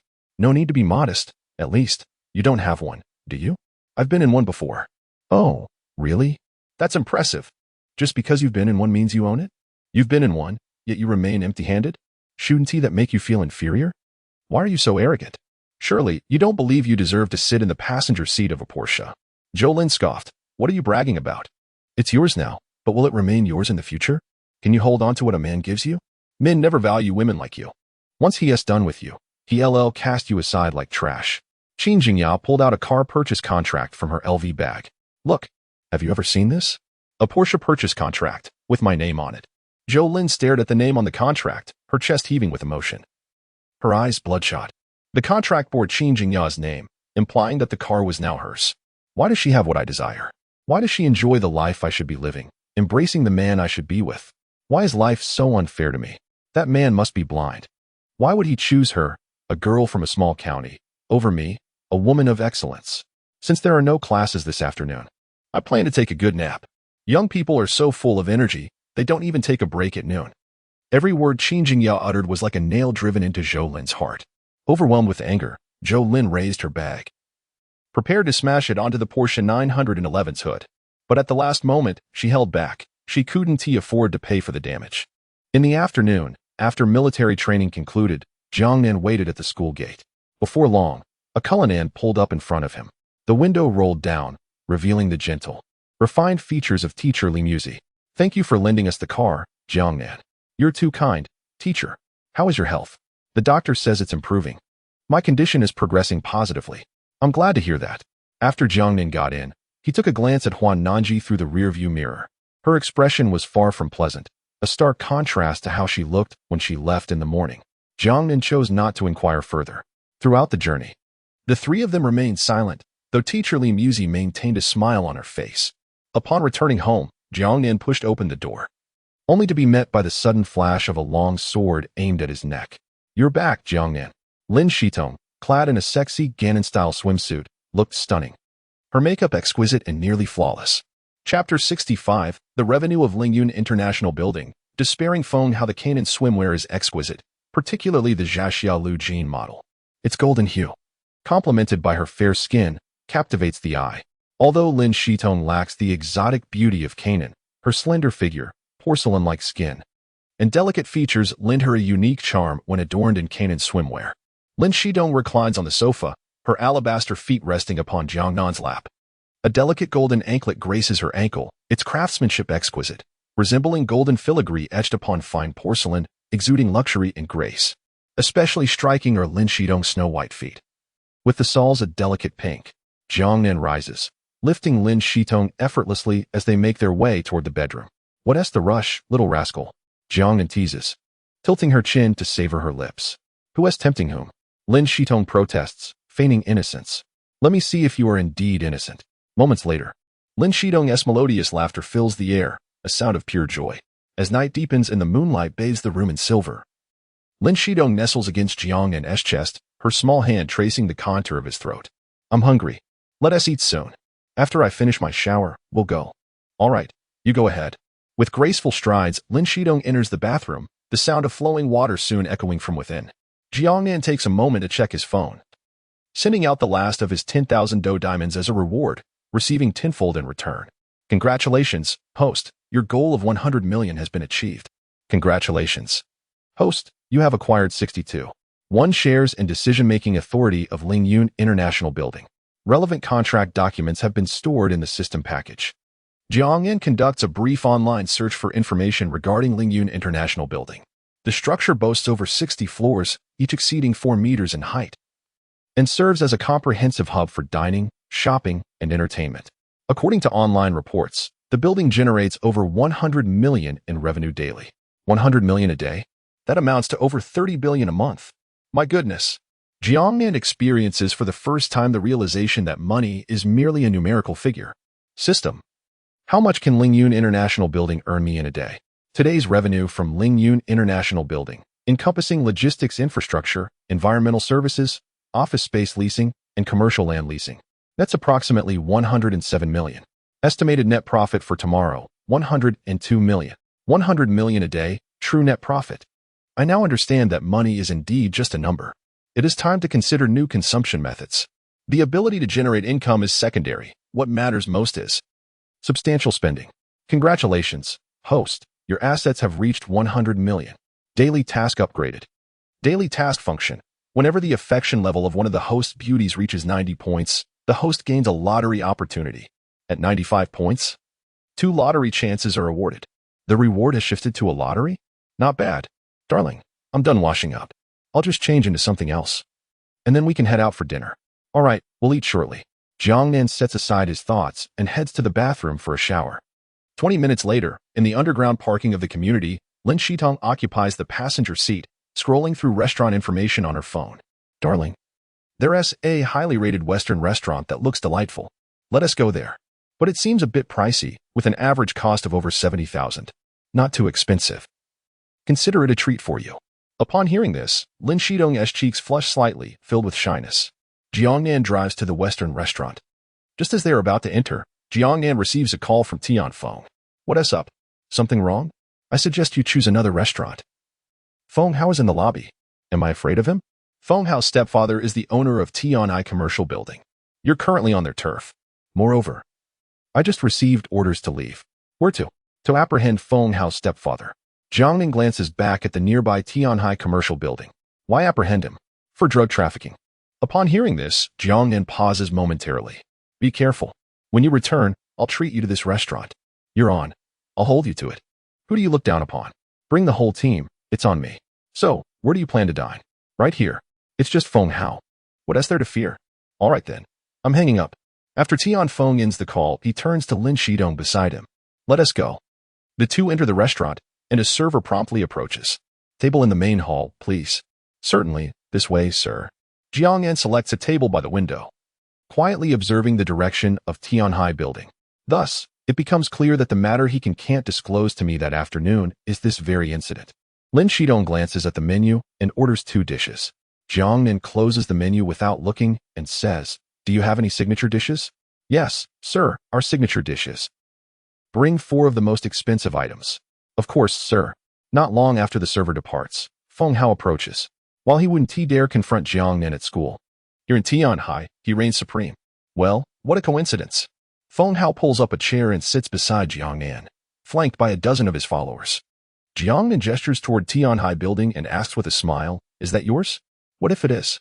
I invite you to watch a grand performance. As soon as Jiangnan's words fall, the dark night is suddenly illuminated by sounds and flashes of red and blue lights. Isn't it splendid? Jiangnan smiles. Feng Hao's face pales instantly, and he protests, My stepfather is a law-abiding citizen. I never claimed otherwise. Jiangnan replies with a grin. Besides, you're not even sure what's legal or not. Suddenly, a group of uniformed individuals bursts in. Freeze. Among them is Tianfeng, who had just spoken with Jiangnan. Feng Hao glares at Jiangnan, his eyes filled with hatred, realizing he has no escape. If I can't live well, neither will you. Feng Hao grabs a bottle of red wine, ready to smash it down on Jiangnan's head. In an instant, Jiangnan reacts, kicking Feng Hao away with such force that he flies 3 meters. The power of the kick is palpable. Lin Shidong's affection too. Lin Shidong's affection has reached 90 points. Congratulations, host, you have gained a lottery opportunity. He can's affection 5. Jiangnan glances not far away and notices he can, who, after observing the scene, leads a team into Tian'ai Building. Tianfeng quickly orders his men to subdue the group of ruffians. Once Tianfeng departs, the restaurant swiftly returns to normalcy, though all attention remains on Tian'ai Building. Suddenly, a piercing scream resonates nearby. Help! Someone has collapsed. Jiangnan turns toward the sound, spotting a girl lying on the ground. Her skin appears flushed, and red welts cover her face and neck, a sight that sends shivers down one's spine. Onlookers merely stare, hesitant to approach, while the accompanying girls panic, devoid of any solutions.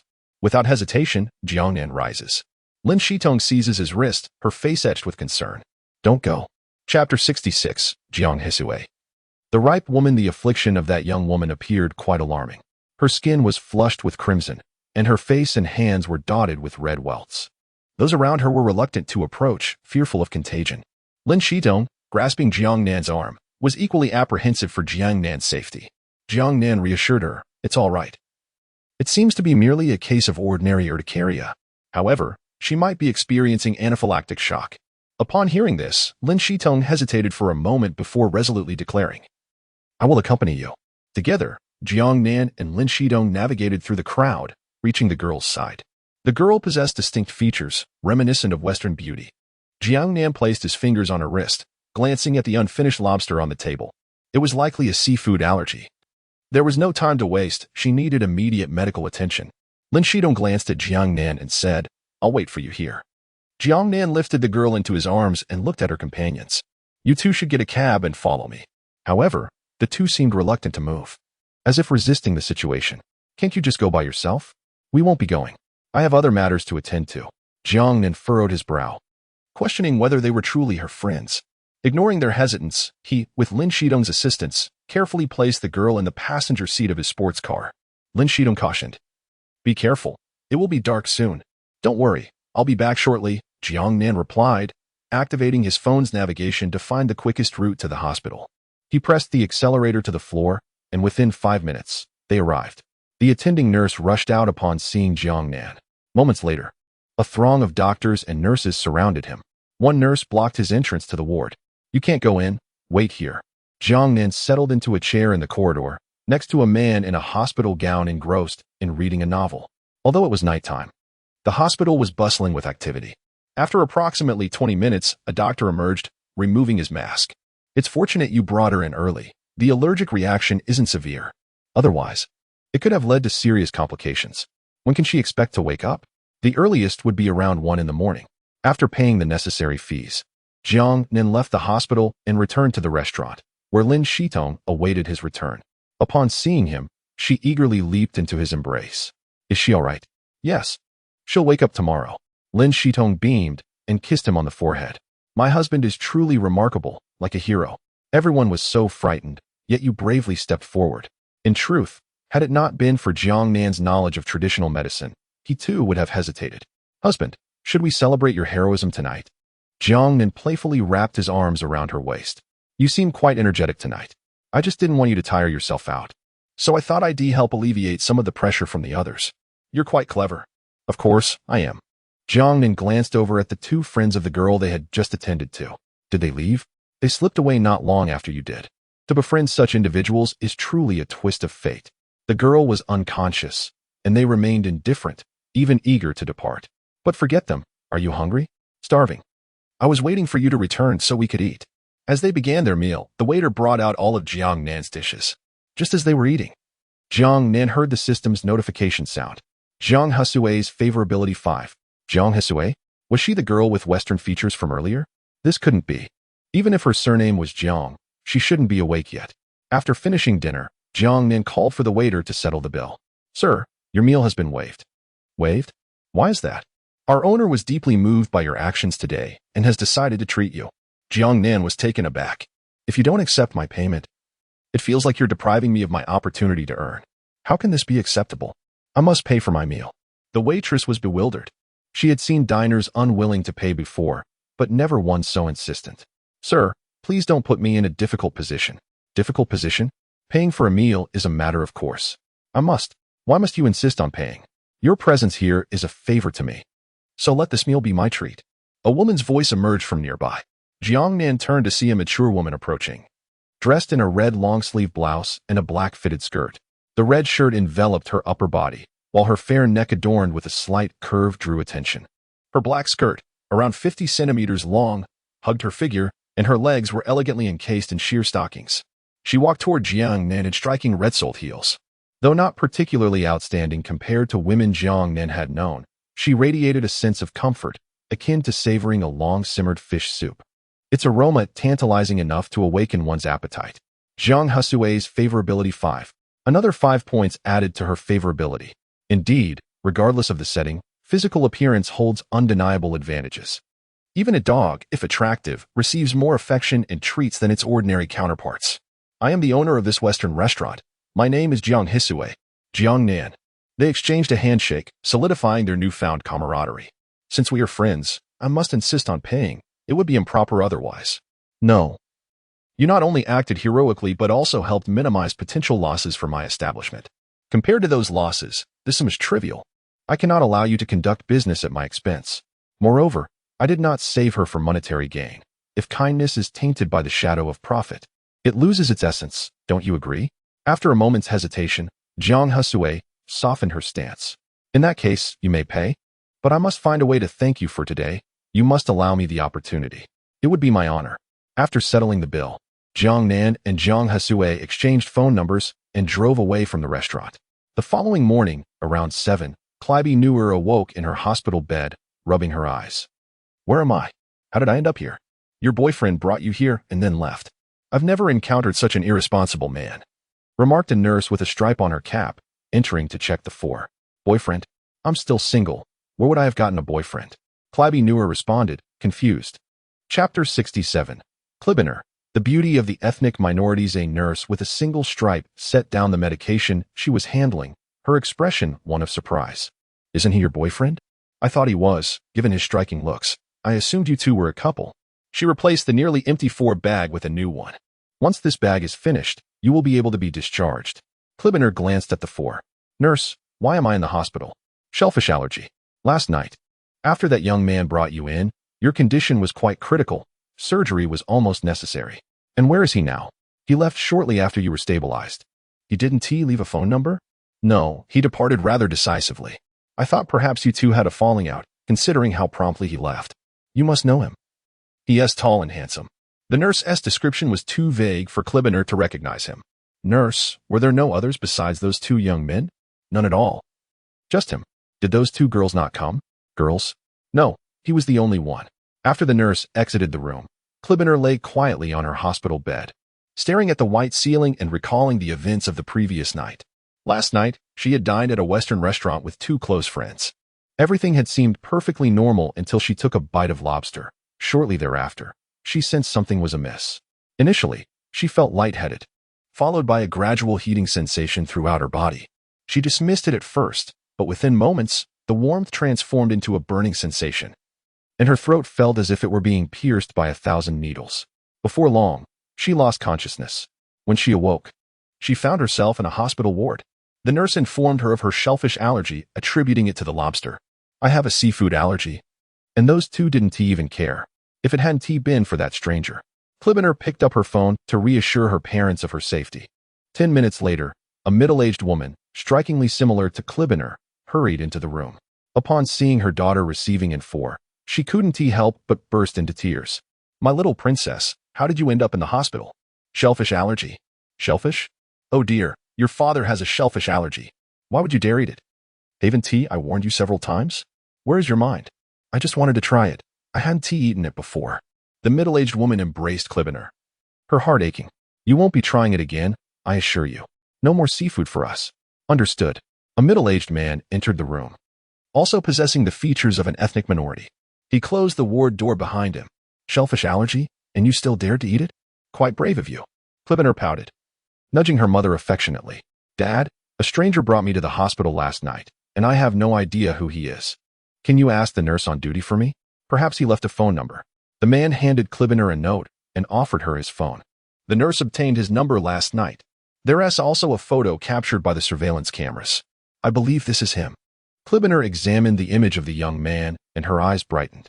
Though it only showed his profile, she could still envision his handsome features. Thank him later. Her mother advised. I will. I'll call him to see if he is free for a meal. Cullinan smiled. Only after you recover, her father cautioned. I'm already well. Cullinan dialed the number. At that moment, Jiangnan had just finished military training and was seated on the artificial grass. Cullinan's favorability 5. HM? Cullinan? That name doesn't sound Han. It seems. Ethnic minority. Have I recently interacted with anyone from an ethnic minority? At that moment, an unfamiliar number called through. Jiangnan waited 10 seconds. Seeing the caller hadn't hung up, he answered. Hello? Hi. Is this the person who took a girl with a shellfish allergy to Jiangcheng People's Hospital last night? Yes, that was me. What is the matter? May I ask when you're free? I'd like to personally thank you and return the medical expenses you covered. No need for that. I'm just glad you're all right. Cullinan's favorability 2. It is her. No, my parents insist that I thank you. If it weren't for you, I wouldn't be recovering so quickly. Seeing her insist, Jiangnan relented. How about tomorrow at noon? All right, I'll see you then. After hanging up, Jiangnan couldn't help but picture Cullinan's beautiful face from the night before, possessing an exotic charm. Buzz. Another call came in. It was T on phone. Hey, Jiangnan. I need to tell you something, but don't panic. What is it? Phone Lao who smuggled himself out of the country a few days ago. What? He escaped? Yes. He fled after his wife divorced him. According to our investigation, he is now in Southeast Asia.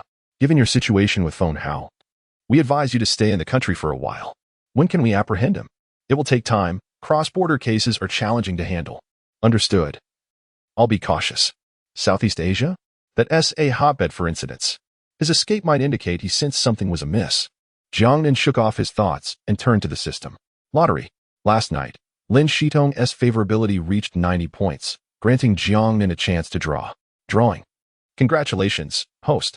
You have won a 150 square meter apartment in the Shuxiangjiaj community. Relevant contract documents have been placed in the system package. Shuxiangjiaj community? Jiangnan searched for the community on the map, his eyes lighting up. It was located adjacent to the Jiangnan Music Academy, with an average price of 13,564 yuan per square meter. The total market price for this apartment would be around 2 million yuan. With renovations, it could easily reach 220 to 230,000 yuan. Not bad. My first lottery win yields an apartment. Since I can't live there, who should I give it to? Considering its proximity to the music academy, it would be perfect for Su Jixia, as her current place was rather small. Jiangnan dialed Su Jixia's number. What's up, Jiangnan? Missing your teacher? Do you not have class this morning, Teacher Su? I have no class this afternoon. Are you coming over to hear me lecture? How about we have lunch together? Is that convenient? Of course, see you at noon. I have something to ask you as well. What is it? Good news. Chapter 68, Confession to Su Jixia. After the military training concluded at noon, Jiangnan lingered with Qian Kinning for a while before excusing himself under the pretext of work. He drove to the entrance of Jiangnan Music Academy, where Su Jixia stood by the roadside, easily recognizable amidst the crowd. She wore a white shirt and her long, graceful legs were encased in light-colored jeans. Jiangnan parked his car in front of her. Once she entered the vehicle, she crossed her arms and settled into the passenger seat. What shall we eat? He inquired. To the hotel, she replied. Shunti, we have a meal first? Su Jixia frowned slightly, fixing her gaze on Jiangnan. Dining can wait. Let us head to the hotel first. I have something urgent to address. All right. Jiangnan located a 5-star hotel and reserved a presidential suite for a staggering 188,000 yuan. Upon entering the room, Su Jixia immediately embraced Jiangnan, playfully nibbling on him. Jiangnan, I wore white stockings for you today. Do you desire them? She whispered in his ear. Jiangnan remained silent, simply lifting her effortlessly into his arms. At 1:40 p.m., Su Jixia lay nestled against Jiangnan's chest. Such a petite man, yet so full of energy. Quite impressive. She mused. Jiangnan held her hand and complimented. Who made you so beautiful? Su Jixia lifted her head, a teasing smile gracing her lips. Between me, Kinning, and Jingya. Who is more beautiful? Jiangnan raised an eyebrow, pondering her inquiry. Su Jixia delicately traced her slender nails across his chest. Why the silence, Jiangnan? You didn't intend to keep this from me from the very start, did you? Jiangnan chuckled. I intended to confess after military training was over. So, Kinning and Jingya are unaware of each other's existence? Jiangnan nodded. At least, Qin Jingya is oblivious to your presence. Jiangnan, you wouldn't want Kinning to discover that you're juggling 3 relationships and are, in fact, a scoundrel, would you? Jiangnan laughed. What are you planning? Su Jixia held him closer, demanding. Tonight, you cannot go anywhere. You must stay with me. I promise, he replied. Su Jixia closed her eyes, sleepiness overtaking her. Do you know how long I cried after learning of your infidelity? Jiangnan gently tucked a strand of hair behind her ear. It was my fault for not addressing the situation sooner and comforting you. You only know how to placate me. If you're aware of it, why continue? Because you're wealthy. The moment your finances dwindle, I'll leave. Jiangnan chuckled. By then, you'll have my child. Where will you run to? It's impractical. If you wish to leave, now is your chance, and you could even extort a handsome settlement from me. I wouldn't dream of it. I can distinguish between a long-term ticket and a one-time ticket. Moreover, when your money runs out, all other women will abandon you. At that point, I'll reclaim you, ensuring you gaze upon only me day and night. That is quite an ambition. Of course, it took much contemplation to convince myself. Gradually, Su Jixia's soft snores filled the air as she drifted into slumber. At 2:20 p.m., Jiangnan and Su Jixia departed the hotel. Remember to come find me tonight. Wait for me at the school gate. I have a gift for you. What is it? A surprise. Su Jixia replied earnestly. I don't want it. Don't want it? Why not? You must think that because I said those things to you at noon. You can buy my happiness with money. I don't want that. My love for you is genuine, not for your wealth. You need not spend to appease me. Jiangnan smiled. It's not to placate you. I had this in mind since my last visit to your home. It's only just been arranged. Is it expensive? Not at all. All right. Jiangnan escorted Su Jixia to the school's entrance before returning to military training. In the afternoon, as military training ended, Jiangnan intended to seek out Su Jixia. Just as he exited the playground, he encountered teacher Huananji, dressed in a white short-sleeve shirt and a yellow-brown work jacket. Paired with loose jeans, she exuded a refined air, her beauty making her stand out. Teacher Hua, who are you waiting for? Huananji smiled. I'm waiting for you. Waiting for me? What for? To borrow a car? No. Do you have a moment? I'd like to chat. Jiangnan glanced at his watch, shaking his head. I'm afraid not. I'm pressed for time. My girlfriend is waiting for me. Perhaps another time. Just 5 minutes. Jiangnan observed the seriousness on Huan Nanji's face, realizing something was amiss. He straightened. What is it? Speak plainly. Let us find a private place to talk. I prefer not to discuss this in public. All right. Jiangnan understood Huan Nanji's temperament. She seldom approached him without a significant reason, suggesting an urgent matter lay ahead. As they entered the car, Su Zhixia's call interrupted. Hello, Jiangnan, where are you? I might be a bit late, about 5 minutes. 15 minutes? Didn't we agree that tonight is mine? Teacher Hua has something to discuss. It'll be resolved in 5 minutes. Su Zhixia exclaimed. What? You're not even letting Teacher Hua go? Are you involved with Teacher Hua now? What about Teacher Musi? They truly love each other. Jiangnan sighed. What nonsense are you talking? Teacher Hua likes women, but she is a woman. I have no relationship with Teacher Hua. She genuinely needs to discuss something with me. Then can you let Teacher Hua answer the phone? Jiangnan handed the phone to Huan Nanji. After taking the call, Huan Nanji reassured Su Zhixia, Teacher Su. Are you dating Jiangnan? Yes, Teacher Hua. You too. I'm not. I merely need to resolve a matter with him, and it'll take 5 minutes. Really? Su Zhixia and Huan Nanji were acquainted, having met a few times when Su visited Jiangnan University with her friends. She had a slight understanding of Huan Nanji's character. Given her acknowledgement, it was clear there was no impropriety. Then you two talk. I'll wait a moment. After hanging up, Jiangnan drove to a nearby CAF. They sat against the wall. Teacher Hua, what brings you to me? Can we discuss it now? Huan Nanji bit her lip, exhaling a deep breath, and said earnestly, Jiangnan, I realize this request may seem abrupt and impolite, but I have no other options. So I had to come to you. You owe money to loan sharks? No, I need to borrow your sperm. Jiangnan jumped to his feet in shock. What? Chapter 69. Huan Nanji. I am willing to do anything for you. The CAF was bustling with patrons. Upon hearing Jiangnan's exclamation, many turned their curious gazes towards her. Jiangnan continued to sit, feigning a sip of coffee to mask her embarrassment. Once the atmosphere settled, she resumed the conversation. Teacher Hua, would you care to elaborate on what you just said? Do you want my gametes? What do you intend to do? Huan Nanji displayed a calm demeanor, unlike Jiangnan's surprise, and began to explain. A couple of days ago, I took Musi to see a doctor. Do you remember? The time you borrowed my car? Yes, that very occasion. Has Musi's condition not improved? Not at all. It has never been cured. What ailment does she suffer from? Severe depression. After uttering the diagnosis, Huan Nanji fell silent for about 30 seconds, her emotions seemingly on the verge of collapse. She lifted her coffee cup and gulped down the bitter liquid, the acrid taste flowing down her throat, momentarily suppressing her overwhelming feelings. The suicide rate for depression ranges from 15 to 20, with severe depression being even more perilous. She once said that when the snow falls this winter, she would leave. Huan Nanji's voice was barely a whisper at the end. Despite her efforts to conceal her emotions, tears still streamed down her face. She wiped the corners of her eyes and regained her composure. How does Musi's severe depression relate to your request for my gametes? Musi is an orphan, having grown up in an orphanage, and is reserved and reclusive. I am her only family. I thought, if she becomes a mother, perhaps she would abandon thoughts of ending her life. After listening to Huan Nanji's account, Jiangnan remained silent for a prolonged period.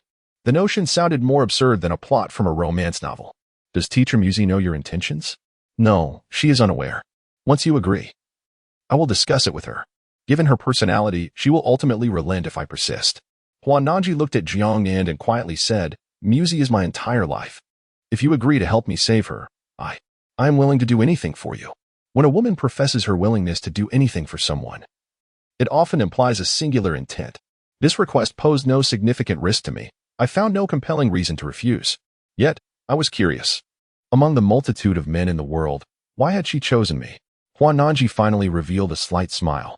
Musi says you are sufficiently unscrupulous, but not promiscuous. Aside from your inclination to covet beautiful women, you possess no other vices that are difficult to accept. If we disregard monogamy and merely consider the happiness of married life and child-rearing, you are the optimal choice for many women. Am I truly that exceptional?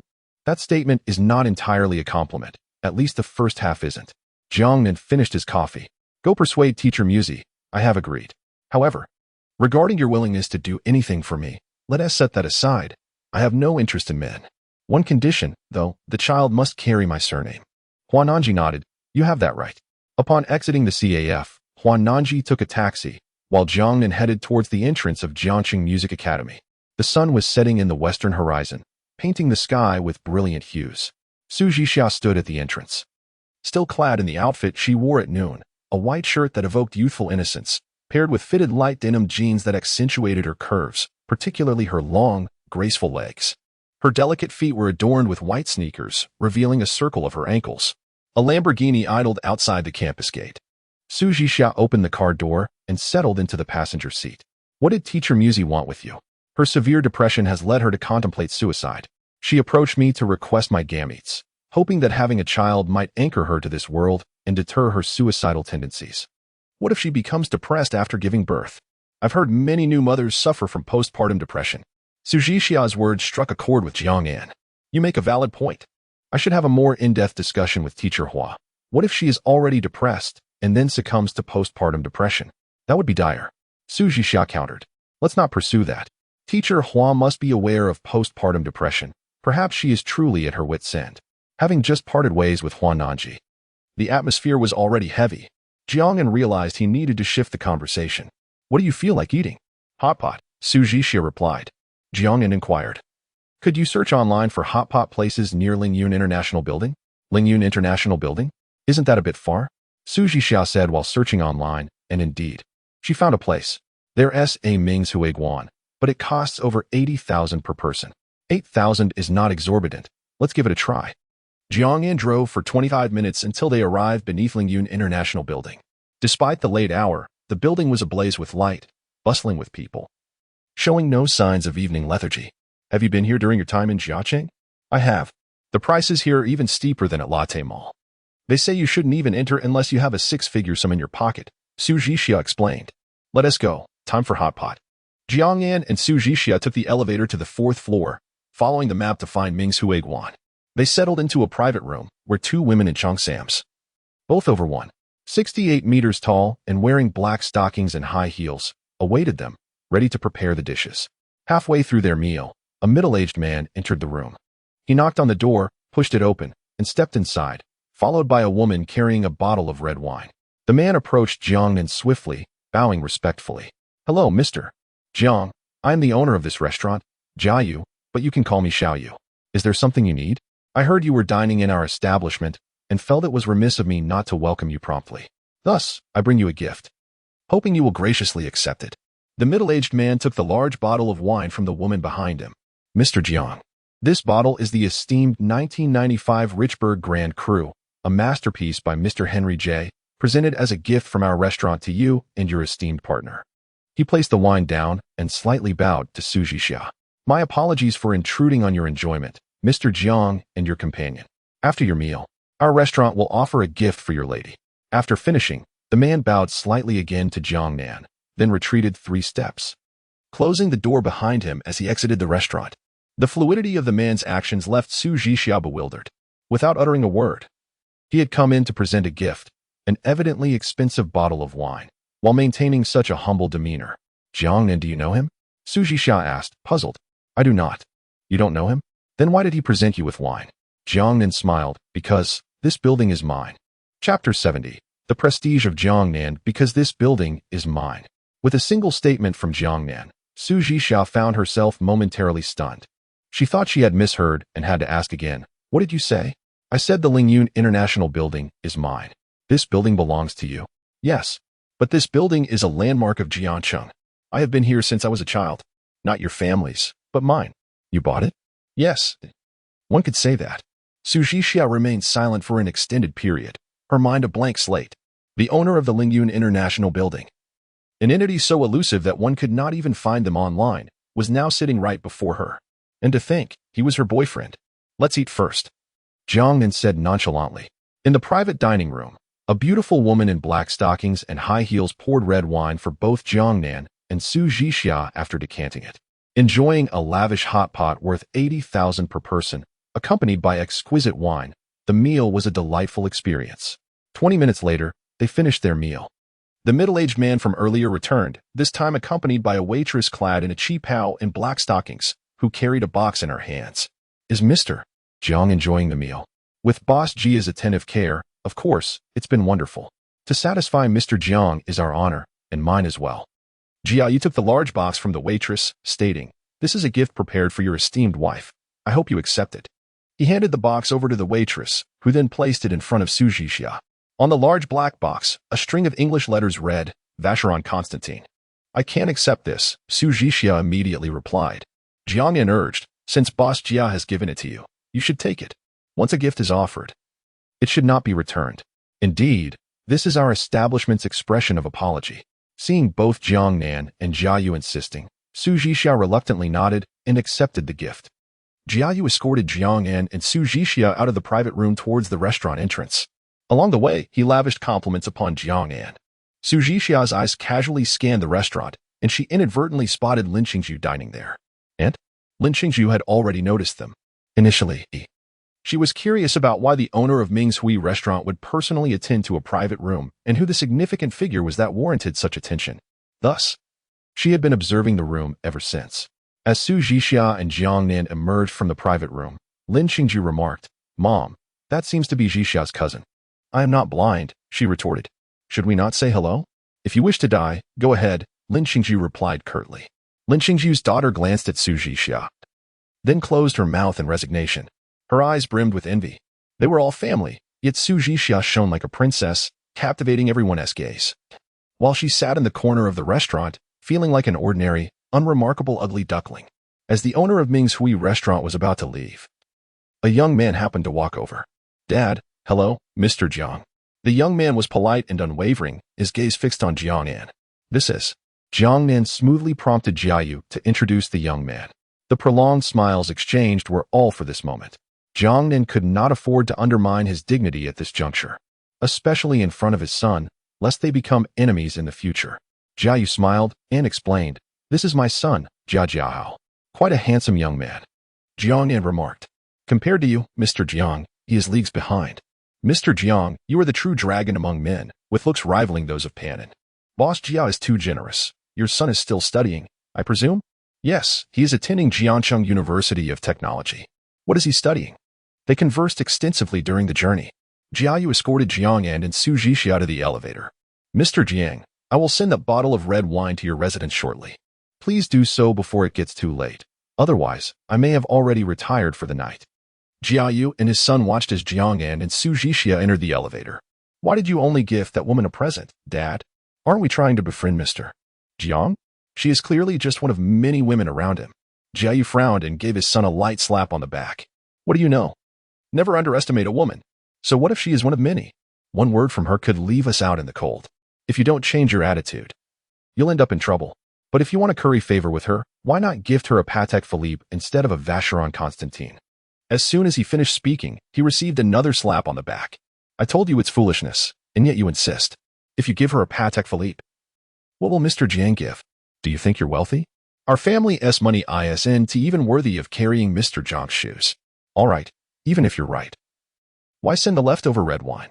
"Stop, stop, stop." Jia Jiahao winced, seeing his father preparing to slap him again. "Dad, please don't. I just had cupping therapy. It hurts." A Lamborghini departed from Lingyun International Building. Jiangnan glanced at Su Jixia sitting in the passenger seat. "Feel free to open it." Jiangnan had noticed Su Jixia's eagerness to see what was inside. Su Jixia smiled shyly. "Is it too hasty of me to do this? It makes me seem inexperienced." Jiangnan chuckled. "If it were me, I would have unwrapped it the moment I entered the elevator." Encouraged by Jiangnan, Su Jixia carefully opened the packaging. A stunning, translucent blue watch, more beautiful than any gemstone, appeared before her eyes. "Wow, how much must this cost? It surely cannot be less than that bottle of red wine." Su Jixia looked at Jiangnan. "Can I really keep this? It was meant for you, but it was given to me because of your status. That makes it yours as well." Reluctantly, Su Jixia gazed at the watch once more before carefully closing the box. Looking around her surroundings, she remarked, "Jiangnan, this doesn't seem like the route to the music academy.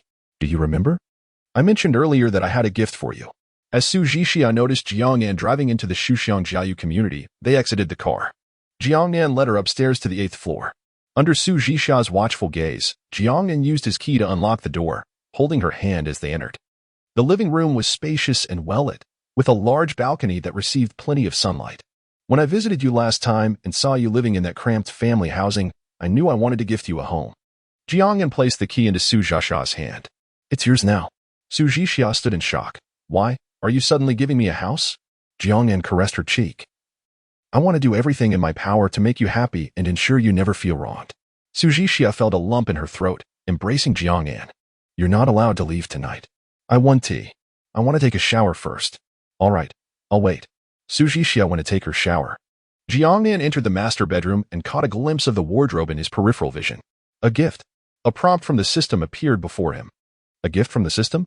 Jiangnan opened the wardrobe and smiled knowingly. Truly, the system knows how to entertain. Chapter 71. The Shy Su Zhixia within the wardrobe. Aside from a few ordinary daily garments, there lay an enticing bunny girl costume, accompanied by an unopened box of stockings. Adjacent to the box of stockings was a shoe box, its label reading, Christian Louboutin.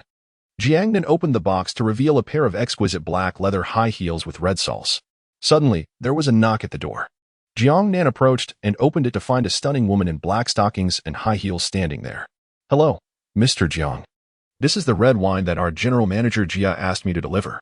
Thank you. Please extend my gratitude to General Manager Jia, Jiangnan replied, taking the wine and closing the door. Just as he placed the wine on the table, his phone rang. It was a video call from his father. He pressed the answer button, and a middle-aged man's face appeared on the screen, bearing a striking resemblance to Jiangnan, especially in his pair of phoenix eyes. Hello. Dad, is military training nearly over? Soon. We have the military training performance tomorrow, and I should be able to come home the day after. The Zunjia S800 you bought me is wonderful. Even teacher Zhang is envious. That's great to hear. Have you finished your schoolwork? What is there to finish? It's the same routine every day. Your mother and I have considered resigning from our jobs, but after a lifetime in education, it feels quite uncomfortable to suddenly have nothing to do. That's all right. Just don't let the pressure get to you. Xiaonan, may I ask what job you have that allows you to earn such a substantial amount of money? You sent me 3 million and even had spare funds to buy a Zunjia S800. When I inquired about the car, I learned it cost at least 1.5 million. Jiangnan sat on the sofa, thoughts racing. Initially, I dabbled in stocks, but then I began investing in companies. The money is from dividends on those investments. Dividends? Why are you prying into this? You know what kind of person Xiaonan is. He wouldn't engage in illegal activities, would he? Jiangnan's mother complained from the other end of the line. His father sighed. I'm just concerned he might stray onto the wrong path. Rest assured, I know my son well. Hand me the phone, Jiangnan's mother insisted, seizing the phone. The screen now displayed a middle-aged woman, who bore a resemblance to Jiangnan, though less striking. Xiaonan, have you been very tired from military training these past few days? Not really. Look at you. You've lost some weight and gotten a bit tanned. When you return home after training, I'll cook you something delicious. Thank you, Mom. Don't mind your father's nagging. He is just worried at that moment. Su Zhixia exited the bathroom, dressed and with damp hair. Jiangnan, I'm done. Do you want to wash up? Su Zhixia waited for a response. But after a few moments without one, she curiously approached. Who are you on the phone with? You seem so engrossed. She swiftly sat beside Jiangnan, leaning against him, her hand resting on his shoulder, peering at the middle-aged woman on his screen. Their eyes locked, and Su Zhixia's nerves tensed. Without a second thought, she stood and hurried into the bedroom, shutting the door behind her. Silence enveloped her as she crouched against the wall, covering her face. It's over. That woman looked so much like Jiangnan. She must be his mother. Did I say anything outrageous? My hair isn't even dry. I've ruined my first impression with Jiangnan's mother. What will I do now? Su Zhixia lamented in the bedroom. Meanwhile, Jiangnan remained in the living room, still conversing with his parents. Although Jiang's mother had guessed the identity of the girl, she still sought confirmation from Jiangnan. Xiaonan, who is she? She is my girlfriend. A classmate from school? No, she is a teacher at Jiangnan Conservatory of Music. What happened? She just left. She might have been shy. Well, it's getting late. You both should rest early. When you return the day after tomorrow, call your father to pick you up from the high-speed rail station. All right. I'll call then. After hanging up, Jiangnan walked to the bedroom door and knocked softly. Zhixia? Su Zhixia slowly opened the door, her face flushed with embarrassment. Am I finished? Finished? What do you mean? My hair isn't dry, and I wasn't wearing makeup when I met your mother. I've ruined my first impression. I look terrible. Jiangnan embraced her, reassuring her. You're not at all ugly. You look beautiful. My mother thinks very highly of you. Really? Why would I lie? Jiangnan kissed her on the cheek. I'll go take a shower. Wait for me. When Jiangnan emerged from the shower, he found Su Zhixia sitting in the living room, clad in the bunny girl costume. The daring low-cut design accentuated her allure, while the black stockings further highlighted her elegant legs. Crossing her legs, she playfully dangled the black high heel of her right foot, with a wine glass in hand. She took a delicate sip, her expression one of enchantment, her face flushed. Tilting her head with a smile, she gazed at Jiangnan and whispered, "Do I look pretty?" "Very nice." Su Zhixia took another sip of wine, not swallowing, and approached Jiangnan, kissing him softly on the lips. Their breaths mingled, infused with the sweet and rich aroma of the wine. Su Zhixia lay against Jiangnan's chest, her gaze drifting to his Adam's apple. Unable to resist planting a kiss there. "You're leaving the day after tomorrow. It's only been 3 days. It's actually 5 days. My friend has already received notice from the school. 5 days is indeed quite a stretch. Yes, I want to see you for 5 days. And I miss you so much." Jiangnan held her small hand tenderly. "If you truly miss me, you could come to Donglin City to find me. But I have to return home. My cousin is getting married, and I must attend. Then we shall meet again when the time comes." The next morning at 7:50. Su Zhixia yawned, curled up in bed, sound asleep. She had only just fallen asleep when Jiangnan, invigorated and not the least bit fatigued, approached her. "Would you like me to help you take a leave?" Jiangnan teased, pinching her cheek. Su Zhixia mumbled sleepily, "I have no classes today." "Then sleep a little longer." "I'm hungry. I can't sleep." "Let us go have breakfast together." "All right." With a groggy demeanor, Su Zhixia got dressed and accompanied Jiangnan downstairs for breakfast. They found a breakfast shop at the entrance of the community. Shortly after sitting down, Huananji called. "Jiangnan, do you have time now?" "No. I have military training at school soon. Are you free at noon?" "I have an appointment at noon." "What about tonight?" "I also have plans tonight." Jiangnan had already arranged to meet Zhou Chuqing. "Do you have time tomorrow?" "Tomorrow likely not. The military training performance will end in the morning, and I expect to be quite busy." "Are you busy these past few days?" "Yeah." "Then I'll ask Principal Hu to grant you leave. Come by later." Chapter 72. A tender moment before Huananji and Li Muzi. Jiangnan was filled with confusion. Just last night, they had met, and now she sought him out. Could it be that Muzi had consented? "Teacher Hua, is your urgency in finding me due to Teacher Muzi?" "Yes." "Has she agreed?" "She has agreed. Which is why I am so eager to meet you." "Isn't it too soon?" "We just went to the hospital last night. The chances of conception are higher today and tomorrow." Jiangnan, who was savoring his tofu pudding, momentarily paused. "Natural conception?" Hearing Jiangnan's question, Huananji fell silent for a moment. "Muzi and I researched the entire night about the IVF process. It is not only unbearable for Muzi, but I also find it hard to witness. Hence, we opted for natural conception. Shall we go now? It is better to act sooner than later. The sooner we finish, the less it will interfere with your matters." Jiangnan remained silent as he noticed Su Zhixia looking at him with a peculiar expression. "All right, please take leave, and I will come over shortly." After hanging up the phone, Su Zhixia inquired, "Are you all right?" "I'm fine, no problem." Su Zhixia thought Jiangnan's resilience was remarkable. After a night of revelry, he appeared completely unscathed the next morning. After breakfast, Su Zhixia returned to sleep. Jiangnan drove back to his residential complex, first visiting Lin Shitong. At this hour, she was still asleep. Noticing her deep slumber, he chose not to disturb her. He quietly closed the door and went upstairs, knocking gently. Before long, Huananji opened the door, her complexion notably pale. Upon entering, Jiangnan spotted Teacher Li Muzi seated in the living room, her face adorned with a gentle smile that felt like a refreshing spring breeze. She was ever so tender. Huananji poured Jiangnan a cup of fragrant tea, and the atmosphere in the room fell into a serene silence. Sipping his tea, Jiangnan gazed at the gentle Li Muzi. "Teacher Muzi, have you thought this through?" Li Muzi replied softly, "I am acutely aware of my condition. This tormenting illness does not reside in the body, but within the depths of the soul. When Nanji first broached this topic with me, I was quite resistant." Jiangnan interjected, "Are you afraid of passing on your depression to the child?" Li Muzi smiled and nodded. "Indeed, depression has a hereditary aspect. I fear my child may inherit my melancholia and end up in a similar plight. I do not wish to exchange their future for my fleeting joy. But, however, I cannot bear the thought of Nanji suffering alongside me.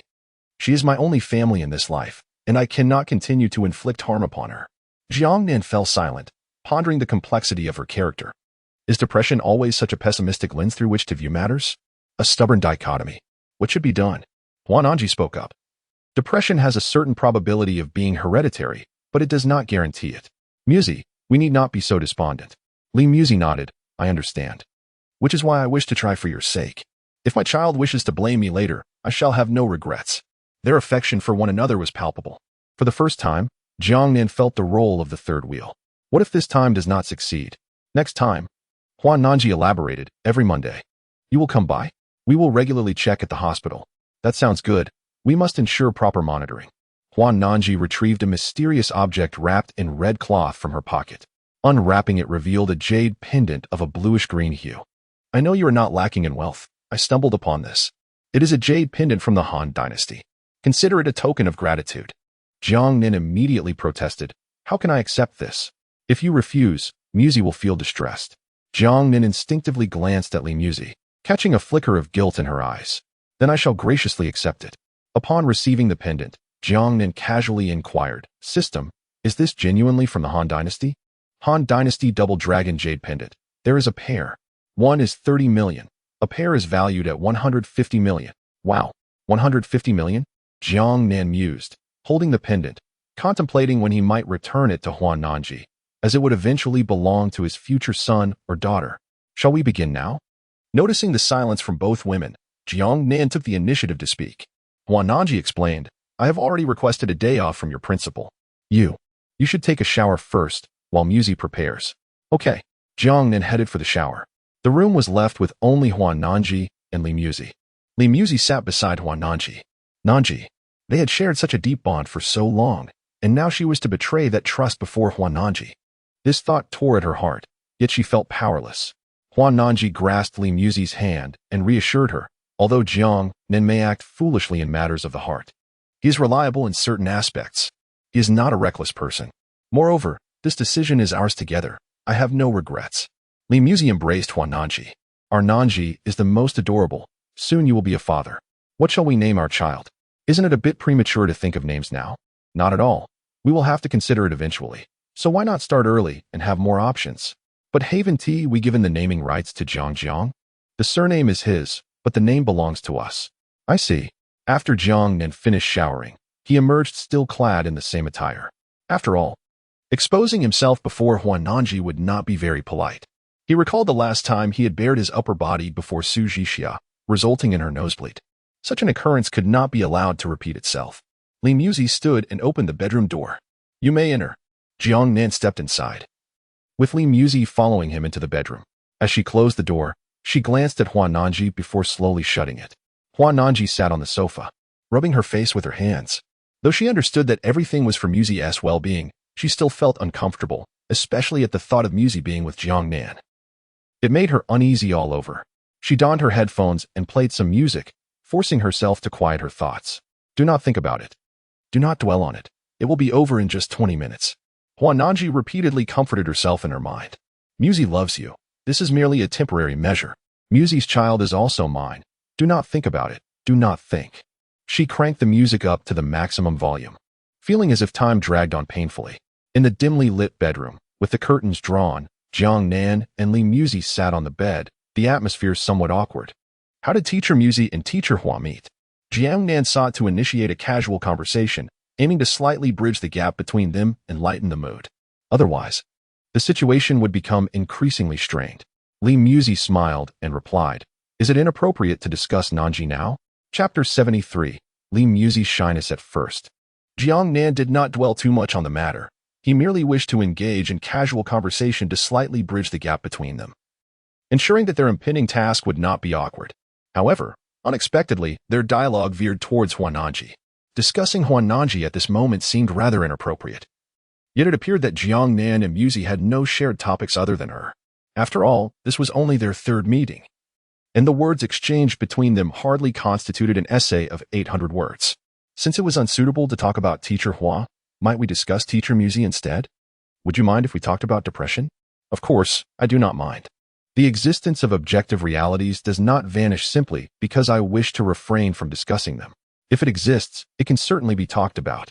So, how did you come to suffer from depression? Musi hesitated, offering Jiangnan a faint, apologetic smile. If you prefer not to discuss it, we can change the subject. Jiangnan kindly suggested. It is not that I do not wish to speak. Rather, I do not know where to begin. My depression has lingered for so long that I cannot recall when it first began.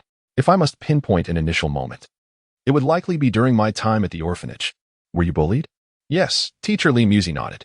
I was quite adorable as a child, and the teachers at the orphanage favored me, while the other children isolated and bullied me. Whenever the teachers brought me treats, they would snatch them away. It was probably from that time that it all began. It seems the teacher does not harbor resentment towards them. Jiangnan discerned Musey's emotions through her tone. They were merely children. There is no need for hatred. Do you remember who bullied you the most? I have some recollection. How are they faring now? Musey smiled and replied, they are doing better than I am, with husbands, children, and a happy family. Jiangnan chose not to press further and moved closer to sit beside Teacher Lee Musey. He reached out, taking her soft little hand in his. It felt tender and warm, akin to freshly steamed dumplings. As he held her hand, he distinctly sensed a tremor coursing through her. Jiangnan gazed at Musey's rosy lips, yearning to savor their sweetness. He leaned in slightly, but Musey instinctively recoiled. What is the matter? Jiangnan inquired. Nanji might feel jealous. I promised her that I wouldn't let you kiss me. I apologize, Jiangnan. I hope you can understand. Teacher Musey smiled apologetically. Jiangnan did not press the matter further. Such things should arise from mutual consent. If it requires force to proceed, it would lose its flavor. Aside from your fragrant lips, everything else is permissible, correct? Yes. Jiangnan lifted Lee Musey and gently placed her on the bedroom table. Her heart raced as she grasped Jiangnan's broad shoulders, nervously locking her gaze with his and whispering, What are you doing? Jiangnan, holding her slender waist, softly replied, Given your character, Teacher Musey, Teacher Huan must care for you greatly, to the extent that she would not even allow you to sit on a cold table. Am I right? You Teacher Musey, you are quite anxious, aren't you? No, Jiangnan caressed Lee Musey's face, chuckling, Teacher Musey, why must you lie? Your body trembles with fear. Jiangnan, shall we go back? No. Meanwhile, Huananji felt as though time had stretched into eternity. She had been wearing headphones for over 20 minutes, thinking it should be nearly over when she removed them. Yet, the room was silent, with no sign of Jiangnan and Musey emerging. Had they finished? Approaching the bedroom door, Huananji considered eavesdropping but thought better of it and returned to the sofa, forcing herself to watch television. As time ticked away, an hour and 12 minutes later, the door creaked open. Musey and Jiangnan stepped out. Huananji immediately set down her headphones and rushed to Musey, affectionately taking her hands, asking with concern, Did he bully you? Musey clasped Huananji's hands in return. I'm fine, Nanji. Jiangnan respects me greatly. Huananji shot a glance at Jiangnan. Why did it take so long? Jiangnan rolled his eyes at Huananji and replied helplessly, Boys are like this. Not wishing to bicker further with Jiangnan, Huananji seated herself on the sofa, pouring water from Musey. In that fleeting moment of Huananji's departure, Lee Musey cast a sidelong glance at Jiangnan, her cheeks flushed. Lee Musey's affection level 2. A mere glance had garnered 2 affection points, quite commendable. System, what is Teacher Musey's total affection level? Lee Musey's total affection level is 24 points. 24 points. With further effort, perhaps I could taste her sweet lips. Earlier, despite Jiangnan's coaxing, Musey had resolutely denied him contact with her lips. For anyone, the more unattainable the desire, the more tantalizing it becomes. Although he knew that once attained, it might lose its allure, he still found himself inexorably drawn. Musey, drink some water. Huananji offered a cup of warm water to Lee Musey, tenderly holding her small hand. I hope this time it succeeds. It certainly will, Musey reassured her. At that moment, Huananji's phone suddenly rang. Hello, director. What? One of my students was scammed out of 50,000? When did this happen? All right. I will head over now to the police station. Okay, I will go immediately. After hanging up, Huananji offered a few comforting words to Musey before rising to leave. Once Huananji departed, the room was left with only Jiangnan and Lee Musey, the atmosphere instantly thickening with ambiguity. Just moments ago, they had been wrapped in intimacy. Yet now they sat at opposite ends of the sofa like strangers. Jiangnan was absorbed in his phone while she sipped water to mask her embarrassment. Initially, Lee Musey had felt nothing upon Jiangnan's arrival, but after their earlier encounter, she found herself stirred by unfamiliar emotions, a racing heart, tension, and a blush creeping across her face. Lee Musey was no longer a naive girl. She understood the implications of such physiological responses. She diverted her gaze, fixating on the cup of water in her hands. No, I cannot betray Nanji. Just as she battled to suppress her inner turmoil, Jiangnan's words nearly shattered the fragile defenses she had managed to erect. Teacher Musi, shall we have another go? There is still time. Li Musi smiled and replied. Let us wait until Nanji returns. Jiangnan lifted his phone, showing her the chat conversation. I have obtained teacher Hua's consent. She should be calling you shortly. Just as Jiangnan's words trailed off, Huan Nanji's call came through. Chapter 74. I did not allow him to touch Musi. How are you? I'm fine. Jiangnan treats me with great respect. I felt no fatigue throughout. Then, shall we do it again? Jiangnan's reasoning resonated. A single resolution is preferable to enduring future troubles. Nanji, for our future happiness, I am not distressed. After hanging up, Huan Nanji paused at the traffic light, rubbing her forehead. Why did she agree? It was undoubtedly the fear that Jiangnan and Musi might develop deeper feelings over time. Who could predict such matters? A handsome young man and a beautiful young woman, if they frequently engaged in intimate activities, how could they not form some emotional bond? Huan Nanji found it hard to believe that if they could resolve everything in one go, they would sever Jiangnan's ties with Musi, thus preventing such developments. After ending the call, Li Musi rose to head to the bedroom, but was stopped by Jiangnan. Stay here. Li Musi's face flushed suddenly. But the window is so large. I'll draw the curtains. An hour later, Huan Nanji returned home. She knocked at the door for quite a while before Jiangnan finally opened it. Where's Musi? In the living room. Upon entering, Huan Nanji glanced at the living room. Noticing the fruit bowl and teacups had been shifted, she could surmise what had transpired. As she sat beside Musi, intending to offer some words of comfort, Jiangnan naturally seated himself on Li Musi's left. Huan Nanji furrowed her brow slightly, sensing unease. Musi, come with me. Huan Nanji led Li Musi to the bedroom and closed the door. After a brief hesitation, she softly inquired, Do you like him? Li Musi grasped Huan Nanji's hand, saying, I love you, Nanji. But I feel like you were too kind to him. In the past, the only person who could sit beside you was me. Seeing Huan Nanji's jealousy, Li Musi embraced her. My dear Nanji will always be my favorite, without exception. Huan Nanji held Li Musi close. He didn't kiss you, did he? I assure you, I did not allow him to. Huan Nanji leaned down and kissed Li Musi's lips. Moments later, they parted. Teacher Hua, I must leave now. Will you see me off? Outside the door, Jiangnan's voice came. Huan Nanji opened the door, exclaiming in exasperation. Your home is just downstairs. Why do you need to be seen off? Politeness, you see? Reluctantly. Huan Nanji allowed Li Musi to rest at home while she escorted Jiangnan to the staircase. Is this far enough? Jiangnan inquired with a smile. Do you know the root of Musi's illness? Yes, it lies with that little girl from the orphanage. As the psychologist has indicated, it resides within that woman. Have you sought her out? Of course, she has apologized to Musi more than once, but it was all in vain. Huan Nanji replied dejectedly. Jiangnan pondered. Is it possible that Musi does not desire her apology, but rather that Miss Xia is envious of her happiness? Huan Nanji's expression darkened. Do not assume you understand Musi. She is not that kind of person. Can't you see? Musi is easygoing. How could she possibly harbor jealousy? Jiangnan sighed. Is it not possible? I believe it is. Someone who has been bullied their entire life, now with a son, a husband, and a happy family, while she herself has nothing, would undoubtedly feel envy. You are not Musi. Show me that woman's photograph. Which one? The one who bullied Musi. Don't act recklessly. Jiangnan shot her a disapproving glance. We live in a society governed by law. Assault is illegal. Fine. I shall return. Ensure you comfort Musi. By the way, have her replenish her nutrition. You need not concern yourself. Humph. Like a dog biting El Dongbin. Musi is mine. Jiangnan ignored her as he headed back home. At that moment, Lin Shidong was still live-streaming her gaming in the study. Upon learning Jiangnan had arrived, she immediately abandoned her stream and leaped into his arms. Why aren't you at military training? I took a leave to rest at home for a day. Are you going out later? Just around noon. All right then, rest for a bit. I must get back to work. Okay. Lin Shitong hurried back to the study to continue her gaming. Jiangnan, seated in the living room, cast a glance at the photos Huan Nanji had sent him, then dialed a number. Hello, Secretary Zhang. Hello, may I ask who this is? This is Jiangnan, the one who purchased Lingyun International Building a few days ago. Mr. Jiang, you can call me Xiao Zhang. Are you coming over now? I shall not be coming for now. Please add me on WeChat later. I need you to investigate a person for me. I want to know everything about her. Ideally, uncover all negative information concerning her and her family. Understood, Mr. Jiang. Jiangnan was confident in his judgment. The suffering one endures in youth can haunt them throughout their life. growing up in an orphanage and enduring bullying without harboring resentment. How could that be possible? Li Muzi had certainly harbored resentment, yet she now led a fulfilling life.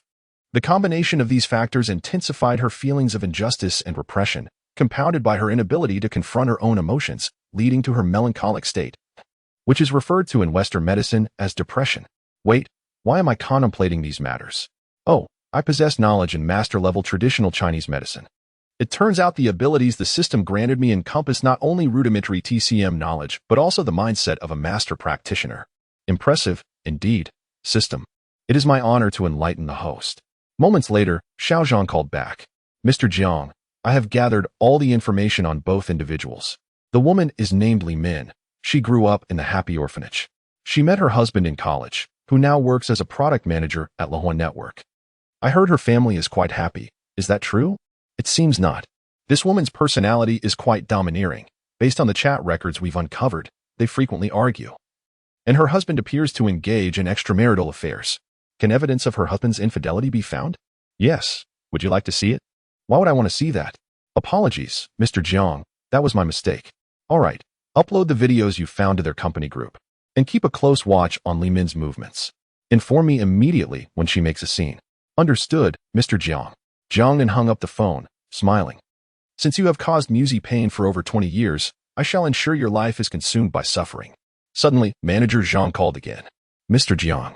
She has made a scene. How so quickly? I have a friend who just happens to work at the same company as Li Min. And I had her show the video to Li Min. She is currently rushing to Lehuan Network. Jiangnan was unconcerned, whether by coincidence or by Manager Zhang's machinations. The outcome was all that mattered. Where is Lehuan Network's office? Right in our Lingyun building. In that case, let me explain. You go. Understood, Mr. Jiang. I will ensure everything goes smoothly. After hanging up, Jiangnan dialed Hua Nanji's phone. Hello, Teacher Hua. I currently possess the remedy for Teacher Muzi. Please refrain from speaking and listen to me. Immediately proceed to the 12th floor of Lingyun International Building, where Lehuan Network awaits your arrival. Whether we can alleviate Teacher Muzi's severe depression hinges upon this encounter. Jiangnan continued, urging, hurry down to retrieve the car keys. Have you not always yearned to drive my Revent in? This time, I shall lend it to you. Chapter 75, Li Min's uproar at Lehuan Network. Hua Nanji accepted the car keys handed over by Jiangnan. What have you done? She inquired. I merely retrieved those things concealed beneath the surface of the water, came the reply. Are you certain you can cure Muzi's depression? It's highly probable. If Muzi's depression originated from her time in the orphanage, it can be treated. If not, then there's little that can be done. Remember, it's on the 21st floor of Lingyun International Building, Lehuan Network. Understood. Hua Nanji descended to the underground parking lot of the community. There stood Li Muzi in a flowing white gown, resembling a pristine lotus emerging from the water, quietly waiting. Upon seeing Hua Nanji, she broke into a gentle smile. Nanji. What did Jiangnan say? He was vague and didn't elaborate, but I suspect it has something to do with Li Min. Her husband works at Lehuan Network. A look of concern crossed Li Muzi's face. Jiangnan wouldn't cause trouble for Li Min's family because of me, would he? Rest assured, he wouldn't be so reckless. Hua Nanji reassured her, grasping Li Muzi's hand in comfort. Let's not dwell on this anymore. Hop in. We should check out Lingyun International Building. If something has indeed occurred, we can offer our assistance. In truth, Hua Nanji was reluctant to intervene. She hoped Jiangnan would take action. However, given Li Muzi's nature, she knew that inaction was not an option. As Hua Nanji drove them to Lingyun International Building and they ascended to the 21st floor via the elevator, they were greeted by a cacophony of noise before the doors had fully opened. Exiting the elevator, they were met with the sight of two women embroiled in a fierce altercation. It was a 30-something woman assaulting a girl in her early 20s. A crowd watched from a distance, too intimidated to intervene. The older woman was none other than Li Min. You shameless hussy, enticing my man. I'll make you pay. Li Min tugged violently at the younger woman's hair, her expression fierce. How dare you sleep with him? Are you enjoying it? You pathetic little thing. Finally unable to contain herself, the younger woman pushed Li Min away and shouted, Don't think for a second that I fear you, old hag. Look in the mirror and see what you're competing against. Li Min stumbled but charged at her again. When I was enduring hardship, you were still nursing. You think you can take my place? You worthless piece of trash. The two women grappled, tearing at each other's hair as if their fury would only be quenched by annihilating the other. Just then, a man in a suit emerged from the elevator, rushing over to separate the combatants. Stop. I said stop. Upon seeing him, Li Min's eyes flared with rage, and she slapped him across the face. I must have been blind to choose you. I supported you while you betrayed me. The younger woman, witnessing her beloved being struck, attempted to retaliate but was restrained by the man. He glared at Li Min, his expression dark. Do you even realize why I strayed? The moment I stepped through that door, you're barking at me like a dog. I could have a dog and it would greet me with affection. But you? You just argue with me the moment I arrive. I've tolerated you long enough. Leave. Li Min screamed. I was blind to marry you. And I was blind to marry you. You imbecile. He retorted, raising his hand to strike the woman, sending her crashing to the ground. Huan found a perverse satisfaction in the scene. Momentarily distracted from Li Muzi, she approached Muzi. The man attempted to continue his assault on Li Min, but was suddenly halted by Li Muzi, who stood protectively in front of Li Min. You cheat and still strike a woman? Do you intend to keep your job here? His demeanor shifted as Li Muzi's words struck home. He instinctively looked toward the direction of the company, realizing that former colleagues were watching, stifling laughter. The competitive glances of former rivals indicated they were reveling in his disgrace, and the weight of his shame bore down on him. Feeling exposed, he forced himself to suppress his anger and left the company, the younger woman trailing behind him. Li Min, witnessing this, was consumed by despair, weeping uncontrollably. Her most cherished partner had betrayed and struck her, now leaving her behind for all to see in her humiliation. As the crowd dispersed, having lost interest in a woman crying on the ground, Li Muzi supported Li Min to her feet. Muzi, you are my only family now. Li Min sobbed into Li Muzi's embrace. Li Muzi gently stroked her back, providing some comfort, while Huananji stood nearby, filled with confusion. From Muzi's demeanor, it was evident she did not wish for Li Min's downfall, but instead felt a profound empathy for her. Could this truly untangle Muzi's emotional turmoil? Could it heal her depression? At that moment, a well-dressed man in his 30s approached, bowing slightly before Huananji and Li Muzi. Are you the esteemed ladies? Li Muzi and Huananji? Huananji inquired, who are you? My name is Jiangnan, the chief secretary to General Manager Jiang. He replied, Jiangnan. Yes. General Manager Jiang instructed me to attend to you both should you arrive. There is a private CAF of his on the 64th floor, and he asked me to escort you there. Huananji turned to Li Muzi. Shall we go up? It might lighten Min's spirits. All right. The three followed Jiangnan to the private CAF on the 65th floor of Lingyun International Building. The spacious venue, approximately 300 square meters, featured a grand floor-to-ceiling glass window offering a panoramic view of the city. Please, take a seat, Jiangnan instructed as a beautiful woman began to handcraft coffee on site. Moments later, 3 cups of coffee accompanied by light snacks were presented before them. If you require anything, do not hesitate to call me, Jiangnan stated before departing. The woman who prepared the coffee remained nearby to serve the 2 ladies. Li Min gradually ceased her tears, wiping her eyes as she surveyed the unfamiliar surroundings and turned to Li Muzi. Muzi, do you know that General Manager Jiang? Faced with Li Min's question, Li Muzi hesitated, unsure how to respond. Huananji, having deduced Jiangnan's intentions, playfully remarked that General Manager Jiang is Muzi's boyfriend. Boyfriend? Chapter 76, the catalyst for Li Muzi's heartstrings. Li Min cast a curious glance at Huananji. Aren't you and Muzi? We are good sisters. Ultimately, she will marry, and so will I. It is impossible to indulge in frivolity forever. Li Min pondered for a moment, finding no fault in Huananji's words. However, she was intrigued by the identity of Muzi's boyfriend, who could afford to rest in the private CAF on the 65th floor of Lingyun International Tower, a space reserved exclusively for the tower's owner. Yet, here they were, 3 of them, comfortably seated. Muzi, who is your boyfriend? Huananji interrupted Muzi, explaining. He is the owner of Lingyun International Tower. Who else would dare allow us to rest here? Li Min lamented, what a pity. Muzi is so beautiful. Yet she is marrying an old man. She added, you need not rush, Muzi. I have several outstanding gentlemen around me that I can introduce you to. Huananji laughed immediately. An old man? He just started college. Impossible. Lingyun International Tower has been established for quite some time. How could its owner still be a college freshman? Muzi, you must be joking. Li Muzi smiled calmly. He is indeed just a college student. Huananji took a sip of her coffee, chuckling, if you don't believe me, I will call him. She promptly instructed a nearby attendant to summon Jiangnan. How may I assist you, ladies? Jiangnan inquired respectfully. Huananji commanded, make a video call to your boss. Muzi wants to speak with him and say she misses him. Certainly, ma'am. Jiangnan retrieved his phone and dialed Jiangnan's video call. Mr. Jiang, Ms. Li Muzi wishes to speak with you. Li Muzi? Why doesn't she call herself? I'm not sure. She is right here beside me. Do you wish to speak with her? Pass the phone to her.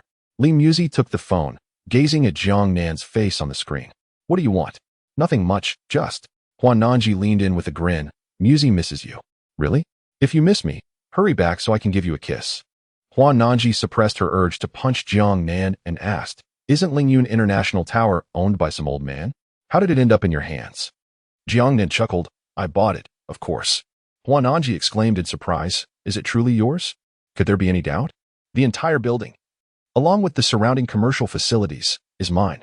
Upon hearing this, the three of them, including Li Min, were astounded. The tower truly belonged to Jiangnan, purchased by him. Especially for Li Min, her expression towards Li Muzi subtly shifted from calm to a hint of jealousy, which quickly faded into concealment. Jiangnan scrutinized Muzi closely. Muzi, why do you seem a bit unhappy? Not at all. I've always been like this. That's nonsense. My Muzi should always wear a smile. The absence of your smile surely indicates a troubled heart. Jiangnan fiddled with his phone for a minute. I have transferred 3 million to you. Spend it on whatever brings you joy. Don't dwell in sadness. It's bad for your skin. Li Muzi opened her phone to the messages. Dear Longguo Bank user, your savings card has received a deposit of 3,000,000 today. If you have questions regarding this transaction, please call 1234-567-8901. Li Min's pupils constricted, her breath catching momentarily. 3 million? Pocket money? This can't be real. Why does Li Muzi have such a charmed life? I could toil a lifetime and never earn such a sum, and she treats it as mere pocket money. Li Muzi quickly replied, Jiangnan, I can't accept this. Before she could finish, Huan Nanji hung up the phone and held Li Muzi's hand, comforting her. Once money is given, it cannot be taken back. 3 million, spend it as you wish. South Shi, this 3 million. Don't fuss, it's ours. If you won't spend it, I will. Huan Nanji turned to Li Min. Min, care to join us? Sure, Li Min nodded with a smile, although she was reluctant, her curiosity about the authenticity of the 3 million piquing her interest. The three of them departed the 65th floor and made their way to the lower commercial area, with Jiangnan following behind, as per Jiangnan's orders. Muzi, how long have you worn that watch? About 6 or 7 years. Then let's buy you a new one. I'll pick it out. Just looking is fine. What kind of talk is that? If you can resist buying, I certainly cannot. Huan Nanji caught sight of a watch store, Brigitte. Let us go check that shop out. The four of them entered the Brigitte boutique, where a beautiful sales associate greeted them warmly. Welcome, Mr. Zhang. The manager will be here shortly. I'm not here for work. I'm merely accompanying these two ladies in their watch shopping. If you have any new styles, please bring them out for these ladies to see. Of course, Mr. Zhang. Ladies, please take a seat over here. Li Min found the situation odd. The sales associate had addressed the man as Mr. Zhang, treating Huan Nanji and Muzi with great courtesy, while seemingly ignoring her entirely. What a snobbish attitude. The associate served coffee to all four of them. Soon, the manager arrived to assist Huan Nanji and Muzi. Huan Nanji selected a stunning timepiece. How much is this? Madam, the watch you are holding is our classic Brigitte Heritage Series, our bestseller, priced around 750,000. Huan Nanji replied with a smile. Then let us take 2 identical ones. Very well, madam. After purchasing the watches, the four of them proceeded to the LV boutique. By midday, they finished shopping. During this time, Huan Nanji had Jiangnan leave them. After their shopping spree, the three of them headed to the underground parking garage. Huan Nanji cheerfully said, Min, don't take it to heart. For the sake of the child, you should discuss it more with him. I understand. Li Min hesitated, then spoke. Should I drive you? No need. We came by car. It's right here. Huan Nanji opened the trunk of the Raventun and stored their purchased watches and bags inside. Li Min furrowed her brow, her eyes widening in disbelief. A Lamborghini? We're leaving now, Min. You should head back early. All right, drive safely. Li Min watched as the gray sports car gradually vanished from her sight. Her lips twitched, her expression transforming into one of growing rage. Why? Why does that insipid woman, Li Muzi, get to soar high as a phoenix while I can only scrape by at the bottom of society? Driving sports cars, buying Brigitte watches, shopping at LV, what gives her the right? That insipid girl even dares to mock me in front of Li Muzi. Li Min's mental state reached a breaking point. Huan Nanji, with her hands on the steering wheel, smiled at Muzi. What Jiangnan did is truly remarkable. Muzi, what do you think Min is thinking right now? Chapter 77, Bugatti Chiron. Farewell to Cullinan. She must be wondering now why it was I who purchased the Breguet watch and not her. Li Muzi spoke with an air of indifference. Huananzi smiled and remarked, Jiangnan handled this matter quite well. Was Jiangnan's arrangement of Amin's husband's infidelity intentional? Li Muzi inquired. Not at all. Jiangnan had mentioned that there were already conflicts between the couple. Amin has a domineering personality and a competitive spirit. Her husband, though respected at work as a minor leader, faces constant criticism at home, which naturally led to his infidelity. In short, Amin brought this upon herself, Huananzi explained. Li Muzi felt relieved, as long as it wasn't Jiangnan's intention. Huananzi subtly observed Li Muzi's faint expressions but discerned no hidden thoughts. Instead, she noticed Li Muzi's concern for Amin. Muzi, why are you worried about her? Huananzi asked. It's just a habitual sadness, not a deliberate concern for her, Li Muzi replied. That's good. When you were in the orphanage, the teachers favored you, and that group of Amins bullied you. Now that she has fallen to this state, she deserves it. What about the 3 million Jiangnan gave us?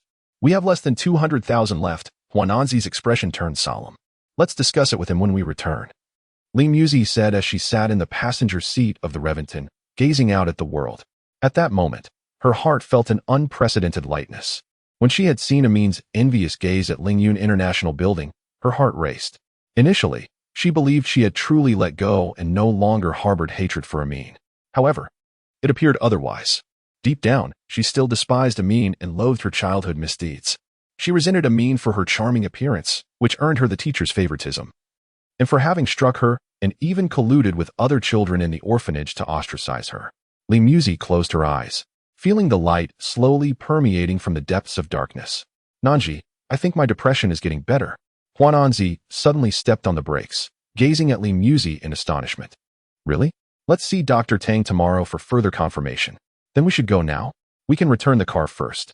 There's no need. We'll be back shortly. Huananzi's affinity 20. Li Muzi's affinity 66. At home, Jiangnan lay on his couch, using Douyin to support women striving for a living when a notification of increased affinity flashed in his mind. Huananzi's affinity increased by 20. Li Muzi's affinity increased by 66. 66 points? How did that happen? What transpired? Could it be that Li Muzi's severe depression improved due to this minor incident? Congratulations, host. Li Muzi's total affinity has reached 90 points. You have earned a lottery chance. Would you like to draw now? Draw I must draw. What else would I keep it for? Drawing in progress. Congratulations, host. You have won Bugatti Chiron, limited edition in white. Relevant purchase documents have been placed on the host's bed. Car keys are in the host's pants pocket. The white limited edition Bugatti Chiron, with its rare color scheme, is valued at over 60 million. At that moment, Jiangnan's phone rang. A new message from Cullinan contained a reservation for a restaurant. Jiangnan glanced at his phone. It was the same restaurant where he had saved her before. As time was getting late, Jiangnan bid farewell to Lin Shitong and headed to the restaurant. He arrived at the underground parking lot of the community. The white Bugatti Chiron stood out amidst a row of cars, its pristine white gleaming like a celestial angel. Jiangnan's fingers glided over the hood, the cold touch seemingly expressing the car's essence. Sitting inside, he caressed the steering wheel, pressing the accelerator as the vehicle gradually started and exited the underground garage. At the entrance of an upscale restaurant near Tianai Commercial Plaza, the white Bugatti Chiron came to a slow stop, instantly attracting the attention of everyone present. After stepping out of the car, Jiangnan walked into the restaurant, guided by a waiter into a private room in the western dining area. Inside the room sat a woman, appearing to be in her early 20s, possessing striking beauty. She had a high nose bridge, deep-set eyes, and distinctly defined features. Her thick eyelashes framed her large eyes, which shimmered with a lighter amber hue under the sunlight. She bore an alluring visage reminiscent of a minority ethnic group. Dressed in a loose-fitting white short-sleeve top that draped over her delicate figure and paired with shorts, her long, slender legs were exposed, perfectly accentuating her exquisite features. Hello. I am Cullinan. You must be Jiangnan. Indeed, I am Jiangnan. Please have a seat. As Jiangnan and Cullinan sat across from each other, Cullinan's gaze remained fixed on Jiangnan's face. Cullinan, affinity 5. Thank you for taking me to the hospital that day. If it weren't for your timely assistance, I might not be here now. I merely did what I could. At that time, so many people were afraid my illness would be contagious. Did you not fear it? Cullinan asked curiously.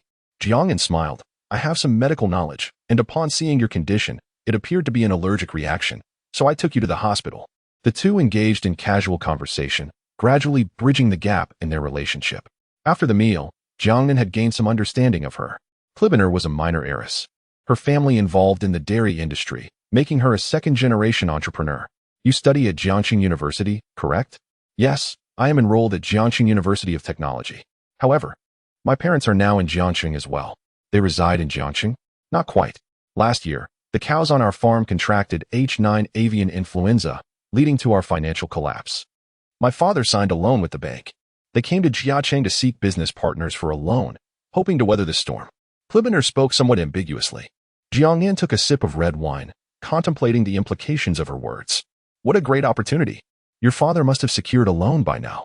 Cullinan sighed. No. They've been in Jiangnan for a week, but the other party remains unyielding. Upon hearing this, Jiangnan felt a sense of relief. Could we arrange a transaction? Jiangnan suggested with a smile. Cullinan inquired curiously, what do you have in mind? Introduce me to your father, and I shall take you to Jiangnan Disneyland. Cullinan raised an eyebrow, a playful smile gracing her lips. It seems your intentions are rather peculiar. What do you mean? Why do you want to meet my father? I have a keen interest in the dairy industry. Is that reason sufficient?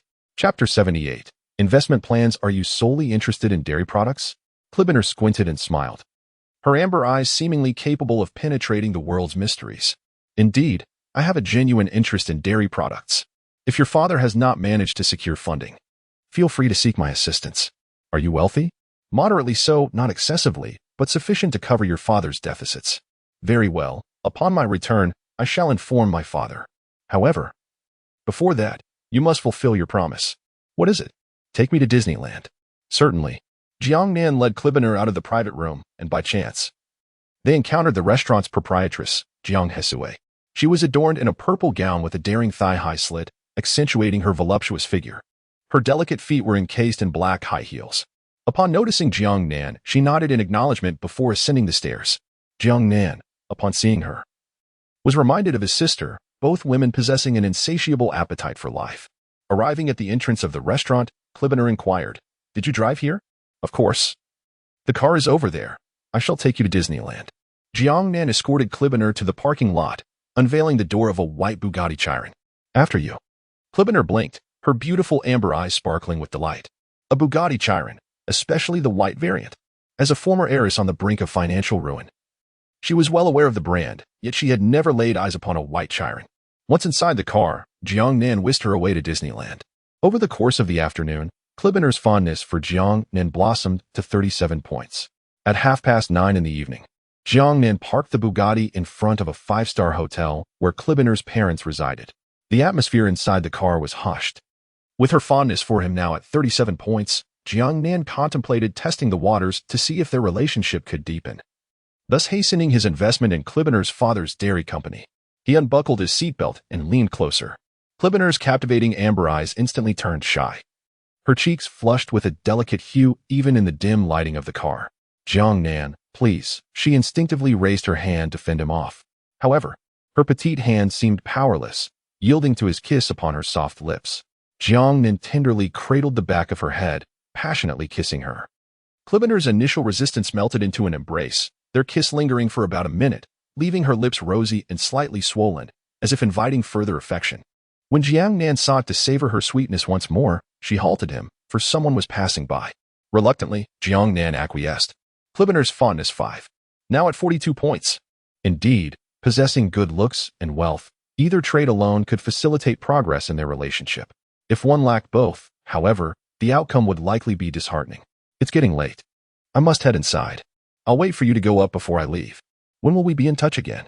I'm returning to my hometown the day after tomorrow. Cullinan frowned, annoyance evident. You're toying with me? Jiangnan was taken aback. What do you mean? You kissed me just now, implying you wish to be with me, yet you claim you're leaving soon. Are you not abandoning me? Jiangnan chuckled at her words, taking her delicate hand in his. Cullinan struggled momentarily, glaring at him. After military training at Jiangnan University, I have 5 days off. And I've already arranged to return home with my parents. I'm not disappearing forever. Cullinan's expression shifted to realization, her cheeks flushing with embarrassment as she recognized her eagerness. You don't want me to leave? As if. Jiangnan leaned in to kiss her once more, and she responded with fervor, their hearts racing in synchrony. Had they not been in the car, nor beneath this hotel, who could say what might have transpired? You rascal. I love you. Your love should not merely reside on your lips. It is ever present in my heart. I will relay what you have confided in me to my father. What? You mean your earlier promise to assist my family? Yes, I nearly forgot. You were being deliberate. No, I was simply captivated by your presence. With such a charming tongue. How many girlfriends have you had? Jiangnan paused, smiling. Guess. I want tea. Regardless of how many you've had, I hope I never discover the truth. I generally possess strong time management skills. Let us hope it stays that way. They shared another kiss before Cullinan finally exited the vehicle. Jiangnan remained at the base of the hotel, waiting until she entered before departing. As soon as he got into the car, a call came through. It was from Huannanji. Jiangnan, where are you? Is something the matter? Musi and I are planning to treat you to dinner at home. Shitong has already arrived. When will you come? Shitong is there? I'll head over shortly. I'll wait for you. Jiangnan drove away, while Cullinan, just exiting the elevator at the hotel, spotted her mother waiting at the entrance with a knowing smile. Mom, don't rush to call me that. First, tell me, who was that young man you were with earlier? Which one? I don't know. The one in the white sports car, whose gaze seemed to linger on you. The one who personally brought you home from the restaurant. Cullinan smiled. He is my boyfriend. Oh dear, why not bring him up to meet me? Are you shy? No. I just feel the timing isn't right. When did you meet? What do you mean the timing isn't right? He is the one who saved me that day. What? You've only known him for less than a day, and you're already together? Cullinan nodded. Do you know what he does? What are you after? I'm after his good looks.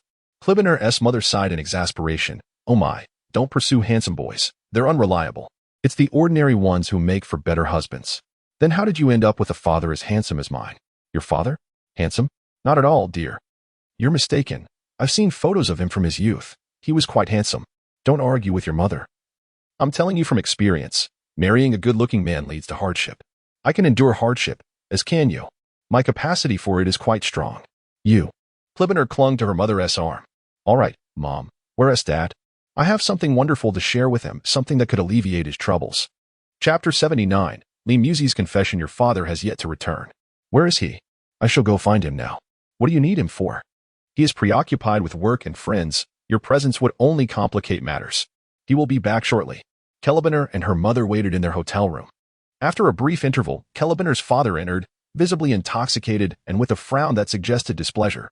However, upon seeing his wife and child, the storm clouds dissipated, replaced by a warm and benevolent expression. A man, regardless of the grievances he bears, seldom brings them home. Amity, Cullinan's father, settled onto the sofa, extracted a cigarette, took a puff, and inquired, Did you meet him today? We did. He is quite amiable. Just thank him, and focus on your studies once you return to university tomorrow. Cullinan asked, Father, are you leaving? Were you able to borrow money? Did Uncle Iskar agree to assist us? Amity waved his hand dismissively. He won't help. And I do not require his assistance. Do not trouble yourself with this. I shall visit the bank once more after returning home. Father, I can assist you, Cullinan offered, sensing her father's predicament. You are still a child, drinking goat's milk. What do you understand? Your only task now is to study diligently and concern yourself with nothing else. Once you graduate, find a man who loves you, Amity advised. I have found someone. Found someone? Amity suddenly sobered up. My precious daughter has already been courted by a swine. Where is he? Cullinan's mother explained. He is not far. He is the boy who saved her. That boy? Father, he can help our family. That boy? My little princess, do you comprehend the depth of our financial troubles? He is merely a child. How could he possibly assist us? Do not be deceived by him. He is the greatest charlatan under the sun, merely trying to win you over. Cullinan immediately countered. Whether he can help or not, you must at least meet him. I believe he is capable. Amity pondered for a moment, adopting the perspective of a father scrutinizing a prospective son-in-law before relenting. Very well, I shall meet him. We shall see what manner of person he is. If he is indeed a fraud, you must steer clear of him. Do not entangle yourself with him in any way. He is not a fraud. You will know tomorrow. Then I shall call him to inform him. Cullinan located Jiangnan's phone number and dialed. Hello, Jiangnan, have you returned home? I've just arrived at the underground parking lot. Is something the matter? My father wishes to meet you at the Western restaurant we visited today. When shall we meet? Tomorrow morning, perhaps. Tomorrow morning. That won't do. I have military training rehearsals. How about noon at the Western restaurant for a chat? Good. Then we shall meet at noon. After hanging up, Jiangnan took the elevator to the 7th floor. He knocked on Li Musi's door. Moments later, Huaji Nanji opened the door, wearing an apron and a smile that was impossible to conceal. Once inside, Jiangnan saw Lin Shidong and Li Muzi having dinner. "Jiangnan, come sit here," Huaji Nanji said, gesturing for him to take a seat. Jiangnan sat down without reservation. The four of them gathered around the table, and the atmosphere was remarkably cheerful. Huaji Nanji asked, "Don't you want to know why we invited you to dinner?" Jiangnan smiled. "You must have invited me due to Muzi's situation. Let me guess, has her condition improved?" "You guessed wrong," Huaji Nanji exclaimed excitedly. "Wrong? In what way?" "Her condition has not merely improved. It has completely turned around." Huaji Nanji produced the diagnosis report from her pocket. "Look, it's signed by Dr. Tang himself. It carries great authority." Jiangnan had thought it was just an improvement. "That's wonderful. But it will still take time. I didn't realize Muzi harbored such deep resentment towards those who bullied her. It seems that person was indeed the root of her troubles." Lin Shidong, curious, asked, "What happened?" "I don't quite comprehend what you're discussing." Huaji Nanji recounted the events of the day to Lin Shidong. "To deal with such individuals, this is the proper approach. Scum. At such a young age, they act like bandits. Do they deserve a happy life? I bet she is still arguing with her husband." As the saying goes, to quickly establish rapport with someone, engage in shared criticism of a third party. Excluding Jiangnan, the three women spent the entire evening disparagingly men. The bond among the three visibly strengthened. During dinner, Jiangnan spoke little, yet his attention was unwavering. He caught more than 10 glimpses of Li Muzi secretly watching him. Her gaze, unlike the one from this morning, was imbued with a genuine connection, rich and profound. After dinner, the three continued their conversation for a while before Jiangnan and Lin Shitong departed. Exhausted from a long day's work, Lin Shitong and Jiangnan retired to their respective rooms, without seizing the opportunity for anything further. That night, Jiangnan experienced a rare tranquility. However, at 11:20, Li Muzi sent him a message. "Are you asleep?" "Not yet. I was waiting for your message." "Waiting for me? Why?" "I sensed you had something to say. You kept looking at me during dinner." "Yes, indeed. I do have something to discuss. Thank you for helping me see myself clearly." "That's not it." "What is it then?" "You should ask me if I like you." "How presumptuous. If I were to say this to someone who harbored no feelings for me, she would either scold me or outright reject me, rather than respond with such vague words." 2 minutes later, Li Muzi finally replied, "I cannot betray Nanji. She has stood by me when I needed help the most." "Then you do like me." "There are so many girls around you, my absence would make no difference." A heart shattered, missing even a single fragment, becomes incomplete. "Scoundrel, do you say such things to other female classmates as well? Now you try to charm me with it." "No, this sentiment was conjured spontaneously. You are the first." "Should I feel honored then?" "Let us return to our previous topic. Be with me. I have Nanji. Are you planning to completely abandon me, severing this bond we share?" I cannot do that." "I understand. You wish for me to accept her as well, to spare you from the turmoil." "I do not. Do not misconstrue my intentions." Jiangnan remained silent. "Jiangnan, are you asleep?" Chapter 80 acknowledged by Clubinier's parents at 10:27 a.m. Following the conclusion of the military training performance, each class convened a meeting.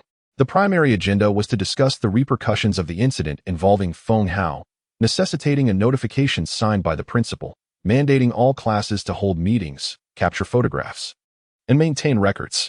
Jiangnan glanced at the message sent by Li Muzi the previous night and could discern her urgency, fearing that the relationship between him and Huan Nanji might deteriorate. Caught in the middle, he felt uncomfortable in both situations. However, in order to lead a normal life with Li Muzi, he needed to first resolve matters with Huan Nanji. With the conclusion of the class meeting, a 5-day mini-holiday officially commenced. Chun Kinning took Jiangnan's hand and inquired, "Did you manage to secure the tickets?" "I did. 2 tickets for the high-speed train at 1:45 p.m. Then let's have lunch and head to the station afterward. I have a work engagement at noon, so I may not be able to join you for lunch." "What? I finally have some free time, and you have work?" Chin Kinning pouted. "Can I come along?" "Not joking around. It's serious work. I'll see you at the train station." "All right." Shortly after Jiangnan departed, Qin Jingya sought out Chin Kinning. This was, of course, arranged by Jiangnan, who requested Qin Jingya to accompany Chun Kinning for lunch. "Hey, Kinning, want to go out for a meal? I know a fantastic restaurant." "Sure. I'm on my own anyway." Qin Jingya led Qin Kinning to the parking spot and opened the door of her Porsche 911. "Is this a Porsche?" "Sister Jingya, are you a little wealthy lady? Seeking a sponsor?" Jiangnan arrived at the restaurant where he had dined with Clubinier the previous day. Upon entering the lobby, he spotted Jiang Husue chatting with the receptionist. Today, Jiang Husue wore a white long dress that reached her calves, cinched at the waist with a slender black belt. Despite the loose fit of the dress, it could not conceal her voluptuous figure, especially her curvaceous backside. Jiangnan, here to accompany which young lady for a meal today? Jiang Husue teased. I'm here for business. You? What business can you, a young lad, possibly have? Sister Jiang. Aren't you only a few years older than I am? I'm 14 years your senior, my dear brother, do you know? 32 years old. Yet you've built such an impressive empire. That is truly remarkable. Jiang Husue's favorability won. Jiang Husue rested one hand on the counter and smiled. You do have quite the sweet tongue, but I have customers to attend to. Jiangnan took his leave. Jiang Husue furrowed her brow slightly and sighed to herself. Am I really that old? Sister, you're beautiful. How can you say you're old? If you're old, what does that make me? The receptionist chimed in, seizing her opportunity. Jiang Husue thought to herself, if I were truly young, why would that young man overlook my words? Am I being too obscure? Can he not perceive it? Whatever, what am I thinking? How old is he, and how old am I? It's just not suitable at all. Jiangnan pushed open the door to the private room, and the sight of Clubinier's family greeted him. At the center sat Clubinier's father, with Clubinier and her mother on either side. Jiangnan, please take a seat. Clubinier immediately rose to warmly invite him to sit beside her. Before Amadi could pose a question, Jiangnan took the initiative. Uncle Amadi, are you facing difficulties in your business? Amadi frowned slightly. No, my business partners are everywhere. It's merely a minor operational challenge, and I have solutions in place. Before arriving, Jiangnan had already spoken with Clubinier over the phone. Amadi was indeed struggling to secure a loan, and his enterprise was on the brink of bankruptcy. Observing his persistence, Jiangnan directly addressed the matter. Uncle Amadi, I am genuinely here to discuss business with you. I will invest 1 billion. Is that sufficient? Amadi's words caught in his throat. The mere mention of 1 billion was staggering. 500 million would suffice to cover his company's deficit. His dairy industry company was a small to medium-sized enterprise, and 1 billion would be more than ample for expansion. Ah, young brother, 1 billion isn't something to jest about. Clubinier shot a disapproving glance at Amadi. Dad, Jiangnan smiled. As long as you agree, the funds will be transferred to your account before this meal concludes. Really? I genuinely like Clubinier. I would never jest about her parents. All right, let us go sign the contract now. Not an issue. Amadi stood up to lead Jiangnan to sign the contract. Dad, can't we eat first? Is there such a rush? Amadi sighed. Every second counts. The longer we wait, the more I lose, my little princess. We'll be back shortly, all right? Don't cry. Then, please hurry back. Jiangnan and Amadi departed. 20 minutes later, they returned. Amadi's demeanor towards Jiangnan underwent a complete transformation. Throughout the remainder of the meal, he appeared quite pleased, showering Jiangnan with compliments about his youthful accomplishments. And by the end, he was even a bit tipsy. Clubinier abstained from alcohol and drove them home. After lunch, Jiangnan and Clubinier bid farewell outside the restaurant. I'll wait for your return. I shall return promptly. Jiangnan got into his car and headed for the train station. Clubinier rolled her eyes at her father. Dad, stop pretending. How could you possibly be drunk from that little bit of alcohol? Jiangnan has already left. Amadi chuckled. What do you know? He needed to catch a train. I couldn't possibly get him truly intoxicated. But if I didn't appear somewhat tipsy, how could I convey my sincerity? Do I have any other options? Clubinier pouted. Wouldn't it be better to get him drunk? If he were, he wouldn't have to leave today. Oh dear. He has parents too. Clubinier's mother interrupted their conversation. Old man, how much did he offer you? Amadi grinned. 1.5 billion. 1.5 billion? Both Clubinier and her mother exclaimed in astonishment. Finally, this company can weather this storm. Clubinier's mother rejoiced. Not only that, with this money, I can expand the business 2 or 3-fold. Jiangnan arrived at the train station, waiting for Chun Kenning as they prepared to board. Suddenly, a woman approached him. Hello, Jiangnan, do you remember me? Jiangnan scrutinized her for a moment. Who are you? I'm a manager from Jiangnan Media. We met on the day you arrived in Jiaqing. Do you recall? I was the one who asked if you wanted to be the male lead in our drama. Chapter 81. Homecoming. Jiangnan did not expect to encounter her here. I am Liu, a talent agent from Jiangnan Media. I have been waiting for you for quite some time, she stated. You've been waiting for me all this while? Jiangnan asked, surprised. Of course. I genuinely want to help you enter the entertainment industry. After contemplating for so long, have you made a decision? Are you considering entering the entertainment world? I don't plan to, Jiangnan replied. Do you have no thoughts on this matter at all? None, Jiangnan said firmly. Li Yu sighed in resignation, feeling that her efforts were in vain after waiting so long. However, I am interested in investing in film and television productions. If you ever have a need, feel free to reach out to me. Invest in films? You? Jiangnan asked, intrigued. Indeed. If you happen to know any directors or producers, please recommend me. I have a keen interest in investing in film and television, Li Yu explained. At that moment, Jiangnan realized the reason behind her disdain for entering the entertainment industry. She was wealthy and did not covet fame. All right, I will definitely refer you when the time comes, Jiangnan assured her. As the ticket-checking time approached, Jiangnan and Chen Kailang departed for the ticket gate. On the high-speed train, Chen Kailang sat by the window, gazing at the scenery outside. The two held hands, savoring a moment of tranquility. Nan, where shall we go after we return? Chen Kailang inquired. Where would you like to go? Jiangnan replied. Let's just explore around Jiangnan for a couple of days. After such a lengthy military training, I want to take a break, Chen Kailang suggested. Sounds good. Chen Kailang leaned against Jiangnan's shoulder and fell asleep. When she awoke, they had already arrived at Donglin City high-speed railway station. As they exited, Jiangnan spotted his father waiting for him. Seeing Jiangnan and Chen Kailang holding hands, Zhang's father frowned slightly. The girl he had seen on his phone was not Chen Kailang. Had this boy changed girlfriends so quickly? He chose not to ask. Kuling, were you tired on the way? Zhang's father asked. Not really. I slept the whole way, she replied. Come, let me drive you home. Your parents must be thrilled to hear you're back, Zhang's father said. Okay. Zhang's father led Jiangnan and Chen Kailang to his car in the parking lot. Uncle, what kind of car is this? Jiangnan asked. This? It's a Zunjie S800, quite popular online, Zhang's father replied. It must have cost a lot, Jiangnan remarked. Shannon bought it. Over $1 million. I just use it for commuting, Zhang's father explained. As they chatted, they soon arrived at the entrance of their apartment complex. You two go ahead. I need to stop by the school first, Jiangnan said. Is my mom at home? She yes, not home. She yes, at school. We'll be back in the evening, Zhang's father answered. Jiangnan and Chen Kailang took the elevator upstairs. I need to see my parents first. I'll check if I have time to visit you afterward, Jiangnan mentioned. Take your time. Just rest well, Chen Kailang replied. Once home, Jiangnan collapsed onto the sofa, boredly scrolling through Douyin. Suddenly, he received a call from Zhong Shujia. Hello, Jiangnan Gij, have you arrived home? She asked cheerfully. Yes. Where are you? I'm still at school. I'm heading home today, but will come to see you the day after tomorrow. I'll be waiting for you, Jiangnan said before hanging up. He yawned and returned to his room to sleep. When he awoke, it was already evening. His mother had prepared dinner, during which Chen Kailang called. After dinner, Jiangnan chatted briefly with Chen Kailang before going back to sleep, not waking until after 9 the next morning. Now relaxed in every aspect, especially mentally, Jiangnan found himself prone to excessive sleepiness. After wandering around his modestly sized home, he realized it felt a bit small. Having never lived in a villa before, he thought 70 square meters was adequate, but now it seemed cramped. System. Search for the nearest luxurious residential community to Shiyan High School.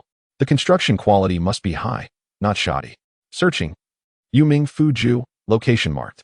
The location of Yuming Fuju quickly appeared in Jiangnan's mind. All right, I'll buy a house there. As Jiangnan took the elevator downstairs, he suddenly realized he had no car. Moments later, the elevator doors opened, revealing Chen Kailang and her parents. Hello, uncle and auntie, Jiangnan greeted. Ah, Jiangnan. You came back with Kuling yesterday, right? Her father asked. Yes, we returned together. Uncle and auntie, where are you going? Jiangnan inquired. We're going to visit Kuling's grandparents. Since she is finally back, we want her to see them, her mother replied. Weren't you able to go during the summer? During summer, Kuling was working and couldn't make it, her father explained. Really? You worked during summer? Jiangnan asked Chen Kailang, surprised. Of course. Some people claimed I was lazy at home all summer, she said proudly. Her father then asked, Jiangnan, where are you headed? I plan to check out the sales center at Yuming Fuju. Are you looking to buy a house? Just taking a look, Jiangnan replied. Well, it's on the way, so I'll give you a ride, her father offered. Thank you, uncle. Jiangnan followed Chen Kailang's family, sitting in the back seat. He and Chen Kailang leaned against the doors, pretending to be unfamiliar with each other. Jiangnan typed on his phone, we can't hold hands. Chen Kailang responded, I haven't told my parents we're together yet, So of course we can't. When do you plan to tell them? Jiangnan asked. I intend to tell my grandparents first, she replied. Why is that? I promised my grandmother that I would inform her as soon as I found a boyfriend. Such an inexplicable obsession. Are you in such a hurry to make it official? Jiangnan teased. Of course, if you had told them. I wouldn't have to lean against this cold metal door now, she retorted. I'll visit you when I return. When will you be back? Probably in 2 or 3 days. That means the holiday will be over. But I want to spend time with my grandparents, Chen Kailang insisted. All right. Make sure to spend time with them, Jiangnan conceded. Upon arriving at Yimingfuju, Jiangnan stepped out and waved goodbye to Chen Kailang as the car disappeared down the street. Turning to enter the sales center, Jiangnan caught the eye of a receptionist at the entrance, who promptly notified her colleagues. Welcome to Yimingfuju, please. A saleswoman in black stockings approached, guiding Jiangnan to the model display and beginning her introduction. Do you have any well-furnished units around 200 square meters on lower floors? Jiangnan inquired. Yes, we do, sir. Let me see the floor plans. Certainly. This way, please. Shally, please bring some coffee, she instructed. The saleswoman led Jiangnan to the client lounge, crouching beside him to answer his questions. Her proximity revealed a hint of allure, accentuated by her black lace attire. Jiangnan selected a 250 square meter furnished apartment. I'll take this one. Let us proceed with the payment. Are you not going to see it in person? No need, just proceed with the payment. Very well, sir. The total is 4,520,000. Jiangnan handed over his card, watching as over 4 million was deducted from his account. The system rewarded him with a staggering 9 million in return, more than double. Sir, if you require anything, feel free to contact me at any time. The saleswoman said with a respectful smile as Jiangnan exited. Chapter 82. The girl in the corner of memory after Jiangnan left Yimingfu's residence. He contemplated purchasing a vehicle for convenience. Although his stay was brief, relying on the number 11 bus was rather inconvenient. He searched online for nearby car dealerships and found a BMW dealership approximately 1.5 kilometers away. Deciding it was close enough, he strolled toward the BMW showroom. As he stood at the traffic light, a sudden notification echoed in his mind. Li Su's affection level increased by 10. Puzzled, Jiangnan glanced around but saw no exceptionally striking beauties nearby. System, you must be mistaken. Who is Li Su, and where is she? Li Su is located 2 meters to the right and behind the host. Jiangnan turned to look over his shoulder. A girl stood there, clad in long pants and a shirt, her thick bangs obscuring her eyes, slightly hunched over. Upon noticing Jiangnan's gaze, she quickly lowered her head and averted her eyes. Is that you, Li Su?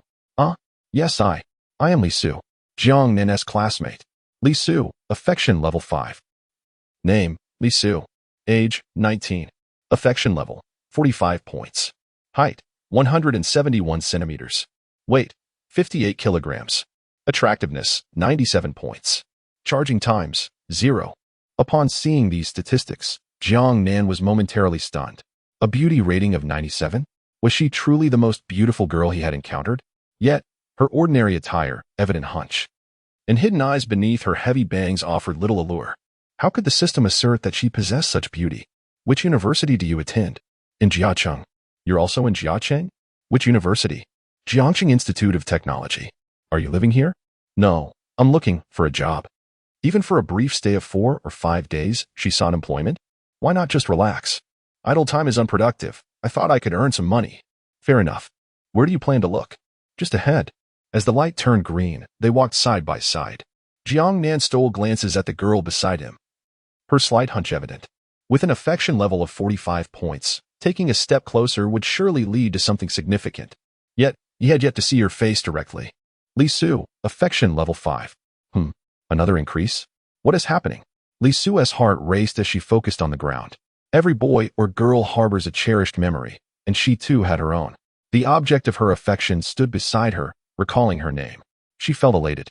Having thought Jiangnan would forget her entirely, instead, she had made an impression upon him. That alone sufficed. I've arrived. Jiangnan pointed at a supermarket with a help wanted sign. You should go in and inquire. I'll wait here. You don't need to wait for me. It might take some time. Then I'll accompany you. Actually, I need to buy something too. All right. They entered together.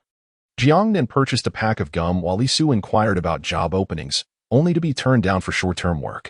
Exiting the supermarket, Li Su appeared somewhat disheartened. Do you really need this job? Li Su bit her lip, nervously fidgeting with her worn clothing. Though clean, her garments showed signs of fading from extensive use. Not really. Despite her denial, Jiangnan suspected otherwise. Why not seek employment in Jiangnan? It should be easier than back home. I'm returning in a couple of days for a high school reunion. Jiangnan observed the timid girl and formulated a plan to draw closer to her. Are your parents working today? Jiangnan casually inquired, but Li Su hesitated before responding. I live alone. Alone? Jiangnan was taken aback.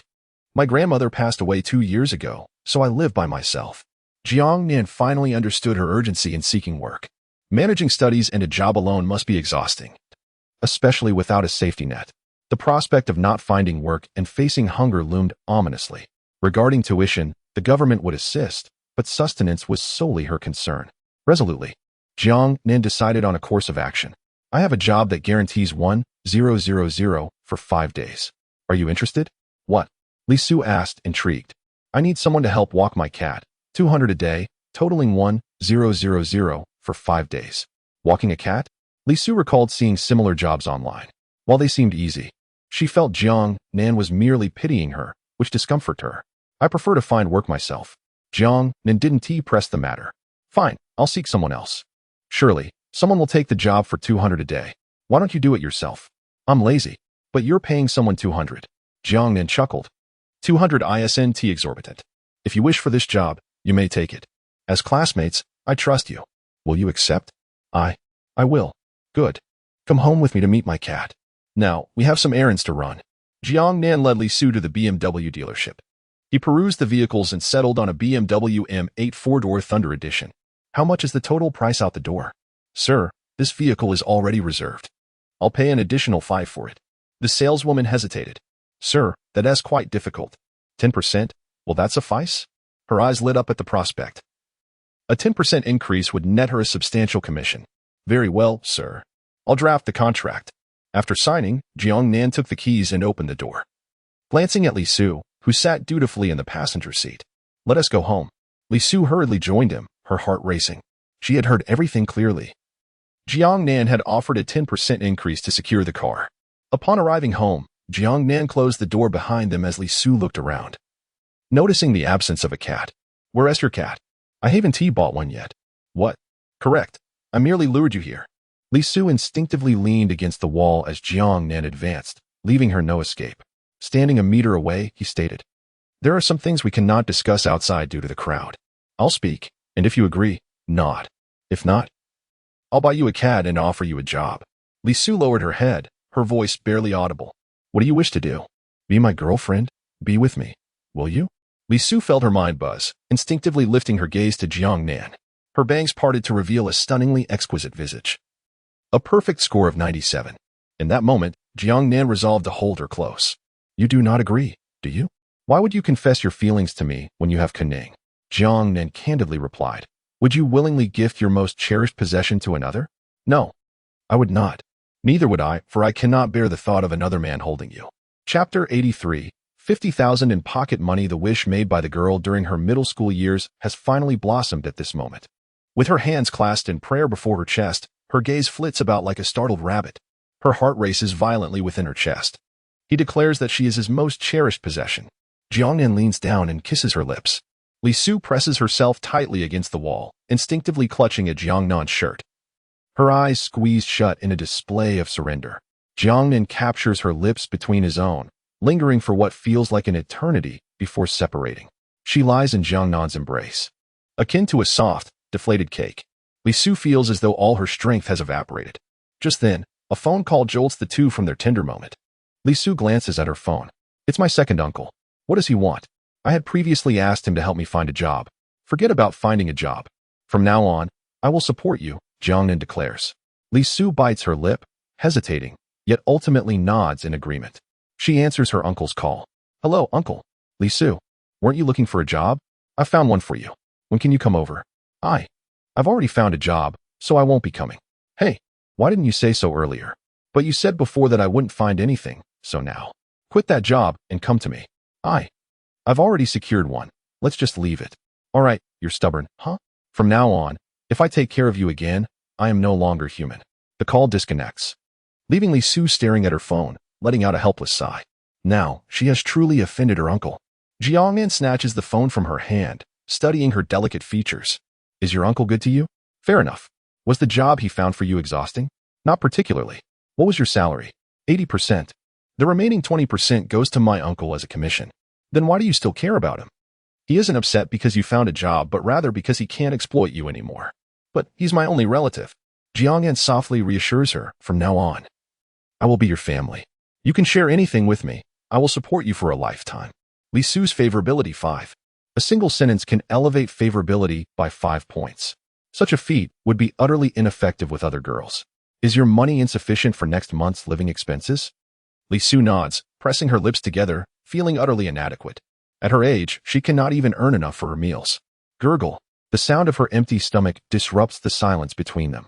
Li Su's face flushes crimson, wishing for a crevice to hide in for eternity. Cautiously, she raises her face. Observing Jiangnan's expression, she fears he might mock her. Yet, upon meeting his gaze, she finds only warmth and affection, akin to honey, sweetening her heart. Now, an opportunity lies before me. If I retreat now, I may regret it later. After all, he has already kissed me. That must mean we are together. Summoning her courage, Li Su leaps into Jiangnan's embrace, wrapping her arms around him. She feels warmth radiating throughout her body, as if she might ignite at any moment. What do you wish to eat? I'll follow your lead. On their way, they spot a hot pot restaurant. Let's eat there. All right. Jiangnan drives Li Su to the hot pot restaurant, where they find a table. A variety of dishes are served, predominantly meat selections, as it seems Li Su may not have eaten since the previous night. Initially, she is somewhat reserved, but gradually opens up, becoming more relaxed as they dine. After their meal, Li Su's cheeks are flushed, her eyes sparkling with life, and she no longer appears as despondent as before. After paying, Jiangnan observes her closely, his brow furrowing. How can such a beautiful girl slouch so? And that heavy fringe does not suit her at all. Su, you must straighten your back. I can. Li Su naturally straightens her posture, her whole demeanor transforming instantly, revealing her graceful neck that draws attention. However, the most stunning aspect is her figure, full and curvaceous, suggesting a potential for D-cup to E-cup. No wonder her attractiveness scores a remarkable 97. Yet, before long, her back begins to slump again. Jiangnan realizes this cannot continue. Short-term adjustments are acceptable, but if she develops a habit, her spine will inevitably curve, diminishing her grace. He takes her hand and playfully threatens, if you dare slouch in the next 5 days, I shall kiss you in public, all right? Li Su looks at Jiangnan, embarrassed. How could one be so audacious? And no, then keep your back straight. Don't give me a chance. Otherwise, I have thick skin and fear no embarrassment. You must feel the same, right? And no, I am quite shy. Then that S settled. Let us go. I'll take you for a haircut. That fringe is hideous and does not suit a girl as lovely as you. But I haven't found a job yet. Li Su is still preoccupied with her job search. While romance is lovely, without work, she cannot eat. She will face starvation next month. How much do you spend on food each month? About 600. In this day and age, a girl spending merely 600 a month seems utterly preposterous. Jiangnan pulls out his phone and requests Li Su's bank card, transferring a significant sum to her. Ding. Li Su's phone alerts her of a new message. She checks her phone and reads the text. Dear Longxia bank user, your account has been credited with 50,000 yuan. If you have any questions regarding this transaction, please contact us. 50,000. Li Su is taken aback by the substantial sum, her mind momentarily blank. No, I cannot accept such a large amount. I can't repay you. Who said you need to repay me? Jiangnan reassures her, holding her hand. No need to worry. Focus on your studies and eat well. After you graduate from university, you will help me manage my business. Me? Do you think I would let you eat for free? This is an investment. Jiangnan intends to start a business in the future, venturing into various industries. He cannot trust others with his enterprise. So it is better to cultivate a manager from among his own loved ones. There's a barber shop ahead. Let us go there for a haircut. That fringe truly does not fit you. Jiangnan and Li Su enter the barber shop, where only one girl is waiting. The moment Li Su steps in, the girl recognizes her. Li Su, are you here for a haircut too? Chapter 84. The greedy uncle Li Su unexpectedly encountered an acquaintance and initially intended to feign ignorance. However, upon being addressed, she could only muster a strained smile in response. Yes, I'm here for a haircut too. The girl Esques wondered curiously over Jiangnan. Who is he? I'm his girlfriend, Li Su stammered. The girl suddenly exclaimed in delight. You're in a relationship. I can't believe it. I'm still single. They say those who seem dull are often the first to find love, and I didn't believe it until now. Do you live around here? Li Su forced herself to find a topic. No, I came here specifically. This salon has excellent skills. You should get a trim. Your bangs are too thick and hiding your eyes. You're not unattractive. You just seem too serious. Oh. The two engaged in light banter. Before long, it was Li Su's turn. She walked forward and sat before the mirror, her small hands clenched tightly. The stylist, a woman in her 30s, inquired, What would you like to do? Li Su hesitated, unsure of how to express her wishes. Jiangnan, standing beside her, suggested, Thin out the bangs and style it into a high ponytail. It should look lively. At least it can't be like this. Understood. The stylist lifted Li Su's bangs, smiling. Wow, what a beautiful girl. Why hide behind such thick bangs? Jiangnan watched silently. At that moment, Sushi Xia sent him a message. What are you doing, little man? Accompanying my girlfriend for a haircut. What? I'm your girlfriend. You've never accompanied me for a haircut. The problem is, you've never had a haircut. I'll get one when I return. You must come along then. Depends on the situation. You little rascal, you'll regret it when we meet. Are you home? Jiangnan inquired. I arrived yesterday and plan to attend my second uncle's child's wedding tomorrow. By the way, I gave that bottle of wine to my dad. He told me it's worth several million. Which one? The one the owner gifted you during that hot pot dinner at Lingyun building. What did your father say? He asked if you're supporting me, and I told him you're not even 20 yet. What did he say? He told me not to harm you. Jiangnan put down his phone, his gaze lingering on Li Su. Her bangs had vanished, revealing her exquisite features. The clean high ponytail made her even more beautiful, especially her icy gaze that seemed to overlook everyone. Jiangnan could hardly fathom that such a striking expression was concealed beneath those heavy bangs. After her haircut, Li Su approached Jiangnan, softly asking, How do I look? Without a word, Jiangnan leaned in and kissed her lips. Li Su's pupils dilated in shock. Her face flushed. We had an agreement. You broke it. Li Su's face turned crimson as she instinctively glanced at the other patrons of the salon. Realizing they were all watching, she bit her lip, directing her gaze at Jiangnan. If it weren't for the crowd, Jiangnan would have acted on his desires. You look beautiful too, the girl exclaimed, pulling Li Su's hand in admiration. I suppose it's all right, Li Su replied nervously. Tomorrow's high school reunion will surely dazzle them. Li Su remained silent. She was indifferent about the gathering. What mattered more to her was Jiangnan's gaze. Judging by his attitude, he seemed to appreciate her current appearance. Upon leaving the salon, Li Su received a call from her second aunt. Li Su, have you found a job? Auntie, I have. Since you found a job, hurry and take that filthy cat away. But I still have to attend university. Didn't we agree that you would take care of Lei? We agreed? You said your second uncle would find you a job. Oh, so you accept what is beneficial to you but deny what isn't? How naive. Hurry, if you don't come in 5 minutes, I'll throw this cat out. You can find it yourself then. Auntie. The call ended abruptly. Li Su looked to Jiangnan for help. We'll go now, Jiangnan said, leading her swiftly to her second uncle's neighborhood. The community was quite old, and the security guard did not stop Jiangnan. Arriving at her second uncle's door, Li Su knocked, and shortly after, a middle-aged woman in a tight denim skirt, likely in her 40s, opened the door. She wore a pink short-sleeved top, exposing her voluptuous, fair legs. Upon seeing Jiangnan beside Li Su, she smiled. Who is this? My boyfriend, Li Su replied. Oh, you're in a relationship. No wonder you spoke so confidently. It seems you have a man backing you. Jiangnan interjected coldly. Where's the cat? The cat's here. Hurry and take it. It's been a nuisance, only eating and defecating. The woman stepped aside. Li Su called Lei. A snow-white lion cat scampered to the door, leaping into Li Su's arms. Lei, why have you lost so much weight? Li Su said, heartbroken. The woman scoffed. You didn't pay for it. What do you expect? You want me to raise it like my child? Hurry up and leave. Don't come back. With a slam, the door closed behind her. Let us go, Jiangnan said as they descended the stairs, where his car awaited. Just as they reached the ground floor, Li Su encountered her second uncle returning from a card game. Li Su? Li Su paused, glancing towards a gaunt man with a scruffy beard, his face darkened with displeasure. What are you doing at my house? Regretting it? Wanting that job? I'll tell you, there are no opportunities now. You can't even handle your own life. It's no wonder you're poor. I'm here to take Lei. That useless cat should have been taken long ago. You can't even support yourself. What makes you think you can care for it? Do as you wish, even if it starves. Don't come back here. Jiangnan, frowning, said. If you don't invite us, we're leaving. As the bearded man opened his mouth to retort, he was stunned to see Jiangnan pull open the door of a BMW. Li Su settled into the passenger seat, and Jiangnan drove away. The bearded man was left in a daze. I knew it. This loser suddenly has a backbone because he is with a wealthy man.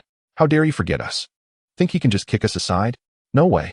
Returning home, the man knocked on the door.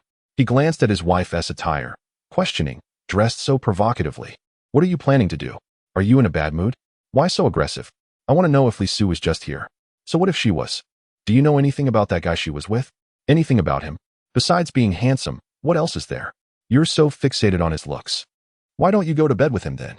Have you lost your mind? I want that cat back. Why do you want it? We've been caring for it for 2 weeks. Shouldn't we get some money from Li Su? That girl has no money. She may be broke. But that guy of hers drives a BMW, and it's an M8 worth millions. Do you understand? Millions? Stop ogling at the man's face. Call Li Su and have her send us the cat care money. Chapter 85. 300,000 cat food. Li Su sat in the passenger seat, cradling her beloved cat with a heavy heart. Upon seeing her, the feline fell silent, curling up in her embrace and purring affectionately. It was evident that it had once been plump, yet now appeared distressingly thin. They had promised to care for you well. Jiangnan drove, glancing at the sleeping white cat with the corner of his eye. Since it was not his pet, he naturally did not feel concerned. Judging by the attitude of her uncle and aunt, it seemed they had likely mistreated the creature. Jiangnan's words were not unfounded. After all, one tends to care for what belongs to someone they cherish. If Li Su's relatives truly held her dear, they would undoubtedly show the same affection towards her cat. However, from their recent visit, it was clear that her uncle and aunt held her in disdain. The mere fact that the cat had returned from their home was a rare occurrence. Had she arrived home any later, it might not have survived, and they would have simply claimed it had gone missing, leaving her powerless to contest their narrative. Tears began to fall from Li Su's eyes. But I have to attend university. I cannot bring it with me. Once I leave, who will feed it? What should I do? Perhaps I should send it to my home. My parents are there. They can ensure the cat is well fed, which is certainly preferable to its current predicament with my uncle and aunt. Li Su felt deeply moved. Thank you, Jiangnan. There appears to be no other solution. Beyond Jiangnan, she had no one else she could trust. Previously, she could rely on her uncle and aunt as family, but now they regarded her as a burden, resenting her for her financial struggles and failing to see her as one of their own. Wiping her tears, Li Su felt a twinge of injustice. Had she not met Jiangnan today, she might truly have become a solitary figure. It was difficult to fathom how low she might have fallen. Li Su's affinity too. As Jiangnan listened, echoes of Li Su's thoughts filled his mind. To his surprise, Li Su was engaging in a self-directed strategy of affection. Jiangnan, could you please drop me off at home? I have cat food there, and I want to feed Lei Lei. All right, I will take you home. Jiangnan drove Li Su to the base of Z community. Once he parked the car, he followed her upstairs. Upon entering her residence, he noted that her apartment, older than his own, was modestly sized, perhaps only 60 to 70 square meters, yet immaculately clean and free of dust. Jiangnan, please have a seat while I pour you some tea. Li Su placed the cat down and prepared a cup of tea for Jiangnan. After being set on the floor, the cat shook itself off, stretched its back, and finally relaxed. After surveying its surroundings, it settled its gaze on Jiangnan, leaping onto the sofa and curling up on his lap, gradually shutting its eyes. The soothing sound of its purring created a calming atmosphere. With a gentle clatter, Li Su poured a bowl of cat food. Upon hearing the sound, the cat sprang from Jiangnan's lap and hurried to its bowl, eagerly devouring the food. After filling a cup with water for the cat, Li Su tenderly stroked its head, her heart aching at how quickly it ate, clearly indicating it had not been adequately fed. This cat was left to me by my grandmother. They have been utterly unreasonable, she lamented, tears welling up once more. Jiangnan stepped forward, lifting her into an embrace, gently stroking her back and offering comfort. At least the cat is back now. It won't have to suffer any longer. From now on, let it stay with me. Thank you, Jiangnan. Tears glistened in Li Su's eyes. Suddenly, her phone rang, and upon glancing at the screen, she saw it was her uncle and aunt calling. She answered, and a middle-aged man's voice came through. Li Su, do you have something to discuss? Uncle, is there something wrong? Li Su, when you entrusted your cat to us, we took great care in looking after it. Now you want to take it back as if it's no big deal. Doesn't that seem a bit out of order? The mention of this topic made Li Su's stomach churn. Uncle, my cat Lei was anxious to eat as soon as it returned. Did you not feed it properly? Hey, what are you saying? If we hadn't fed it well, how could it have survived this long? I assure you, we only provided top-tier cat food that cost hundreds, if not thousands, per bag. Are you denying that now? What are you implying, Uncle? I don't want anything from you. I don't seek any maintenance or care fees, as we are family. However, you need to reimburse me for the cost of the cat food. Jiangnan could no longer contain himself. He had never encountered such shamelessness. To demand maintenance fees for a cat was utterly absurd. You spent how much on that cat food? Upon hearing Jiangnan's voice, the middle-aged man grew agitated. To him, Jiangnan represented wealth, a target to exploit. Convinced that all affluent individuals were easy prey. I spent less than 300,000. You owe me that. Jiangnan was infuriated to the point of laughter. 300,000? I've never even had a meal worth that much. Let me tell you, I have recorded everything you just said. If you wish to avoid prison time, I suggest you stay far away from Li Su. Should you dare to pressure her regarding this cat again, I will ensure you struggle to find work in all of Donglan City. Your son might not even graduate from high school. Go ahead, test me. With that, Jiangnan hung up the phone. For individuals like this, intimidation was the only effective strategy. Holding Li Su's hand, he reassured her, do not fear, from this point forward. Ignore them entirely. With that 50,000, you now have your living expenses for half a year. I will provide more next semester. I can earn my own money. Want to earn your own income? Yes. Li Su was determined not to overly depend on Jiangnan. Once we reach Jiang City, I will find you a job. Are you capable of handling it? What kind of job? Opening a store. Opening a store? I have never done that. Exactly. Which is why you must begin learning now. After you graduate, I will have an even better opportunity waiting for you. The cat continued to munch on its food. Jiangnan and Li Su sat together on the sofa, the apartment now devoid of any other presence. Chapter 86. The adorable Li Su. Jiangnan gently embraced Li Su's waist, leaning in closer. The two shared a tender kiss, their connection as inseparable as glue. After finishing its meal, the cat, having witnessed this intimate moment, yawned and gracefully padded toward the bedroom. There, it found its cozy bed and settled down to sleep. Jiangnan lifted Li Su in his arms and carried her into the bedroom. As she lay on the bed, Li Su felt an overwhelming wave of nervousness. Her cheeks flushed with warmth. Although summer had long passed, her entire body radiated heat, as if she were in a steamer. This sensation intensified upon meeting Jiangnan's gaze. Jiangnan held her ankle, and in that instant, he felt a slight tremor run through Li Su's body. He deftly removed her shoes, revealing her delicate little feet adorned with white socks. Li Su, feeling both anxious and shy, curled her legs, her 10 toes pressing down against the bed. Biting her lip in embarrassment, her face was so crimson it seemed it could bleed. I wonder if they smell. I haven't washed my feet in 2 days. Jiangnan leaned down, planting a kiss on her cheek, his hands exploring with an eagerness akin to measuring the heights of the Himalayas. The cat, initially asleep, stirred awake and cast a resigned glance at Li Su and Jiangnan before scampering over to the sofa. Moments later, Li Su found herself nestled in Jiangnan's embrace. The flush on her face having faded substantially, yet she still felt an intense heat coursing through her body, overwhelmed by shyness. She could hardly believe she was truly with her middle school crush, having just shared such an intimate experience. Which girl doesn't harbor romantic dreams? There was a time when she secretly pinned such fantasies in her diary, never imagining they could come to fruition. Li Su clung tightly to Jiangnan, her mind devoid of thoughts, wanting nothing more than to hold him close. As they continued their playful antics, evening swiftly descended. Are you coming home for dinner tonight? My parents would love to meet you, Li Su whispered. I can't go just yet. It wouldn't be appropriate. Your uncle and aunt might think poorly of me. Jiangnan replied gently, pinching her cheek. That is nonsense. They will surely adore you. I'd prefer to visit at a later time. All right, we can postpone it. There's no rush. But you must have dinner tonight. If funds are tight, just let me know. You mustn't go hungry again. Li Su recalled the moment earlier that afternoon when their tender exchange was interrupted by a sudden growl from her stomach, eliciting a wave of embarrassment. Jiangnan got dressed and approached Li Su's wardrobe. May I open it? Li Su nodded but suddenly remembered something. Wait. Before she could finish, Jiangnan had already opened the wardrobe, revealing a few cartoon-themed undergarments, SpongeBob, and a cute dragon. Li Su buried her face under the covers. What are you shy about? I've seen you in every way, Jiangnan teased, planting a kiss on her cheek. Li Su protested. I'm not a child anymore. Wearing these is embarrassing. I never laughed. Jiangnan immediately countered. You clearly chuckled when you first saw them. Why wear cartoon underwear at your age? He kissed her again. My little darling, it's my fault.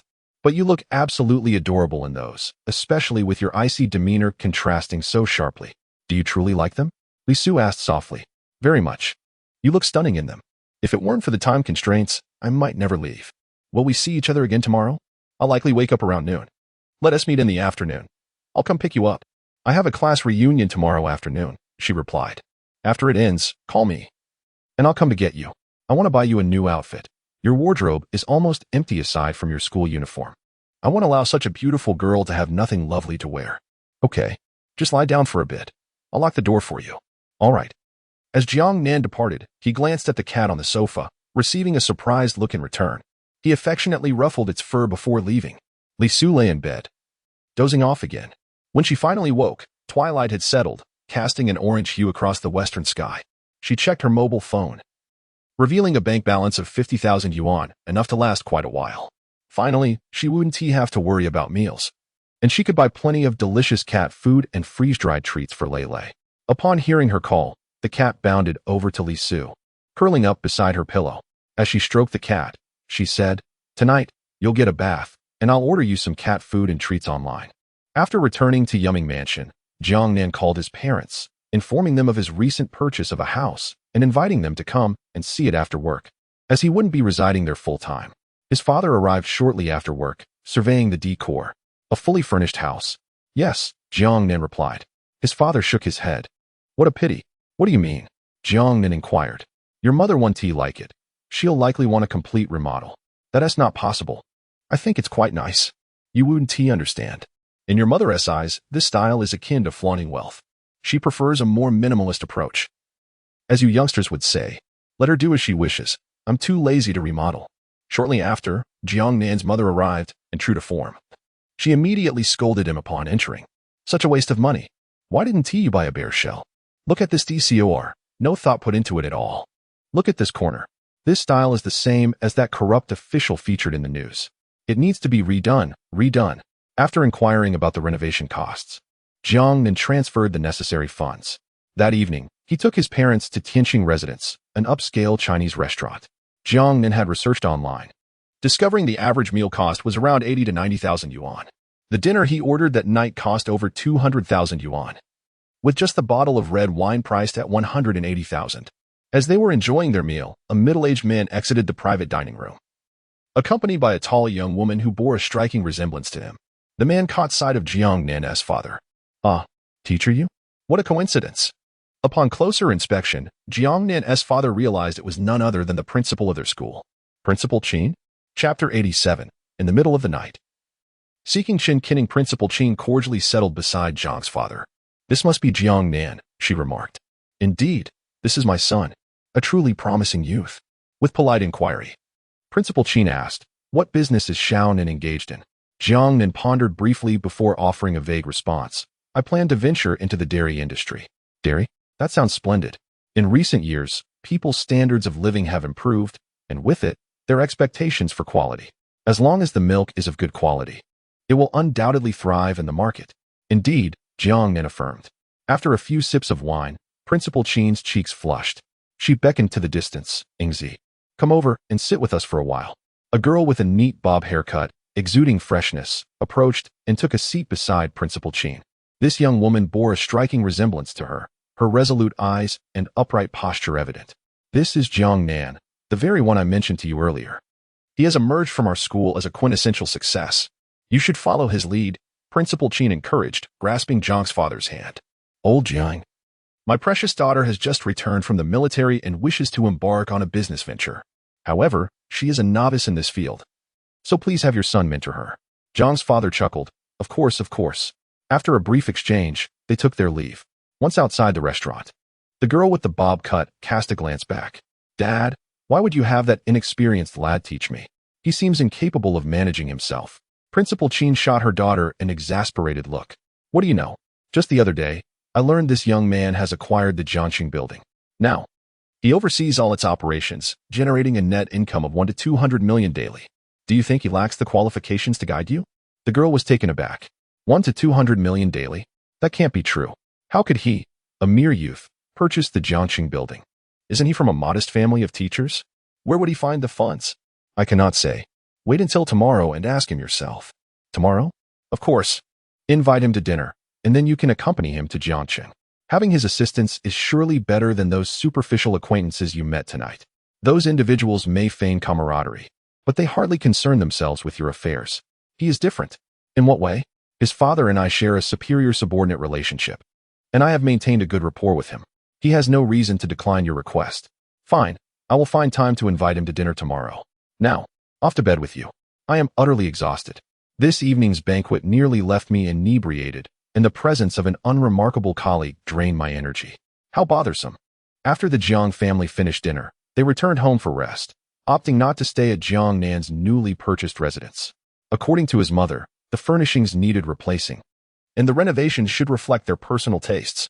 That night, Jiangnan lay in bed, idly scrolling through videos. At this hour, numerous women online were striving tirelessly for their livelihoods. Jiangnan felt compelled to assist them, so he transferred 50 million in Dozwan, equivalent to 5 million, as rewards to those girls striving in live streams. Suddenly, a new message flashed on his phone, a photo from Cullinan. It depicted a pair of snow-white legs, the feet adorned with slightly yellowed white socks. Do you find this appealing, Jiangnan? Truly beautiful, the ice cream looks delectable. You lecher. My beauty pales in comparison to Senior Jinya's. Jiangnan, momentarily taken aback by the message, soon received another from Cullinan. If I hadn't mentioned it today, how long were you planning to keep it from me? How did you know? I'm not foolish. Senior Jinya's gaze towards you could spark envy. And that car, was it a gift from you to her? Did she tell you? Cullinan fell silent for 2 minutes before replying, I was merely teasing you. I just sensed something off in Senior Jinya's gaze towards you. Jiangnan felt his spirits plummet. Teasing me? Yes, you admitted it. You've strayed. What? What should I do? What to do? Obviously, you should break up. Very well. Upon uttering this statement, Jiangnan exited the chat app with a yawn. Not long after, Cullinan initiated a video call. Jiangnan answered, and her lovely visage immediately filled the screen. Her cheeks puffed, and her eyebrows furrowed in anger, as though she were ready to devour him whole. Stinky Jiangnan, speak. What should I say? Affirm that you have not strayed, that I am mistaken. Jiangnan hesitated momentarily. As you suspect. Cullinan pouted, tears welling in her eyes. Then you must love only me. No one else may offer their heart. Certainly. You responded too quickly. You're deceiving me. Never. When have I ever lied to you? Remember when you sweet-talked me as a child? That does not count. Where will you stay tonight? At my grandfather's house, I suppose. At that moment, Cullinan's grandparents and parents emerged from the house. Chapter 88. Cullinan's surprise during the day. Cullinan had already elucidated her relationship with Jiangnan. Thus, when they were seen hand in hand, their companions were not overly astonished. However, it was quite peculiar for Jiangnan to appear at such a late hour, clad in pajamas, especially considering the evident tear stains on Cullinan's face. It was clear they had quarreled. Hello, uncle and aunt, grandfather and grandmother, Jiangnan greeted proactively.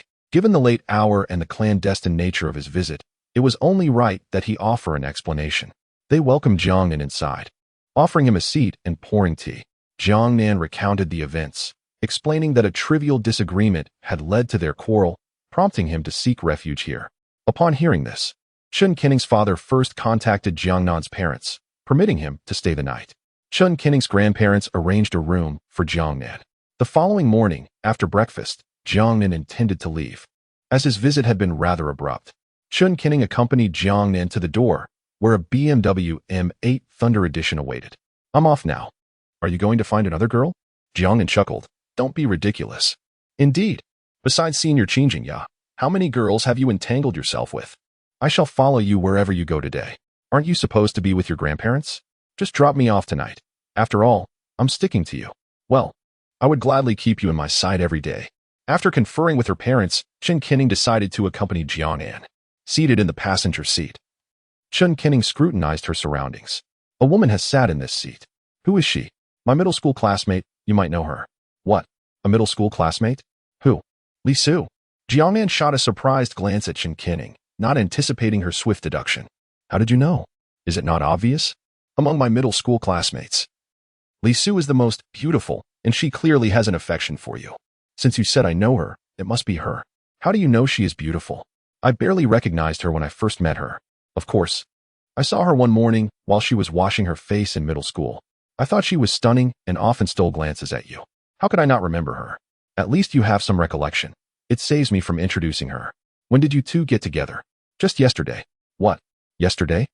I was gone for merely a day, and you became acquainted with her? It was a chance encounter. Who would believe you? It must have been premeditated. Throughout the journey, Jiangnan drove slowly, meandering through the surrounding hills for the entire morning. As noon approached, he initially intended to take Qian out for a meal in town, but unexpectedly received a call from Qian. Is this Jiangnan? This is Qian from last night. I remember you. What can I do for you? I would like to invite you to lunch. I need your assistance with something. When?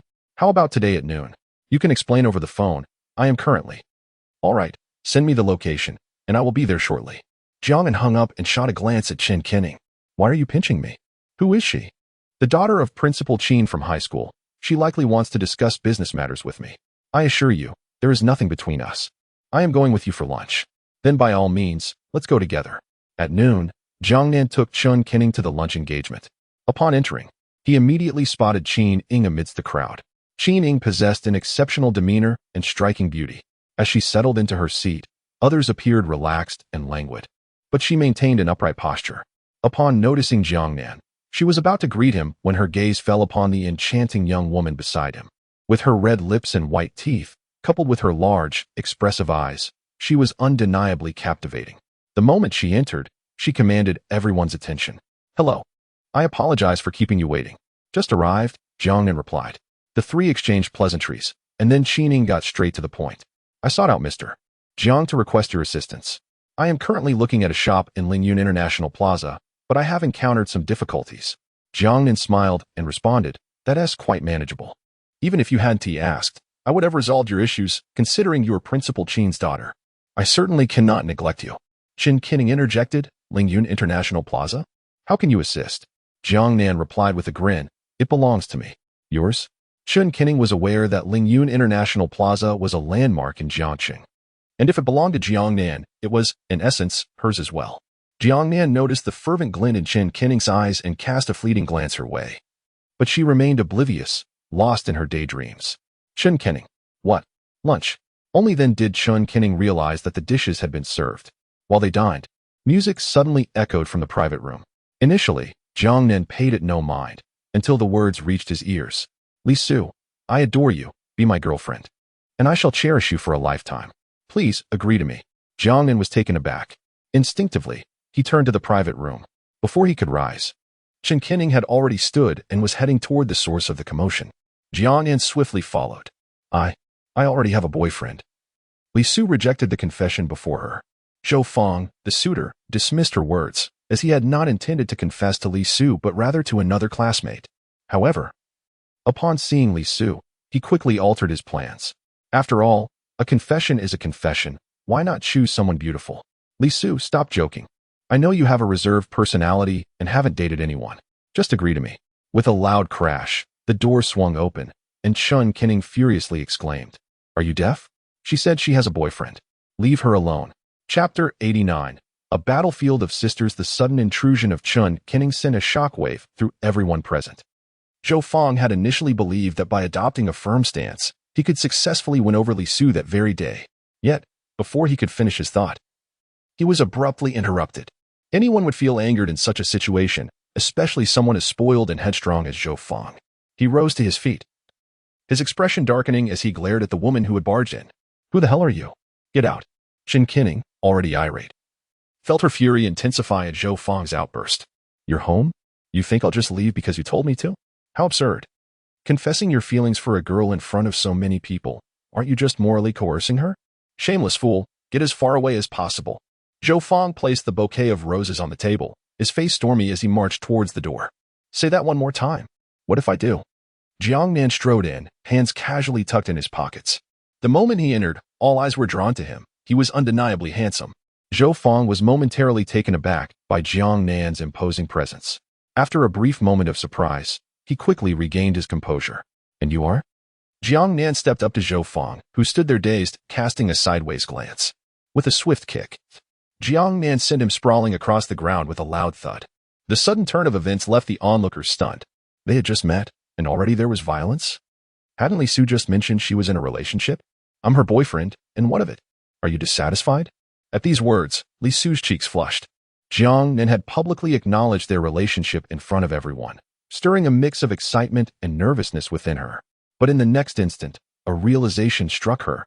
Yes, Jiangnan was indeed here, but so was Qin Kinning. His admission made her wonder if he and Qin Kinning were not together after all. Stealing a glance at Qin Kinning, Li Su quickly shifted her perspective upon seeing the latter's gaze. It was clear that Qin Kinning and Jiangnan were indeed in a relationship. Otherwise, she wouldn't have looked at Li Su in such an odd manner. Zhou Fang clambered to his feet. Fine, just you wait. With that, he stormed off. Jiangnan approached Li Su and asked, Have you eaten? Not yet. I had just started when he unexpectedly confessed to me. Since you haven't eaten, let's go together. Huh, together?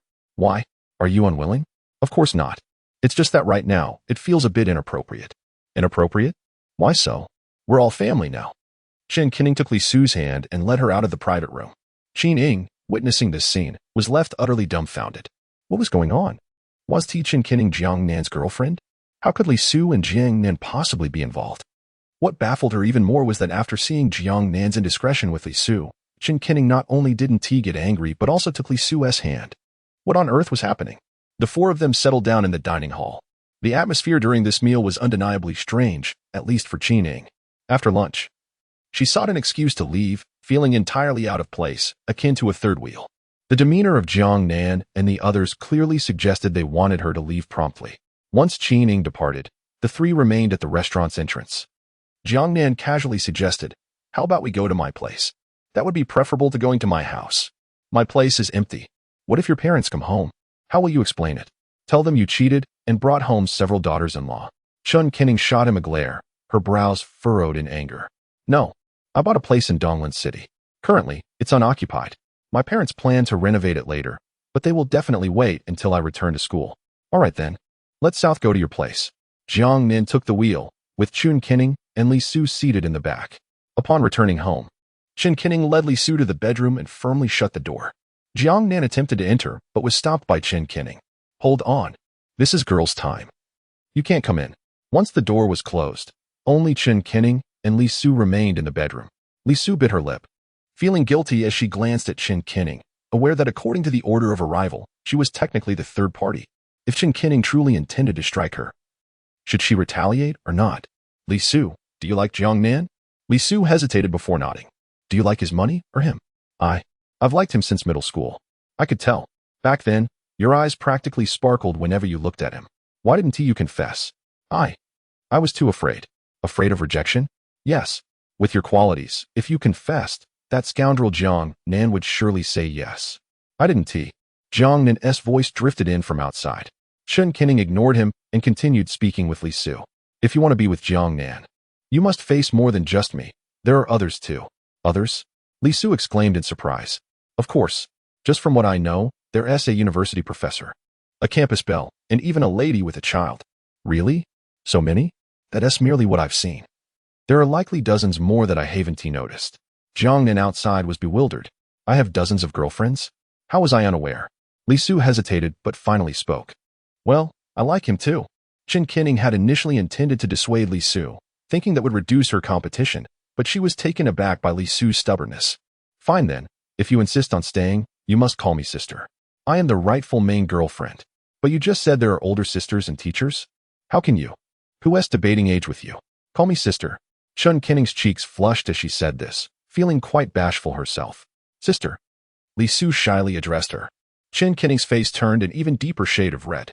Between you and Jiangnan, who confessed first?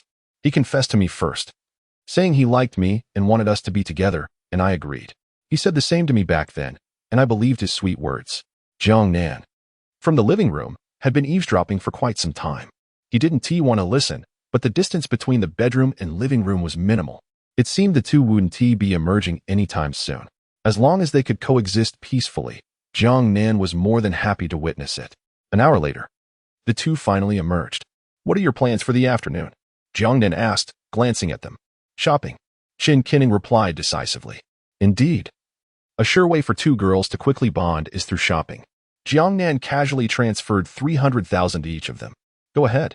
Chapter 90. Striking at the root, the two individuals stared at the 3 million in their bank account, utterly astonished. What is the meaning of this? Cullinan inquired. It's just pocket money, came the reply. Which kind-hearted person gives away 3 million as pocket money? Isn't that a bit excessive? I believe we wouldn't even need that much for a shopping trip.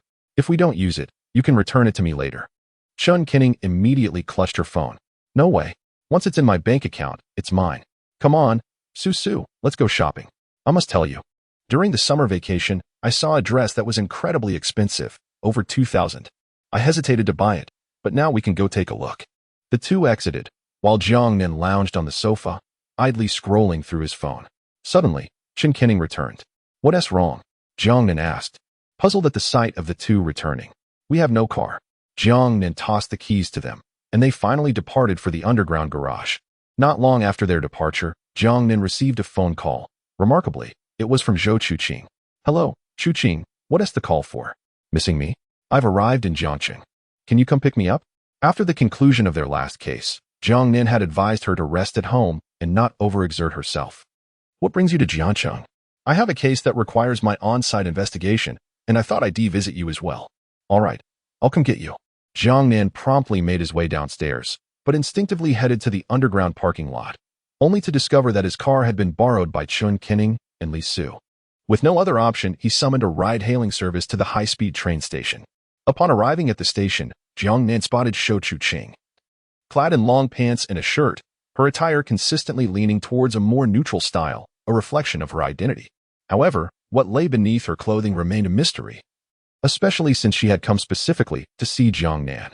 As Zhou Chuqing scanned the area for him, a Qin vehicle pulled up in front of her.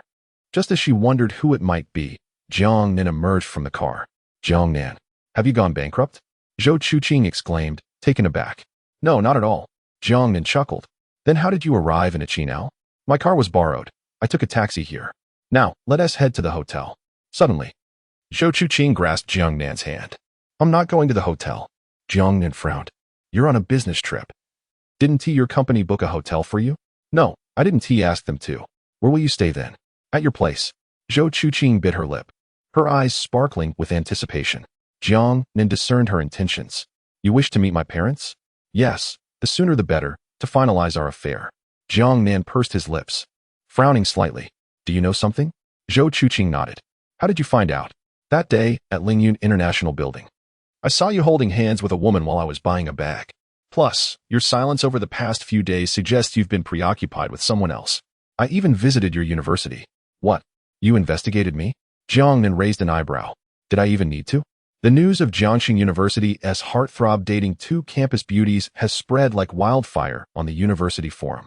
Are you familiar with it? Forum? I've never visited.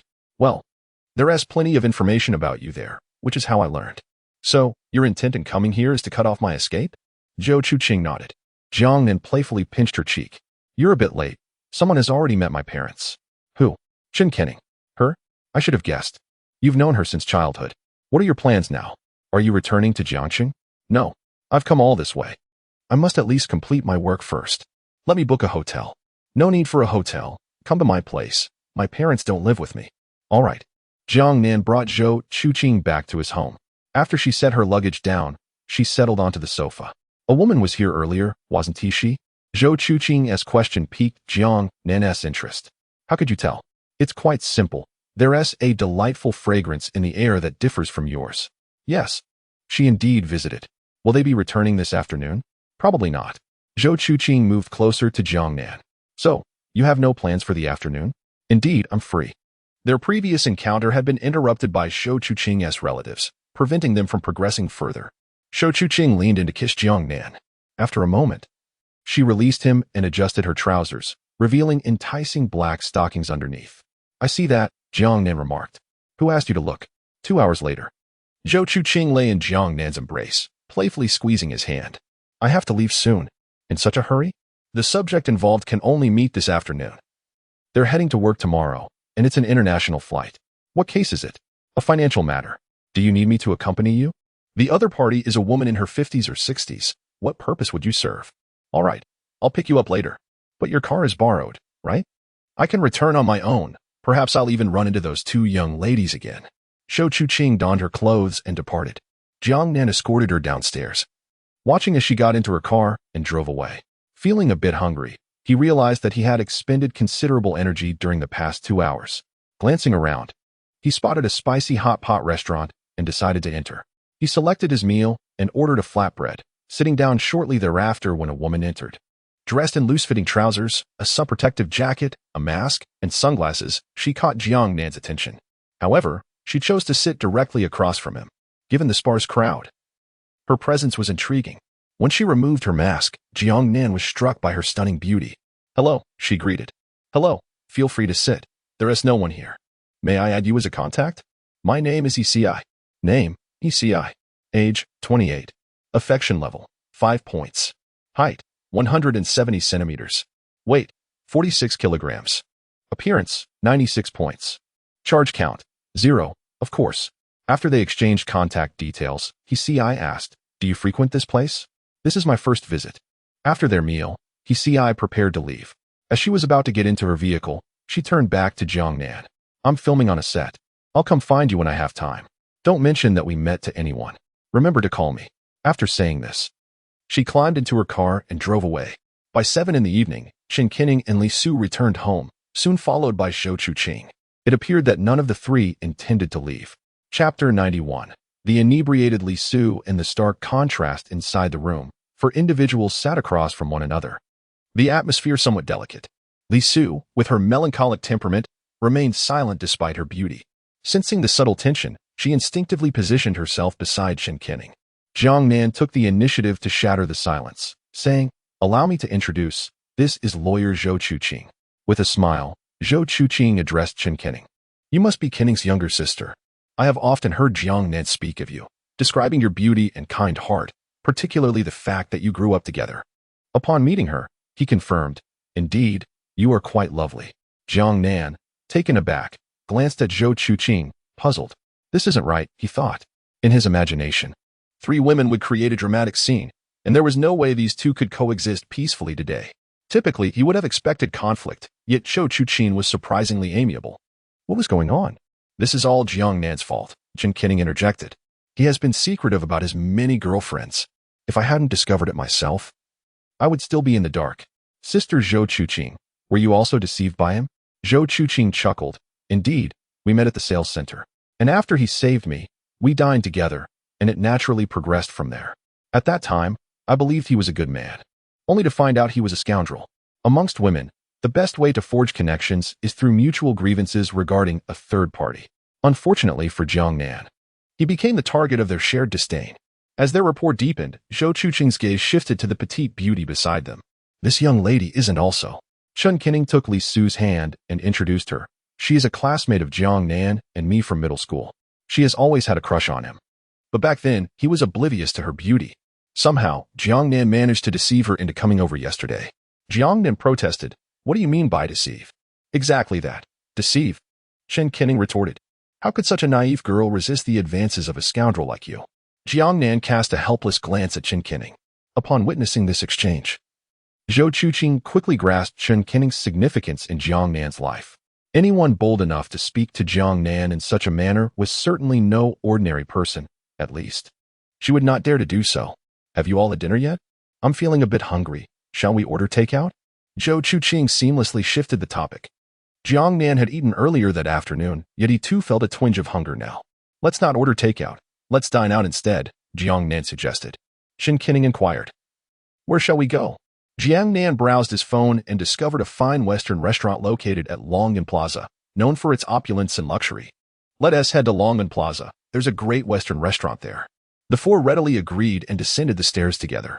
Jiangnan entered the car, with Chen Qining naturally taking the front passenger seat, while Li Su and Zhou Chuqing settled in the back. At Longan Plaza, a striking BMW M8 Thunder Edition came to a halt. 3 beautiful women emerged, one clad in a long shirt and trousers, adorned with gold-rimmed glasses, exuding an elegant, aloof aura. Another, with a high ponytail and a pristine visage, radiating an air of cold nobility, and the one who alighted from the passenger seat. Vibrant and dressed in eye-catching attire, reminiscent of the cherished memories of their high school days. It was hard to fathom what kind of young man could simultaneously captivate such four exquisite girls. As Jiangnan stepped out of the car, the surrounding girls were instantly stirred with excitement. What a handsome guy. He is even more striking than the lead actor filming over on Fuyuan Road. I think if the leading lady were to see him, she might very well fall for him, as I no longer fancy that leading man. What should I do if he and Tan Jianzi both pursued me? You should first take a good look in the mirror and see if you can awaken yourself. If not, do remember to call me. Tan Jianzi can be left for you, but my husband is absolutely off limits. Jiangnan led the three into the Western restaurant, where two other beautiful women awaited in the private room. He ordered a bottle of red wine worth around 800,000. During dinner, the four engaged in lively conversation. Though Li Su, due to her nature, did not partake in the laughter shared by Chen Qinning and Shou Chuqing. However, as a glass of red wine warmed her, a rosy hue began to grace Li Su's cheeks, emboldening her spirit. What began as laughter between Chen Qinning and Shou Chuqing gradually welcomed a third voice, Li Su's. Their conversations invariably circled back to Jiangnan, with each exchange growing increasingly outrageous. Jiangnan, noticing the wild direction of their discourse, discreetly ushered the two female servers out, determined to keep their family matters private. Nevertheless, he found this atmosphere far more suitable than the usual backstabbing scenarios. Once they reached Jiang City, he resolved to gather everyone for a reunion. Suddenly, he recalled teacher Li Muzi. Although she had straightened out, Huan Nanji still needed to be coaxed back. He would have to find time to reclaim teacher Muzi. Li Su downed 3 consecutive glasses of red wine. What do you all know? Let me tell you. When Jiangnan and I first. As dinner drew to a close, the three had gained a deeper understanding of one another. Just before the meal concluded, Li Su abruptly stood, clutching a glass of red wine, and approached Jiangnan, gently tucking a strand of hair behind her ear. Her delicate features bore a hint of intoxication. Supporting herself on the chair, she whispered, Jiangnan, do you know how much I adore you? Back in middle school, I would arrive at school early every day, gazing out from the classroom window. Whenever I spotted you, my heart would leap with joy. Su, you've had too much to drink. I have not. Just let me kiss you. Stop fooling around. I'm not fooling around. They leaned in and kissed, leaving Shou Chuqing and Chen Qinning envious. This usually quiet girl turned out to be the most cunning, seizing the opportunity to kiss Jiangnan while inebriated. After dinner, Jiangnan drove everyone home to rest. Though he had consumed some alcohol, his physical constitution rendered him unaffected. Upon returning home, Shou Chuqing headed for the shower, while Chen Qinning and Li Su chatted with Jiangnan in the living room. The lingering scent of alcohol in the air acted as a catalyst, igniting a fervent emotional surge among the three. Finally, the pent-up feelings erupted like a volcano. When Shou Chuqing emerged from the bathroom, she was taken aback. Chapter 92. Li Su's biological parents, the three of them were entangled together. Upon witnessing this, Shou Chuqing furrowed her brow slightly and joined in. At 10:34 in the evening, Li Su had fallen asleep beside them, while Shou Chuqing embraced her from behind. Chen Qinning lay in Jiangnan's arms, wide awake, with no signs of fatigue. After all, her body had been enhanced. Tomorrow I will go to see my grandparents. I really don't want to leave you, she lamented. Then don't go, Jiangnan replied. I cannot. I've promised my grandparents that I would keep them company for the next couple of days. Then you should go to bed early. I don't want to sleep. I just want to hold you like this. Jiangnan held Chen Qinning tighter. The latter blushed and shot him a fierce glare. You rogue. With that, she leaned in to kiss him. The next morning, after breakfast, Chen Qinning and Shou Chuqing left in succession, leaving only Jiangnan and Li Su in the room. Li Su sat on the sofa with her legs crossed, hands resting on her knees, staring blankly at her toes, looking like a little darling who had done something wrong. She maintained this expression throughout the morning. Jiangnan, sitting beside her, asked in confusion, "What's wrong?" Li Su shook her head. "It's nothing." "Nothing? It must be because of last night." After drinking red wine, Li Su had transformed into a completely different person, extremely extroverted and alluring, especially during the later rounds of the card game. Her performance had astonished Jiangnan. She had been truly enchanting, particularly when she had playfully gathered her hair into twin tails while sitting on Jiangnan's lap, exuding a nobility reminiscent of Joan of Arc. However, now she was as sensitive as a timid rabbit, wishing she could find a crack in the ground to hide in and never come out. Jiangnan wrapped his arms around her slender waist and gently squeezed. "Look at me." "No. Are you shy? Can you forget what happened last night?" "Even if I could forget." They wouldn't tea. Li Su lay in Jiangnan's embrace, eyes closed, regretting her wildness from the previous night. They lingered in their warmth for a while longer. At 9:48 in the morning, Li Su's phone suddenly rang. It was a call from the police. "Hello, this is the Donglan City Police Station. May I ask if you're Ms. Li Su?" "Yes. Is there something wrong?" "We have found your biological parents. Do you have time to come by now? Your parents are waiting for you in the office." Li Su was taken aback. "My biological parents? According to comparisons from the DNA database, they are indeed your parents." Li Su was momentarily stunned, unable to utter a word despite the caller's attempts to engage her. This revelation was overwhelming for her. Jiangnan took the phone from Li Su, affirming, "We will come right over." With that, he hung up. Li Su nestled in Jiangnan's arms, uncertain of what to do. "I don't want to go," she murmured. "Why don't you want to go?" "I have my grandmother. She is my real grandmother." Jiangnan gently stroked Li Su's back, offering her comfort. One cannot truly empathize with another's feelings. He understood what Li Su was thinking, yet could not fully grasp the pangs of sorrow she felt. He could only console her, waiting for her response. "If you don't want to go, then we won't recognize them." Li Su's eyes glistened as she whispered. "But that wouldn't be fair to them." Jiangnan patted her cheek. "Whether you choose to recognize them or not, I will respect your decision." "I don't know." Li Su lowered her head, feeling lost. "Then let us recognize them. Having parents means that if we ever argue, there will be someone who cares for you." "Will you argue with me?" "How could I bear to? But who knows what the future holds?" "All right then." Jiangnan took Li Su to the police station. Seated in the passenger seat, Li Su appeared pensive, lost in thought. Soon, Jiangnan parked the car in the police station courtyard. After inquiring at the duty room, they ascended to an office on the third floor. Upon entering, Jiangnan spotted a middle-aged woman and a middle-aged man, both of whom exuded an air of distinction. The woman was draped in Louis Vuitton, and the man wore a Rolex on his wrist. The woman bore a striking resemblance to Li Su, while the man bore a somewhat similar likeness. Even without DNA verification, Jiangnan could tell that these two were undoubtedly Li Su's biological parents. The moment the woman laid eyes on Li Su, she rushed over and enveloped her in a tight embrace.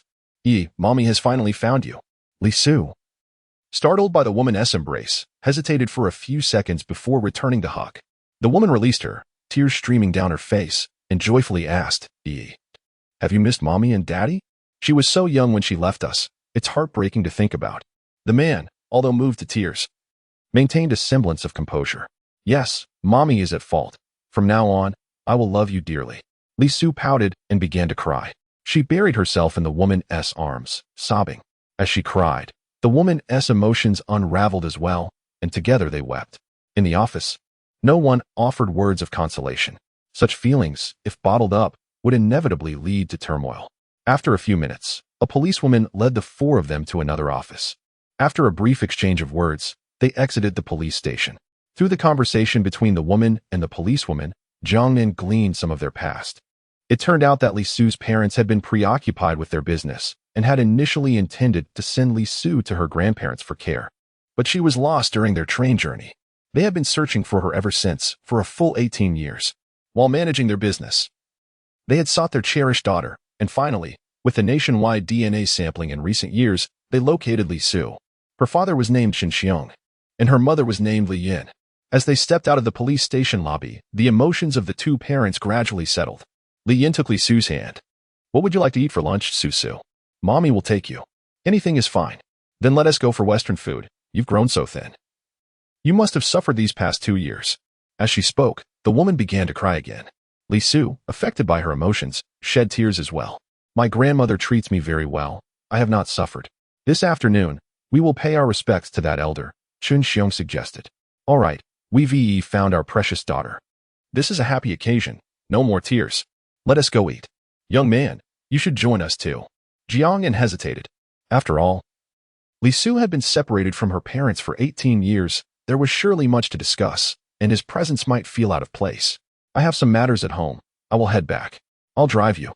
"No need. I drove here." Jiangnan advised Li Su, "Call me if you need anything." "MHM."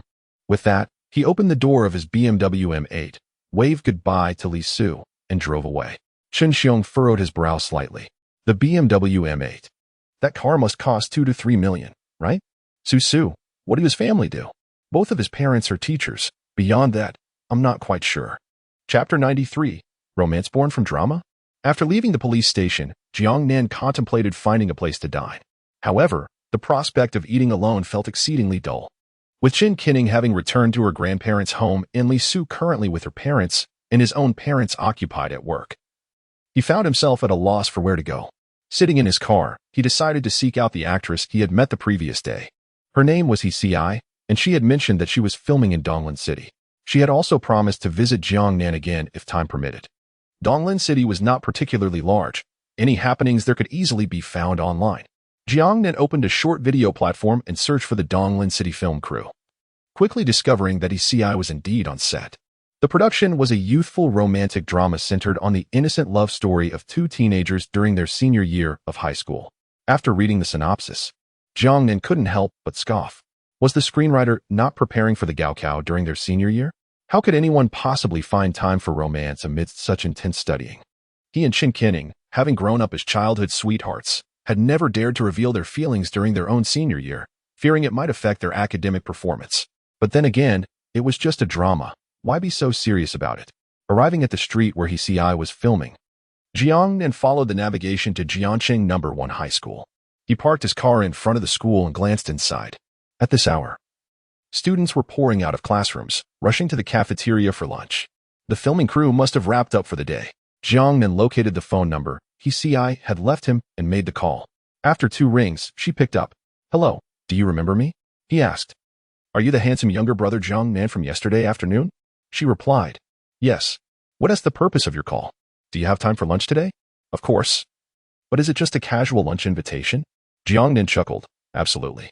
All right, wait for me for 3 minutes. I'll be right over." She hung up the phone immediately. 2 minutes later, a girl donned in an oversized high school uniform emerged from the campus.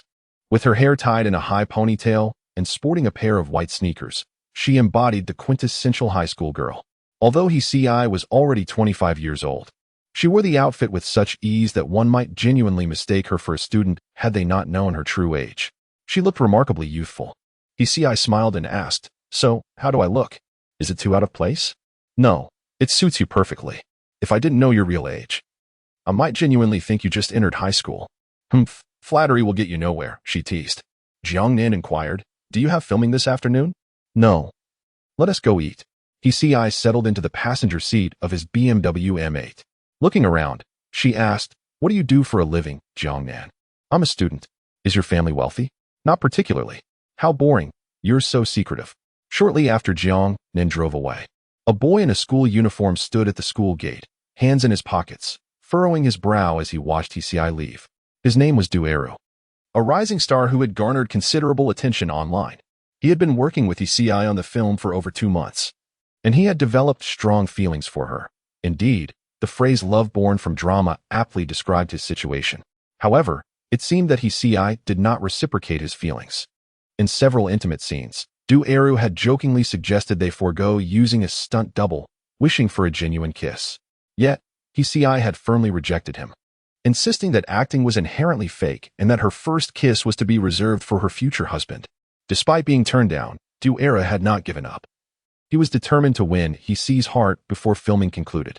Little did he know, a rival had emerged. Just moments ago, while discussing the next day's shoot with Hsi, she had abruptly received a phone call and left, providing Dueru no chance to persuade her to stay. A stunning young manager, clad in short shorts, approached Dueru and remarked, "Hey, what are you doing out here in the sun? Don't let it damage your skin. Come on, let us get back, my little ancestor." With his hands still in his pockets, Dueru glanced at the manager's long legs. "Find out about that kid. Once you have his details, send them to me. I want to expose him. Anyone who dares to touch my woman will know true suffering." The manager sighed. "Isn't that a bit excessive? We don't have any direct conflict, and who knows, Hsi might just see him as a friend." Dueru shot her a pointed look. "If you're not interested in this, others will be." Reluctantly, the manager nodded in agreement, understanding that her job depended on a steady income. Dueru gave the manager a playful pat on her thigh before striding toward the classroom. "I've heard the cameras in the classroom are off. Come on. We need to keep an eye on Hsi. She's been gaining popularity rapidly." The manager followed him, resigned to her fate. Meanwhile, Jiangnan and Hsi strolled through the streets. Jiangnan asked, "What do you feel like eating? Aren't you from around here? You should recommend something." Hsi's question caught Jiangnan off guard. Though he was local, the eateries he knew were mostly hole-in-the-wall joints, typically frequented by students and not the sort of places a young lady would choose. Are you really willing to trust my recommendations? Absolutely. I'll eat whatever you suggest. Fine. I'll take you to my favorite hole-in-the-wall restaurant. Jiangnan turned into a narrow alley and parked in front of a restaurant named Jiangnan.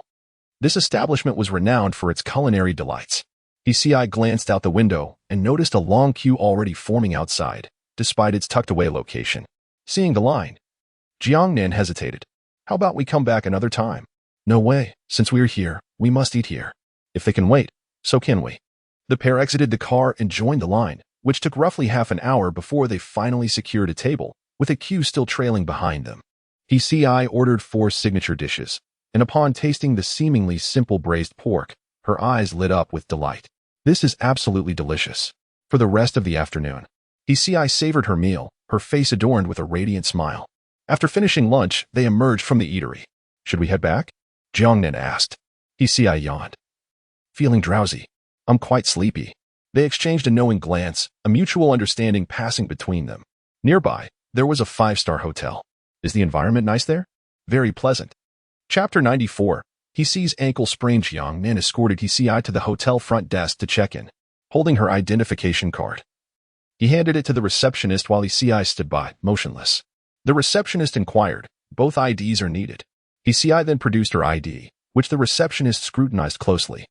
Glancing between the card and seemingly incredulous that this youthful girl was indeed over 20 years old, especially considering her school uniform.